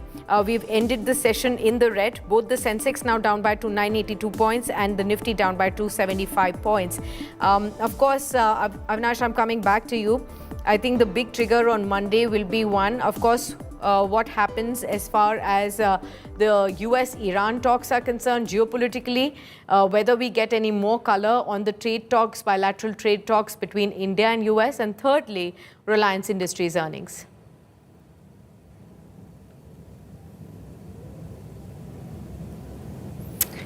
All right. Avinash, if I could get a view from you, what are your expectations on Reliance? I think numbers are expected to be more or less, moderate to flat. I think 10 to 11% is what the market is penciling in for the profitability. I think clearly the commentary, Sakshi, will be very important because, the oil and gas business is going to face challenging times. If crude prices move up, that is going to obviously increase their raw material prices. But I think the telecom and the retail business is something the markets would like to hear. And obviously, any signal of monetization or possibly taking these companies public, especially the Geo business, where reports have been come in the market that they have been doing efforts to actually mobilize merchant bankers for the Geo part of the business. So I think we'll have to wait and watch. But numbers are not going to be anything like big fireworks. Maybe the market would like to hear out the commentary how things are going to pan out in the next financial year. So we'll have to wait and watch. More or less, it's going to be a neutral to a moderate performance, nothing so great. So prefer to hold on. I think only once the results are out, we could take a fresh look. Okay, we have a query coming in for you, Avinash, from our viewer Kavita from Bangalore, who says the auto stocks have again run up so much since September. Now what should I be doing? Should I sell them or continue to buy more in these dips?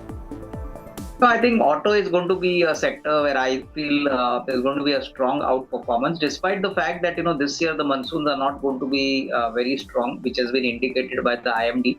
But I think if you look at the benefit of lower interest rates, GST cuts, rural demand, I think segments like commercial vehicles, passenger cars, utility vehicles, I think these sectors should do well. Even the two-wheeler players are doing well in terms of double-digit volume growth. So I think keep the faith.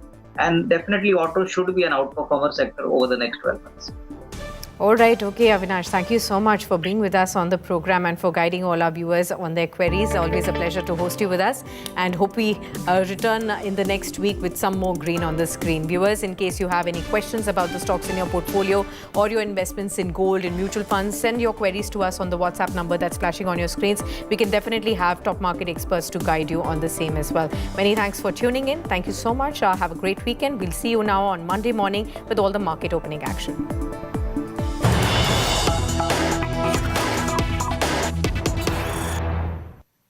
And cutting across to more news coming in this live news conference by Raghav Chadha. Let's listen. Exercise the provisions of the Constitution of India and merge ourselves with the BJP. हम BJP में विलय करते हैं. पिछले 12 सालों में Bharatiya Janata party की केंद्र की सरकार, माननीय प्रधानमंत्री नरेंद्र मोदी जी के नेतृत्व में जो सरकार चल रही है, उसने कई मजबूत ऐसे फैसले लिए जो आज से पहले नेता फैसले लेने से शायद डरते थे. चाहे वो आतंकवाद की जड़ें उखाड़कर फेंकना हो या भारत को विश्व की टॉप इकोनॉमीज में लाना हो. और इस नेतृत्व पे जनता ने एक बार नहीं, 2 बार नहीं, 3 बार मोहर लगाई है. हम सब अपने आप को सौभाग्यशाली महसूस कर रहे हैं कि हम माननीय प्रधानमंत्री नरेंद्र मोदी जी की लीडरशिप में और गृह मंत्री अमित शाह जी की संकल्प शक्ति के साथ जुड़कर बिना रुके और बिना थके देश के लिए काम करेंगे.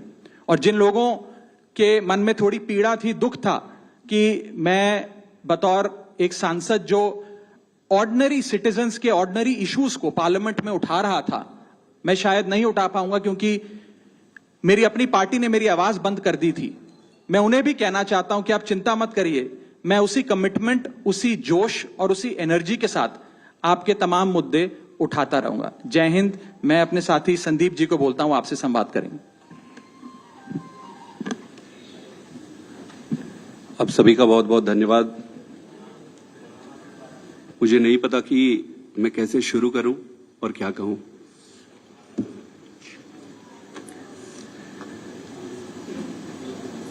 मैंने अपने जीवन में नहीं सोचा था कि ये स्थिति आएगी, पर ये आई. 10 साल से इस पार्टी से मैं जुड़ा रहा और आज मैं आम आदमी पार्टी से अपने रास्ते अलग कर रहा हूं. मैं एक बहुत छोटे से गांव से आया हूं, किसान परिवार से. मेरी यात्रा शुरू हुई पढ़ाई करते करते करते. मैं कैम्ब्रिज गया, ऑक्सफोर्ड गया, MIT गया, फिर इंडिया आके देश में आकर IIT का प्रोफेसर बना. अब आप सोचो कि इतनी पढ़ाई करने के बाद, दुनिया में इतना कुछ अचीव करने के बाद एक व्यक्ति क्यों राजनीति में आना चाहेगा. सिर्फ एक ही मकसद था दिल की गहराई से कि देश के लिए मैं प्रत्यक्ष रूप से कुछ अच्छा कर सकूं.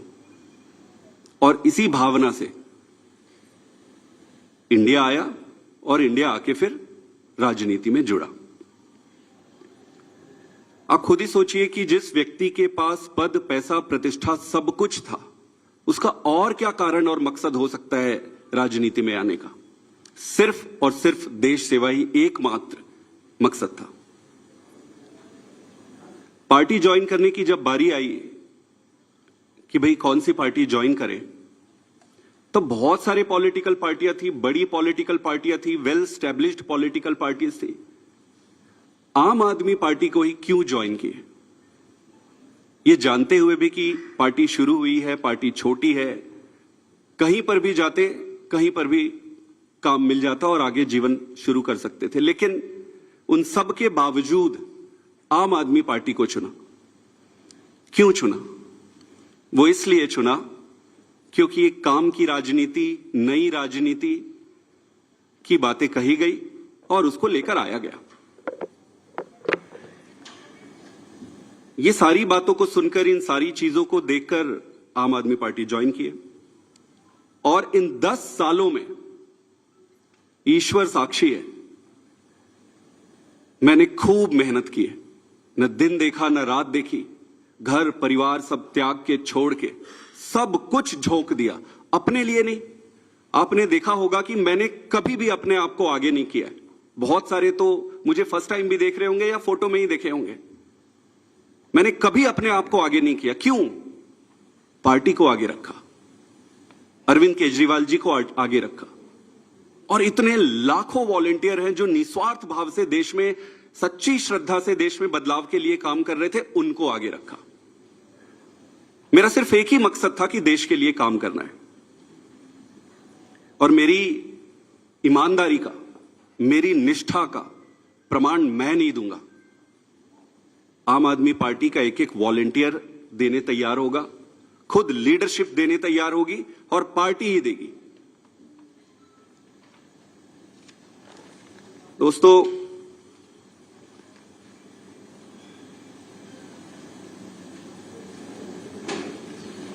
मैंने अपने जितने भी राजनीतिक निर्णय लिए, वो सारे निर्णय पार्टी को सर्वोपरि रखकर लिए।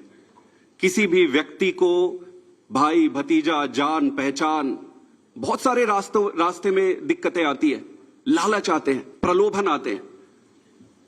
ईश्वर साक्षी है, मैं एक तपस्या के जैसे राजनीति किया हूं। मुझे मालूम है कि ये आज के समय में ये करना बहुत कठिन है। मुझे हर बार लोग कहते थे कि आप तो डूब जाओगे, आप चलोगे कैसे, अपने लोग बनाओ, अपनी टीम बनाओ, अपने आप को आगे करो। मैंने बोला यार पार्टी है ना, पार्टी को आगे करो। मेरे पास 3 रास्ते थे। पहला, इसी पार्टी में काम करते हुए आगे बढ़ना। दूसरा, राजनीति छोड़ देना। और तीसरा, किसी अलग पॉलिटिकल प्लेटफॉर्म में जाकर देश की सेवा कंटिन्यू करना। इस पार्टी में रहकर काम करना, लगभग जो भी परिस्थितियां थी, व्यक्ति इंपॉर्टेंट नहीं है, मैं इंपॉर्टेंट नहीं हूं, मेरे ग्रीवियंसेस छोटे छोटे इंपॉर्टेंट नहीं है, देश इंपॉर्टेंट है। जो भी कारण थे उससे ये लगभग तय था कि यहां संभावनाएं समाप्त हो गई थी। उसके कई कारण हैं, उसको मैं उस पर पढ़ना नहीं चाहूंगा। दूसरा जो ऑप्शन था कि राजनीति छोड़ दो। फिर मैंने सीखा कि न दैन्यम न पलायनम। अगर राजनीति संघर्ष है, कठिनाई है, दिक्कतें हैं, तो संघर्ष करते रहो। फिर मैंने ये सोचा, और बहुत समय तक तो मैं राजनीति छोड़ने के निर्णय पर ही अडिग रहा। लगभग 6 महीने 7 महीने से मैं इस पर विचार करता रहा कि जैसे तैसे करके मैं इस दिन के लिए मानसिक रूप से तैयार नहीं था। लेकिन फिर जब निर्णय लेने पड़ते हैं तो फिर निर्णय लेने पड़ते हैं। तो इसलिए मैंने तीसरा जो ऑप्शन मेरे सामने था, उसके आधार पर भारतीय जनता पार्टी को आज मैं ज्वाइन कर रहा हूं। आम आदमी पार्टी से अपने सारे पद, स्वाभाविक है कि सारे पोस्ट को छोड़कर, और मां भारती की सेवा जीवन भर करता रहूंगा। मेरा किसी से कोई व्यक्तिगत समस्या नहीं है। ये सारा कुछ कोई व्यक्तिगत नहीं है। ये परिस्थिति है। मैं जैसा भी रहा हो उन सभी लीडर्स का जिन्होंने मेरी मदद की, मैं अरविंद केजरीवाल जी को भी धन्यवाद देता हूं कि उन्होंने मुझे मौका दिया, और मौका दिया तो ईश्वर साक्षी है, मैंने उन्होंने जितना मौका दिया उससे कई गुना बढ़कर काम किया। पार्टी के सभी लीडर को भी मैं धन्यवाद करता हूं जिन्होंने मुझे मौका दिया था।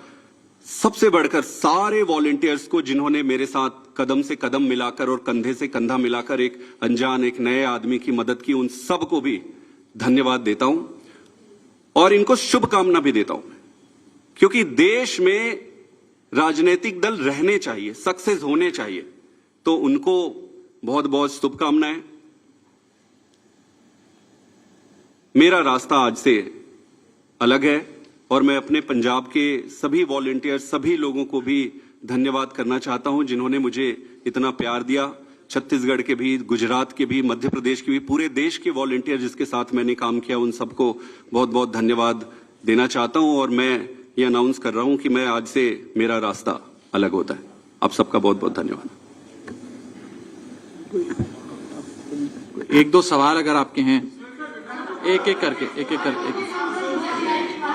एक मिनट आप एक एक करके मैं बता देता हूं। पहले सुन इनके, हाँ वही आज सेम सवाल, वो सेम सवाल है, मैं जवाब दे रहा हूं। मैंने जो कहा, आम आदमी, सुन लीजिए, जवाब दे रहा हूं। आप ही के सवाल का जवाब दे रहा हूं, लगभग सभी साथियों का एक ही सवाल है। हाँ मैं बता रहा हूं, मैं जवाब दे रहा हूं जी। राज्यसभा में आम आदमी पार्टी के 10 सांसद हैं और 2/3 से ज्यादा सांसद इस मुहिम में हमारे साथ हैं। उन्होंने हस्ताक्षर भी कर दिए हैं और आज सुबह हमने चेयरमैन राज्यसभा को तमाम डॉक्यूमेंटेशन, जो कागजी कार्रवाई होती है, सिग्नेचर वाली लेटर होती है, वो सबमिट कर दी है। और जैसा कि मैंने कहा, 2/3 से ज्यादा सांसद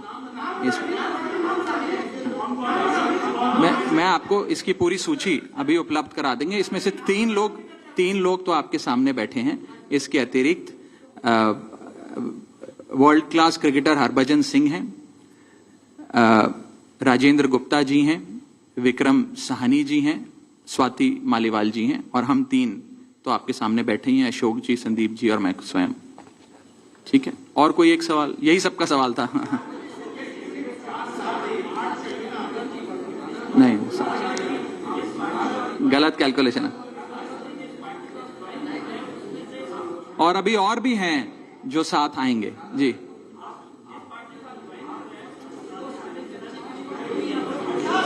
नहीं, वो प्रक्रिया आज शाम के लिए निर्धारित है। जो आप पूछ रहे हैं वो शाम को करेंगे। एक आखिरी सवाल,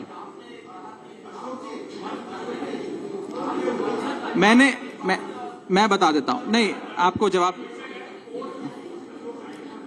मैं उस पर आ रहा हूं। देखिए, कॉन्स्टिट्यूशन ऑफ इंडिया ये प्रोविजन देता है हम सबको अपना ये संवैधानिक अधिकार एक्सरसाइज करने का, जिसमें यदि 2/3 से ज्यादा सांसद किसी भी लेजिस्लेटिव पार्टी के यदि किसी दूसरी पार्टी में मर्ज होना चाहें तो वे हो सकते हैं। ये एक संवैधानिक प्रावधान है, इसमें कोई गैर कानूनी या गैर संवैधानिक बात नहीं है। ये एक संवैधानिक प्रावधान संविधान के निर्माताओं ने दिया है, जिसे एक्सरसाइज किया जा रहा है।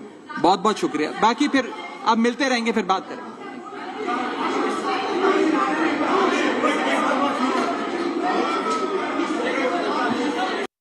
Admi Party announcement that is coming from Raghav Chadha. In that news conference were Sandeep Pathak, Raghav Chadha and Ashok Mittal, 3 Aam Admi Party MPs who've quit the Aam Admi Party. But bigger than that was the announcement he made, where he said that 2/3 of the Aam Admi Party MPs who are not just going to quit the Aam Admi Party but are also all set to merge with the BJP.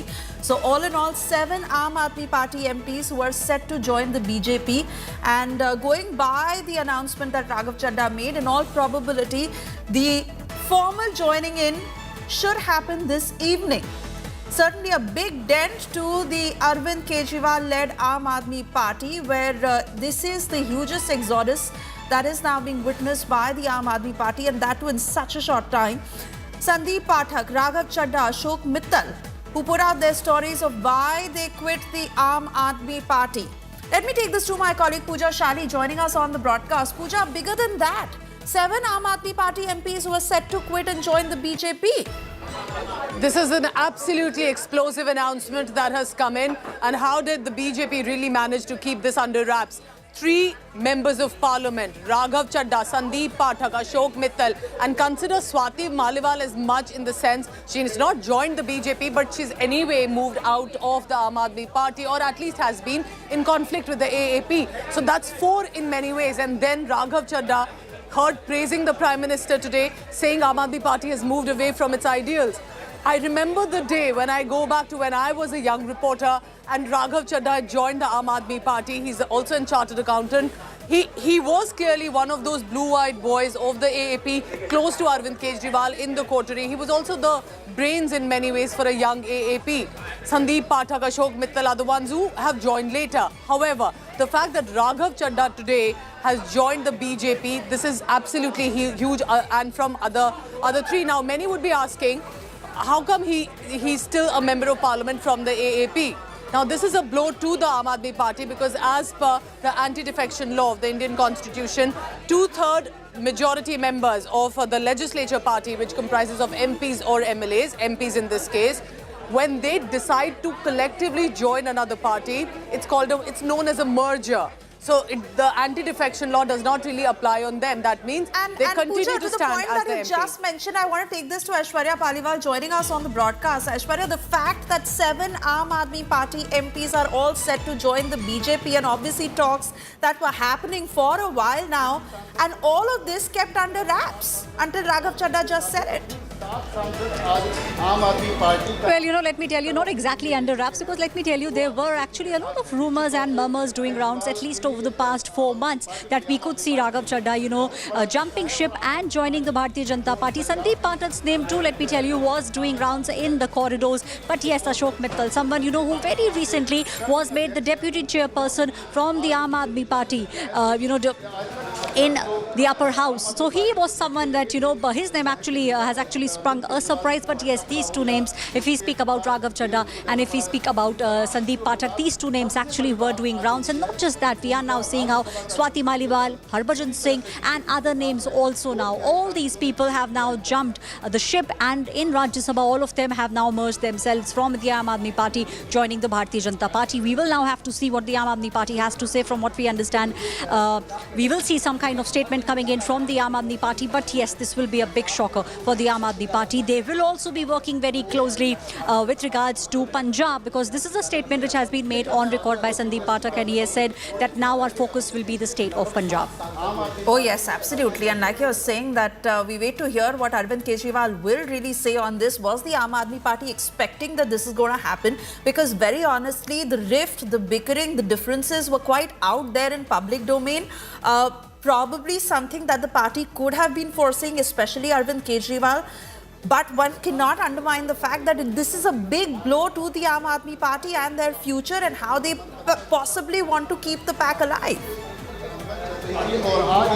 Well, definitely, and let me tell you, the direct impact of this will be in the state of Punjab, because that's the only state where Aam Aadmi Party actually has a government. After 27 long years, we saw how Bharatiya Janata Party snatched victory from Aam Aadmi Party in the national capital, and now the next target is the state of Punjab. Raghav Chadha, someone who understands Punjab like the back of his hand, has been very, very involved in the state of Punjab, is now joining the BJP, along with him Sandeep Pathak also, and he did say that he wants to thank the people of the state of Punjab. So let me tell you, what we will see next is these people getting involved with the BJP, because the next target for the BJP is the state of Punjab. And all of them also very categorically spoke about the fact that they all had an idea. With that idea, they joined the Aam Aadmi Party. But over the years, the very idea of Aam Aadmi Party has deteriorated, and that's the reason why we are seeing these prominent faces from the Aam Aadmi Party now jumping ship and joining the BJP. Needless to say, how the Aam Aadmi Party is crumbling and is the fall faster than one had expected.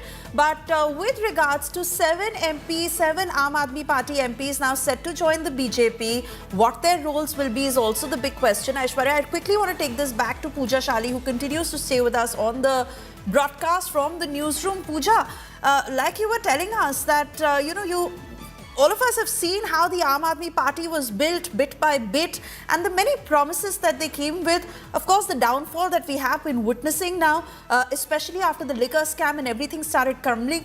Now, with regards to their key lieutenants leaving their side, leaving the side of Arvind Kejriwal, at this point when they are also dealing with the liquor scam legally and how that case is moving forward. But with regards to what their roles will be in the BJP and what next for the Aam Aadmi Party, what's your sense? So the excise policy case gave a clean sheet to Arvind Kejriwal. It was a shot in the arm for at least the top leaders. But one of the loyalists who continues to remain with Arvind Kejriwal is Manish Sisodia, who's been with him since the beginning, and then the one who later joined, Saurabh Bhardwaj, who's now the chief spokesperson of the party. But most of the ones who were in the coterie are done and have left and joined the BJP. Now, what are the 7 names that have been announced out of 10? Raghav Chadha, Sandeep Pathak, Ashok Mittal. These 3 were present in the press conference. Then cricketer Harbhajan Singh, Rajendra Gupta, Vikramjit Singh Sahani, Swati Maliwal as well, who already had fallen from the AAP. Now, this is going to be very disturbing for Arvind Kejriwal because it was one state they were banking on, boasting about, and that was Punjab after losing the national capital, Delhi. What remains to be seen is how will the party AAP will build itself brick by brick. Because remember when Aam Aadmi Party came, it was a revolution of the young to have a different politics for a different nation. But all that seems to be now going away. And it's not just that the members have quit, but these members of parliament have joined the BJP.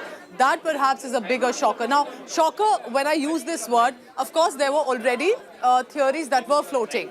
Is Raghav Chadha, who's clearly not interested in AAP functioning? Saurabh Bhardwaj had raised this issue that you've not been attacking the Prime Minister Modi, you've not been attacking Home Minister Amit Shah in the parliament, while you are bringing up other issues like the Blinkit or perhaps airfare issues. All of these issues are coming up and nothing against BJP central leadership. So there were, of course, a chatter that this is going to happen. But look at also, and you have to look at the BJP negotiations here.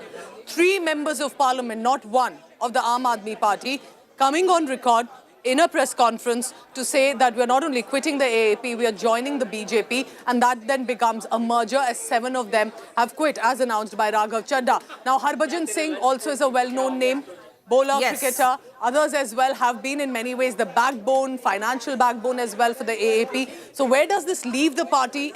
Only perhaps in the next few days we'll know. But it's definitely a huge setback for Arvind Kejriwal-led AAP. Oh yes, absolutely, Pooja. And the fact is that the discontent was growing among many of these members. But the fact that they chose to ouster Raghav Chadha was that really the breaking point for the others as well is a point to contemplate on. Let's listen into some of the excerpts of that news conference that just concluded. Raghav Chadha announcing the exodus of 7 MPs of the Aam Aadmi Party who are not just quitting the party but set to join the BJP shortly from. जी, राज्यसभा में आम आदमी party के 10 सांसद हैं और 2/3 से ज्यादा सांसद इस मुहिम में हमारे साथ हैं। उन्होंने हस्ताक्षर भी कर दिए हैं और आज सुबह हमने चेयरमैन राज्यसभा को तमाम डॉक्यूमेंटेशन जो कागजी कार्रवाई होती है, सिग्नेचर वाली लेटर होती है, वो सबमिट कर दी है। और जैसा कि मैंने कहा 2/3 से ज्यादा सांसद मैं आपको इसकी पूरी सूची अभी उपलब्ध करा देंगे। इसमें से 3 लोग तो आपके सामने बैठे हैं। इसके अतिरिक्त world class cricketer Harbhajan Singh हैं, राजेंद्र गुप्ता जी हैं, विक्रम साहनी जी हैं, स्वाति मालीवाल जी हैं और हम 3 तो आपके सामने बैठे हैं, अशोक जी, संदीप जी और मैं स्वयं। हमने ये डिसाइड किया that we the 2/3 members of parliament of the belonging to the Aam Aadmi Party in Rajya Sabha exercise the provisions of the Constitution of India and merge ourselves with the BJP. हम BJP में विलय करते हैं। पिछले 12 सालों में Bharatiya Janata party की केंद्र की सरकार माननीय प्रधानमंत्री नरेंद्र मोदी जी के नेतृत्व में जो सरकार चल रही है उसने कई मजबूत ऐसे फैसले लिए जो आज से पहले नेता फैसले लेने से शायद डरते थे, चाहे वो आतंकवाद की जड़ें उखाड़कर फेंकना हो या भारत को विश्व की टॉप इकोनॉमीज में लाना हो। और इस नेतृत्व पे जनता ने एक बार नहीं, दो बार नहीं, तीन बार मोहर लगाई है। हम सब अपने आप को सौभाग्यशाली महसूस कर रहे हैं कि हम माननीय प्रधानमंत्री नरेंद्र मोदी जी की लीडरशिप में और गृह मंत्री अमित शाह जी की संकल्प शक्ति के साथ जुड़कर बिना रुके और बिना थके देश के लिए काम करेंगे। और जिन लोगों के मन में थोड़ी पीड़ा थी, दुख था कि मैं बतौर एक सांसद जो ऑर्डिनरी सिटीजन्स के ऑर्डिनरी इश्यूज को पार्लियामेंट में उठा रहा था, मैं शायद नहीं उठा पाऊंगा क्योंकि मेरी अपनी पार्टी ने मेरी आवाज बंद कर दी थी। मैं उन्हें भी कहना चाहता हूं कि आप चिंता मत करिए, मैं उसी कमिटमेंट, उसी जोश और उसी एनर्जी के साथ आपके तमाम मुद्दे उठाता रहूंगा। जय हिंद। जिस आम आदमी पार्टी को मैंने अपने खून और पसीने से सींचा और अपनी जवानी के 15 साल दिए, वो आम आदमी पार्टी आज पूरी तरीके से अपने सिद्धांतों से, अपने मूल्यों से, अपने कोर मॉरल और वैल्यूज से भटक चुकी है। और अब ये पार्टी देश के लिए नहीं, देश के हित के लिए नहीं, बल्कि अपने पर्सनल फायदे के लिए काम कर रही है। आप में से कई लोग पिछले कुछ सालों से मुझे ये कह भी रहे थे और मैं पर्सनली पिछले कुछ सालों से ये महसूस कर रहा था that I am the right man in the wrong party. I repeat, I am the right man in the wrong party. इसलिए आज हम ये अनाउंस करते हैं, मैं ये अनाउंस करता हूं कि मैं आम आदमी पार्टी से दूर जा रहा हूं और जनता के पास जा रहा हूं। Good evening, ladies and gentlemen. This is the biggest explosive political news coming in from the Aam Aadmi Party, or should I say the Bharatiya Janata Party. Raghav, Chadha, Sandeep, Pathak, Ashok Mittal organizing a press conference in Delhi just a short while ago. Raghav Chadha announcing he's quit the Aam Aadmi Party, and that's not all, joining the BJP. So that's a big news coming in. Breaking news on your screens. 7 members of parliament of the Aam Aadmi Party have quit from the outfit. This means 2/3 majority, and that is why they will still be the members of parliament now of the BJP.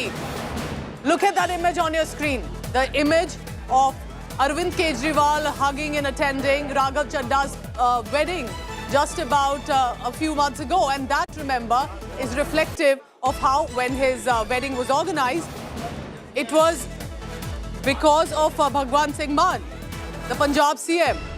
And today, all of that appears to have disappeared. He has joined the BJP. Earlier visuals of sitting with Kejriwal, Sandeep Singh, and I can tell you because I've reported on the Aam Aadmi Party since its beginning, visuals of Raghav Chadha waving to the audience when the Aam Aadmi Party won in Delhi. Today, he will be standing alongside Prime Minister Narendra Modi and others. Big news coming in. Raghav Chadha will be meeting the BJP President Navin in just a short while. So that will be the next move. That will be most of a protocol that needs to be followed. But of course, all has been done behind the curtains. BJP managing to negotiate with 3 MPs to organize this press conference, who also announced that 7 in total have quit the Aam Aadmi Party. Punjab's biggest representation coming in from the Aam Aadmi Party, a party that had boasted that at least they have this border state with them. And now that has taken a setback. So we'll see how this goes for Arvind Kejriwal. We don't have a reply yet from either Arvind Kejriwal or the party. But for now, definitely, if not a surprise or a shocker, because there were murmurs, it appeared to be, as Raghav Chadha was moving away from the Aam Aadmi Party, that he has the next role decided. Saurabh Bhardwaj had said he's not been taking on the Prime Minister and Home Minister in the Parliament or on the BJP even, and it was reflective of the times to come. However, an official announcement has come that's taken many by surprise. Raghav Chadha, Sandeep Pathak, Ashok Mittal at that press conference. The visual you see on your screen, that's not going to be one for the AAP anymore. Now Raghav Chadha will be sitting alongside the BJP President, top BJP leadership, Prime Minister Modi, Home Minister Amit Shah, even possibly campaigning for the BJP in the next set of elections. And how tables have turned. Once in the coterie, in the close circle of Arvind Kejriwal, now he's going to be the member of parliament representing the BJP. Importantly, just to let you know, why hasn't he been removed as the member of parliament? That's because as per the anti-defection law of the Indian Constitution, if 2/3 of the members, majority members of the legislature party, members of parliament or MLA, they join another party, then it's called a merger. So it's not defection really. So they continue to stand as MP. But let's get more clarity on that. Aishwarya Paliwal joining me. She was in fact at that press conference. Aishwarya, this official announcement has come, but it is still surprising to still believe that someone like a Raghav Chadha, always standing alongside Kejriwal, is now in the BJP. Tell us and take us through some of the key takeaways of what was said in that press conference. Well, you know, Pooja, let me tell you one of the things that we had been hearing, at least for the past 4 months, and let me tell you where the rumor started. Do you remember how it was when Arvind Kejriwal, was under pressure? There was a time when he was being arrested. That time, most of the people in Aam Aadmi Party had actually started talking about the fact that Raghav Chadha was missing in the picture. In fact, let me tell you, the day when both Arvind Kejriwal stepped out, Manish Sisodia stepped out of the jail, on that day also, we did not see any kind of tweet coming in from Raghav Chadha. So that's when the rumor mills really started doing rounds. And then do you remember the coordinated attack that actually happened on Raghav Chadha? You know, all the top leadership of the Aam Aadmi Party, one after the other, within a span of couple of hours, we saw how videos were coming out and all of them. Stay on with me. The remaining Aam Aadmi Party MP, Sanjay Singh speaking.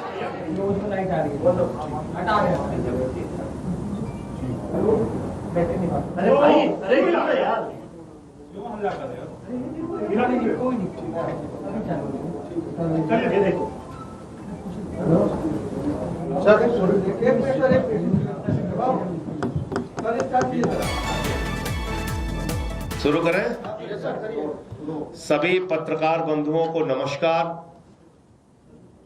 Bharatiya Janata party Narendra Modi और अमित शाह का operation lotus, घटिया राजनीति का खेल और पंजाब के भगवंत मान सरकार के अच्छे कामों को रोकने का षड्यंत्र बड़े पैमाने पर शुरू हो गया है।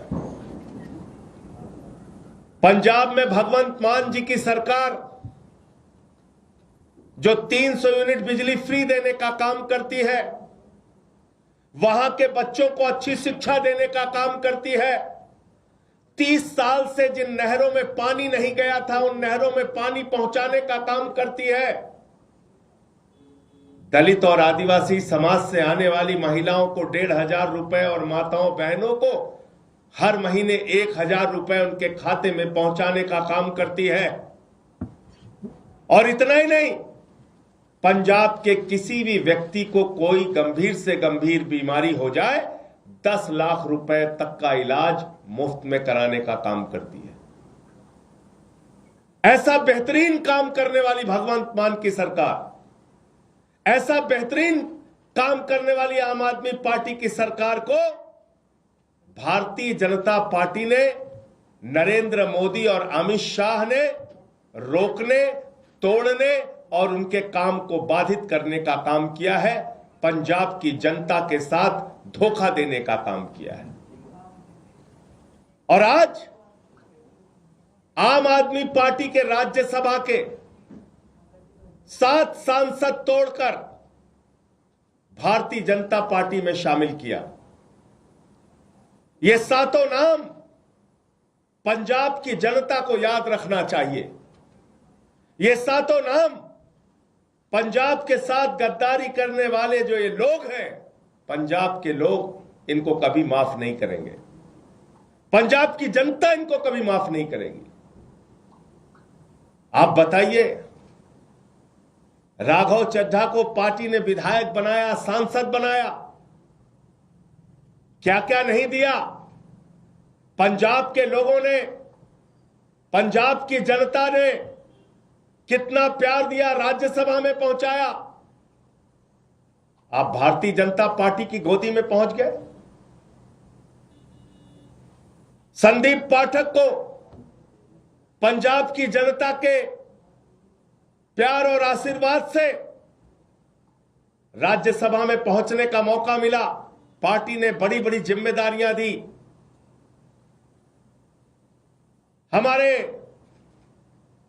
राजेंद्र गुप्ता जी, उनका इतिहास उठाकर देखिए, कहां से कहां तक पार्टी ने पहुंचाया, राज्यसभा में पहुंचाया।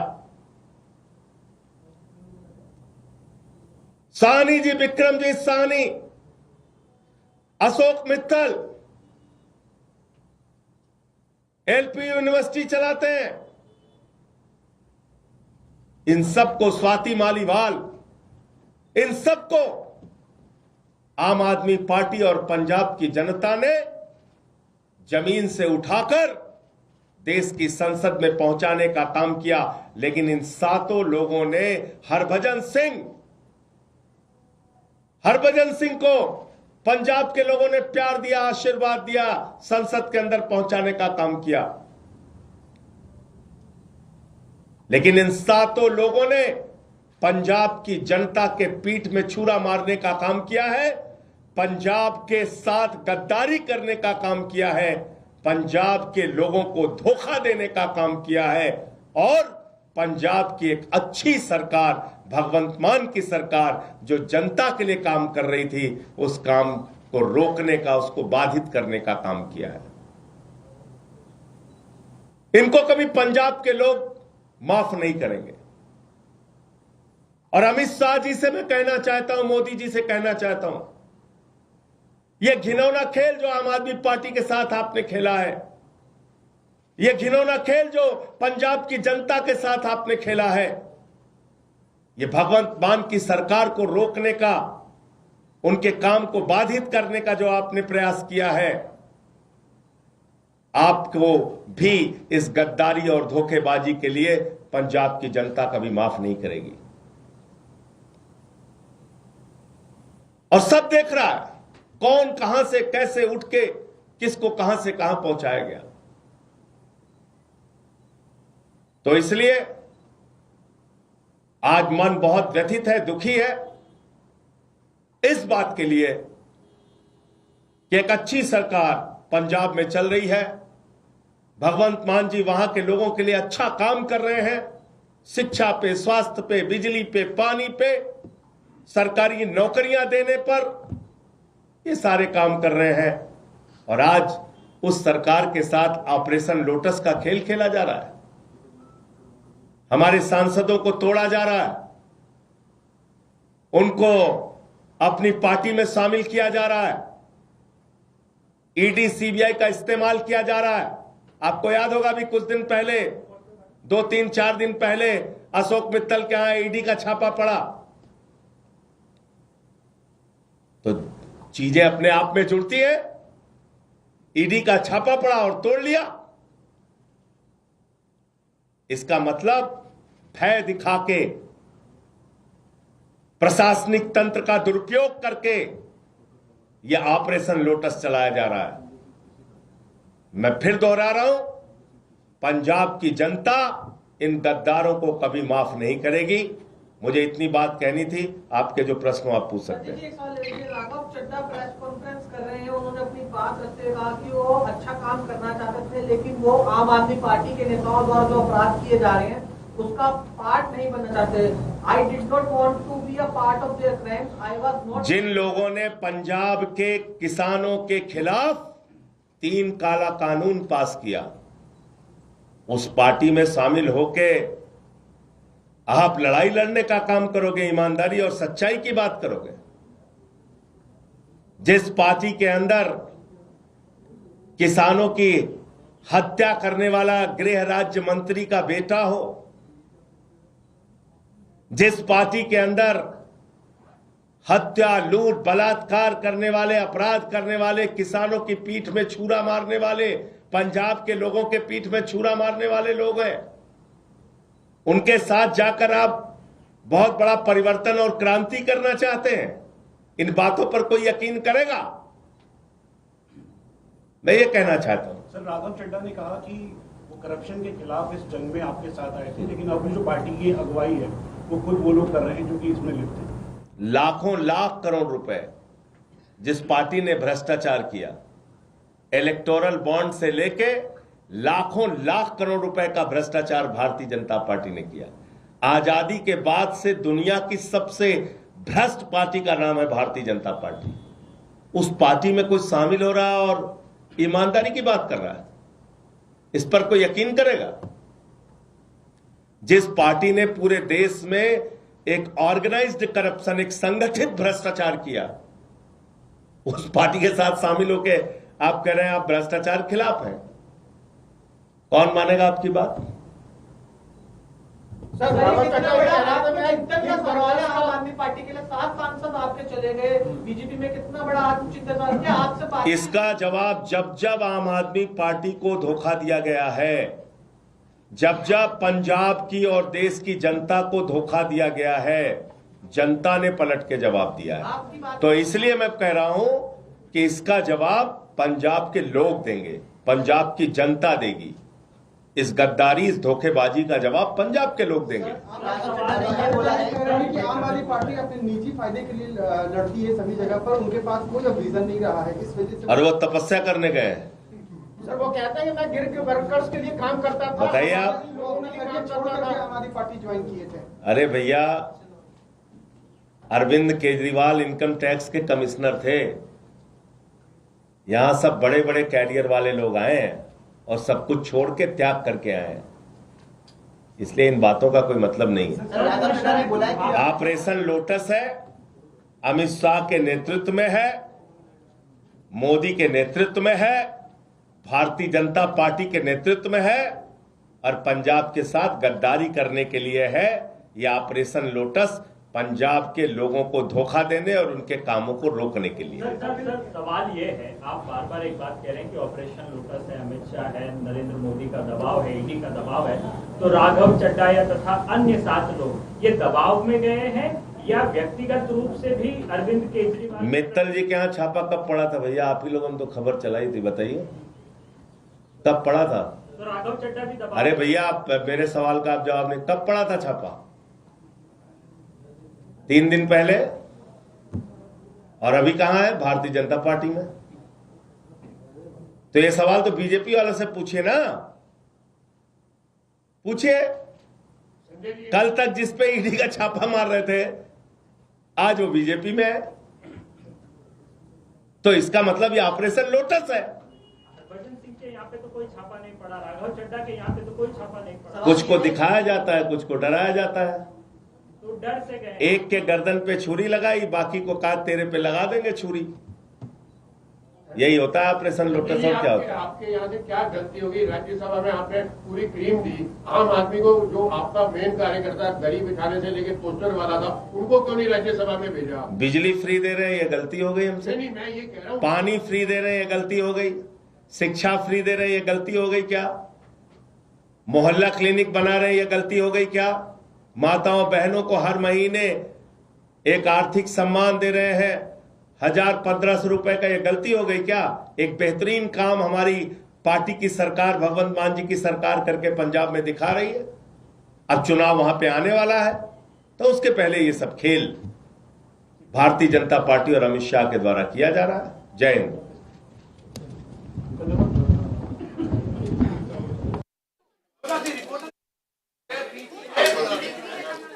So that was the first reaction from the AAP, Sanjay Singh, saying we did what we could as a party, and many people from top positions left their jobs, left their comfortable life to join the political outfit, and therefore also taking a jibe at Raghav Chadha.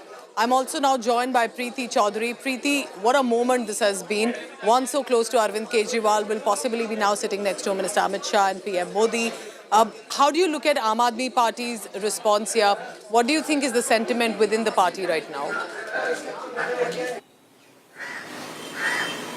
Well, the sentiment is quite clear. It is a big loss at one level, but the party is going to try and leverage what they can, especially where the state elections of Punjab are concerned.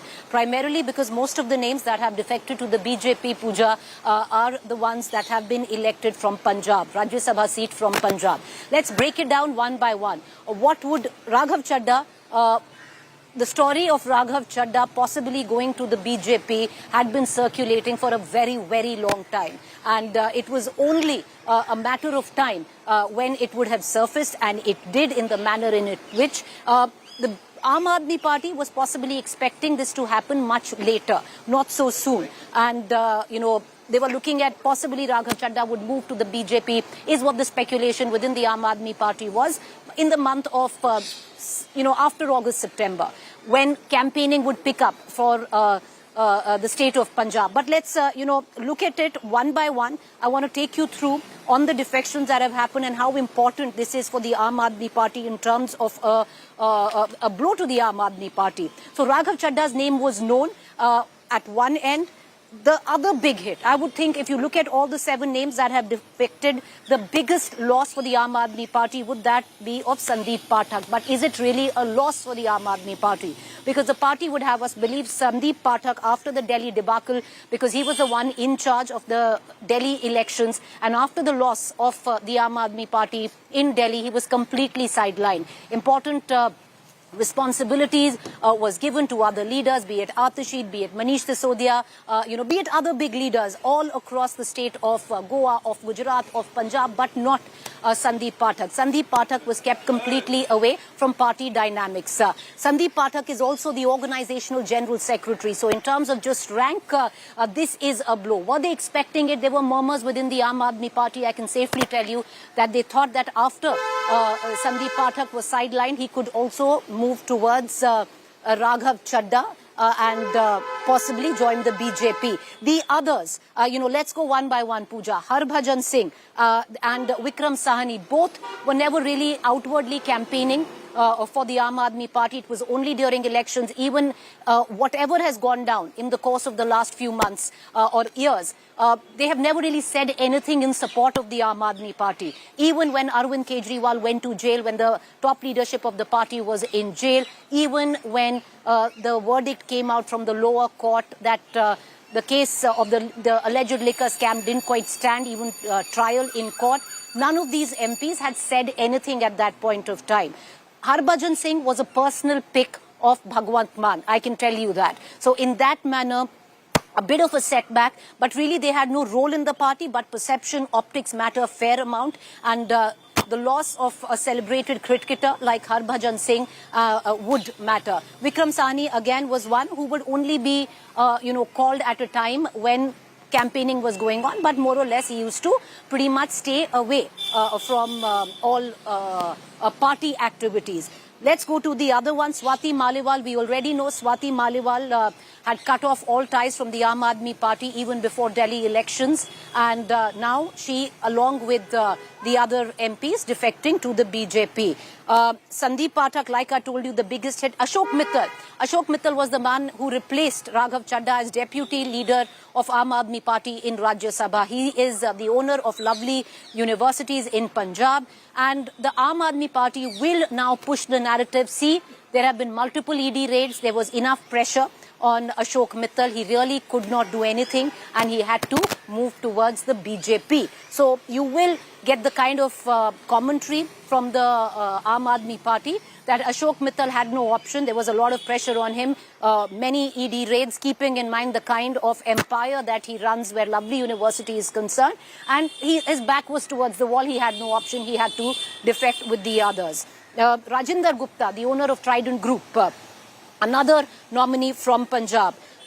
Will that also now Rajinder Gupta defecting as well? He was one of the business faces of the Aam Aadmi Party, which was criticized by the party. He's the chairman of the emeritus Trident Group, was criticized by many leaders and the cadre of the Aam Aadmi Party on why the Aam Aadmi Party was giving Rajya Sabha seats to the likes of Rajendra Gupta or even at that level Ashok Mittal.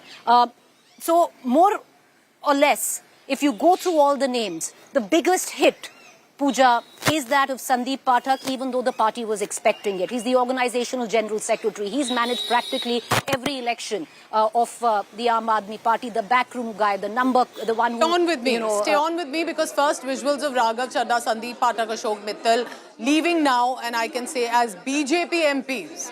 When they entered, the press conference was, as AAP MPs, of course, we realized that there was a conflict with the party. They leave now. As BJP MPs, they will be merging basically with the Bharatiya Janata Party, and that they will be now meeting the BJP president, Nithin in just a short while, and then possibly senior leadership as well. I want the viewer to listen in to what Raghav, Chadha, Sandeep Pathak and Mittal said, and then I'll go back to Preeti. जी, राज्यसभा में आम आदमी party के 10 सांसद हैं और 2/3 से ज्यादा सांसद इस मुहिम में हमारे साथ हैं।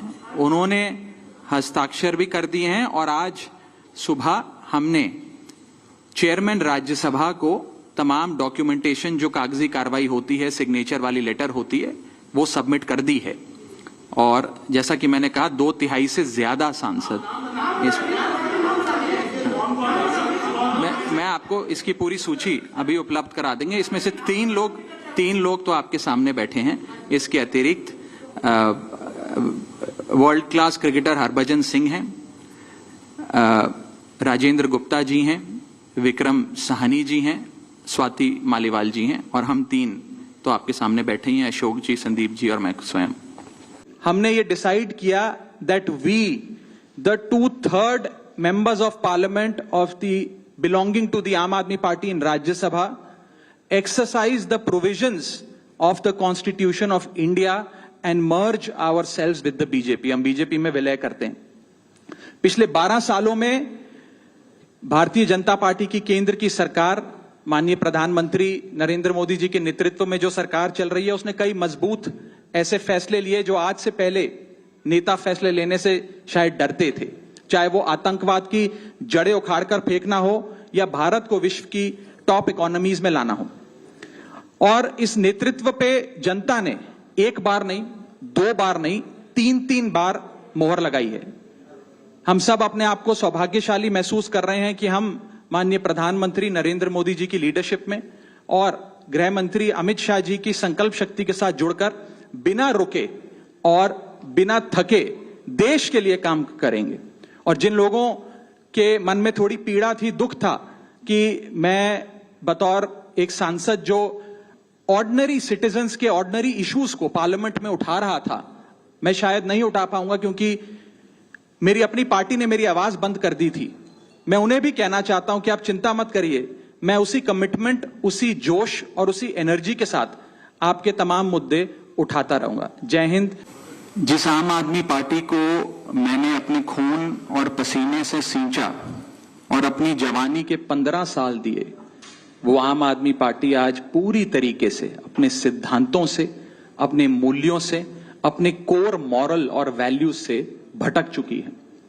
और अब ये पार्टी देश के लिए नहीं, देश के हित के लिए नहीं, बल्कि अपने पर्सनल फायदे के लिए काम कर रही है।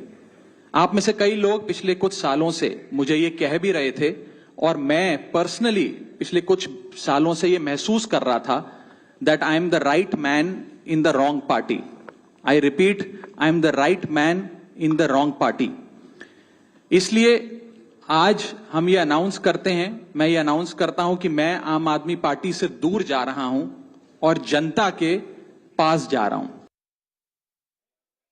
You have to give it to the Bharatiya Janata Party, the kind of negotiations that have happened to ensure 7 members of parliament quit en masse. I want to go to Preeti Chaudhary on that. Preeti, we know what eventually happened in the sense that Raghav Chadha started to drift away, but 7 members of parliament, what do you think went so wrong within the Aam Aadmi Party that their biggest representation from Punjab decided they don't want to be with the outfit now? Multiple levels. Let's go back, Pooja. When Swati Maliwal had distanced herself from the Aam Aadmi Party, literally launched a campaign against the party right before Delhi elections, which corresponded with the BJP campaign.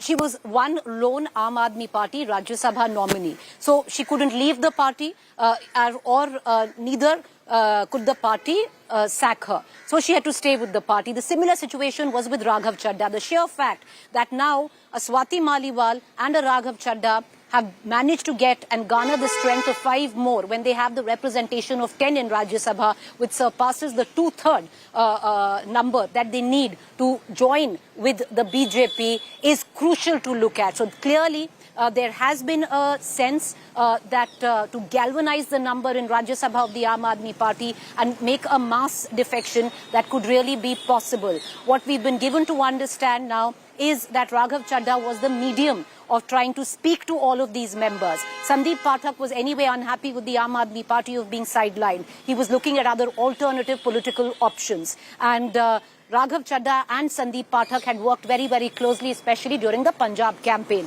because Sandeep Pathak was the backroom boy and Raghav Chadha was one of the front faces of the Punjab campaign. So, in one way, you had Sandeep Pathak, who, could have been persuaded. You look at the others. Harbhajan Singh is not so much entrenched in the Aam Aadmi Party. He was a personal pick. He's friends with Bhagwant Mann, a personal pick of Bhagwant Mann. Many a times, he's actually supported the BJP, something that wasn't quite taken well with the leadership of the Aam Aadmi Party. So in that aspect, with Harbhajan Singh, is more optics, more perception, less in terms of a loss at a ground level. But the sheer fact that you had 7 coming together, what's also a tad embarrassing in all of this, Pooja, is that you replaced Raghav Chadha with Ashok Mittal as the deputy leader of Rajya Sabha. And Ashok Mittal has also decided now to defect along with the others to the BJP.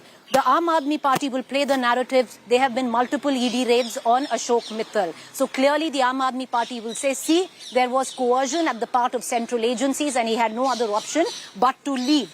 But this is a huge hit. And this also somewhere down the line, Pooja, you have also covered the Aam Aadmi Party very closely earlier on, will echo a sentiment which has been there with the cadre and the mid-level leadership of the Aam Aadmi Party, that why Rajya Sabha opportunities, Rajya Sabha seats were given to outsiders like Rajendra Gupta, like Ashok Mittal, like Vikram Sahani, like Harbhajan Singh. Why wasn't it given to somebody who was from within the party, like a Sanjay Singh, who's worked with the party, who has loyalty to the party? So this is also somewhere down the line an issue that Arvind Kejriwal and the leadership I understand of the Aam Aadmi each of them Party may will have their need to issues look at and with address. the top leadership, but the top leadership failing to reach out to at least 7 of its members of parliament, managing a 2/3 majority that now, of course, continues to stay as the MP and now will be merging with the BJP. So what do you think happened? Is this ego issue? Is this something that Arvind Kejriwal believed that if they want to go, let them go, or did not care as much, did not realize as much that this was happening behind the curtains?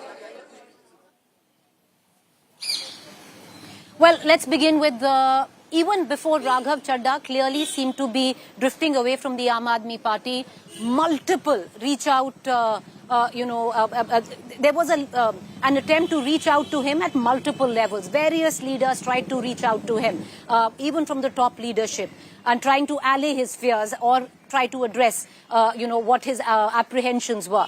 At a level when the Aam Aadmi Party realized that that was a lost cause, they moved on. They realized the next person who I can tell you that the Aam Aadmi Party had an instinct that could join, Raghav Chadha would be Sandeep Pathak. And multiple level meetings were held with Sandeep Pathak. I can actually tell you, right before this announcement, even though the Aam Aadmi Party knew that some of these MPs might be leaving, they didn't know when. So when the buzz started that possibly it was today, I can tell you Bhagwant Mann, the Chief Minister of Punjab, personally did reach out to Harbhajan Singh. But he didn't pick up his phone, despite Harbhajan Singh being nominated by Bhagwant Mann. And it's not that the party didn't try